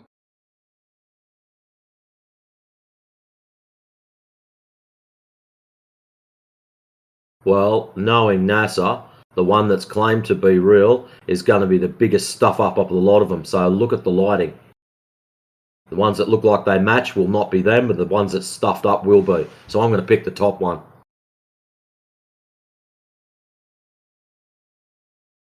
Okay, Matrix has picked the top one. Yaga Bruno's picked the bottom one. I'm I'm gonna guess taking the number third 3. one. Number All 3. right, I'll get in the game. How about the last one? I'm going to agree All with right, Yaga. that's 2 votes. Yeah, I'll put all right, 2 votes on the last, 3 votes on the last one, 1 vote on the top one. It's literally one of those plastic cups that you get at a party turned sideways. Yeah. All right, so we got Either that or it's a condom. Pendos. Which is your vote? Which one? Which is the real one? Honestly, like they all they all look fake to me. I don't know what to say. I'm going to go with 1 because it most clearly Oh. shows the continent of Nigeria. I'll go with 1 too because of how the lightning shows all the stars and then it just randomly disappears. Don't reveal it. Don't reveal it yet. I'm working on something. Okay. See, now I'm almost want to go with over fences there because of the Super Bowl thing. Didn't they push Nigeria really hard back then? They have something going on in the background there, pushing Nigeria everywhere. Oh, it's just when we first had this we first saw the image when Jesse brought it into the room and people were discussing what that landmass was and he told us it was the continent of Nigeria. So, that's what I'm going to roll with. All right. I actually thought it might have been Africa or something like that. Wait, is it Australia? The big round blob thing? I'm Is it going to post upside down? something someone else made that shows Do an we have a- overlay. Do we have a claim from them? They say that continent is Africa. It's the Oh, okay. western coast of Africa.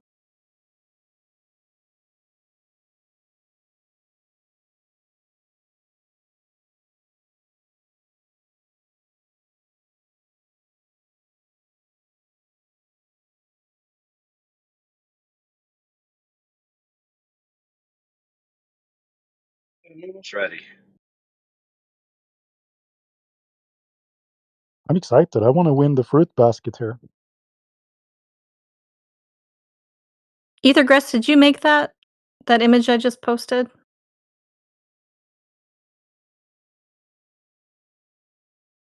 Listen, guys, what I'm doing is I'm zooming in on the thruster.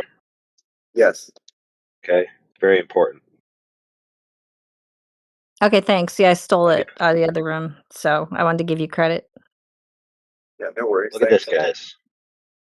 Look at this. When you zoom in on the thruster, you can clearly see the stars.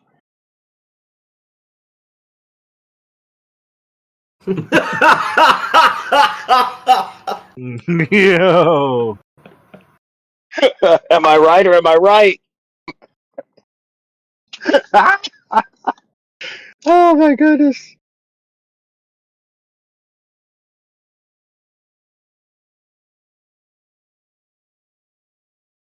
Guess anybody else want to guess? Was that from your solo trip to the moon?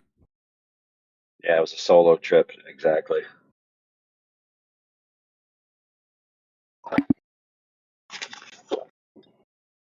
All right. Well, the answer is number 3.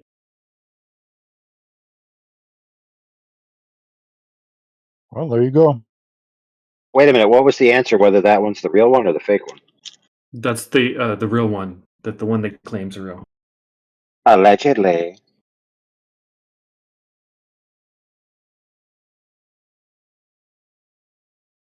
Dude, that last 3 minutes just made my whole day, bro. Freaking solo cup.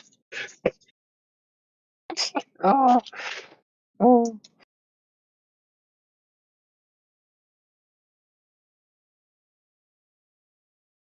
Looks like one of my 6-year-old's art projects.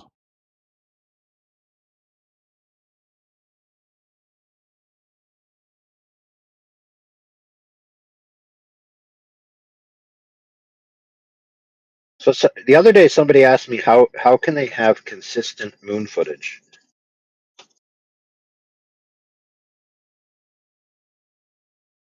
I said to them, "Didn't you know that there's a scale model of the moon, like a physical model that they made before the Apollo mission that they used for photographs? I wonder if they have one of the Earth, but they need like the changing weather patterns. But then again, I just said they need the changing weather patterns, but there's plenty of images where the weather patterns don't change, even though they're 2 years apart. Isn't that funny?"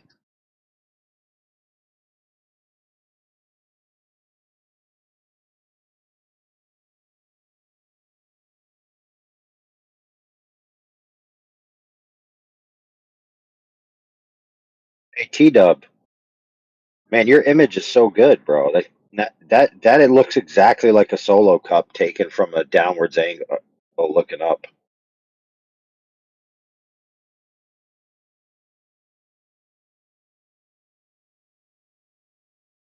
Hilarious.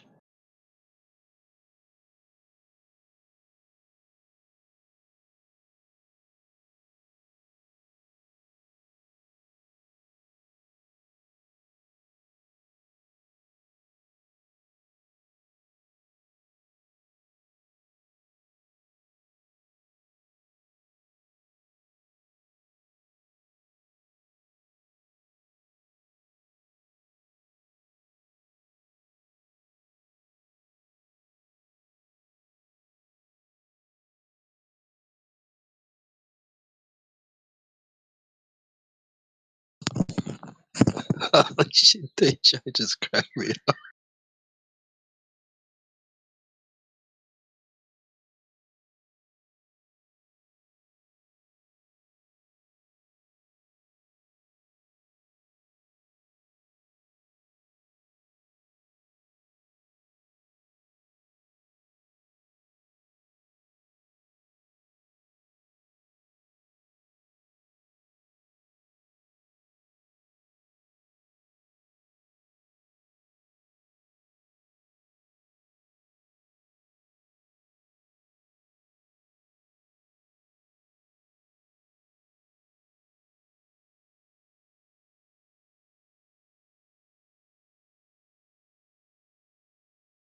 Anyone else getting like kicked out of Discord and brought back in several times? Dropouts.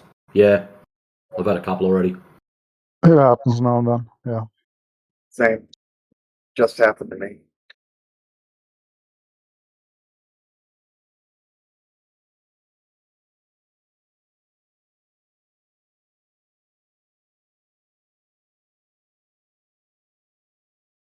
Flora, welcome. Welcome China. 我的英文不好。 Welcome to 24/7 Flat Earth Discord. If you have any questions, feel free to ask. 我的英文不是很好。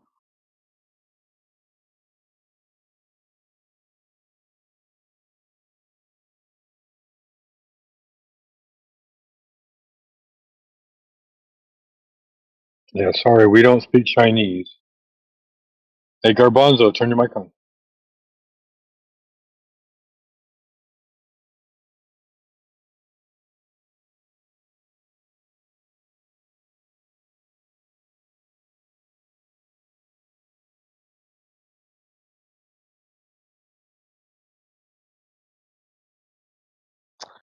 Yeah, it's difficult with the English thing in here. We usually talk about pretty complicated stuff, big words, and so on. But you can sit back and listen maybe a little bit, Flora. Garbon, so you should open your mic and present your best evidence for why you think Earth is a ball in space.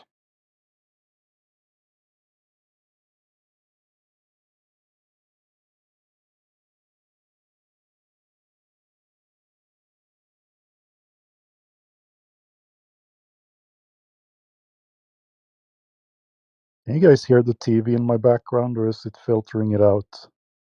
Because I can hear it. It's filtering out. All right, good, good.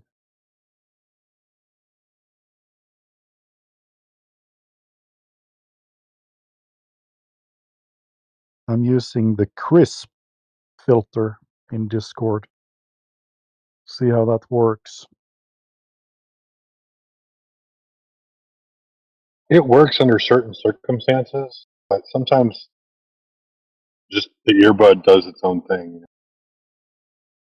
Yeah, I'm completely off to thing. I'm speaking directly into my iPhone speaker here.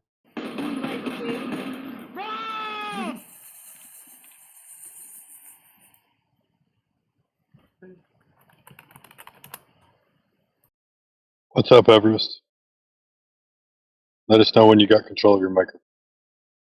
And I can run my woodworking equipment with that crisp on, and it won't come through the mic. I've even been behind the lawnmower run, and it didn't come through the mic. That's crazy though, because like when I'm driving down the road, it's like it picks up that whirring sound. I don't get it, man. Because that whirring sound is a vibration of your car. It's not an actual direct noise. That's why your phone sitting in the little holder is vibrating, and we're hearing the zzz buzzing. No, it's in my hand when I'm driving. I do find it interesting though. With some people, you can hear their indicators and all sorts of shit running, and then others are basically yelling at their phone to get them to pick up their voice. Like Jedi, for example. For some reason, with his voice, it drops out every couple of words. Whether he's got a super quiet voice or what, I don't know. I don't normally get that issue, but but yeah, it's just really interesting. Yours does that every time you're I think when you're at work or something like that, and you're on your phone. On my phone at work is shit. We've got shit reception. But welcome to Australia. Yeah. We have a little challenge in the chat. Synth is here. Oh yeah, Synth wants to play the Artemis game. Yeah. I think. Synth, can you hear me talking? Can you open your microphone? You can just type in the side chat if you want. Can you hear me? Yes or no? You're here for Artemis. Okay, Synth can hear me. Okay, Synth. I'm going to post some pictures in the side chat.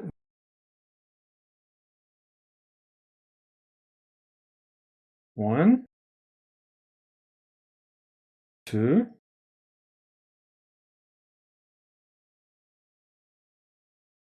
three. Okay, now, which one of these pictures is the real picture from Artemis?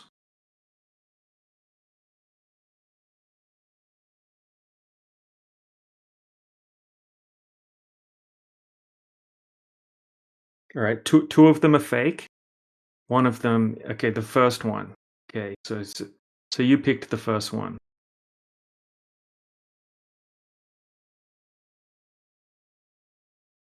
Okay, so what makes you think the first one is the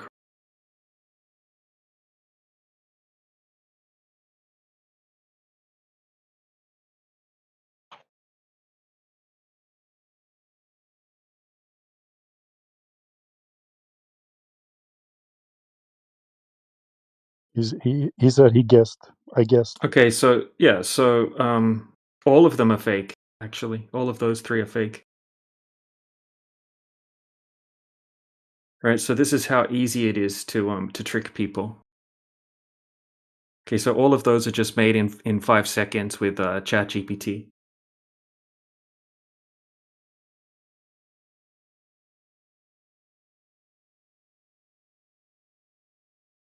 Yes, way. Yeah, yes, way. What about this one? Do you think this one's real? Or does this one also look fake? Oh, you don't think they look? Does this one look fake or does this one look real?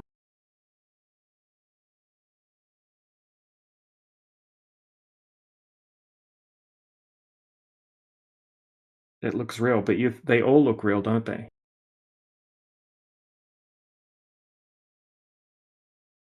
Too low resolution. The last one. Tell. Well, okay. Well, the last one, that's actually the that's actually from NASA. That's the one they claim is the real one from Artemis. So the point is that they could just easily just put out fake imagery, right? They could show people taking off in a real rocket, or show a real rocket taking off without people in it, or whatever.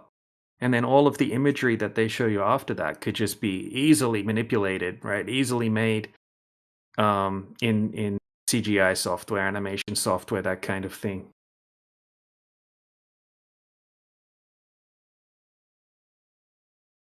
I mean, how would you know it anyway? Like, what reference do you have to be able to say, "Oh, that looks real, that looks fake"? No, that's what it actually would look like, right? Oh, no. You see what I'm saying? Like, how would you? What's your comparison? You don't have a comparison. Why are you comparing it to past claimed pictures taken from, like, you know, similar pictures taken, like, from the 70s, from the 80s? What are you comparing it to? How did you, if that's the case, you're comparing it to past, decades old photos, claimed to be photos. How did you evaluate those? What was your reference for determining whether those look real or not?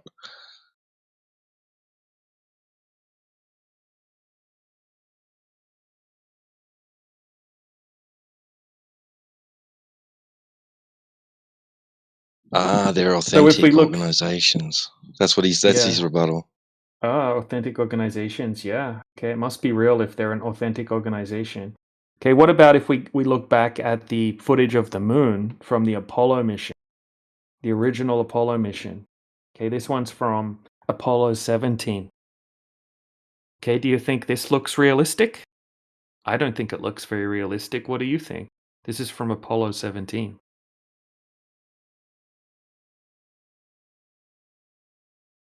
What do you mean it's too low resolution to tell? This is exactly what we saw on the television back then. It was all low resolution.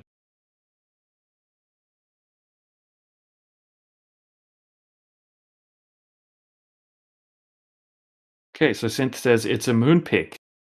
Right, but how do you know it's real, Synth? Like, what makes you think that it's real? I mean, it doesn't look very realistic to me.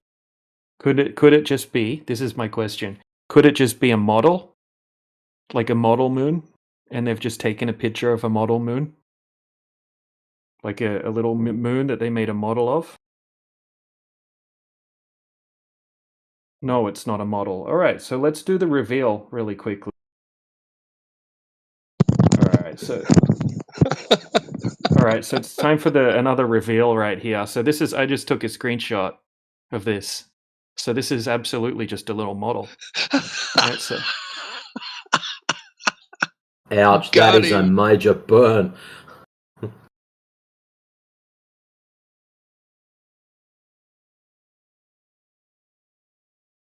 Quick, someone call Yoda for the butthurt cream. Get that shit in here.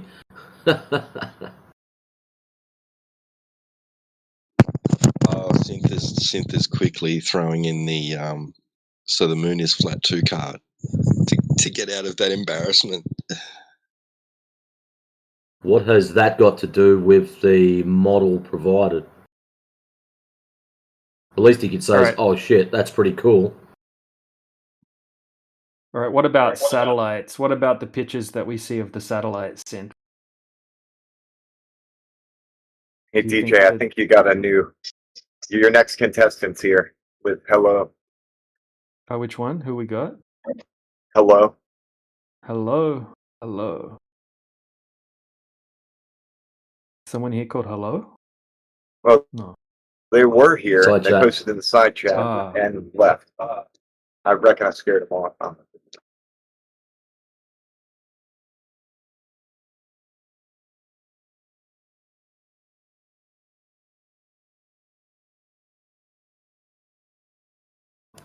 I don't think that one where the moon is bigger and smaller is a real fair one. And the reason I say that, because I get the privilege of using a camera every now and then, and I can zoom in on things. So if you were to tell me that the focal range was exactly the same on both those photos, then I'd say, yeah, you've got a leg to stand on. But because that information is not provided, it's, to me, I just look at that and go, yeah, no.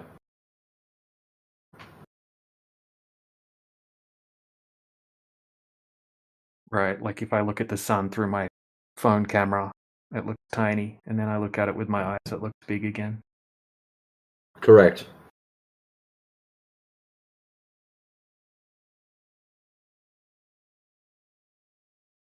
See, hello's back. Hello. They don't want to. This person doesn't want to talk in the VC though. They just want to ask questions in the side chat.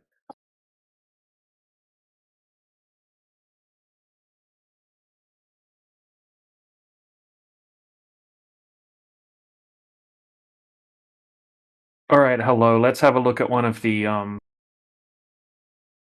pictures from Artemis of the globe Earth from space.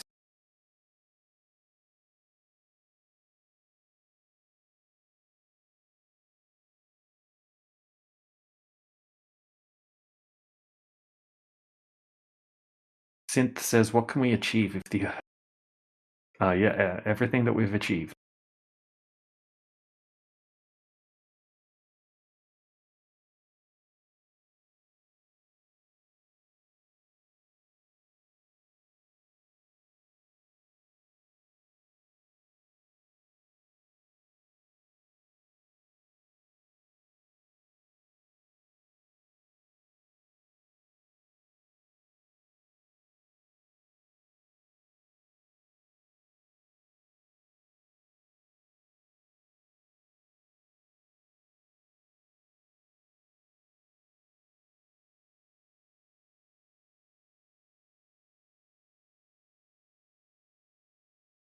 All right, here, hello, if you can hear me, I'm going to put a picture in the side chat.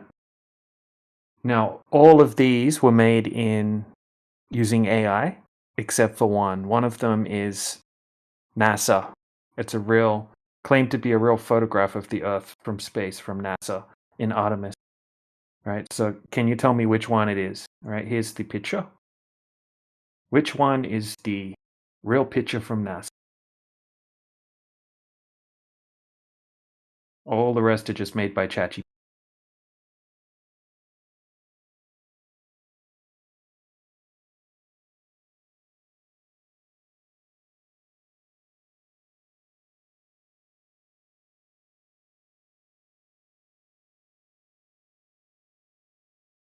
So hello says hello doesn't know. And that's the point here, right? So you can't even tell the difference between what's real and what's fake when it comes to the type of imagery that NASA is giving from space. They could easily just trick you. We've demonstrated that clearly with the last three people, that you could easily be tricked. So easily.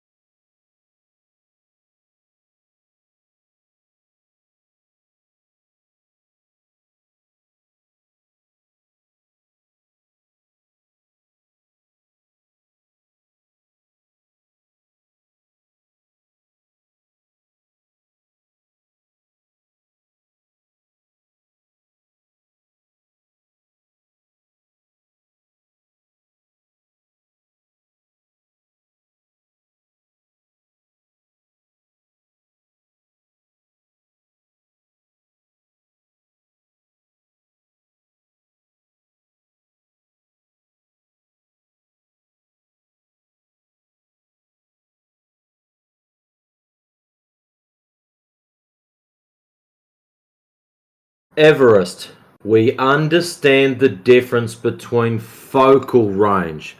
What we want you to do is to verify they are of different focal range. For example, for me on my computer at home, when I'm looking through my photos, I can right click, I can go to properties, and I can go, oh look, a different ISO setting, a different zoom. How are you going to prove to us that those images, one is zoomed in, the other is zoomed out? Allegedly, the rocket is moving towards the moon, so it should be getting bigger on the way. You telling us wide-angle lenses do one thing and zoom lenses do something else? Well, how's this? We agree with you. But the problem is you still have not verified that that is the case in that particular set. We want you to verify that, not just give us another cool story.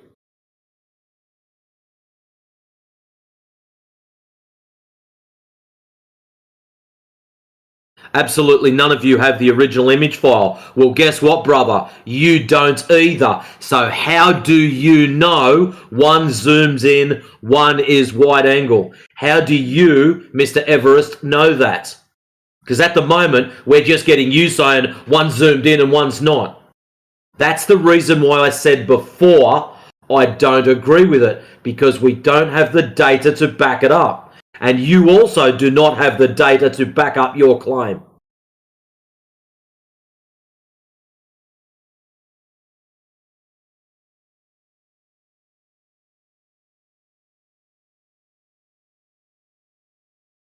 So how did you come to the conclusion, so therefore your photo is also a story? No, your claim is one of them is zoomed in. You've got no methodology, no data, no nothing to back up the claim of one of those is zoomed in.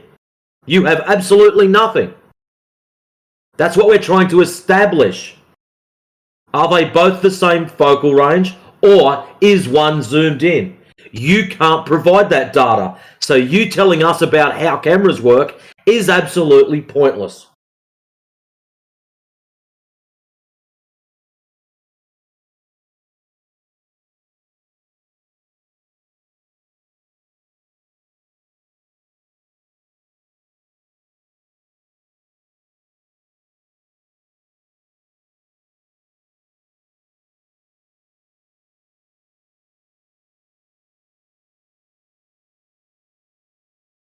All right, Synth. I have another test for you. I've got one also, DJ. Oh, yeah. All right, go ahead. Okay, so Seth, looking in the side chat, is this a real image that I just posted? Or is this a fake?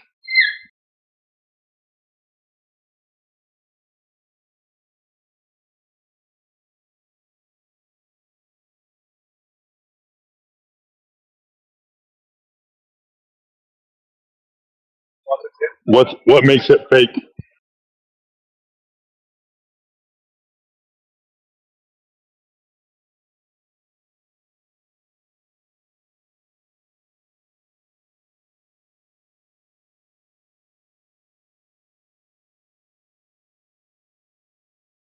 Oh, it's obvious that it's fake, right? Well, actually, it's from the live stream of the Artemis 1 moon mission. Not Artemis 2, but Artemis 1. So I'm going to go ahead and go find that image for you real quick. Sorry about the background noise. Just a second.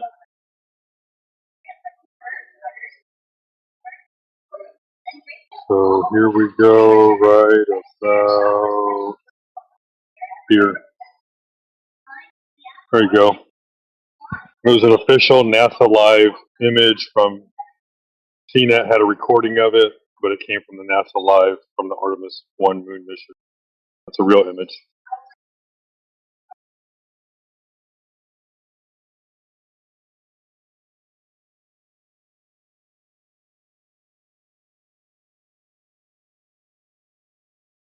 So again, you can't tell the difference between real and fake just by looking at an image. Nice one. I saved that. I'm going to make a whole folder filled with these little tests.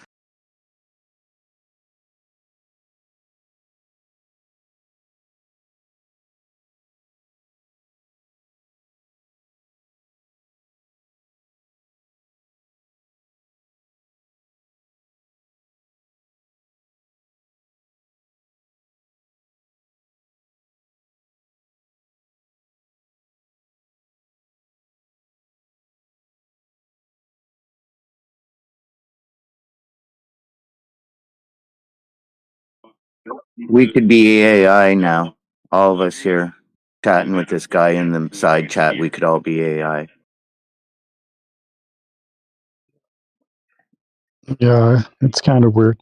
Dude, Synth, I gave you the evidence. You should address that since you called me out on it.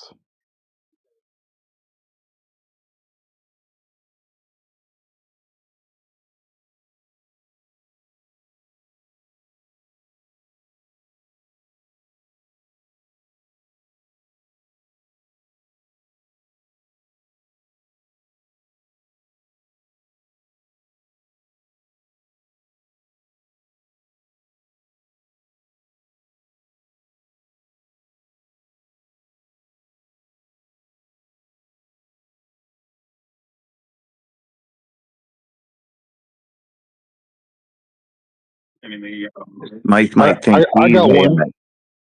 I got another one for you, Stan. In the image I just posted, A, B, C, or D. Which one of these are spheres?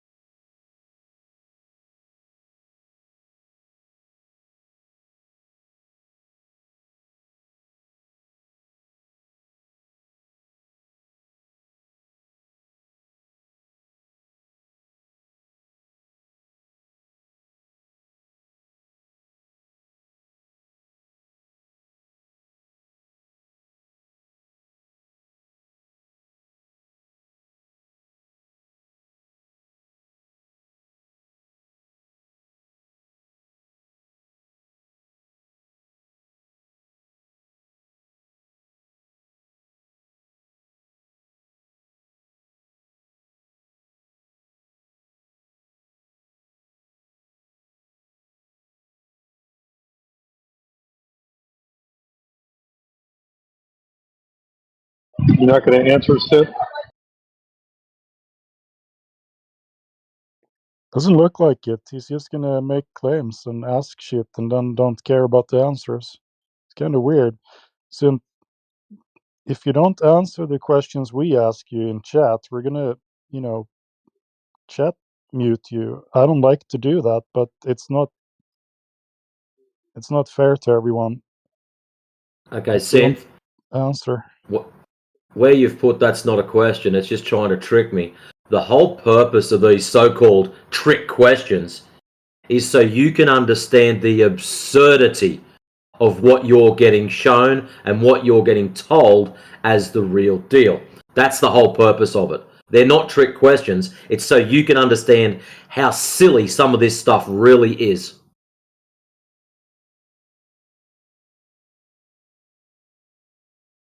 Yeah, we're pointing out how you guys are just gullible. Right? That's the main thing. They could easily trick you. Now, if you want us to present empirical evidence that the Earth is flat, you're gonna have to mic up. Right? We're not gonna have a conversation with you if you're just too scared to even talk on the microphone. So yeah, I can debunk the globe Earth right now with empirical evidence, but yeah, you're just gonna have to open your microphone up and have a conversation about it. And that goes for you too, Everest. Oh, you've taken off. Fancy that. Wouldn't have guessed it.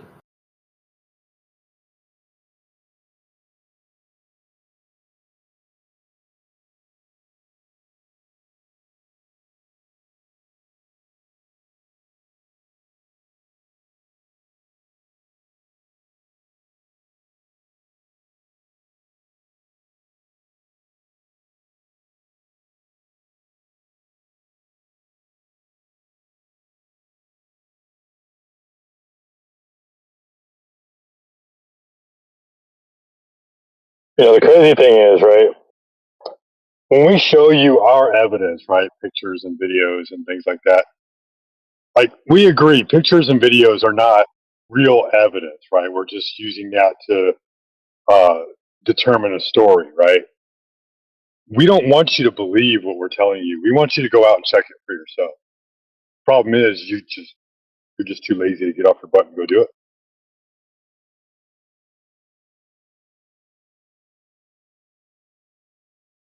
You'd rather sit around watching TV and believe whatever NASA tells you instead of just going outside.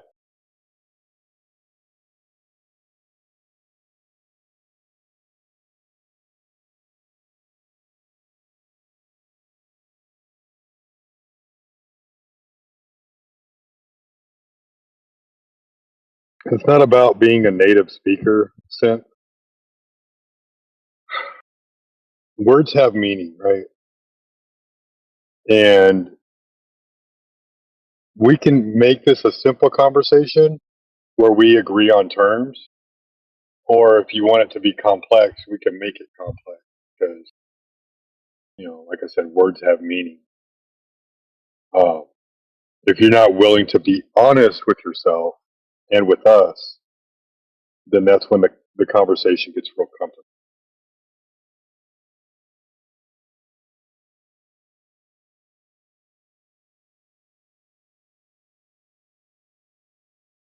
And T-Dub's right. This doesn't have to be a debate, right?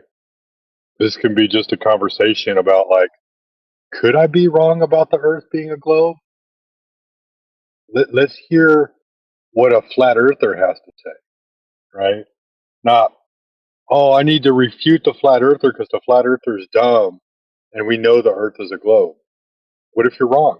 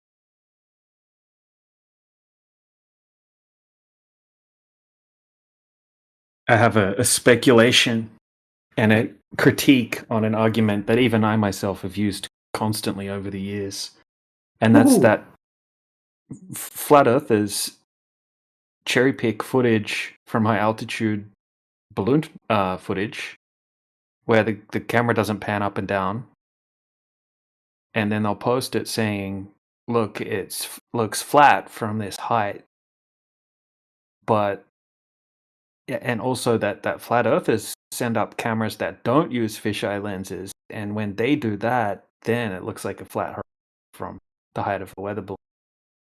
But I've never seen that. I've never seen anyone provide a flat earther that's done that. But there is flat earthers. Hang on a minute. So that's a complaint about the lens being used, that we don't use a particular lens. Well, so let me get this straight. Earth curvature is attributed to the lens. Well, some people say that you shouldn't see any curvature if you send up a camera to that height. And they'll say well, mathematically, even our good man Neil deGrasse Tyson says that it's not possible. You're not high enough. Right. Plus, according to him, wide-angle lenses would curve horizontal lines, so it cannot possibly be a wide-angle lens because there would be curvature if it was. Yeah, but I've heard Eric debate caveat too that when it reaches the center of the frame, it's just flat. Now, would that happen if it was curved and you used a GoPro? Actually, you get a sine wave effect. It's flat in the middle, and it actually kicks up at the ends the opposite way. So it's like a broken sine wobble. It looks odd. As soon as if you ever see it, you'll go, "Oh wow!" You'll know it straight away. Yep. Right. Let me finish my point. So this happens all the time, right? Like Nathan Thompson did it on his last debate with Ruhif. And Ruhif said, well, what? I recognize that footage. And he pulled up the footage. And then when he showed the full footage, as the camera would pan up and down, it was distorting all over the place. And then instead of conceding, Nathan Thompson tried to double down on the poor argument. Okay, but I would argue, this is my argument, right? I'm saying that those cherry-picked bits of footages, we shouldn't use those unless we have a source showing that this is actually a rectilinear lens that's being used. But like we the have Chinese ISS space station, the Chinese space station. Well, no, they don't. Well, they don't. I think there's an argument for that as well. I know it shouldn't be being presented as, "Hey, there's a thing in the sky here with people in it, and they're Chinese, and they're taking photos of the Earth, and look, it's flat." No, it should be held as a hostile witness, just like these other images are, and they often are. I've seen them presented the way that you're talking about, but I've also seen flat earthers present them as, "Oh, okay, well, if this pure photography, claimed photography, is just your standard, right, from a hot air balloon, then how about this one where it looks flat? What about this one where it looks concave? Are we going to go with that one? Well, what is the true nature of which one is being portrayed as the true nature of the Earth's surface in this photography? You know what I'm saying? Like a hostile witness. Yeah. I'm specifically critiquing when, cherry-picked footage is like literally the argument where they say, oh, when Globers cherry-pick this footage and say, oh, look, you can see curvature, we find out that it's fisheye lens that was used, and then usually I hear a flat earther say, well, actually, when flat earthers send up a camera using a rectilinear lens, it's completely flat, and then they'll post a series of these ones that get posted where it looks completely flat, but the camera's not panning, and we don't have a source to the original. But then we do have tons of footage, and we do have flat earthers sending up cameras with rectilinear lenses like Dwayne Kellum. So he's sending it up with infrared and rectilinear lenses. And you do see what looks like curvature from that height. And if you look at the footages that other people use with rectilinear lenses, up at that height, it does look like what some people could mistake or perceive as a curvature. And I'm speculating that there's another reason for what we're seeing other than that it's not actually curvature of the Earth. It's a different type of effect that's taking place because of the way our perspective works. And we have a circle of vision. Right, here's a Dwayne Kellum video. Infrared, hour and a bit. He's got a ton of different ones. And when you get up to that height, it does look like there is It doesn't look like a flat horizon. And I've said the it before. camera pans everywhere. It pans up and I down. agree with you. Like I've suspected an effect like that too, that there could be something because Snell's window exists. So why wouldn't there be something at a higher altitude? You'd have to be miles away. You have to be at a very high altitude to have that effect, but still, it's possible. Yeah, I mean, this is the thing. The footages that have the rectilinear lenses, the camera pans down to the bottom, it pans all the way up to the top, and it doesn't go concave ever in any of the footage with the rectilinear lenses. It's always convex. So I'm just speculating, but I speculate that it could have something to do with the way that we see and how we see in the same distance in all directions, and that could be what's causing this effect, and that the Well, light it is that the because of it how is. our eyes work. We basically see in front of us it's like a parabolic arc. That's how we see in front of us, stretching out. So if you were to draw a parabolic arc and have it standing up vertical and then lay it down flat, that's how your vision works.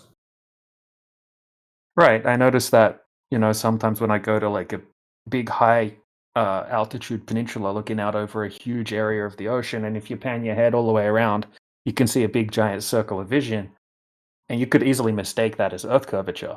And you think, oh yeah, I saw the curvature of the Earth. But if you look at it through a different perspective or a way of thinking about it, yeah, what you're actually seeing is just the same distance in all directions.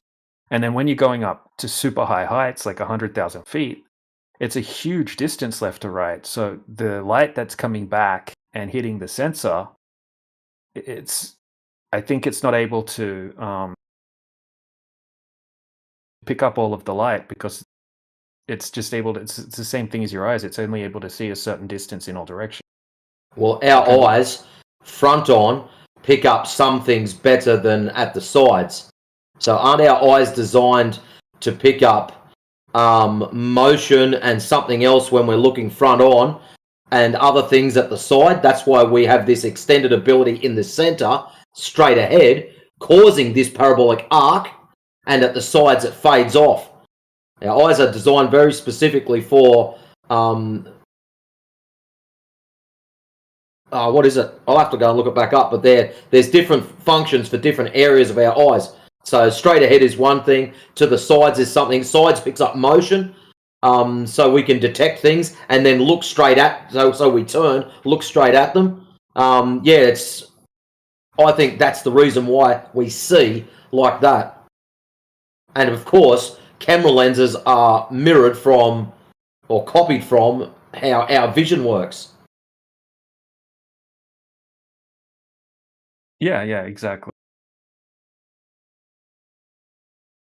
And I was talking to AI about it as well, and it came up with some other technical reasons about it. Got really technical with how the sensor's picking up the light and why you would assume it would look like that. I need to read it again. I can remember it, but And I was just watching your video. I'll just pause it. 107.56. When the camera does bounce a bit, it does go concave.